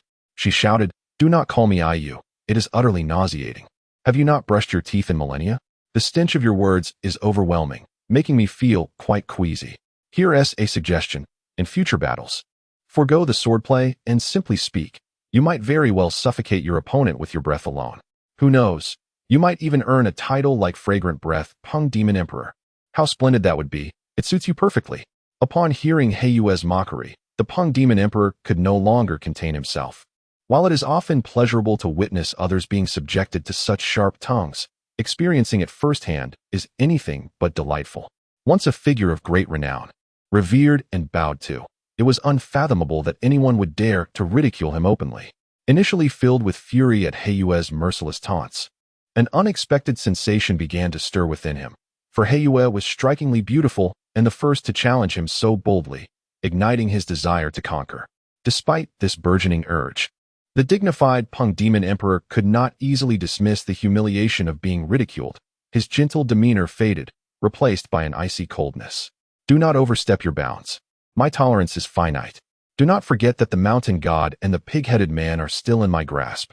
With a fierce glare from the enchanting eyes of the moon goddess, her cherry lips parted once more.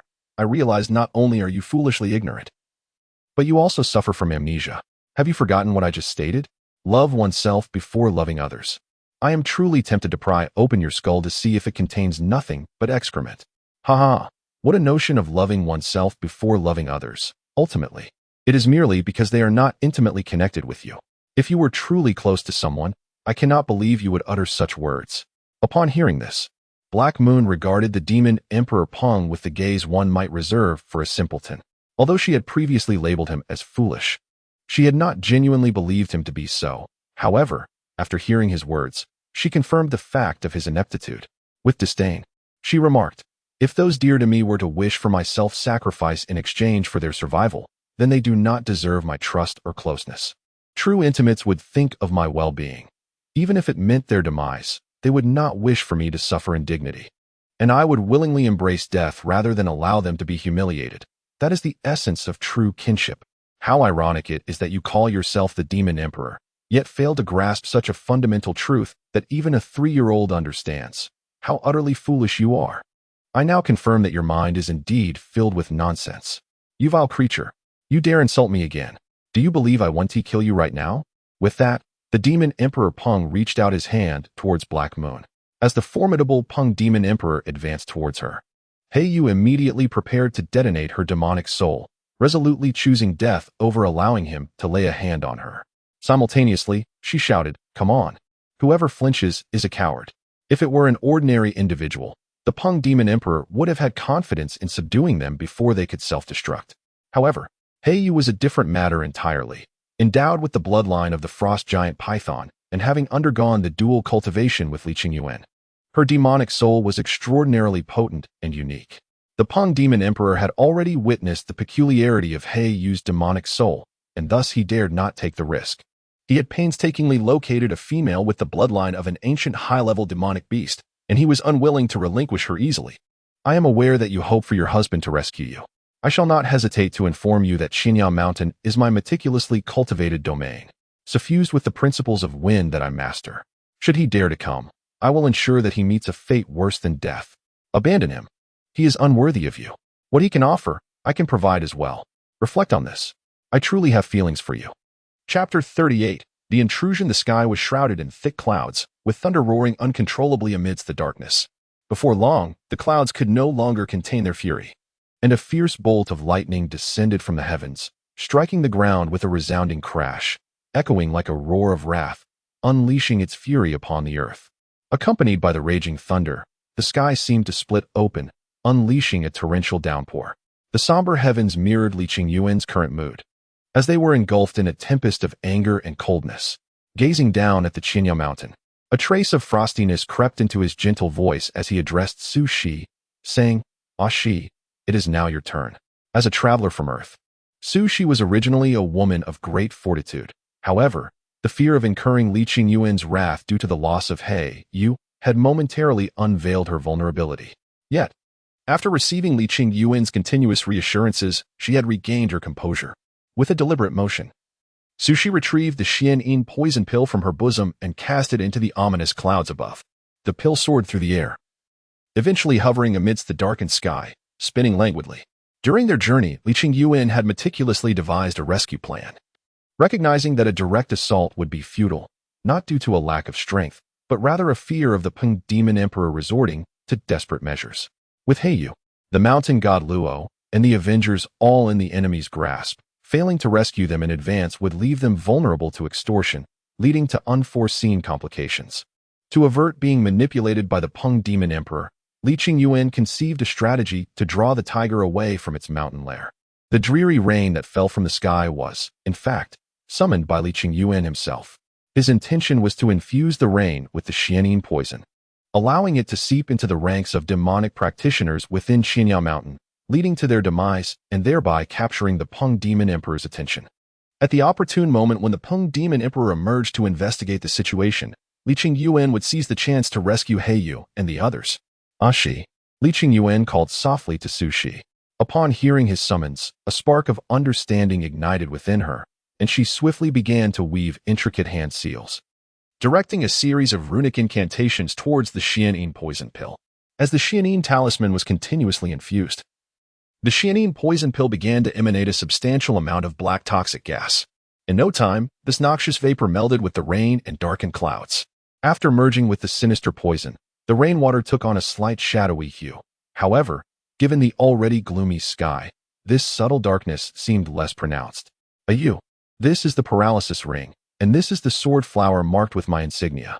Please accept these 2 items and later." After entrusting these artifacts to Su Shi and meticulously outlining the plan, Lin Xi concealed his presence and stealthily descended toward Xinyang Mountain. The heavens unleashed a torrential downpour, with dense raindrops being shielded by the protective barrier of the palace formation before they could touch the ground. Thanks to this protective array, numerous guests stood before the palace, marveling at the magnificent rainfall.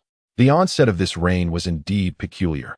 Just moments ago, the sky had been clear and bright, and suddenly, it transformed into a deluge. Isn't this rather unusual? The fluctuations of celestial energies often lead to sudden climatic changes in certain regions. Indeed, just as the crowd engaged in discussions regarding the downpour, a bolt of lightning abruptly manifested from the dark clouds and struck fiercely towards the palace. The thunderous impact collided with the palace's penetrating barrier, causing it to flicker momentarily before vanishing entirely. With the protective shield's dissolution, the lightning, accompanied by the torrential rain, descended violently upon the palace. Before the battle commenced, Lin Xi had bestowed the paralysis ring upon Su Shi, and as she activated it, the sealing power within the ring seamlessly integrated with the thunder, rendering the collapse of the protective barrier entirely justifiable. Witnessing the astonishing scene of the formation's protective shield being shattered by the celestial thunder, the onlookers before the palace were momentarily rendered speechless. When did the forces of nature acquire the power to dismantle such protective barriers? After a brief moment of shock, they quickly regained their composure, hastily activating their defensive artifacts to create luminous barriers against the torrential downpour. At that moment, the area before the palace was adorned with a kaleidoscope of vibrant light, blending magnificently with the dreary rain-soaked environment. In the next instant, as the raindrops struck the shimmering barriers, anguished cries erupted. While the rain could not penetrate the protective shields, the venomous essence known as the Xianyin poison was an altogether different matter.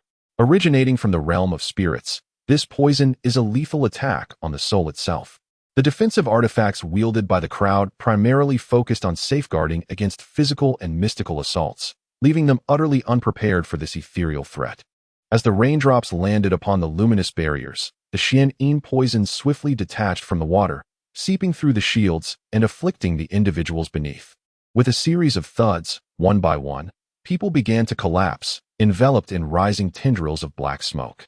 Once struck by the Xianyin poison, the souls of the afflicted would be eroded and assimilated, giving rise to new manifestations of this malevolent toxin. This, indeed, is one of the characteristics of the Xianyin poison, its capacity for infection and assimilation. Not only those exposed to the open air fell victim to this insidious poison, even those sheltered beneath eaves were not spared. As the Xianyin poison operates on a spiritual level, it could effortlessly penetrate physical structures, rendering any place of refuge ineffective. The number of casualties continued to rise, and with them, the proliferation of the Xianyin poison intensified, shrouding the ground in a thickening veil of ominous black mist. Upon the invitation of the formidable Ping Mod, individuals of the demonic path gathered, categorized by their prowess, in various locations. Those stationed outside the palace were the weakest. They succumbed to the Xianyin poison at the very moment of contact, their souls subsequently transforming into the vanguard of the poison itself. A little further inside, others managed to endure slightly longer, yet only by mere seconds, before also falling victim to the lethal toxin.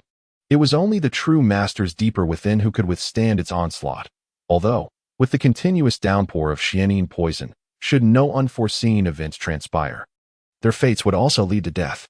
In this dire situation, one astute observer discerned the peculiarity of the rain and attempted to soar away on his magical artifact.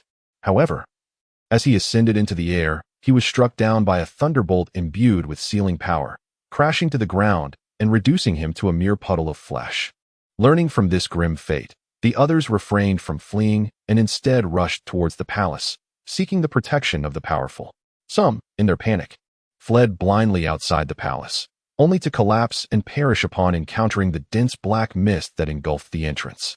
Amidst the chaos, a commanding roar resonated from within the palace. Which audacious fool dares to intrude upon my Peng Mod palace? Accompanying this furious proclamation, Peng Mod unfurled his majestic wings, surging towards the ominous clouds above, infused with an overwhelming demonic energy. The paralyzing ring's sealing power may restrain spells, but as Peng Mod primarily cultivated his physical form, relying on his wings rather than magical artifacts for flight, the ring proved utterly ineffective against him.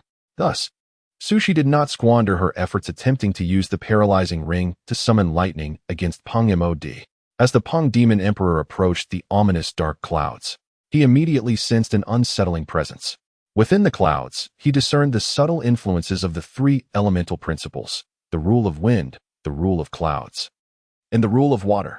Although the individual's command of these principles was not particularly advanced, the manner in which these rules were employed was shrouded in an enigmatic sophistication, allowing the Ping Demon Emperor to perceive them only upon nearing. Upon recognizing the three forces at play within the clouds, a jolt of realization struck the Ping Demon Emperor's heart. The ability to wield such diverse rules indicated that his opponent was undoubtedly a righteous practitioner of the formless realm. A practitioner who has ascended to the formless realm can effortlessly comprehend and manipulate various natural laws. However, this does not render them invincible. The mastery of these rules requires profound understanding. The deeper the understanding, the more potent the application of these principles, often overpowering the lesser rules.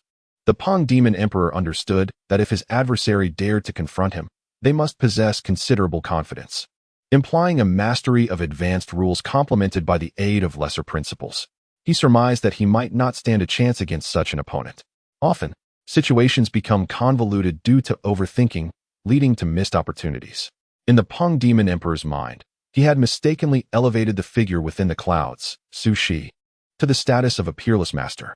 Consequently, he refrained from making the first move, opting instead to probe with words. He inquired, "Might I ask which esteemed individual resides within the clouds?" I, Ping Demon Emperor, pride myself on my conduct, having never wronged the 5 major sects of the southern wilderness. And while I have engaged in slaughters, they were merely against ordinary disciples. Do you recognize me, old man? The words of Du Gushang, steeped in sorrow and frigidness, suddenly ascended from the dark clouds. In truth, Du Gushang was still at the Penglai Sword Pavilion, far removed from this place. The presence of his voice amidst the clouds was actually the result of Du Gushang employing the voice of a celestial maiden from his Qinkuan pouch. Prior to devising the plan to lure the tiger from its mountain lair, Lin Xi had already informed Du Gushang of the situation. Given the considerable distance between Du Gushang and the Penglai Sword Pavilion, it would take him a significant amount of time to arrive. Lin Xi, fearing prolonged delays, did not summon Du Gushang to come in person. Although Du Gushang did not make the journey himself, Lin Xi implored him to temporarily pacify the Ping Demon Emperor with his words, thereby ensuring Lin Xi's safety and granting Lin Xi precious time. As for the Ping Demon Emperor, upon hearing Du Gushang's voice amidst the clouds, he was taken aback. The obscuring clouds concealed the fact that behind them stood Lin Xi, not Du Gushang. Under the veil of the clouds, the Ping Demon Emperor genuinely believed that Du Gushang was the one present. Upon realizing it was indeed Du Gushang, he felt a slight relief. A familiar adversary was certainly preferable to an unknown one. However, Du Gushang was a figure of considerable renown, his strength formidable. The Ping Demon Emperor's expression remained grave as he spoke with a serious tone. "Ah, it is the esteemed Elder Dugu. I have long admired your illustrious name. Since when did you resort to poison? Such practices are hardly favored by the righteous path." At this juncture, a rare smirk appeared on the Ping Demon Emperor's face. "Although this poison is employed by my sword pavilion, it has been sanctioned by my consent. The blade itself knows no allegiance. Whether it serves justice or inflicts cruelty depends solely on the heart of its wielder. Thus, what harm is there in using poison? But let us set that aside for now. What brings you here today, esteemed elder?" Upon hearing these words, a sigh emanated from the clouds, as Du Gushang languidly remarked, "This tale is rather lengthy. Allow me to recount it for you. A few days ago, the matter concerning the Black Moon was not particularly intricate. Yet Du Gushang, adopting a procrastinatory demeanor, narrated it at a leisurely pace, embellishing his tale with elements reminiscent of folk storytelling. His account was filled with dramatic twists and turns, captivating in its intensity, to the point where the Ping Demon Emperor nearly believed it was not a tale of his own experiences. Chapter 39. The Annihilation of Two Emperors. As the Ping Demon Emperor unfurled his wings and soared into the skies to survey the situation, Lin Xi, who lay concealed in the shadows, swiftly masked his presence and cautiously infiltrated the palace. The Ping Demon Palace was vast, filled with winding paths that could easily bewilder anyone unfamiliar with its layout. In truth, this was Lin Xi's first visit to the immense Ping Demon Palace. However, through his daily cultivation alongside the Black Moon, their essences intertwined, allowing him to stealthily navigate towards the Hall of Light and Harmony where the Black Moon resided. It was evident that the Ping Demon Emperor held the Black Moon in high regard, to prevent any escape amid the chaos. The Hall of Light and Harmony was heavily guarded by numerous formidable experts, including 3 demon emperors of the Qianyuan realm and over 100 powerful Peng demon guards. The sky rained down the sinister Xianyin poison, and the Hall of Light and Harmony was no exception, thanks to Li Qingyuan's divine flame refinement. The current Xianyin poison was even more terrifying than recorded accounts suggested. Under the assault of this toxic rain, the 3 demon emperors saw their powers diminish by 3 levels, while the strength of the 100 Peng demon guards plummeted by 5 levels. Observing the multitude of guards before the palace, Li Qingyuan remained utterly unperturbed. A flicker of disdain and indifference flashed in his cold, clear eyes. With a mere wave of his hand, countless sword blossoms, ablaze with divine flames, materialized instantly, piercing through the curtain of rain and darting towards the guards with the swiftness of lightning. Confronted with the terrifying sword flowers engulfed in divine fire, the guards were rendered completely helpless, incapable of resistance as they were overwhelmed by the onslaught, their bodies and souls incinerated to ashes. After vanquishing the guards, Li Qingyuan turned his gaze towards the radiant palace before him, a wave of relief washing over his heart. With a gentle voice, he called out, "Ayu, I have come to take you away." Upon hearing that soul-stirring, familiar voice, Heiyu's eyes brimmed with tears of joy, and disregarding everything, she dashed out of the palace, leaping into Li Qingyuan's embrace like a little kitten. "Husband, I knew you would come for me." As he beheld the tear-streaked visage of Heiyu, a pang of tenderness surged within Li Qingyuan. He fed her a detoxifying pill infused with his own demonic blood, then enveloped her tightly in his arms. "Silly girl, you are my Li Qingyuan's woman. How could I bear to see you suffer? There, do not cry anymore, or you will turn into a little kitten." With that, Li Qingyuan gently wiped away the tear stains from the corners of her eyes and tenderly kissed her fair forehead. Feeling the warmth and affection emanating from Li Qingyuan, Heiyu's heart swelled with happiness, and she felt that the tribulations she had endured in recent days were worth it. In a soft voice filled with adoration, she murmured, "Husband, you are truly wonderful. Foolish girl, do not remain lost in thought. Our immediate task is to rescue the mountain god Luo and the Avenger. Let us proceed." The Avenger is the reincarnation of the ancient demon god Bai. Through the unique connection shared among demon gods, Li Qingyuan can perceive the location of the Avenger. Having successfully rescued the Black Moon, he hastens towards the place where the Avenger is imprisoned. Upon arriving at the Avenger's cell, Li Qingyuan is met with a terrifying aura emanating from a formidable being of the Wuxiang realm. He senses the presence of this entity, and it, too, has discerned his existence. While infiltrating the Pengma Palace, Li Qingyuan concealed his aura and form, but such subterfuge is only effective against those of a lower realm. In the face of a fellow Wuxiang powerhouse, these veils of concealment prove largely ineffective. Once the mysterious stronghold within the cell becomes aware of Li Qingyuan's presence, it swiftly ascends from the confines of the prison. She is a captivating woman clad in crimson, her beauty striking and her figure alluring, adorned in revealing attire that displays her fair, unblemished skin. In her left hand, she wields a blood-red whip, pulsating with a sinister energy.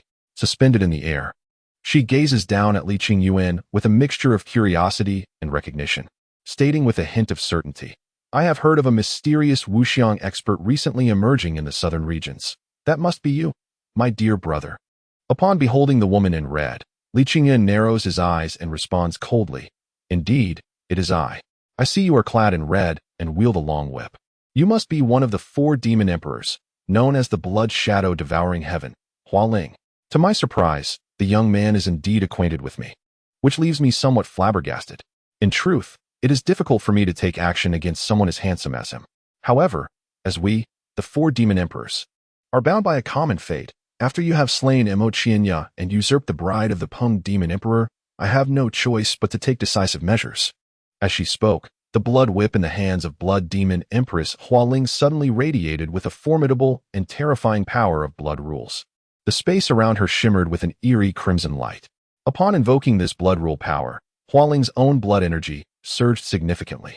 As a practitioner of the demonic arts, Hualing could not directly wield the power of rules. Thus, she resorted to refining artifacts that inherently possessed rule power to master it indirectly. The whip she wielded was precisely such an artifact imbued with rule power. Observing Hualing's whip striking towards him, Li Qingyuan revealed a faintly disdainful smile. He grasped the hilt of his sword tightly, and then abruptly drew it forth. As the sword was unsheathed, A terrifying sword aura erupted from the red flame sword. Broad as 2 fingers, appearing diminutive yet exuding an astonishing might capable of cleaving through the heavens and the earth. The technique One Sword Unite comprises 3 realms. The first realm, 10,000 Swords Flying Decision, unleashes a torrent of sword auras. The second realm, unifying swords in a single slash, condenses countless sword auras into a single arc for a strike. The third realm, 10,000 Swords Return to One, transforms the accumulated sword auras into a singular, formidable sword aura. Only upon achieving the third realm does One Sword Unite truly earn its rightful name. And at this moment, Lin Xi was indeed utilizing the third realm, 10,000 Swords Return to One. In order to further amplify the devastating power of the 10,000 Swords Returning to One technique, Lin Xi infused it with the advanced rules of wind, thunder, and the divine flame. The amalgamation of such formidable forces was beyond even Lin Xi's comprehension, as this was the first time he wielded this technique. Amidst the overcast skies and relentless rain, a flash of sword light pierced through the gloom. Before Hualing could react, she was struck by an excruciating pain in her chest. Looking down, she was horrified to find a gaping wound that extended cleanly through her torso. The overwhelming and terrifying sword energy coursed through Hualing's body, obliterating everything in its path, while the surging and searing divine flame scorched her flesh and soul, rendering her utterly powerless.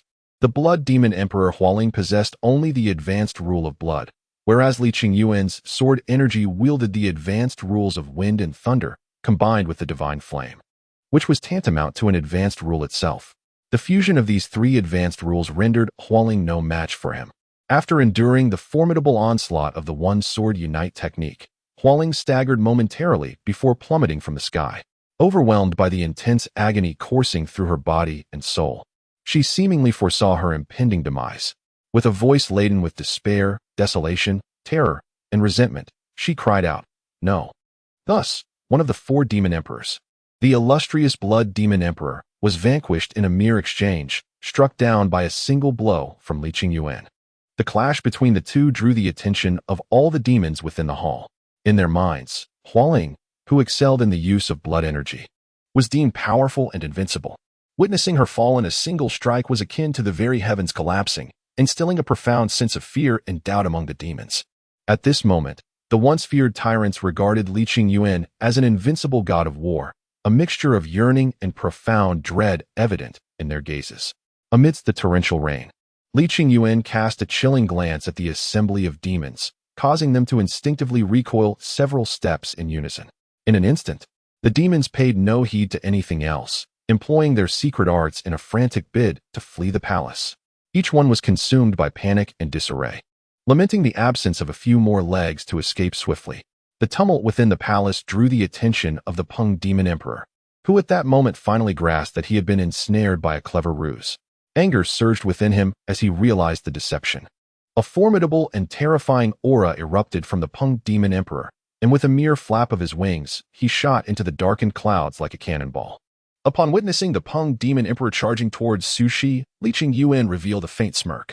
He tossed a sword flower to Heiyu as a precaution, then summoned the power of spatial rules.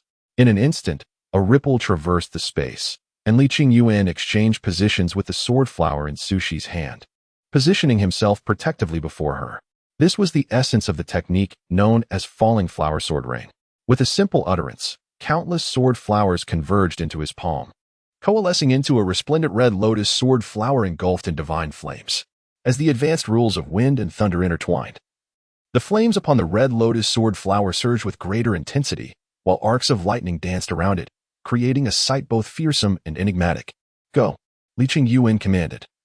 Pointing towards the Peng Demon Emperor, and the red lotus sword flower soared forth, hurtling towards him. The red lotus sword flower leisurely soared through the sky. Yet the Peng Demon Emperor was acutely aware that this was merely an illusion. What his eyes beheld was but a fleeting afterimage left by the true red lotus sword flower as it traversed the void. In reality, the genuine red lotus sword flower darted through the emptiness with the swiftness of lightning. The moment he caught sight of it, a foreboding sense enveloped him. He had witnessed the final moments of the Blood Demon Emperor, Hualing, and had assumed that after Lin Xi executed the supreme technique of the Penglai Sword Pavilion, One Sword Unites, he would be rendered powerless. However, The Peng Demon Emperor quickly realized he was gravely mistaken. He attempted to flee, but escape was futile. The red lotus sword flower emerged from the void with astonishing velocity. Before the Peng Demon Emperor could even react, it pierced through his chest.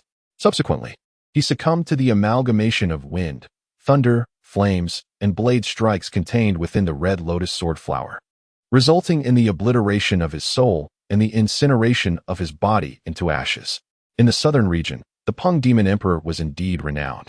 Yet he possessed only the advanced rule of wind, a principle notoriously difficult to obtain and comprehend. Typically, an ordinary being who masters even a single advanced rule can ascend to the ranks of unparalleled experts. In times past, the Peng Demon Emperor took pride in his mastery of the advanced wind rule, but he never anticipated encountering Lin Xi, an extraordinary individual with an exceptional affinity for the powers of rules, capable of wielding multiple advanced rules. It can only be said that the Peng Demon Emperor's demise was not wholly unjust. It was not that the Blood Demon Emperor lacked strength. Rather, Lin Xi had activated an extraordinary advantage, epitomizing the essence of this battle. Chapter 40, Nangong Wentian. There are 4 great demon emperors in the southern domain. In contemplation, it becomes evident that the 3 demon emperors, Sha Mod, Shui Mod, and Ping Mod, have all met their demise at the hands of Lin Xi. The only formidable and enigmatic figure remaining is the heavenly demon emperor, Nangong Wentian. After vanquishing Shui Mod and Peng Mod, Lin Xi liberated the Avenger, Mountain God Luo, from the confines of the prison. After enduring numerous tribulations, they were finally reunited. However, the current state of the Avenger, Mountain God Luo, is far from favorable. To elaborate on the Avenger, he has been left in a feeble condition, having had his blood extracted by Shui Mod for cultivation. His aura is diminished, and his dark complexion bears a hint of pallor. Mountain God Luo is even more wretched, for he has left his sacred ground at the Stone Mountain and has now succumbed to unconsciousness. His body resembles a limp noodle, devoid of strength, with a barely perceptible breath, appearing as though he teeters on the brink of death. Reflecting upon the agonizing predicaments of Su Shi, He Yu, the Avenger, and Mountain God Luo, Lin Xi's heart swells with indignation, instilling within him a faint murderous intent directed towards the Peng Yao and the various demonic practitioners in the palace below. In the skies above, Lin Xi raised a hand towards the ominous clouds, and under the influence of divine will, an aura of advanced lightning rules enveloped him in an instant. This potent energy surged down his arm and merged with the dark clouds.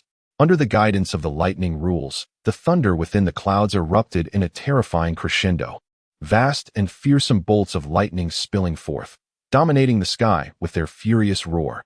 In that fleeting moment, the heavens fell silent and the earth stood still, leaving only the cacophonous sound of the raging thunder.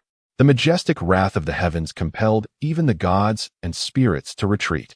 Beneath this tempestuous sky, Lin Xi resembled a descending thunder god.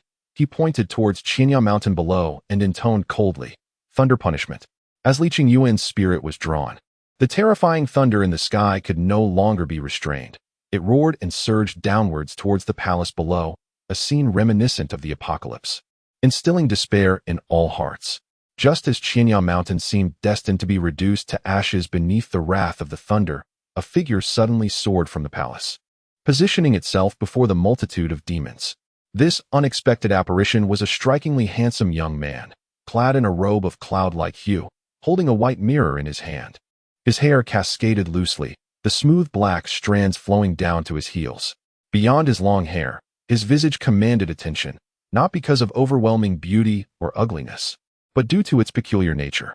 At first glance, his face appeared devoid of expression. However, upon closer inspection, one could discern an array of emotions: smiles, sorrow, anger, kindness, malice, each distinctly contrasting yet harmoniously fused upon his countenance, evoking a unique aesthetic rather than any sense of oddity or distortion.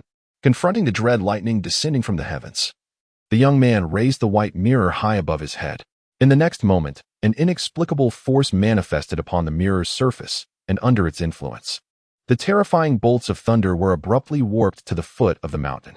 Witnessing this spectacle, Lin Xi narrowed his eyes, fixating on the white mirror in the young man's grasp, exclaiming in astonishment, "It is indeed one of the 5 ancient divine artifacts, the Yuxiang Wanhua mirror." Upon hearing Lin Xi's words, The young man could not help but gaze at him with increased curiosity. Astonished, he exclaimed, "My dear friend, you truly possess remarkable insight.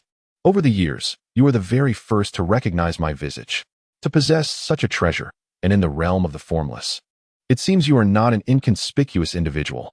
Could it be that you are the fabled heavenly demon emperor, Nangong Wentian?" "Indeed, it is I," replied Li Yuan.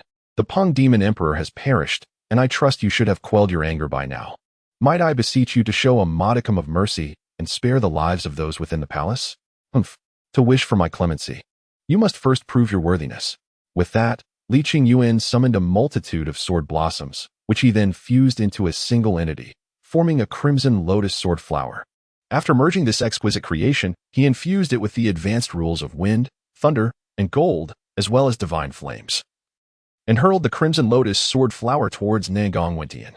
Faced with the formidable flower capable of vanquishing the Ping demon emperor, Nangong Wentian dared not underestimate its power.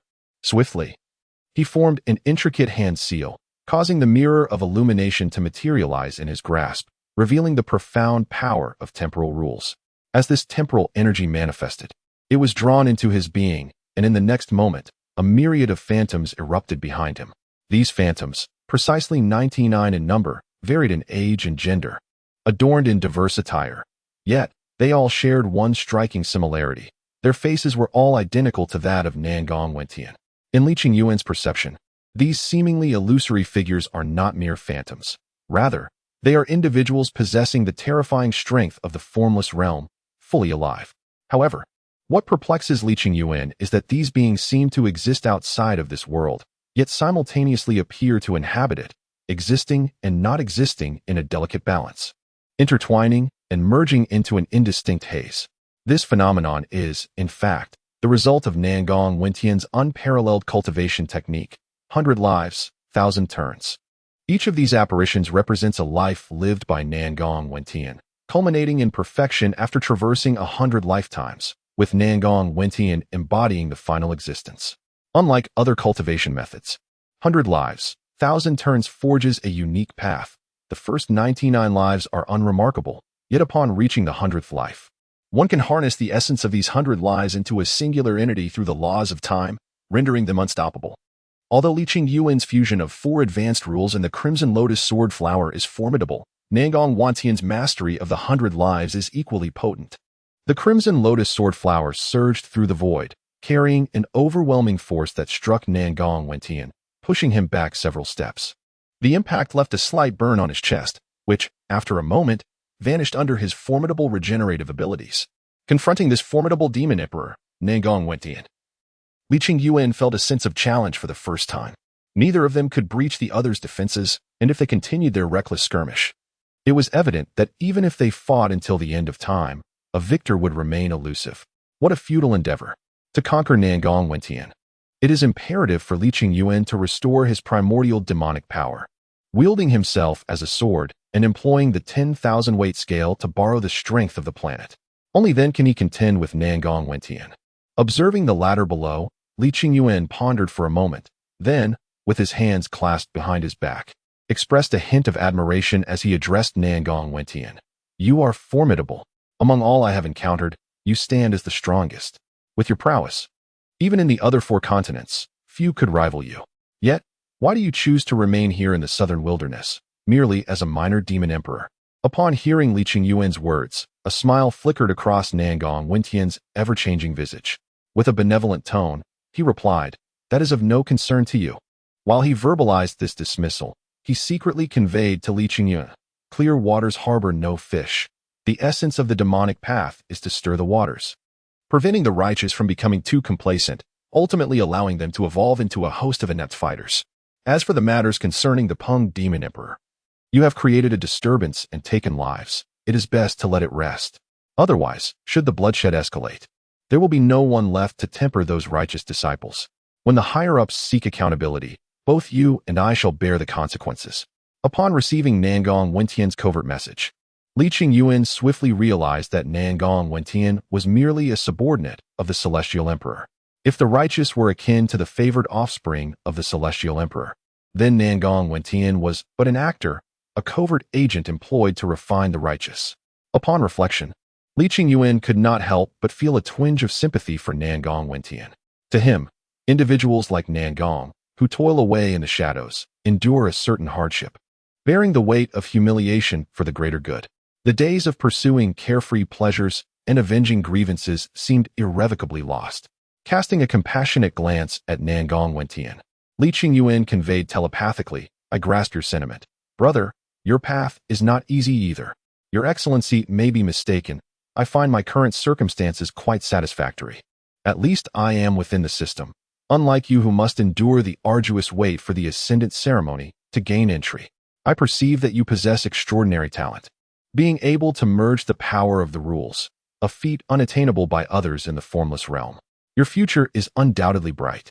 I have a little insider news. The Central Continent will soon initiate the Ascendant Ceremony, with a total of 3 slots available.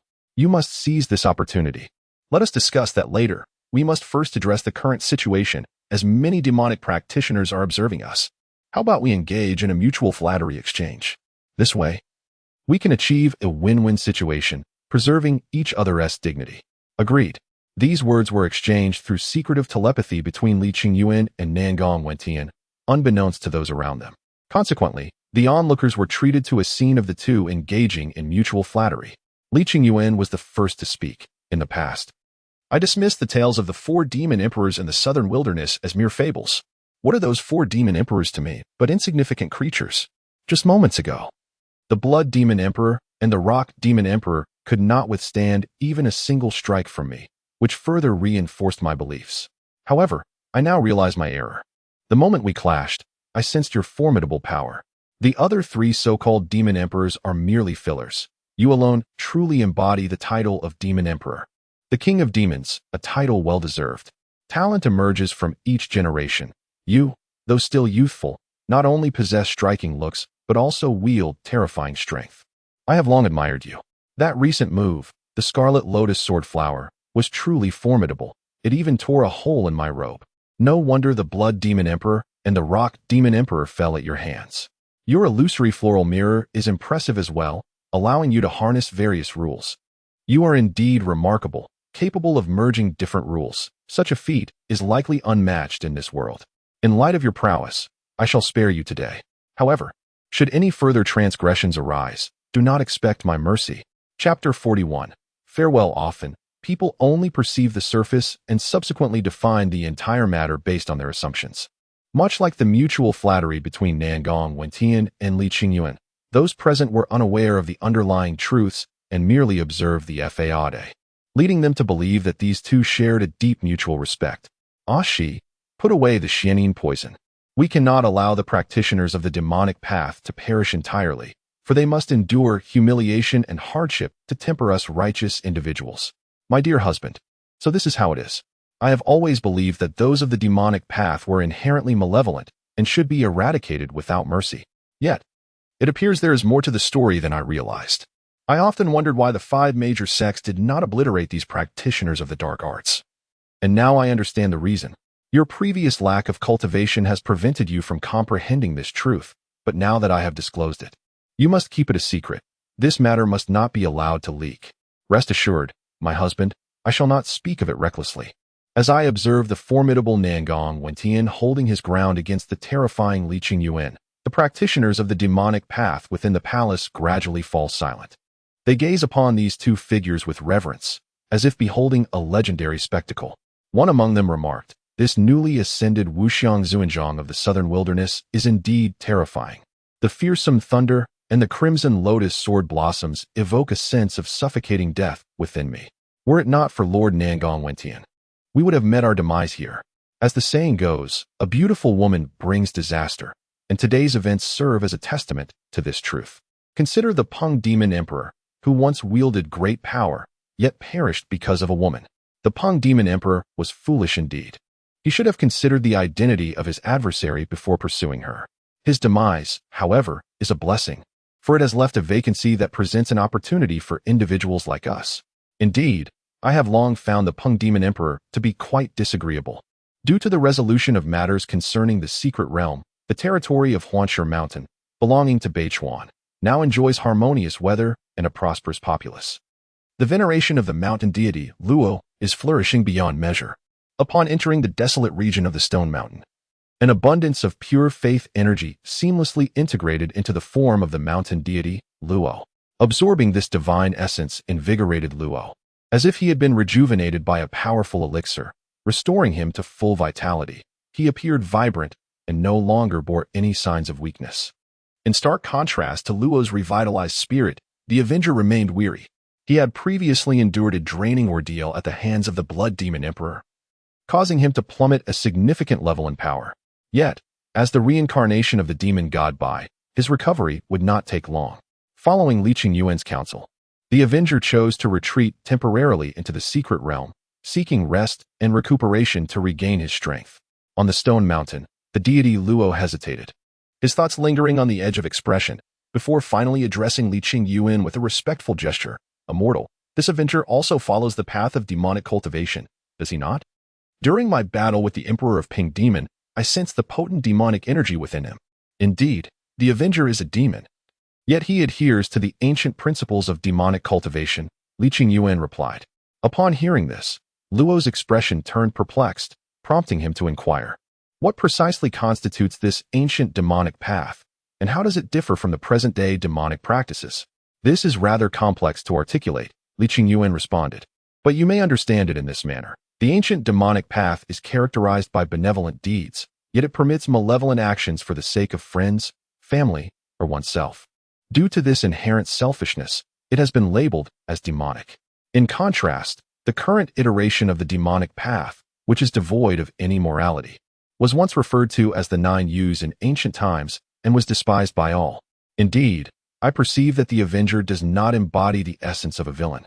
However, the aura of malevolence surrounding him instills a sense of doubt within me. Since he adheres to the ancient path of sorcery, it seems prudent that we foster a friendship. After all, we are neighbors, and it would be most beneficial to cultivate mutual understanding. Having reconciled the relationship between the mountain deity, Luo, and the Avenger, Lin Xi bid farewell to the two and subsequently turned his attention to his own affairs. Following the ordeal with the Peng Demon Emperor, the emotional turbulence of Su Shi and He Yu has become somewhat pronounced, leading them to rely more heavily on Lin Xi. Thus, they commenced their dual cultivation, a testament to the creator's sense of responsibility, as he penned a harmonious narrative. As Lin Xi gazed upon the serene and sweet countenances of Su Shi and He Yu as they slumbered, a profound sense of tranquility enveloped him, filling his heart with an overwhelming sense of happiness. Each possesses their own sanctuary and sense of belonging, which represents the most tender aspects of their souls. The mere contemplation of this brings him immense joy, for the two women embody the harbor and refuge within his heart. Such is the essence of love. The relationship between Lin Xi, Su Shi, and He Yu is one of mutual dependence and warmth. Su Shi, with her vast knowledge, assists Lin Xi in analyzing intelligence, while He Yu, though currently lacking in utility, possesses the bloodline of the frost giant python, promising potential for future growth.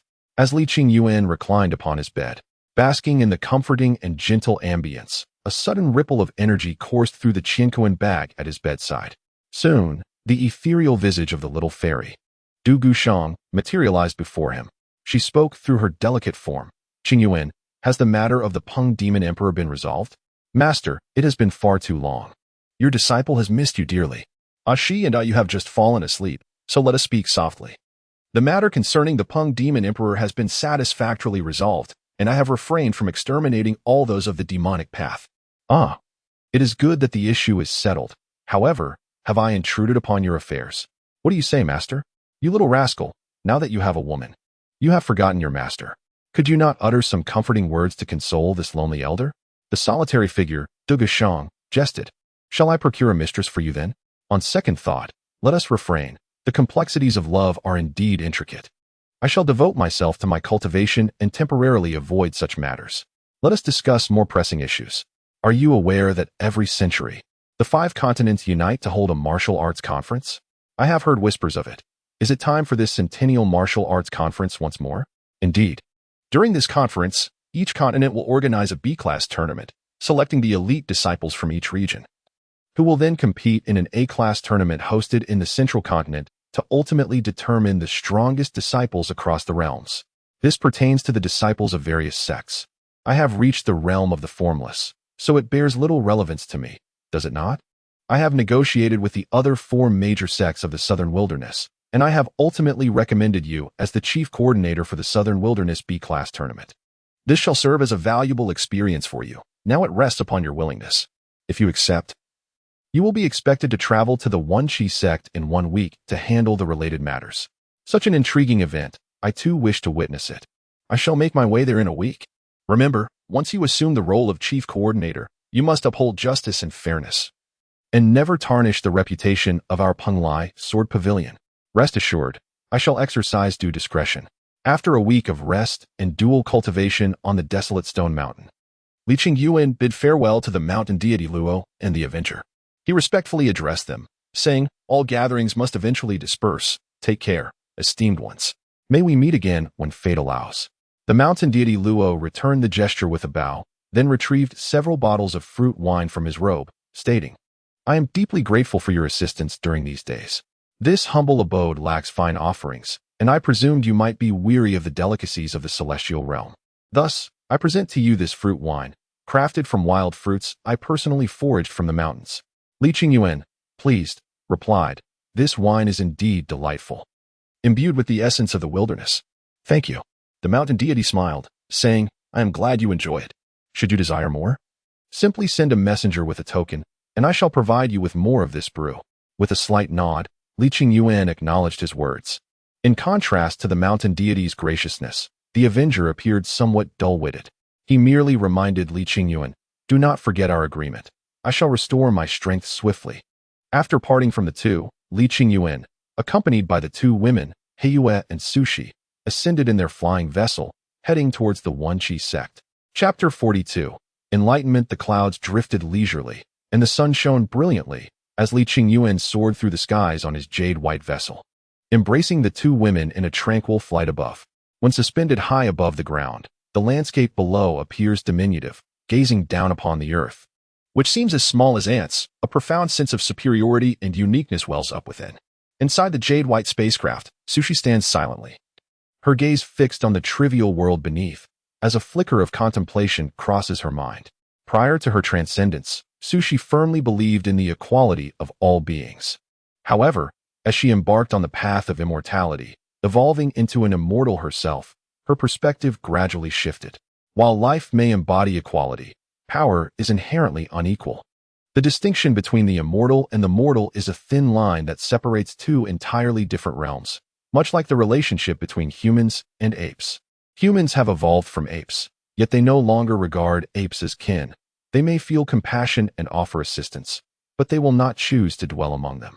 For Sushi, the mundane world has become but a game, in which she heeds the voice of her inner self, playing a positive role as the architect and guardian of this game, while those practitioners of the dark arts assume the role of antagonists, akin to bosses in a video game. With this realization, Sushi feels a sudden clarity within her heart, as if the shackles that bound her have shattered in an instant. In the next moment, a torrent of spiritual energy converges upon her. Noticing Sushi's transformation, Lin Xi promptly halts the jade-white spacecraft, recognizing that she is on the verge of enlightenment, now poised to ascend to the realm of Hunyuan. The attainment of enlightenment is a requisite journey for all cultivators on the righteous path.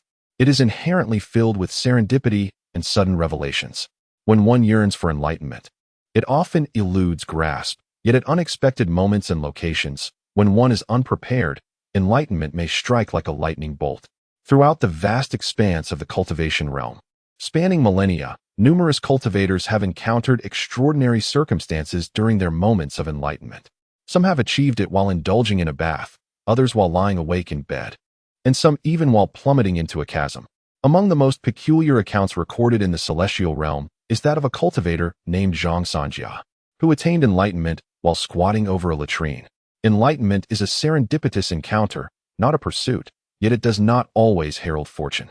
For instance, upon his sudden enlightenment, the unfortunate Zhang Sanjia was overwhelmed by the influx of spiritual energy from the cosmos, resulting in the collapse of the latrine, plunging him into a pit of excrement. The repugnant environment thwarted his ability to maintain inner clarity, leading not only to his failure in advancement, but also to a significant decline in his cultivation levels.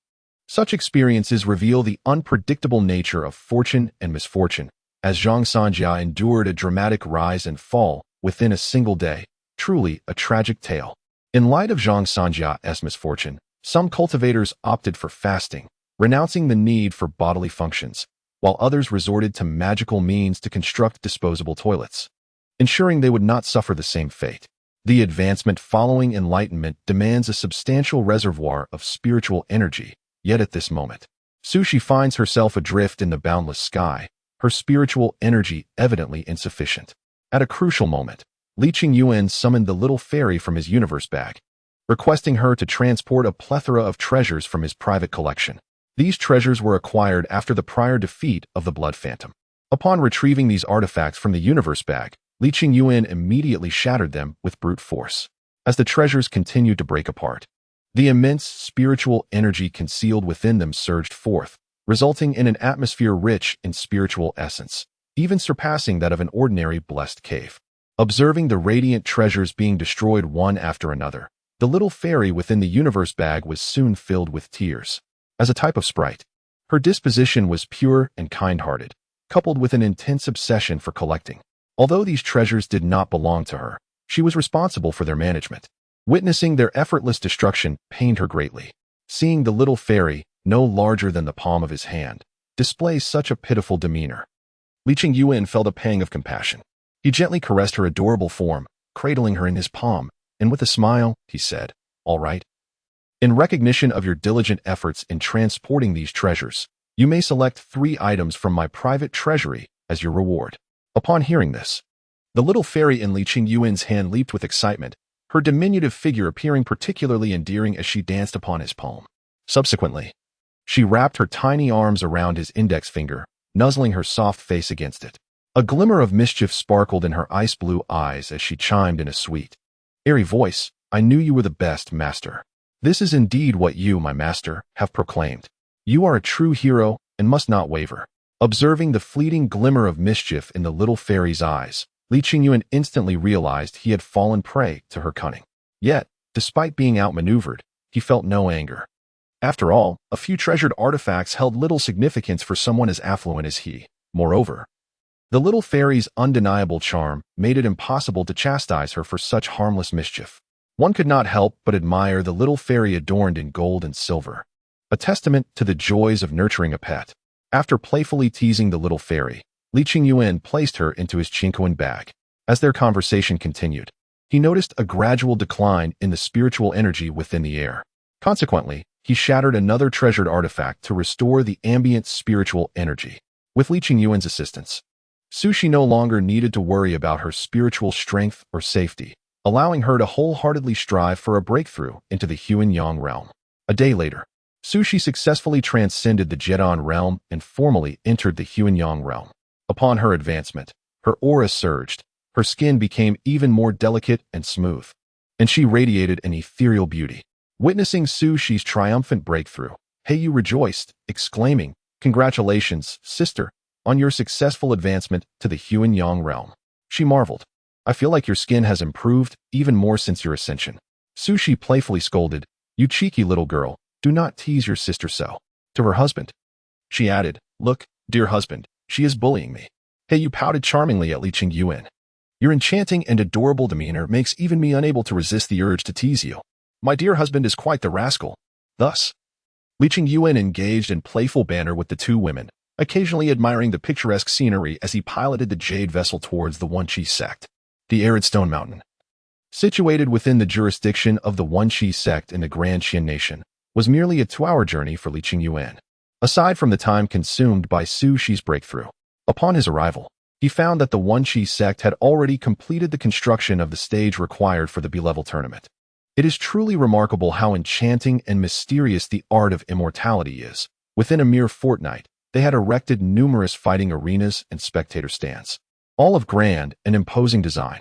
As the chief organizer of this tournament, Lin Xi's responsibilities were primarily to oversee personnel arrangements and manage unforeseen circumstances, ensuring the fairness and integrity of the competition. Just as he was inspecting the venue with the 2 women, a resounding and vibrant female voice suddenly echoed from the heavens. "Ha! You little rascal. Thankfully, during the five-sex conference, I agreed to the suggestion by Du Gushang to appoint you as the chief organizer of the tournament. Now you cannot evade me. Come on, let us engage in a thrilling battle, if you are a man. Upon hearing that familiar voice, Li Qingyuan immediately recognized the identity of the woman behind him. It was none other than the martial enthusiast of the Wenqi sect, Xiao Wuhan. When Li Qingyuan turned around, he was met with the sight of Xiao Wuhan, who was brimming with eager excitement as she lunged towards him. A faint smile graced Li Qingyuan's lips as he extended his palm, and in an instant, a small red lotus sword flower materialized within his grasp. Senior, what do you think this is? Initially, Xiao Wuhan regarded the red lotus sword flower in Li Qingyuan's hand with indifference. However, upon releasing her spiritual sense, she was immediately taken aback. Good heavens!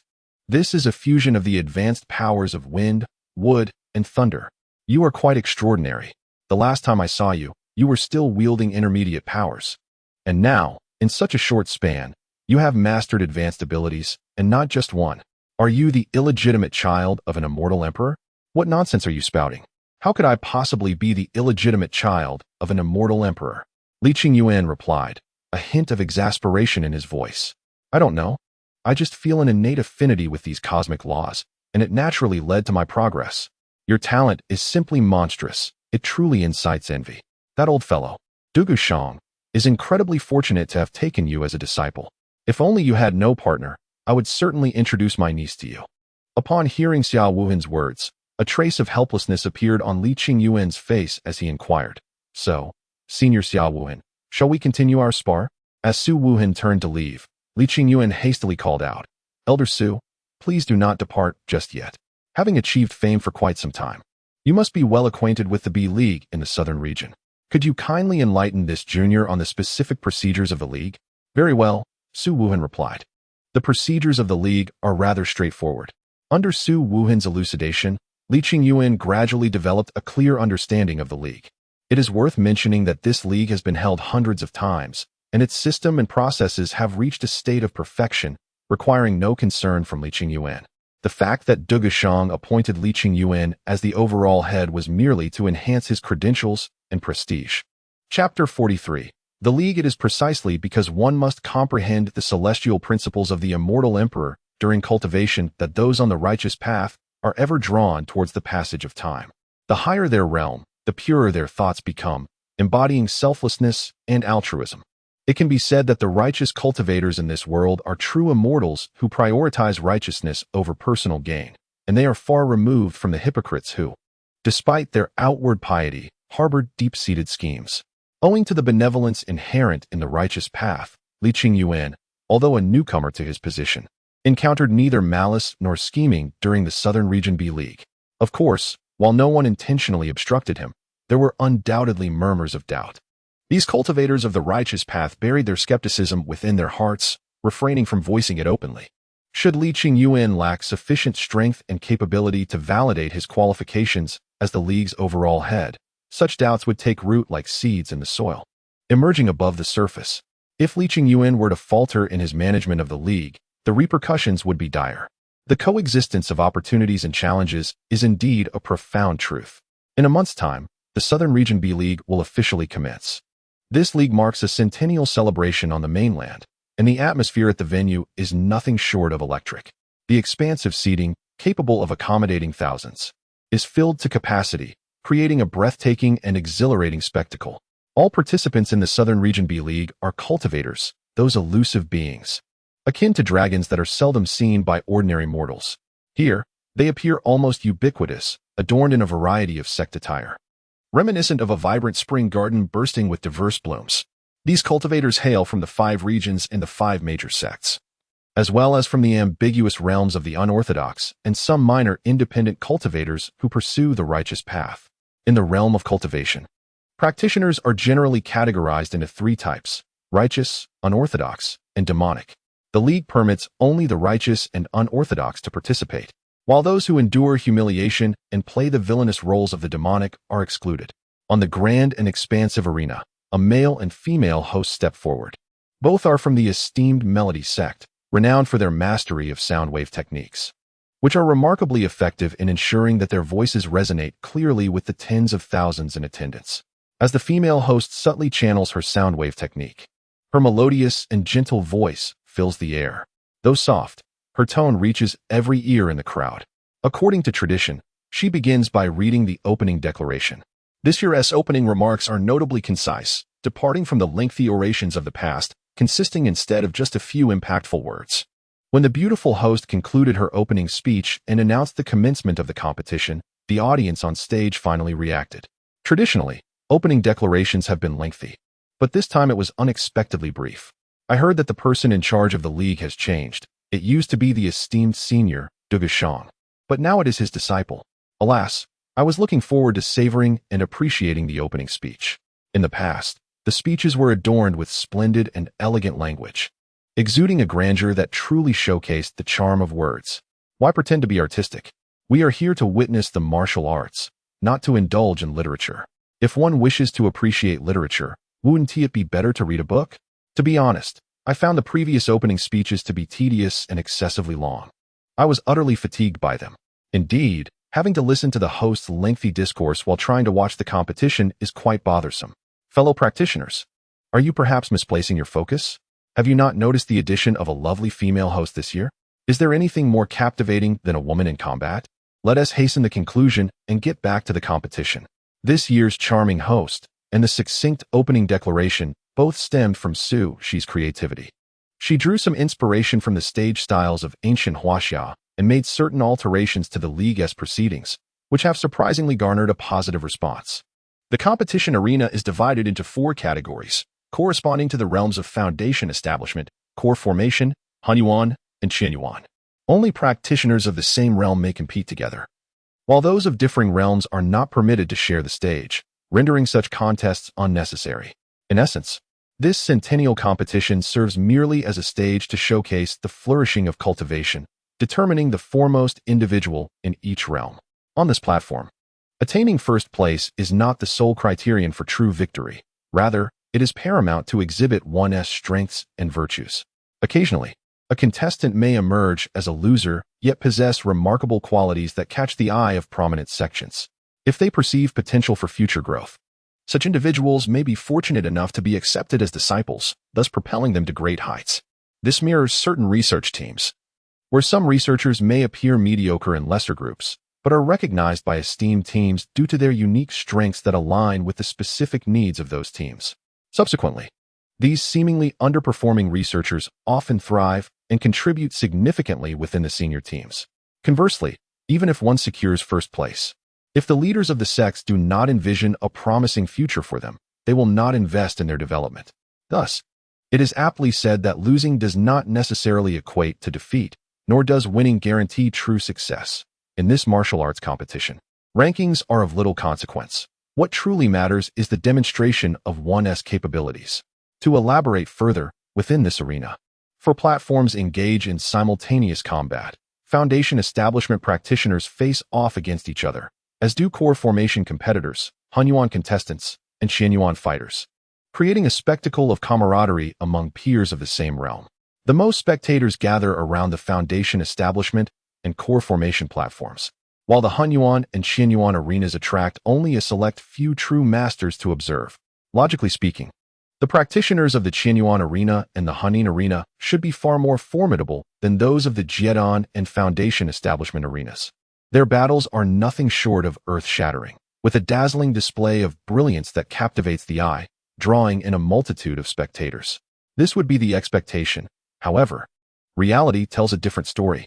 The vast majority of cultivators in the realm belong to the foundation establishment and Jiedan stages. It is through witnessing battles among practitioners of comparable strength that they can validate their own abilities, reflect on their shortcomings, and strive for improvement. This is the path to progress. As for the Hunin practitioners, and even those of the higher Qianyuan stage, one must question whether they can comprehend the intricacies of such combat. Even if they could, it would serve little purpose. The average cultivator, lacking their elevated rank, cannot engage in the profound battles they display. It is akin to a first-year student attempting to grasp the knowledge of a third-year student. Without a sufficient foundation, one learns nothing meaningful, resulting only in a muddled understanding. Chapter 44. The tournament in this Southern Frontier Class B tournament. There are 5 judges, each representing a prominent sect. with Li Yuan serving as the representative judge for the Penglai Sword Pavilion. As a judge, Li Yuan is not tasked with determining the victor of the matches. Rather, his responsibility lies in identifying promising talents during the tournament and guiding them into the sect. Of course, the judges also bear the duty of addressing any unforeseen incidents that may arise during the competition, and at present, Li Yuan is in charge of the most perilous Qianyuan arena. Being his first experience at the Southern Frontier Class B tournament, Li Yuan feels a sense of curiosity towards everything.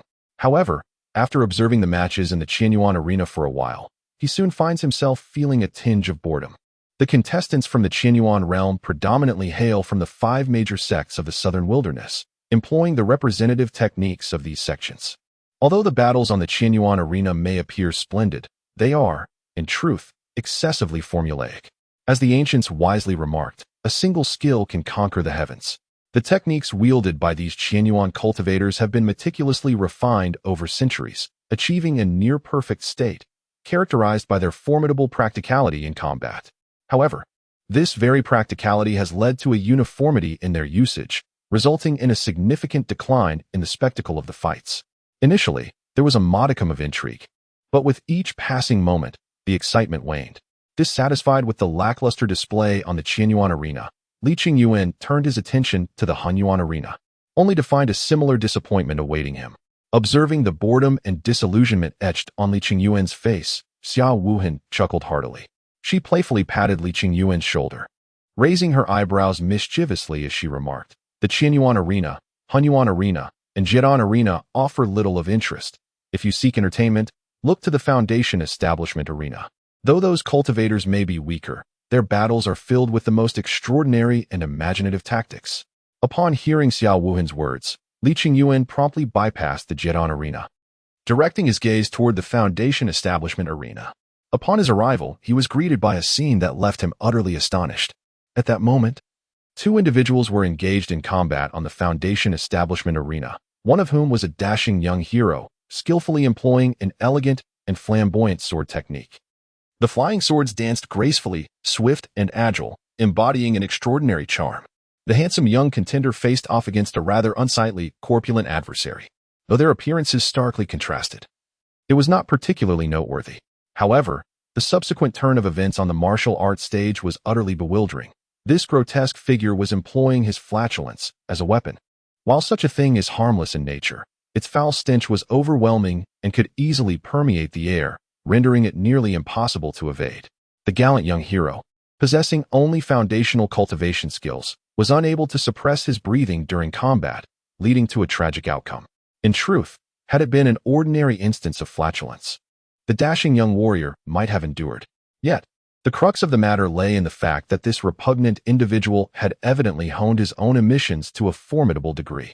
When he released a blast, it manifested as a swirling black mist, obscuring the sky and unleashing an astonishingly noxious odor. Confronted with this unbearable stench, the handsome swordsman displayed signs of terror. A mere gentle inhalation left him convulsing, his eyes rolling back, and before he could even launch a single strike, he succumbed to unconsciousness. Overwhelmed by the sheer potency of the gaseous assault, the judge presiding over the foundational arena declared the corpulent Wang of the Sanchi sect the victor. Witnessing this spectacle, Xiao Wuhan erupted in unrestrained laughter, slapping Li Yuan on the shoulder as he chuckled. "Ha, isn't this amusing?" Despite being on equal footing, this rotund fellow managed to triumph with a single move. I must say, the ingenuity of these foundational cultivators is astonishing. I have my eye on this practitioner, so none of you should even think of contesting him with me. Upon hearing Xiao Wuhan's words, Li Yuan was momentarily at a loss for words.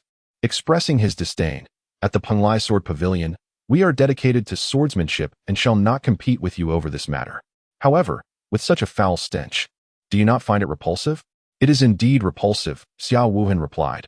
"Once this rotund fellow masters the Qi Gong technique of my sect, the potency of his flatulence will undoubtedly increase. Henceforth, any fool daring to provoke my sect shall be met with Wang Pengzi's noxious emissions. Just imagining it brings me amusement. To my mind, it is a strategy that harms the enemy while benefiting oneself. It's a net gain of 200. Upon hearing Xiao Wuhan's remarks, Li Yuan found himself momentarily speechless. Witnessing his own success in persuading Li Yuan, Xiao Wuhan turned to the other 3 judges and inquired, "Since the Panlai Sword Pavilion is disinterested, do you wish to contend with me for this individual?" "Senior, we of the Blade Sect are devoted to swordsmanship and have no intention of vying for this Wang Pongzi." "Senior Wuhan, I represent the Miaoying sect, which is dedicated to music. We too see no need for such an individual, as the foul air expelled by him is exceedingly off-putting. This portly fellow is evidently unrelated to our talisman's sect, thus we have no interest in him."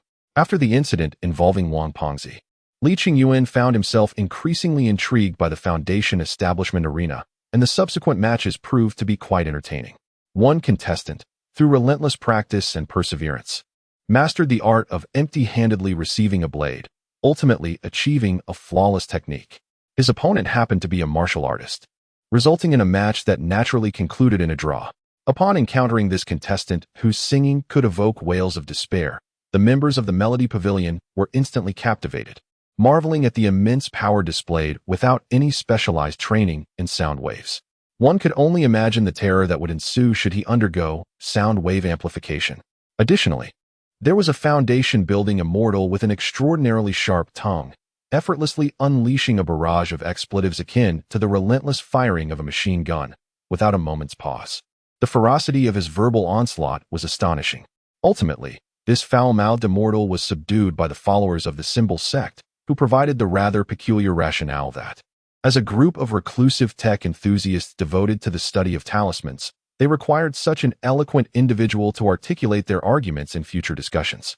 While the aforementioned cultivators might still be somewhat comprehensible, the subsequent individual was even more bizarre. He publicly proposed to his opponent in the arena, who happened to be a burly man. The reason behind this unconventional act was merely that he had lost a bet to a fellow disciple, who had whimsically concocted this scenario as a joke. What initially seemed a harmless prank soon spiraled far beyond anyone's expectations, as the robust opponent surprisingly accepted the proposal. Gazing at the opponent's muscular arms and then at his own slender limbs, the cultivator felt an overwhelming sense of despair. What have I done? If I choose to break off this engagement, will I not be met with a brutal fate? Observing the tearful yet helpless cultivator, Li Qingyuan couldn't help but exclaim, "Ah, the joys of foolish cultivators." Chapter 45. In Xiao Mo, the collective wisdom of the masses is boundless. In the realm of cultivation, the foundation building stage is most populous, and with a multitude of individuals, the emergence of eccentricities becomes inevitable. It is precisely due to the presence of such peculiar characters that this foundation building arena is imbued with a delightful atmosphere. In this tournament, in Xiao Mo, a disciple once accepted by Li Qingyuan also participated. With the dual accumulation of resources from the Snowfall Palace and those left by Li Qingyuan, and Xiao Mo swiftly ascended to the foundation building stage, now standing at the 3rd level. On the foundation building arena, and Xiao Mo slightly bent at the waist, poised to spring into action, while between his fingers, he discreetly gripped a dagger as delicate as a cicada's wing. Fian Technique 7 Divine Nails. These are the 2 techniques and Xiao Mo has cultivated.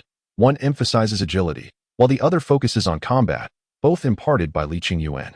As a newcomer participating in the tournament for the first time, and Xiao Mo was not viewed favorably, and the audience below responded with boos.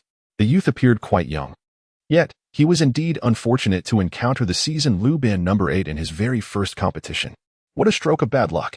Lu Ban No. 8, an experienced participant in numerous tournaments, had consistently secured first place, even triumphing multiple times in the prestigious A-grade league of the continent. Thus, the young lad found himself pitted against last year's champion right from the outset. He was bound to receive a harsh lesson. Education, whether in its essence or practice, serves to temper the audacity of these newcomers. Each of them, having just begun to hone their martial skills, mistakenly believes themselves invincible, when in truth, they are but a mere crumb. Although Lu Ban No. 8 lacks exceptional talent in cultivation, his prowess in crafting armor is truly remarkable. I have heard tales of Lu Ban No. 8 donning his iron armor and battling a formidable cultivator at the nascent soul stage. And what do you suppose happened? That nascent soul expert brandished his blade for 3 whole hours against Lu Ban No. 8, yet failed to breach his defenses. If a master at the nascent soul level could not prevail, how could this youth possibly stand a chance? Upon hearing the derisive remarks from the crowd, Xue Xinxin, seated among the spectators, could no longer contain her discontent. With fervor, she retorted, "While you all place your bets on that armored man, I place my faith in that young lad. I am confident he will emerge victorious in this contest. In that moment, Shui Xinxin shone like a solitary red flower amidst a sea of green leaves, steadfastly supporting in Xiaomo, even as the surrounding audience scoffed at her conviction. The relentless mockery only fueled her indignation further. She straightened her posture and declared loudly, "Umph. Regardless of your opinions, I shall always unwaveringly stand by Xiaomo. The truth will ultimately vindicate all." Shui Xinxin's unwavering belief stemmed not only from the unconditional trust between lovers, but also from her recognition of Xiaomo's abilities. After all, Xiaomo's master is Li Yuan. How could he lack the necessary skills? Upon the arena, confronted by the scorn of the onlookers, Xiaomo remained silent. Yet the tightening grip on the flying knife between his fingers betrayed the turmoil within, contrasting sharply with the calm facade he sought to maintain. Known as the Steel Ambassador, Luban No. 8 had triumphed in several league championships, yet he dared not underestimate the seemingly youthful and inexperienced boy before him. The spectators, positioned at a distance, felt little of the tension, but Luban No. 8 stood close enough to sense the latent danger emanating from Xiaomo. This boy was indeed worthy of a challenge. Recognizing this, Luban No. 8 abandoned any semblance of courtesy and struck first, unleashing one of his most formidable techniques, the explosive secret treasure bomb. Art, he believed, was synonymous with explosion. From a gaping aperture in the colossal armor he donned, multiple low-tier magical artifacts surged forth. These artifacts were in a state of extreme instability, and as they reached Xiaomo, they detonated with tremendous force, engulfing the entire arena in a cataclysmic explosion. Faced with this overwhelming blast, Xiaomo had no means of evasion, yet he refused to remain a passive target. In a sudden surge, he leapt into the air, akin to a nimble swallow, swiftly darting towards the areas where the explosive force was comparatively diminished. Simultaneously, the delicate flying knives in his grasp, as thin as a cicada's wing, relentlessly assailed Luban No. 8. The flying daggers were unleashed silently, relentlessly striking against the armor of the Luban No. 8. However, these terrifying daggers, capable of instantaneously killing foundational cultivators, were thwarted by the armor, producing a series of metallic clangs. Observing the scene before him, Xiaomo's lips twitched slightly. While he had anticipated the armor's formidable hardness, he had not expected it to be so resilient. The daggers, propelled by his 7 divine nails technique, were unable to penetrate the armor's defenses. Yet, Xiaomo was not disheartened. He had foreseen this outcome. Instead, he employed a high-level technique, directing the daggers to relentlessly assault the same point on the armor, striving for the proverbial water to pierce through stone. Whoosh, whoosh, whoosh. 3 daggers struck the same spot on the Luban No. 8's armor, creating a small breach. Just as Xiaomo prepared to capitalize on this moment to breach the opponent's defenses, the figure hidden within the armor revealed a confident smile, exclaiming, "Your daggers are indeed formidable. While other foundational contenders would surely falter against them, you, unfortunately, have encountered me.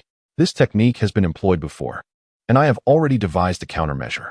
As he spoke, part of the armor began to flow like liquid, seamlessly repairing the small breach caused by the 3 daggers, restoring the armor to its original state. The armor before him had endured countless battles, its defensive system undoubtedly approaching perfection. After a moment of contemplation, Xiaomo suddenly had a new idea. If the defenses could not be breached from the outside, then perhaps an internal approach would yield results. He turned to Luban No. 8 and declared, "I cannot break through your defenses, but can you match my speed? Such a cumbersome mass of iron cannot possibly cover all angles. I refuse to believe that you possess such swiftness. Ha ha ha, no matter how fast you are, can you withstand my omnidirectional assault? You have already sustained minor injuries. A few more hits, and you shall surely falter. Regardless of how swift or flamboyant your movements may be, you will still be unable to endure my onslaught." As he spoke, a fissure appeared on the rear of Luban No. 8's armor, evidently preparing to launch a low-grade explosive artifact, promising an explosive display of artistry.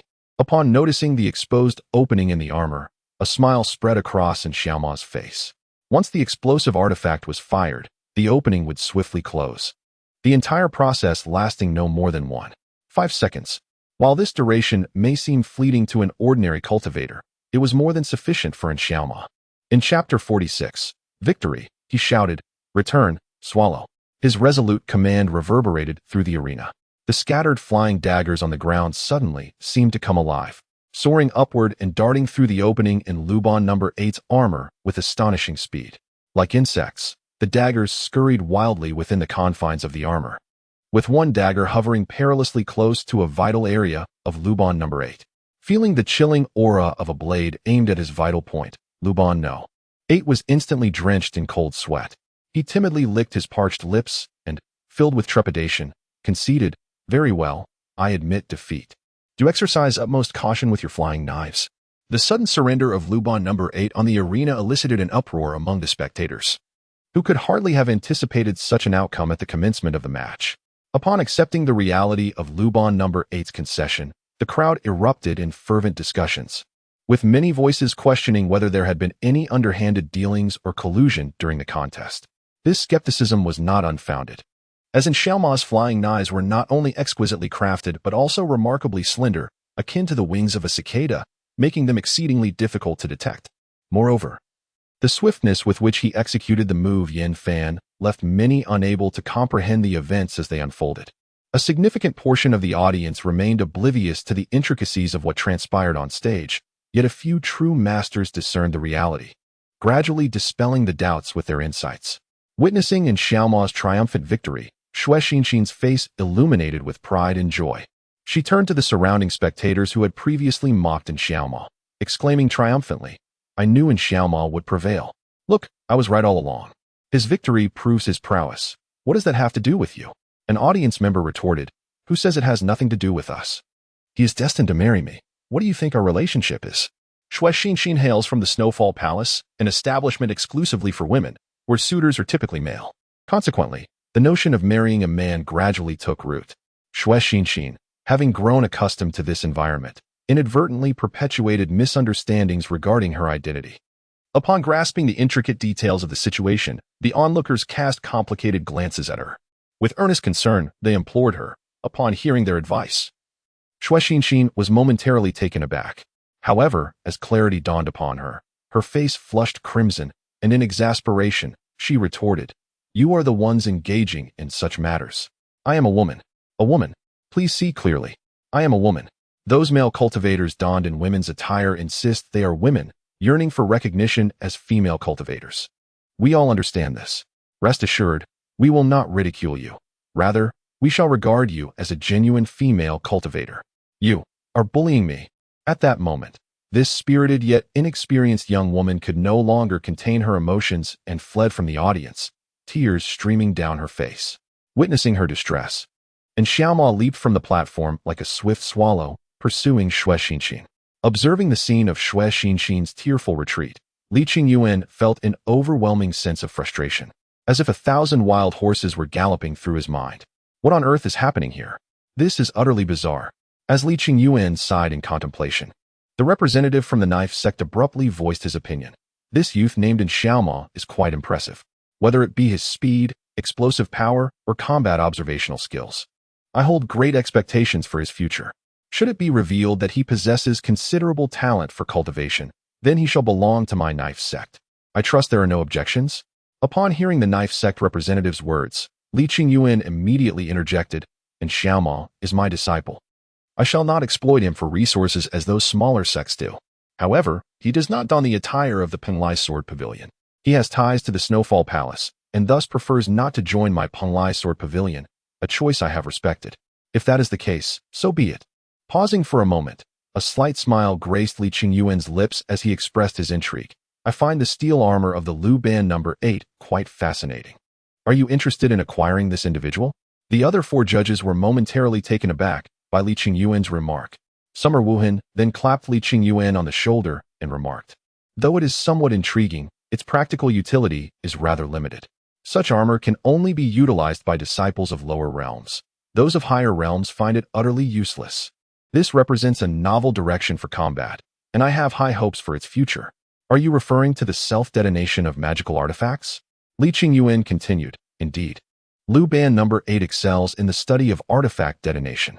However, while this form of combat is undeniably fierce, it consumes magical artifacts at an alarming rate, unless one possesses a multitude of craftsmen to sustain its research. At our Penglai Sword Pavilion, aside from sword training, We also focus on artifact crafting. Thus, we might as well give it a try. Very well. However, I advise you not to harbor overly high hopes. In the past along with the other 3 major sects and your master, the solitary Du Gushang, extended invitations to the esteemed Luban number 8, all of which he resolutely declined. It would be prudent for you to prepare yourself mentally. After all, circumstances are shaped by human effort, Lin Xi remarked cheerfully. After concluding discussions with the judges regarding in Xiaoma and Luban number 8, Lin Xi discreetly communicated with Su Shi in the audience, saying, Shi, please investigate the entirety of Luban number 8's background. The more detailed, the better. Understood, Su Shi affirmed, and upon receiving her confirmation, Lin Xi refocused on the ongoing arena competition. He maintained a fragment of his consciousness to monitor the Qianyuan arena, ensuring preparedness for any unforeseen events, while directing most of his attention towards the Foundation establishment arena, delighting in the peculiar antics of the eccentric cultivators. Before long, a comprehensive dossier on Luban No. 8 was compiled. As a participant from previous leagues, information about him was not particularly obscure.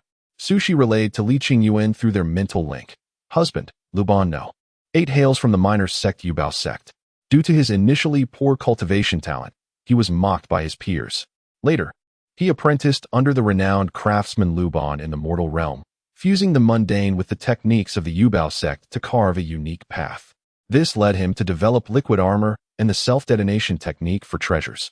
My analysis suggests that to win him over, one must appeal to both his cultivation potential and his craftsmanship in the art of treasure manipulation. I understand, Shi. Thank you. Chapter 47. The lowly practitioners. In response to the multitude of spectators, the Qi sect employed the art of earth and wood magic, erecting over 10,000 structures in the mountains within a matter of days. These edifices, constructed as temporary accommodations for the gathered practitioners, exhibit a notably low durability, unable to withstand significant damage. While the exteriors of these dwellings appear reasonably well maintained, their interiors are stark and desolate, lacking the essential amenities that practitioners must provide for themselves. In contrast to the egalitarian principles upheld in modern legal societies, the realm of cultivation adheres to a rigid hierarchy, where the treatment one receives is dictated by their level of cultivation. To cater to the varying ranks of practitioners, the Qi sect has designated these buildings into distinct areas: the Foundation Establishment Zone, the Core Formation Zone, the Hunyang Zone, and the Qianyuan Zone, each differing markedly in opulence. The Qi sect is not a charitable institution. These accommodations are subject to fees that vary by zone. In contemporary society, individuals are often consumed by the pursuit of wealth. Yet within the cultivation world, there exists a more profound reverence for strength over riches. This is not to imply that they are entirely indifferent to wealth. After all, financial resources form the bedrock of a comfortable existence, and no one wishes to eschew a better quality of life. However, wealth is intrinsically linked to power. Without sufficient strength, one cannot hope to retain their riches. Conversely, once one achieves the requisite prowess, fortune tends to follow suit. In the earthly realm of Huaxia, individuals rely on the law to safeguard their assets, whereas the cultivators of this realm depend on their might to protect their fortunes. Thus, it can be said that Earth is governed by the supremacy of law, while the world of cultivation is ruled by the supremacy of strength. If a cultivator in the Foundation establishment stage were to amass a substantial fortune, he would still refrain from spending it, for he lacks the ability to safeguard it. And oftentimes, he finds it difficult to expend, much like the residences constructed by the Qi sect. Even if a Foundation establishment cultivator possesses the wealth to reside in the more expensive Core Formation or Qianyuan districts, the Qi sect would not permit them to reside there simply due to their insufficient power. This straightforward and harsh reality evokes a sense of despair. However, should a Foundation establishment cultivator genuinely desire to inhabit the Qianyuan district, there exists a means, provided that they possess a formidable background. Individuals like in Xiaoma and Xue Xinxin stand behind Lin Xi, which allows them to dwell within the opulent Qianyuan district despite their Foundation establishment status. Conversely, someone like Luban number 8, hailing from a lesser sect, is confined to the rudimentary Foundation establishment district. Even though he has secured multiple championship titles in past competitions and enjoys considerable fame, his lack of strength and influence relegates him to the same fate as other ordinary Foundation establishment cultivators residing in the Foundation establishment district. At this moment, within the Foundation establishment area, Luban number 8 sits by the window at his table, his eyes filled with a sense of melancholy as he gazes blankly at the array of components before him. During the martial contests on the Foundation establishment stage, Luban No. 8 faced a disheartening defeat, as this former champion, renowned across the land, was bested by an obscure newcomer. In truth, the loss itself is inconsequential to him. He is not one to overly concern himself with reputation or the outcomes of victories and defeats. What troubles him is the realization that he may not attain the coveted spirit gem he so desires this time around. In the recent Southern Border B-Class League, the first-place victor is awarded the spirit gem, which enhances the potency of mid-tier magical artifacts. This is precisely what Luban number 8 requires. With the enhancement provided by the spirit gem, he is confident that he could defeat an average core formation cultivator with his armor. However, it seems that all of this is slipping away from him. Without the spirit gem this time, he wonders when he might have another opportunity. Contemplating this, Luban No. 8 gazes out the window with a sigh. Unlike other cultivators, who often hail from families of celestial lineage, be they second, third, or even nth generation, blessed with exceptional talent, abundant resources, and formidable backgrounds, Luban number 8's parents are ordinary mortal craftsmen, toiling from dawn until dusk merely to survive. He is named Luban No. 8 because he is the 8th child born to his mother, and the name Luban was bestowed upon him by a teacher at a local private school at his father's request, signifying the skill of a craftsman. Together, they form the name Luban number 8. At the tender age of 12, during the Ascension Conference held by a cultivation sect, he was discovered to possess the potential for cultivation. Despite having an exceedingly poor spiritual root, nearly negligible, it nonetheless filled his parents with overwhelming joy. Thus, Luban No. 8 embarked on his cultivation journey, joining the local flowing stream temple to hone his abilities. Upon entering the realm of the flowing observation, Luban Bahao found himself relegated to menial tasks, a rite of passage that every novice in a small sect must endure. Unlike the grand sects, which possess abundant resources to nurture their disciples, smaller sects can only afford to have new disciples earn their cultivation resources through labor, often stealing moments to cultivate in the evenings. The path of immortality may appear resplendent, yet it is predominantly occupied by those at the pinnacle of the pyramid. The practitioners at its lower echelons often find themselves in dismal circumstances. Those lacking talent receive little attention or assistance from their sects, and in their pursuit of enlightenment, they must rely on toil to amass resources. However, this labor consumes precious time that could otherwise be devoted to cultivation, leaving them unable to keep pace with their more gifted counterparts. Many practitioners of humble origins, brimming with zeal and hope upon their initial foray into the world of cultivation, ultimately see their fervor extinguished on the long and arduous road of balancing work and training. As their progress falters, extending their lifespan becomes increasingly difficult. Without longevity, they inevitably succumb to mortality, much like ordinary beings. Numerous cultivators, unwilling to relinquish their dreams of immortality, silently perish along this arduous path of half labor and half cultivation. At times, despite their efforts, the outcome remains futile. Conversely, some practitioners abandon their aspirations for transcendence, opting instead to immerse themselves in the mundane world, becoming itinerant Taoists or esteemed retainers in service to the affluent, relishing the worldly pleasures of wealth and status. Others, however, choose to descend into the demonic path, where cultivation is less contingent upon innate talent and where the malevolent arts of siphoning the essence of others for personal gain find favor among the more radical individuals. Compared to the arduous cultivation of the righteous path, the swiftly effective allure of the demonic path has drawn a multitude of weak-willed lower-tier cultivators into its depths, as they find it easier to perceive the grand prospect of immortality. However, a grand prospect is still merely a prospect. The righteous path boasts many second-generation celestial beings, while the demonic path equally harbors its share of second-generation demons. Those lower-tier cultivators who succumb to the demonic path often choose to slaughter their fellow disciples, mercilessly eliminating those who once struggled alongside them in their half-hearted endeavors.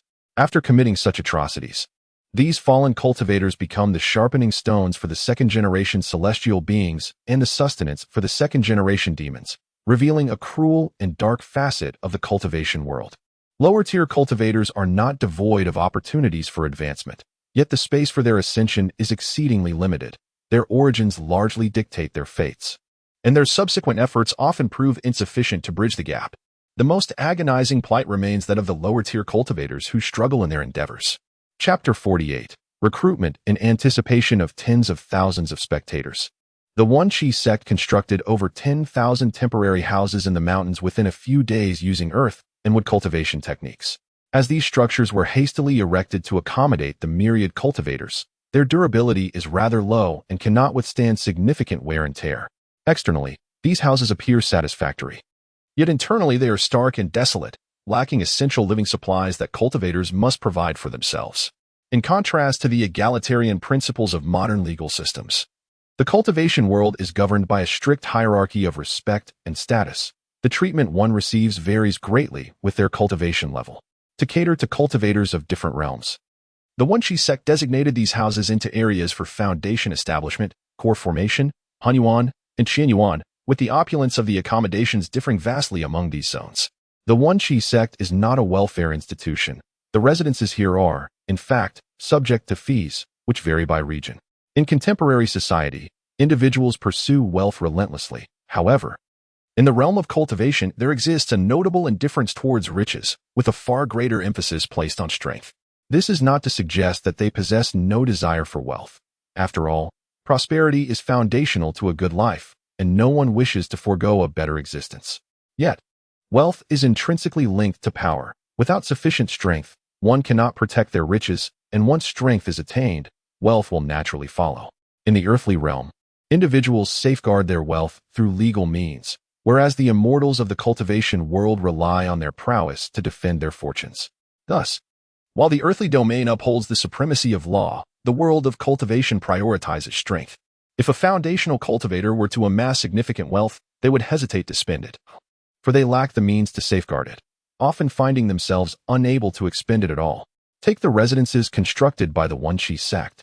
For instance, even if a foundational cultivator possesses the means to reside in the more expensive Jiedan or Qianyuan districts, they would be denied access solely due to their insufficient strength. It is a stark and unforgiving reality. However, should a foundational cultivator truly desire to inhabit the Qianyuan district, there exists a potential avenue. They must possess considerable backing. For instance, individuals like in Xiaoma and Shui Xinxin, who stand behind Li Qingyuan, are able to reside in the opulently decorated Qianyuan district despite their foundational status. Lu Ban No. 8, hailing from a humble lineage, resides in the modest foundational district. Despite having clinched championship titles in the league on several occasions and boasting considerable fame, his prowess and background remain insufficient, relegating him to the same quarters as other ordinary foundational cultivators. At this moment, seated by the window at a table cluttered with components, Lu Ban No. 8 gazes vacantly at the assortment before him, his eyes reflecting a sense of melancholy. In the recent martial competition held in the foundational arena, he faced a disheartening defeat, the once celebrated champion of previous leagues faltering against an obscure newcomer. Yet, defeat in itself is not what troubles him. Lu Ban No. 8 is not one to place undue importance on reputation or victory. What weighs heavily on his heart is the realization that he may, alas, be deprived of the coveted Soul Light Gem. The champion of this Southern Jiang B-League foundational arena was destined to receive the Soul Light Gem, an artifact capable of enhancing the power of mid-tier magical treasures, precisely what Lu Ban No. 8 requires. With the augmentation provided by the Soul Light Gem, he would possess the confidence to vanquish ordinary golden core cultivators with his armor. However, all of this now seems to slip from his grasp. Without the Soul Light Gem, he cannot foresee when another opportunity might present itself. Lost in thought, he lets out a sigh, casting his gaze out the window. Unlike many other cultivators, who hail from illustrious lineages, descendants of immortal beings with abundant talent, resources, and formidable backgrounds, Lu Ban No. 8's parents are merely ordinary mortal artisans, toiling tirelessly from dawn till dusk, striving merely for survival. The reason why Lu Ban No. 8 is so named is that he is the 8th child born to his mother, hence the designation of No. 8. The name Lu Ban was bestowed by his father, who requested the local private school teacher to name him, signifying a skilled craftsman. Together, they formed the appellation Lu Ban No. 8. At the tender age of 12, Lu Ban No. 8 was discovered to possess an innate talent for cultivation during the Ascension Conference held by a sect seeking disciples. Despite the exceedingly poor quality of his spiritual roots, nearly non-existent, his parents were overjoyed. Subsequently, Luban number 8, leveraging this feeble talent, joined the local Lu Shui Guan for cultivation. Upon entering Lu Shui Guan, he was tasked with menial chores, a rite of passage for every newcomer in a small sect. Unlike the grand sects, which are abundant in resources to support their disciples, smaller sects can only allow new disciples to earn cultivation resources through labor, squeezing in time for practice in the evenings. The path of cultivation may appear glamorous, yet it is the pinnacle of the pyramid that enjoys such privileges. Those at the lower echelons often face a grim reality. Those lacking talent receive little attention or assistance from their sects, and to pursue cultivation, they must rely on their labor to acquire resources, which in turn consumes substantial time that could be dedicated to practice, hindering their progress compared to naturally gifted practitioners. Many aspiring cultivators from humble backgrounds enter the realm of cultivation filled with zeal and hope, only for that fervor to eventually wane along the arduous path of half work and half cultivation. As their progress stagnates, extending their lifespan becomes increasingly difficult, and without a prolonged life, they are destined to perish like ordinary mortals. Many monks are reluctant to abandon the path of cultivation. However, they ultimately fade away in the prolonged journey of labor and practice, often finding that their efforts bear little fruit. Some cultivators relinquish their hopes of achieving immortality, choosing instead to immerse themselves in the mundane world, becoming itinerant Taoist priests or retainers to the affluent, reveling in earthly riches. Conversely, there exists a faction of practitioners who succumb to the demonic path, which, comparatively, places less emphasis on innate talent. The dark arts often involve the nefarious practice of siphoning the essence of others for one's own gain, thus garnering admiration from those with radical inclinations. In contrast to the arduous and painstaking cultivation of the righteous path, the rapid results offered by the demonic path entice a multitude of weak-willed lower-tier cultivators, who are drawn to the alluring prospect of ascension. Yet, a pie is still a pie, just as there are many second-generation immortals on the righteous path. The demonic path is not devoid of its own progeny. Those lower-tier practitioners who descend into the demonic realm often resort to the slaughter of their fellow disciples, mercilessly eliminating those who once struggled alongside them in the arduous pursuit of cultivation. After committing such atrocities, these fallen cultivators become mere tools for the second-generation immortals and sustenance for the second-generation demons, revealing the brutal and shadowy side of the cultivation world. Lower-tier practitioners are not without opportunities for advancement, yet the avenues available to them are exceedingly limited. Their origins dictate much of their fate, and subsequent efforts are often insufficient to bridge the gap. The most painful plight is eternally borne by those struggling at the bottom. Chapter 49. The Pioneer. As thoughts swirled in his mind, a sudden epiphany struck Luban number 8. Could it all be attributed to the allure of beauty? It is said that handsome men often possess a tendency towards same-sex attraction, particularly as submissives. Could it be that the individual before me harbors such inclinations? As the saying goes, it would be a pity for someone so strikingly attractive not to explore such avenues. With this thought, the gaze of Luban no. 8 towards Lin Xi inevitably carried a hint of trepidation. Yet, contemplating the immense temptation of advancing to the Wuxiang realm, this fear gradually transformed into a reluctant acquiescence. Observing the fluctuating expressions of Luban number 8, Lin Xi felt as though he were a bewildered monk, utterly perplexed. Was the other party performing a face-changing act? If so, the execution was decidedly subpar, indeed, a poor review. At that moment, Lin Xi found himself struggling to decipher Luban number 8's intentions. Noticing the prolonged silence from his companion, he finally spoke. We are born into the world of cultivation, absorbing celestial energy to transcend the mundane. Celestial energy follows certain principles, and with these principles, we can harness it for our own purposes, leading to the birth of countless cultivation techniques. Not only can humans and beasts utilize the rules of celestial energy, but even gemstones and spiritual ores can do so, resulting in a plethora of magical artifacts. Today's magical artifacts vary greatly among individuals, to the point of being worlds apart. Your innovative idea of combining different artifacts into armor is truly commendable. However, have you considered taking it a step further by amalgamating these treasures into various mechanical forms, then standardizing and mass-producing them for the common folk? Upon hearing that Lin Xi would not engage in inappropriate activities, Luban number 8 discreetly exhaled in relief.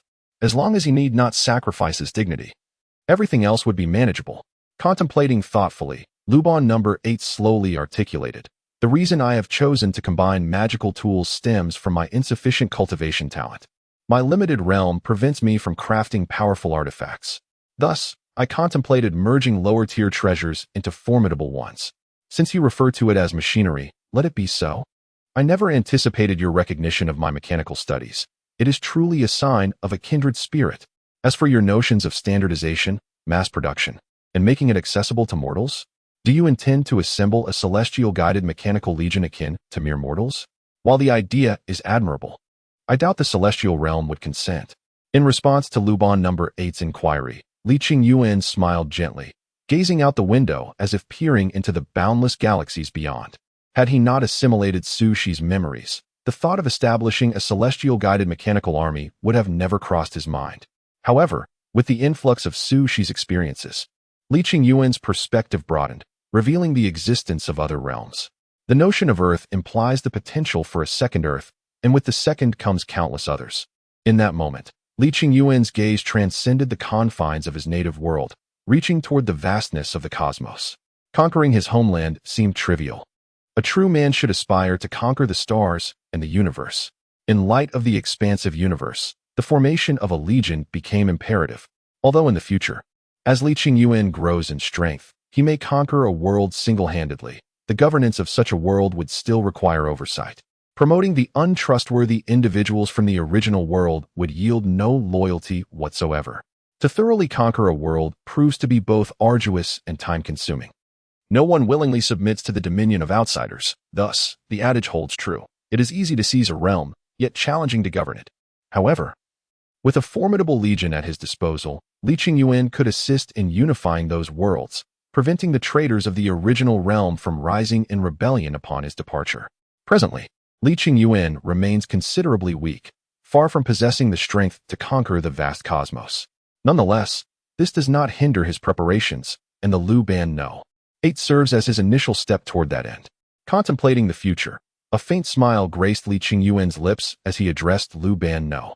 8. The celestial realm will undoubtedly prohibit us from establishing a mechanical legion of divine architects, yet this does not impede our research in this domain. After all, the universe is vast, encompassing more than just our solitary world. Upon hearing Lin Xi's mention of other worlds, Luban number 8 felt an exhilarating fire ignite within him. Here stood a man who not only acknowledged the existence of other realms, but also harbored ambitions to conquer them. What a noble and grand aspiration. It was a vision that stirred profound yearning and excitement within him. In that moment, Luban number 8 sensed the weight of destiny upon him. His heart whispered that by aligning himself with this man, he might have the potential to forge history and achieve renown throughout the universe. After a spell of overwhelming excitement, Luban number 8 gradually regained his composure and inquired, "The void is narrow and perilous, rendering it impossible to accommodate a multitude of travelers at once without risking it shattering. To conquer other celestial bodies, we must traverse the surface world. Yet does outer space not lack air? The practitioners of the formless realm require breath. We are fundamentally unable to escape this world. This shall be the proposition you will need to explore in the future. To my knowledge, there exists a world inhabited solely by mortals. Yet it has the capability to manufacture manned spacecraft capable of traversing outer space. What mortals can accomplish, I firmly believe you can as well. This may necessitate further examination of air, investigating why we breathe, what we inhale and exhale, and how to consolidate it. There is much to study, yet at present, I am alone in this endeavor. I could summon a few of my disciples, but even then, our numbers would still be woefully insufficient. Every journey begins with a single step. A meal is consumed one bite at a time. Our current focus is on the mechanization, standardization, mass production, and mortal adaptation of artifact combinations. Subsequently, we shall establish a small experimental legion.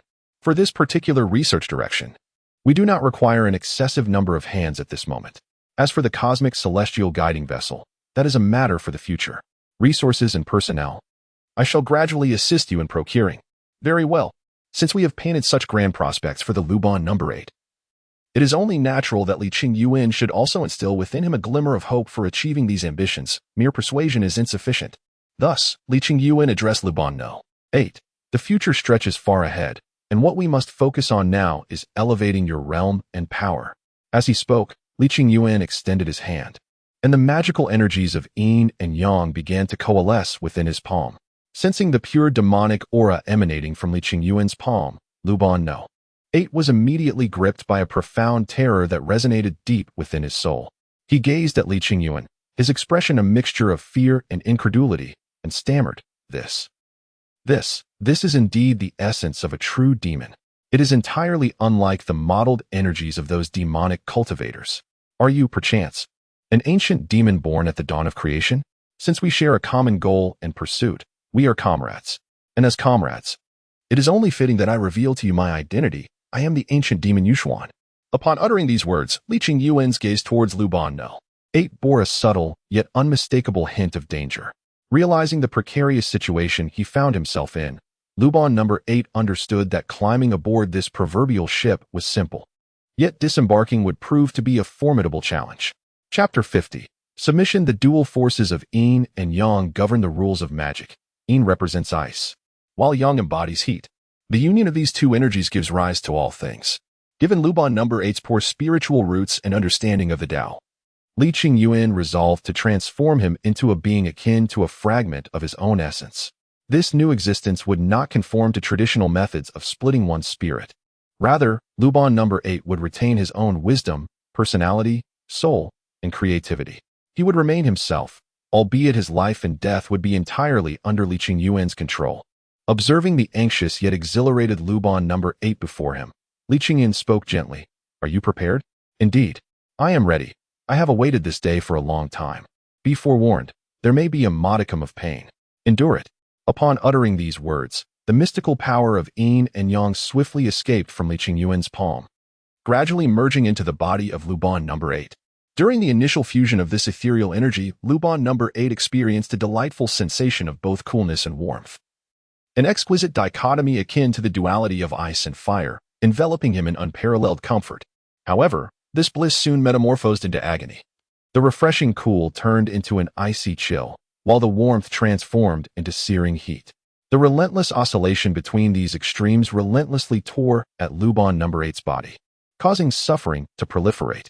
As he endured this excruciating torment, the muscles of Luban No. 8 bulged irregularly, and the veins on his body stood out prominently, while his once gentle visage contorted into a grimace. Were a child from kindergarten to witness Luban No. 8 at this moment, they would undoubtedly be terrified and cry out for their mother. The process of bodily transformation through the yin and yang magic lasted approximately half an hour. After this duration, Luban No. 8 no longer felt a shred of pain. Upon the completion of the transformation, a fleeting glimmer of darkness flickered in his eyes. He clenched his fists, reveling in the surging power coursing through his being. This strength was so immense and exhilarating that it left Luban No. 8 captivated and enchanted. Following the transformation, Li Qingyuan established a subtle yet palpable connection with Luban No. 8.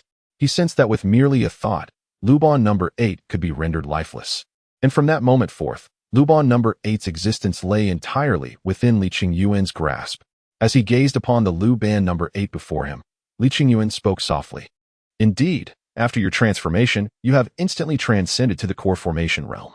Within you now resides the essence of my yin-yang rule magic, which can deceive the will of the heavenly Tao. Henceforth, you will be akin to those demons and practitioners of the dark path. As long as your celestial power accumulates sufficiently, you need not comprehend the Tao to break through. What sets you apart from them is that you can wield the forces of the heavenly rules directly, much like traditional righteous cultivators. Thanks to the power of my yin-yang rule magic. Upon hearing Li Qingyuan's words, Luban No. 8's face brightened with joy.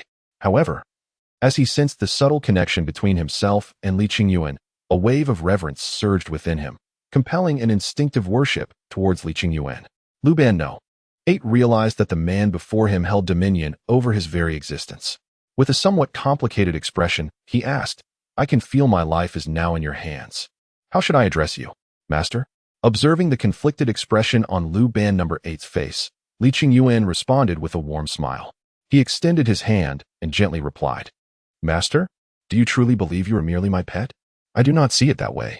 Although our relationship is one of hierarchy, we are also kindred spirits and friends, are we not? Sensing Li Qingyuan's kindness and respect, Luban No. 8 was enveloped in an overwhelming warmth.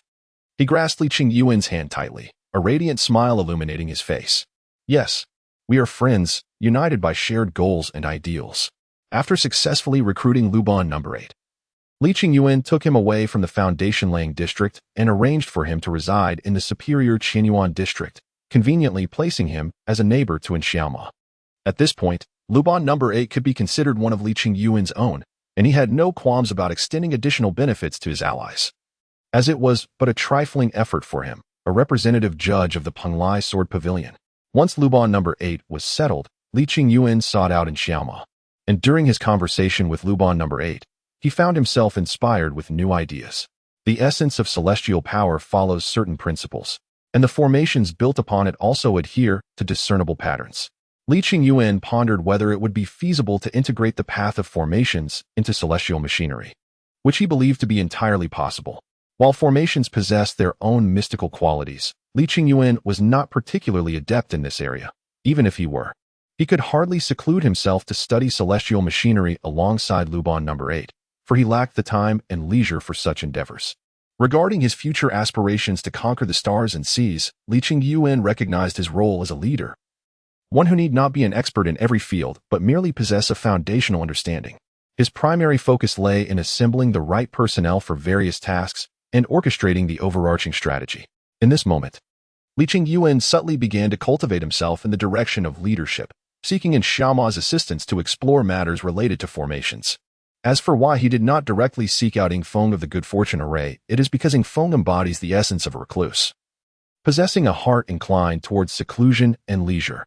Furthermore, he wields his own influence, and, being deeply loyal to the realm of the Qimen, his strength has attained the formless state. At present, Li Qingyuan stands no chance of winning him over. Given that approaching Yingfeng proved futile, Li Qingyuan turned his attention to his more manageable disciple, and Xiaoma, who could be more easily controlled and could also glean knowledge of array techniques from Yingfeng, making him the optimal choice. It is often said that in the affairs of life, one rarely encounters satisfaction. Thus, in his endeavor to recruit Xiaoma, Li Qingyuan faced failure. Through a profound conversation, he discovered that Xiaoma is a remarkably kind individual, harboring a deep aversion to war and death, with a heart devoted to alleviating the suffering of the world. Such a person commands Li Qingyuan's respect. However, respect alone does not render him suitable for Li Qingyuan's purposes. Conquest of the stars and the cosmos is an exercise of hegemony, inevitably intertwined with iron and blood, a notion that stands in stark opposition to Xiaoma's beliefs. Should Li Qingyuan attempt to incorporate Xiaoma into his ranks, it would likely lead to a future of conflict between master and disciple, inviting countless troubles. Consequently, Li Qingyuan resolved that when he departs this world to pursue the domination of the universe, he would not take Xiaoma along, allowing him to remain a good person in this realm. With his decision made, Li Qingyuan clasped his hands behind his back and sighed as he exited Xiaoma's chamber. After his departure, Xiaoma turned to Xue Xinxin and inquired, "Xinxin, what do you think Master meant by all he just said? I find myself somewhat perplexed. He does not possess the serene demeanor typical of an orthodox cultivator, unhurried and at ease within the expanse of heaven and earth. Rather, there lies within him a flicker of ambition for dominance. Should the day arrive when he achieves conquest, how shall you confront him? I cannot say. Nevertheless, he is my master, the one who has granted me the opportunity to cultivate as a normal practitioner, akin to bestowing upon me a second life. Regardless of the circumstances, I could never bring myself to harm my master. Thus, we can only pray that such a day will never come." Chapter 51. A turn of events. Although I was unable to win over Xiaoma, securing Luban No. 8 is still a significant achievement, which has put Li Qingyuan in a rather pleasant mood today. With this buoyancy, he took the opportunity in the evening to thoroughly discipline Su Shi and He Yu, leaving them so exhausted that they could scarcely rise from their beds. As the sun rose the following day, Li Qingyuan emerged from the warmth of soft jade, bestowing a gentle good morning kiss on each of the girls' foreheads, refreshed and ready to don his attire and embark on a new round of the league judging tasks. The joy of the foundation-building practitioners brought Li Qingyuan immense delight as he observed their antics, engaging in continuous conversation and laughter with Xiao Wuan. Just as they were sharing jovial banter, an unexpected turn of events unfolded on the Qianyuan arena. At that moment, two cultivators locked in combat on the arena hailed from the Blade sect and the Wen Qi sect, respectively. The Blade sect wields their blades with relentless forward thrusts, exhibiting unparalleled dominance, while the Lin Xi sect practices the art of vital energy, excelling in close-quarters combat and rapid succession attacks. It was reminiscent of Li Qingyuan's first battle with Xiao Wuhan, during which he was launched into the air and left hanging helplessly, thus illustrating the formidable prowess of the Lin Xi sect's combos and melee combat. As the saying goes, an inch of advantage is an inch of strength, while an inch of disadvantage is an inch of peril. In the beginning, the female contestant from the Blade sect leveraged her extensive attack range and skillfully maneuvered, gaining a considerable advantage. Faced with the shameless tactics of the Blade sect competitor, the practitioner from the Qi sect felt as though he were contending with an elusive eel, his fists striking only air, which gradually sparked a sense of irritation and fury within him. During the combat, the Qi sect practitioner cleverly baited his opponent with a deceptive opening, leading the Blade sect contestant to misinterpret it as a moment of weakness and recklessly launch an attack. Thus, the female competitor from the Blade sect fell into a trap, allowing the long-restrained Qi sect practitioners to close in. In close combat within the southern regions, disciples of other sects were no match for the Qi sect. In such intimate engagements, weapons like daggers proved far more advantageous than longer blades or swords, which became cumbersome. Consequently, the Blade sect disciple found herself in dire straits, as the opportunity seized by the Qi sect disciple resulted in a relentless flurry of strikes. The Qi sect's series of energy-infused attacks flowed seamlessly, exhibiting unparalleled finesse, while the Qi sect's Qi Yuan cultivator on stage was a paragon of excellence. The final outcome was that the female contestant from the Blade sect was left suspended in the air, subjected to a merciless barrage for what felt like an eternity. The brutal onslaught lasted for several agonizing minutes, leaving her in a pitiful state, her chest, already modest, now as flat as the pavement beneath her. The consequences of provoking a woman can be utterly terrifying. In a fit of rage, a female competitor from the Blade sect experienced an epiphany. Mastering the first form of the sect's ultimate technique, the Azura trilogy, known as Heaven Suppression, as she prepared to unleash this formidable move, her entire being became enveloped in a crimson aura of blade energy, rendering her immune to her opponent's relentless assault. With a single strike, thunder roared from the heavens, and the earth trembled beneath her feet, as countless blade shadows filled the sky, exuding an overwhelming aura that seemed to herald the apocalypse. The sudden turn of events on the Qianyuan stage immediately captivated the attention of all present, particularly that of Tian Wei, the representative judge from the Blade sect, who, overwhelmed with excitement and astonishment, leapt from his seat.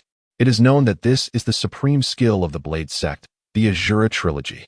Even the legendary ancestor of the sect had only barely grasped two of its forms. It is said that mastering the final form of the Azura trilogy would render one invincible in the southern region. Each form of the Azura trilogy demands profound comprehension and integration of the rules of power, yet this young contender, Tian, astonishingly grasped the essence of these rules at the Qianyuan realm and manifested the first form, Heaven Suppression.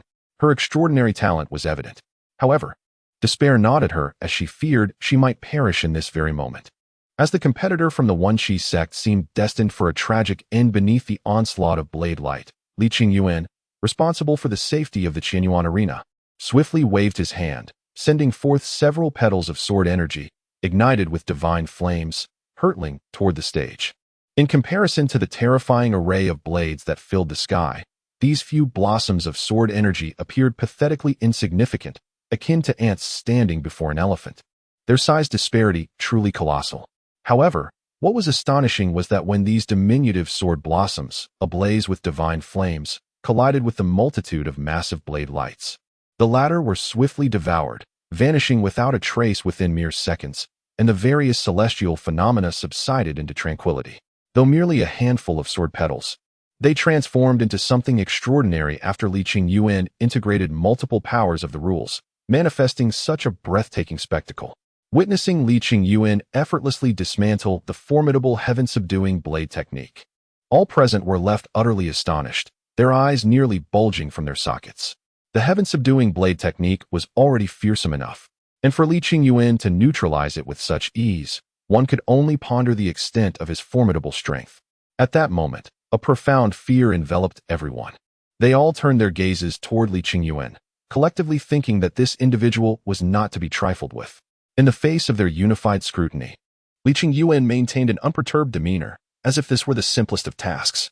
He casually stifled a yawn and remarked, "What a powerful blade technique it is, capable of merging different powers of the rules. No wonder the Shura blade has garnered such a reputation, with tales of it making the world tremble. Today, witnessing it firsthand, it truly lives up to its illustrious fame." Li Qingyuan lavished praise upon the Shura 3 techniques, fully aware that the more he extolled its prowess, the more he could demonstrate the magnitude of his own strength in dispelling the technique. "Ah, how clever I am." Upon hearing Li Qingyuan's incessant praises for Jintian, those present gradually realized that this was a veiled assertion of his own prowess. How audacious could a cultivator be, devoid of any modesty befitting a peerless master? Such shamelessness was astonishing.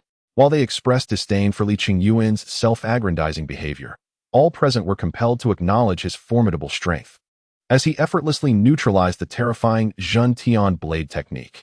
Often, the more one boasts, the more it reveals their true capabilities. Resisting such acknowledgement is futile. After employing the Zhun Tian blade technique, the female contestant from the blade sect, Tian Tian, succumbed to unconsciousness due to excessive exertion, having recklessly wielded a formidable martial skill beyond her realm. Ultimately, one must pay a heavy price for such overreach.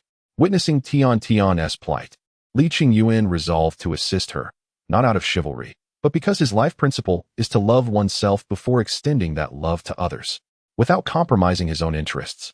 He strives to help others, granting him a sense of moral self-fulfillment. This is his guiding ethic. With determination, Li Qingyuan retrieved a medicinal pill from his robe.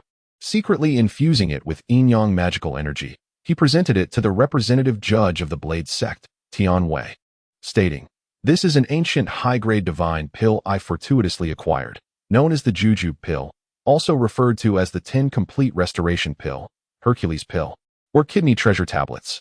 Given Tian Tian's excessive strain, a conventional restorative pill may lack sufficient potency or proper attributes, potentially leaving lasting repercussions that could hinder her future cultivation. However, this Juju pill carries no such risks." After receiving the medicinal pill from Li Qingyuan, Tian Wei expressed his heartfelt gratitude, saying, "Thank you." He hurriedly flew to Tian Tian's side and administered the pill mixed with spirit wine to the unconscious girl. Chapter 53, Departure from the Arena. Upon hearing Li Qingyuan's words, the previously quarreling cultivators suddenly displayed expressions of shame. They realized that their disputes over trivial matters were utterly unwarranted and unbecoming of their celestial demeanor. Just then, the stern Li Qingyuan broke into a playful smile and said irreverently, "In life, the most important thing is to be happy. I understand your desire for joy. After the tournament, we can host a dedicated debate on whether small or ample bosoms are preferable. Let us call it the First Justice Symposium. And we can hold the second, third, and even nth editions in the future. By the way, I think larger chests are wonderful." Hearing Li Qingyuan's lighthearted remarks, the young cultivators erupted in surprise, never expecting him to be one of their kind, and a playful one at that. These silly cultivators felt a newfound closeness to Li Qingyuan, compared to the excessively serious and solemn elder cultivators. Someone like Li Qingyuan was far more likely to win the admiration and affection of the younger generation. The world is already so harsh and serious. Why not indulge in a bit of humor and joy? If one doesn't embrace the madness now, they might find themselves growing old too soon. The tournament continued onward. In the forthcoming competitions, Li Qingyuan meticulously sought out and recruited numerous promising low-tier cultivators. Part of them were intended for the Penglai Sword Pavilion, while the remaining were for his own purposes. Most of the cultivators Li Qingyuan gathered for himself excelled in the crafting of magical artifacts and machinery, enabling them to assist Lu Ban No. 8 in the research of celestial mechanisms. The other cultivators possessed unique talents that went unappreciated by traditional practitioners. Yet they captivated Li Qingyuan, who was infused with earthly culture, igniting a sense of anticipation within him. The world is vast, and certainly, some cultivators have ventured down unconventional paths. However, due to their lack of recognition by the mainstream, they often meet tragic ends, fading quietly into the annals of history. Yet, what is established is not always correct, and what is unacknowledged by the mainstream is not necessarily erroneous. These cultivators, each with their peculiar skills, are viewed as eccentric and whimsical by conventional practitioners, who often regard them with disdain. Yet Li Qingyuan discerned their brilliance. The cultivators were taken aback by Li Qingyuan's invitation. Those once misunderstood as oddities were now envied by many, for serving a powerful transcendent being was a promising and honorable endeavor. The rarest and most precious acts are those that offer timely assistance. Li Qingyuan's benevolent gesture earned him significant admiration and respect from these unconventional cultivators. As long as he does not foolishly exploit them, this admiration will undoubtedly endure. Li Qingyuan has resolved to assemble them into his original team. After a month of competition, the Southern Region B League has concluded successfully, culminating in the selection of the top 3 contenders from the Qianyuan, Hanyang, Jiedan, and Zhujiang platforms, totaling 12 individuals. These 12 will represent the Southern Region in the prestigious Wuzhou A League. Among them, and Xiaoma achieved an impressive second place in the Zhujiang platform, while Shui Xinxin secured third place in the Jiedan platform. Together, they will embark on the journey to the Wuzhou A League. Following the conclusion of the league, Li Qingyuan took a moment to recuperate. As the overall director of the Southern Region B League, he is set to lead the 12 outstanding competitors to the Wuzhou A League. Just as Li Qingyuan was preparing to depart with the contestants, Su Shi unexpectedly approached him, accompanied by Li Qiushui. Li Qiushui, known as the Dark Sword of 100 Flowers, is Su Shi's master and one of the 6 great lords of the Penglai Sword Pavilion, who has often shown great care towards Su Shi, earning her deep affection. Observing the striking woman in a red gown before him, Li Qingyuan squinted, questioning, "Ah, it is Lord Li Qiushui. What brings you to seek me at this moment?" Since Li Qingyuan's ascension to the Wuxiang realm and his defeat of the demon emperors, Sha, Peng, and Blood, his standing within the Penglai Sword Pavilion has risen, now only subordinate to the founding elder, Dugushang. In the cultivation world, power dictates respect and hierarchy is meticulously observed. For Li Qingyuan, the dynamics have shifted. He is no longer the junior to Li Qiushui, but has become her elder. The relationship between elders and juniors cannot be referred to as comrades. The term comrade is reserved for those of equal standing. At present, Li Qiushui no longer qualifies for such a title, which is why Li Qingyuan addresses her as Master Li Qiushui rather than as a comrade. Upon hearing Li Qingyuan's words, a complex expression crossed Li Qiushui's face. She recalled the time when Li Qingyuan first entered the Penglai Sword Pavilion as merely a mortal, someone she had looked down upon. To her astonishment, Li Qingyuan possessed an extraordinary talent for cultivation, and within just a few short years, he had risen to become a formidable figure in the southern wilderness. What is even more remarkable is that, despite his immense achievements, Li Qingyuan did not abandon his first wife. He remained by the side of Su Shi and He Yu, the 2 women. In truth, had Li Qingyuan so desired, countless so-called saintesses, talented women, and enchantresses would have eagerly sought his company. Yet, he chose otherwise, leaving Li Qiushui deeply moved, unlike herself, who had been forsaken by Han Feng. After a silent reflection, Li Qiushui besieged Li Qingyuan. "Could you take me to Zhongzhou? I wish to know how Han Feng is faring now. After all these years, have you not forgotten him? I am not the feeble, lamenting woman consumed by unrequited love. I merely wish for you to accompany me to Zhongzhou, to help me teach that scoundrel a lesson. Should you require any form of recompense, I shall do my utmost to fulfill your wishes. I am not a merchant, nor do I dwell on gains and losses. You are Ashi's master. I have no reason not to assist you. I seek no reward, as long as Ashi can find happiness." Upon hearing Li Qingyuan's words, Su Shi, who stood beside Li Qiushui, was immediately moved to the depths of her heart. She stepped forward and tenderly embraced Li Qingyuan, her voice soft and melodious as she expressed, "Husband, you are truly wonderful. Encountering you is the greatest fortune of my life." Several days later, Li Qingyuan set forth with Su Shi, He Yu, Li Qiushui, and 12 selected participants aboard a spaceship destined for Zhongzhou. After Li Qingyuan's departure, many cultivators who had participated in the Southern Frontier B League did not disperse. Instead, they earnestly heeded his suggestion and convened the inaugural Justice Symposium. This conference, initiated with a serious discourse on the merits of modesty versus voluptuousness, gave rise to a plethora of humorous anecdotes. At this moment, Li Qingyuan remained blissfully unaware that, as a result of his unintentional actions, the Justice Symposium would evolve over the years into a unique culture of joy and levity, eventually sweeping across the other 4 continents, becoming a vibrant gathering place for young cultivators, akin to the existence of Bilibili on Earth. To return to the narrative, as Li Qingyuan led the participants toward Zhongzhou, they traveled aboard a colossal spaceship designed specifically for the League. The vessel was adorned with countless runes, embodying both formidable defensive and offensive capabilities.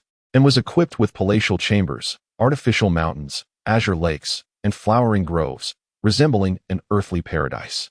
As the chief overseer of this expedition, Lin Xi ensured that everyone was well accommodated before retreating to his palace, where he joyfully engaged in dual cultivation with sushi each day, occasionally admiring the scenic vistas along their journey and imparting guidance to his favored disciple, and Xiaoma.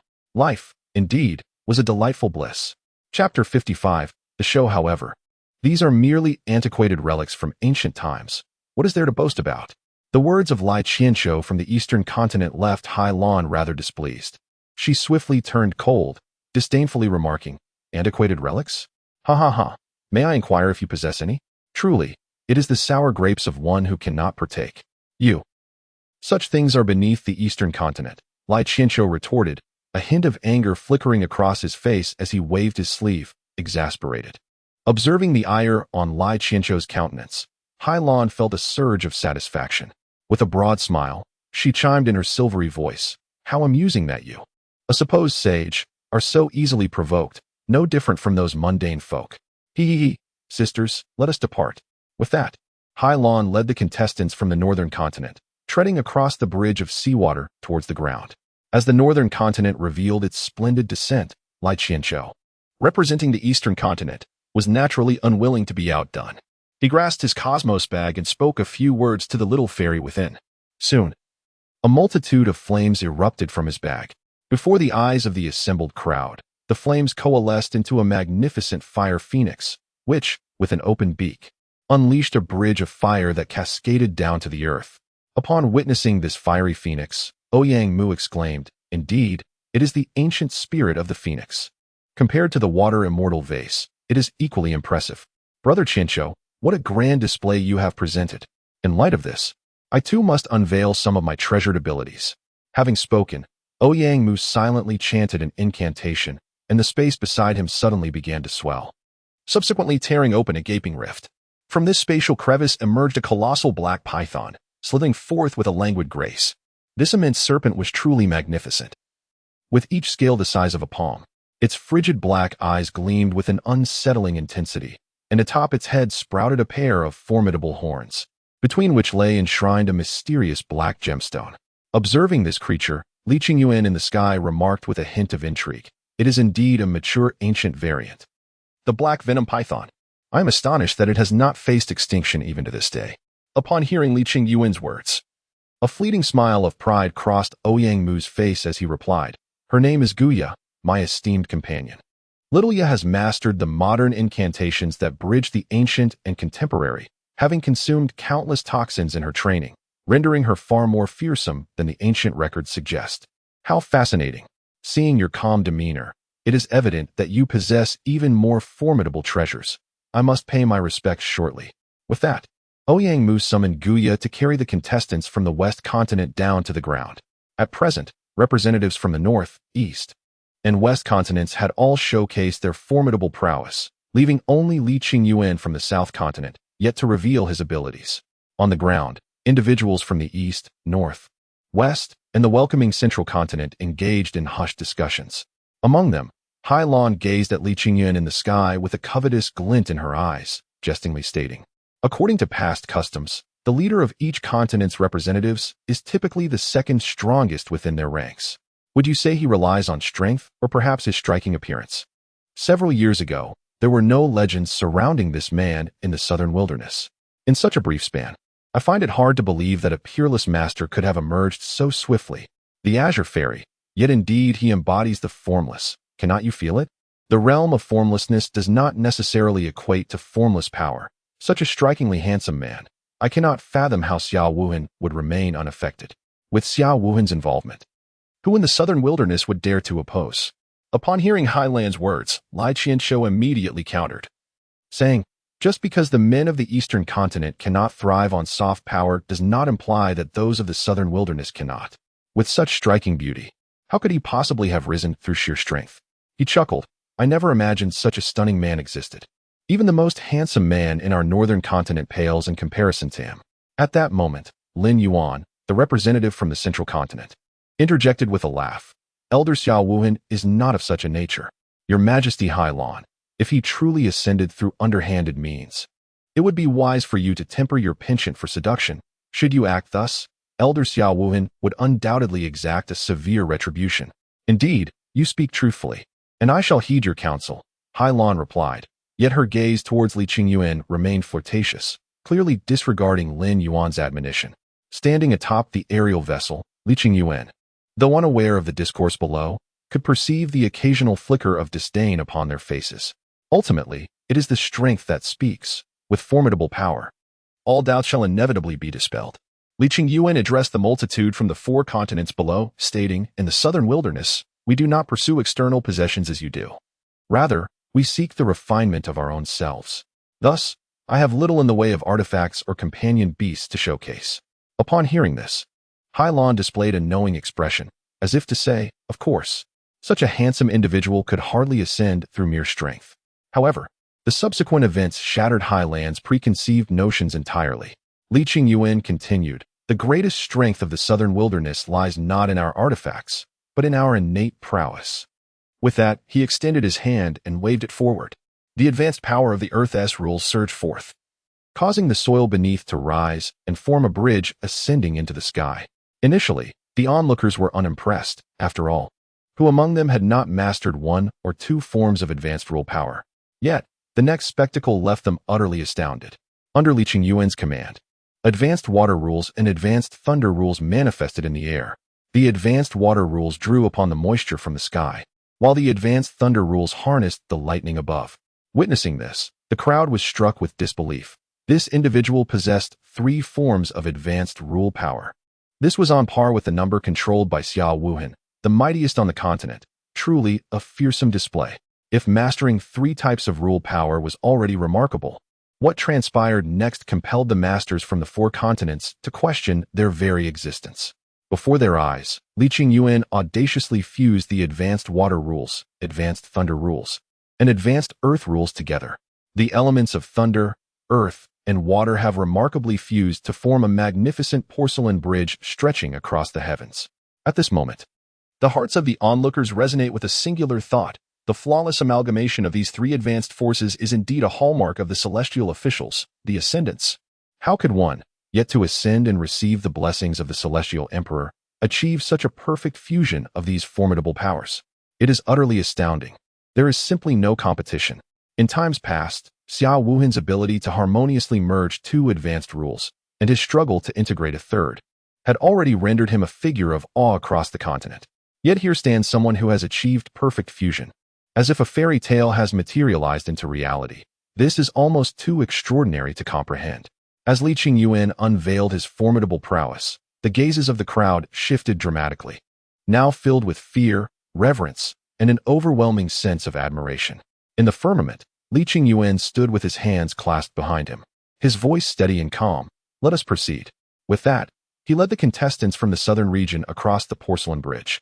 Upon their arrival on solid ground, the representatives from the other 4 regions bowed in unison, displaying profound respect. This respect is earned through strength, and Li Qingyuan, with his formidable might, has rightfully garnered the admiration of all. Among the throng, Ouyang was the first to break through the crowd, his visage reflecting admiration as he bowed to Li Qingyuan and remarked, the southern region has always been the strongest among the 5 continents. First, there was the esteemed Xiao Wuhan, who dominated the land, and now, with you, my friend Li Qingyuan, merging 3 advanced rules to command respect across the continents. Truly a testament to both the exceptional talents of this land and the emergence of extraordinary individuals. Upon hearing Ouyang commendation, Li Qingyuan's lips curled into a faint smile. He narrowed his eyes slightly and, in a calm tone, slowly remarked, the reason why our southern region stands as the mightiest among the 5 continents is not due to the greater number of our geniuses or the denser spiritual energy we possess, but rather because of the unique atmosphere of cultivation that permeates the southern region. The practitioners here dedicate their entire beings to the pursuit of cultivation, even renouncing love and affection to ensure their undivided focus. I pose a question to all of you. Can the continents you hail from achieve such a feat? We have accomplished what you cannot, and thus success rightfully belongs to us. As Li Qingyuan's words echoed, the crowd fell into deep contemplation. Liao Qianqiu, the representative from the eastern continent, seemingly enlightened, remarked, "I once believed that the abundance of talent in the southern region stemmed from their status as singles. I had even thought that being single could enhance one's strength, yet I now realize that this notion was merely superficial. The true reason lies in the relentless dedication of southern practitioners to their cultivation." At this juncture, Liao Qianshou appeared somewhat melancholic, reflecting on the paradox of human nature. In moments of solitude, one yearns for companionship, yet upon finding it, one often finds it burdensome. Liao Qianshou found himself in this very predicament, lamenting wistfully, "Alas, I am already bound by family and consorts, entangled in myriad responsibilities, and thus cannot cultivate with the same freedom and abandon as a solitary practitioner. What a profound regret this is." You certainly did not express such sentiments when you were single," a familiar voice teased, lightening the mood. As the crowd engaged in discussions about the practice of immortality, Highland's attention shifted to the enchanting figures of Su Shi, He Yu, and Li Qiushui, who stood behind Li Qingyuan. Being women herself, Hailan felt a twinge of comparison.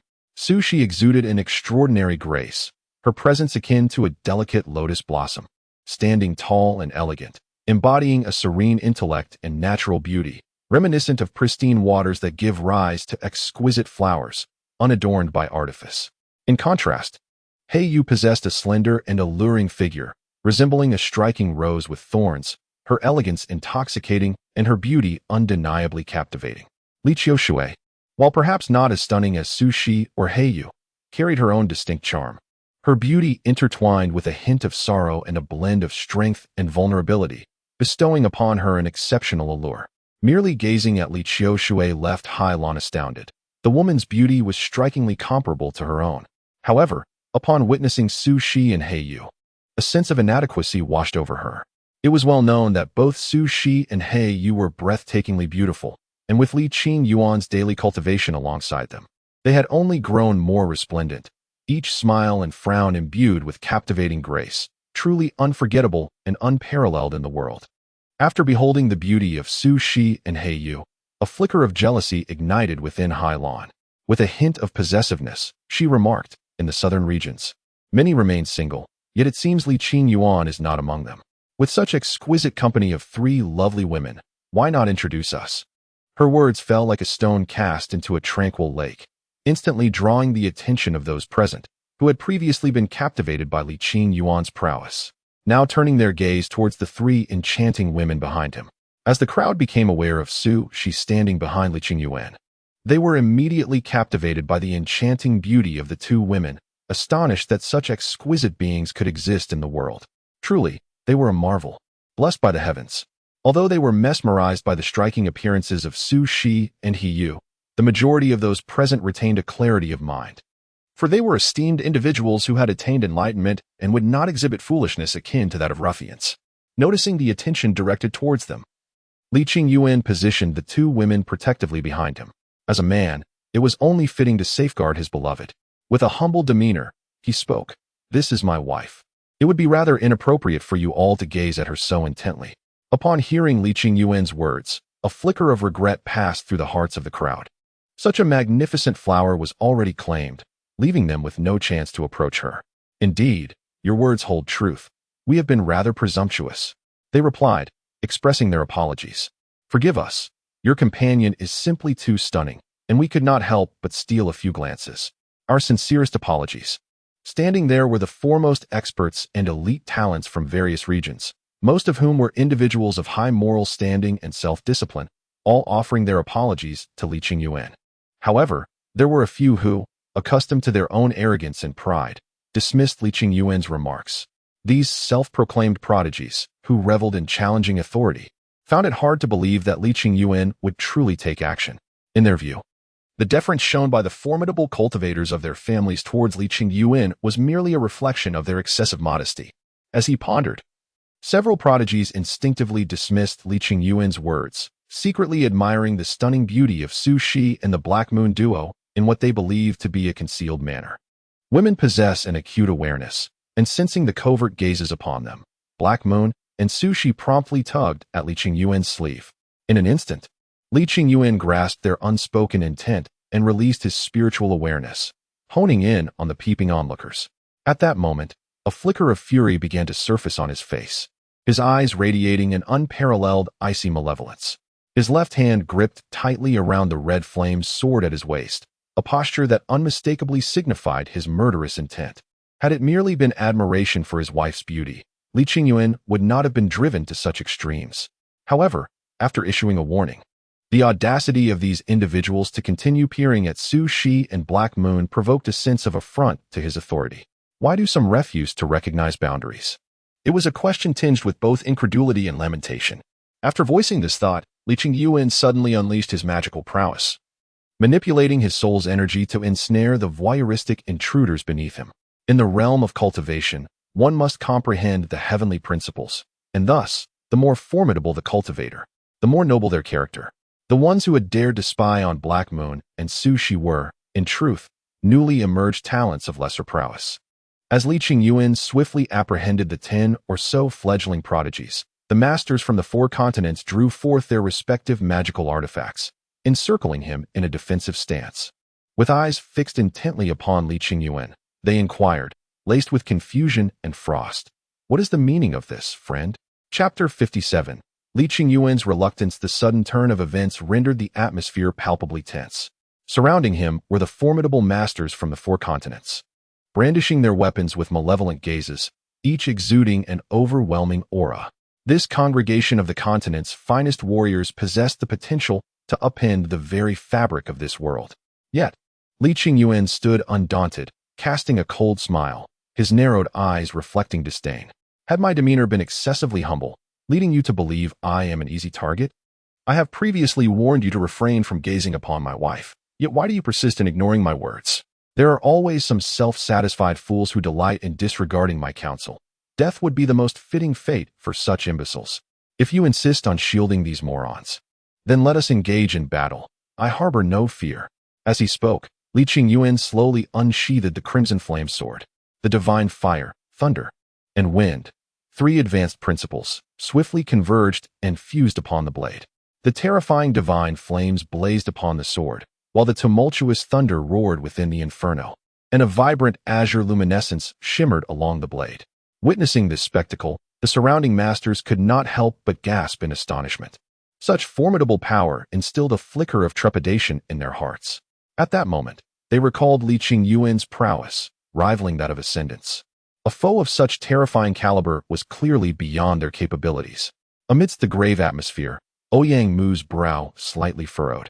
The matter at hand transcended the indiscretions of a mere dozen peeping disciples and had now escalated to a question of the reputation of the various sects across the 4 continents. Gazing at Li Qingyuan before him, Ouyang Mu let out a faint sigh. He firmly grasped his most formidable artifact, the 10,000 poison cauldron, and spoke in a gentle tone. Respected Li Qingyuan, the fault indeed lies with us. However, these disciples are but naive children, considering their tender age. Might we let today's incident pass? Upon hearing Ouyang Mu's words, Li Qingyuan erupted into laughter. Ha, children? As he spoke, his tone grew increasingly frigid. If you cannot discipline them properly, I, Li, shall take it upon myself to do so. Observing Li Qingyuan's unmistakable resolve to not relent, Lai Qianqiu promptly summoned the fiery phoenix. He had never anticipated that Li Qingyuan would become so incensed over such a trivial matter. For Lai Qianqiu, as well as for other righteous masters, this incident was indeed minor. Yet, for Li Qingyuan, it was far from insignificant. Although Li Qingyuan outwardly appeared as a righteous cultivator, within him resided a genuine demon, and demons are not destined to possess the broad-mindedness and compassion characteristic of the righteous path. As an ancient demon god, one of Li Qingyuan's guiding principles was, those who comply shall live, those who resist shall die. The peeping disciples had evidently transgressed this tenet, which was the source of Li Qingyuan's fury. The powerful figures from the 4 continents did not comprehend this nuance. However, with the situation having escalated to this point, I am aware of your formidable prowess. Even the collective might of those present cannot surpass you. Yet, what does it matter? Can you contend with the transcendent beings behind us? Upon hearing the words of Lai Qianqiu, Li Qingyuan finally emerged from his fury and regained his composure. Although he harbored no fear of the ascendants, he was reluctant for matters to escalate. If it were to reach the ears of the Celestial Emperor, it would undoubtedly bring him endless troubles. Contemplating this, Li Qingyuan narrowed his eyes, To concede now would portray him as someone who cowers before the strong. Yet to refuse would surely complicate the situation further. Observing Li Qingyuan lost in thought, Su Shi and He Yu exchanged knowing glances, comprehending his predicament. Su Shi gently tugged at Li Qingyuan's sleeve and spoke in a soothing tone. Husband, your affection for both me and Yu brings us immense joy. However, let us dismiss today's events. We have sustained no losses, and their covert glances at me merely attest to our allure, as well as your discerning eye and capabilities. Meanwhile, He Yu, clinging to Li Qingyuan's arm, swiftly planted a playful kiss on the corner of his mouth in plain view of the crowd, mischievously declaring, let them gaze. May they be consumed by jealousy. He. With both Su Shi and He Yu voicing their sentiments, Li Qiushui added, it is hardly a significant matter. Let us overlook it. There is no need to stoop to the level of these petty individuals. And Xiaomao interjected, Master. Shuexinxin. In that moment, among the allies of the southern wilderness, those familiar with Li Qingyuan began to persuade him in unison. Upon witnessing the multitude in southern Xinjiang persuading Li Qingyuan, the formidable figures from the four continents cast grateful glances in their direction. As they listened to the council, the anger etched on Li Qingyuan's face diminished somewhat. However, he was not inclined to yield so easily. With a hint of arrogance in his tone, he declared, Oh, is this a case of looking for a guardian because one cannot prevail? What of the ascended ones? Do you truly believe I cannot contend with them? At these words, the hearts of the gathered individuals, which had just begun to settle, once again raised with apprehension. Was Li Qingyuan truly prepared to act so recklessly over this matter? Fortunately, his subsequent remarks alleviated their concerns. As he continued, I would not have relented so easily, but for the sake of my wife and the others' entreaties, I shall spare these disciples. However, while death may be averted, they shall not escape unscathed. What do you propose? Their eyes are too sullied. They require replacement. Upon hearing Li Qingyuan's harsh words, the expressions of the powerful figures from the four continents contorted with conflict. While a pair of eyes might seem insignificant, after all, there are ample elixirs within their sects capable of restoring a physical form. The eyes represented the honor of their respective factions. Should they acquiesce today, what would others say of them in the future? They would likely be deemed inept, unable to protect their own disciples.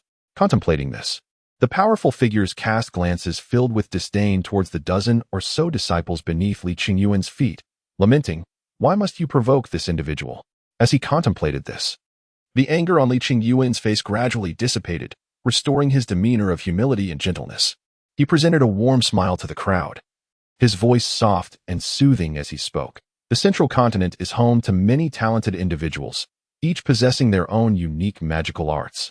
The Northern Continent boasts the unparalleled beauty of azure waves and tides, while the Eastern Continent is rich in fiery fervor. The Southern Continent's flames are shrouded in mystery, and the Western Continent is rife with treacherous poisons that catch one off guard. Each of the four continents, Central, Northern, Eastern, and Western, is a treasure trove of natural wonders and remarkable individuals, a place I have long yearned for.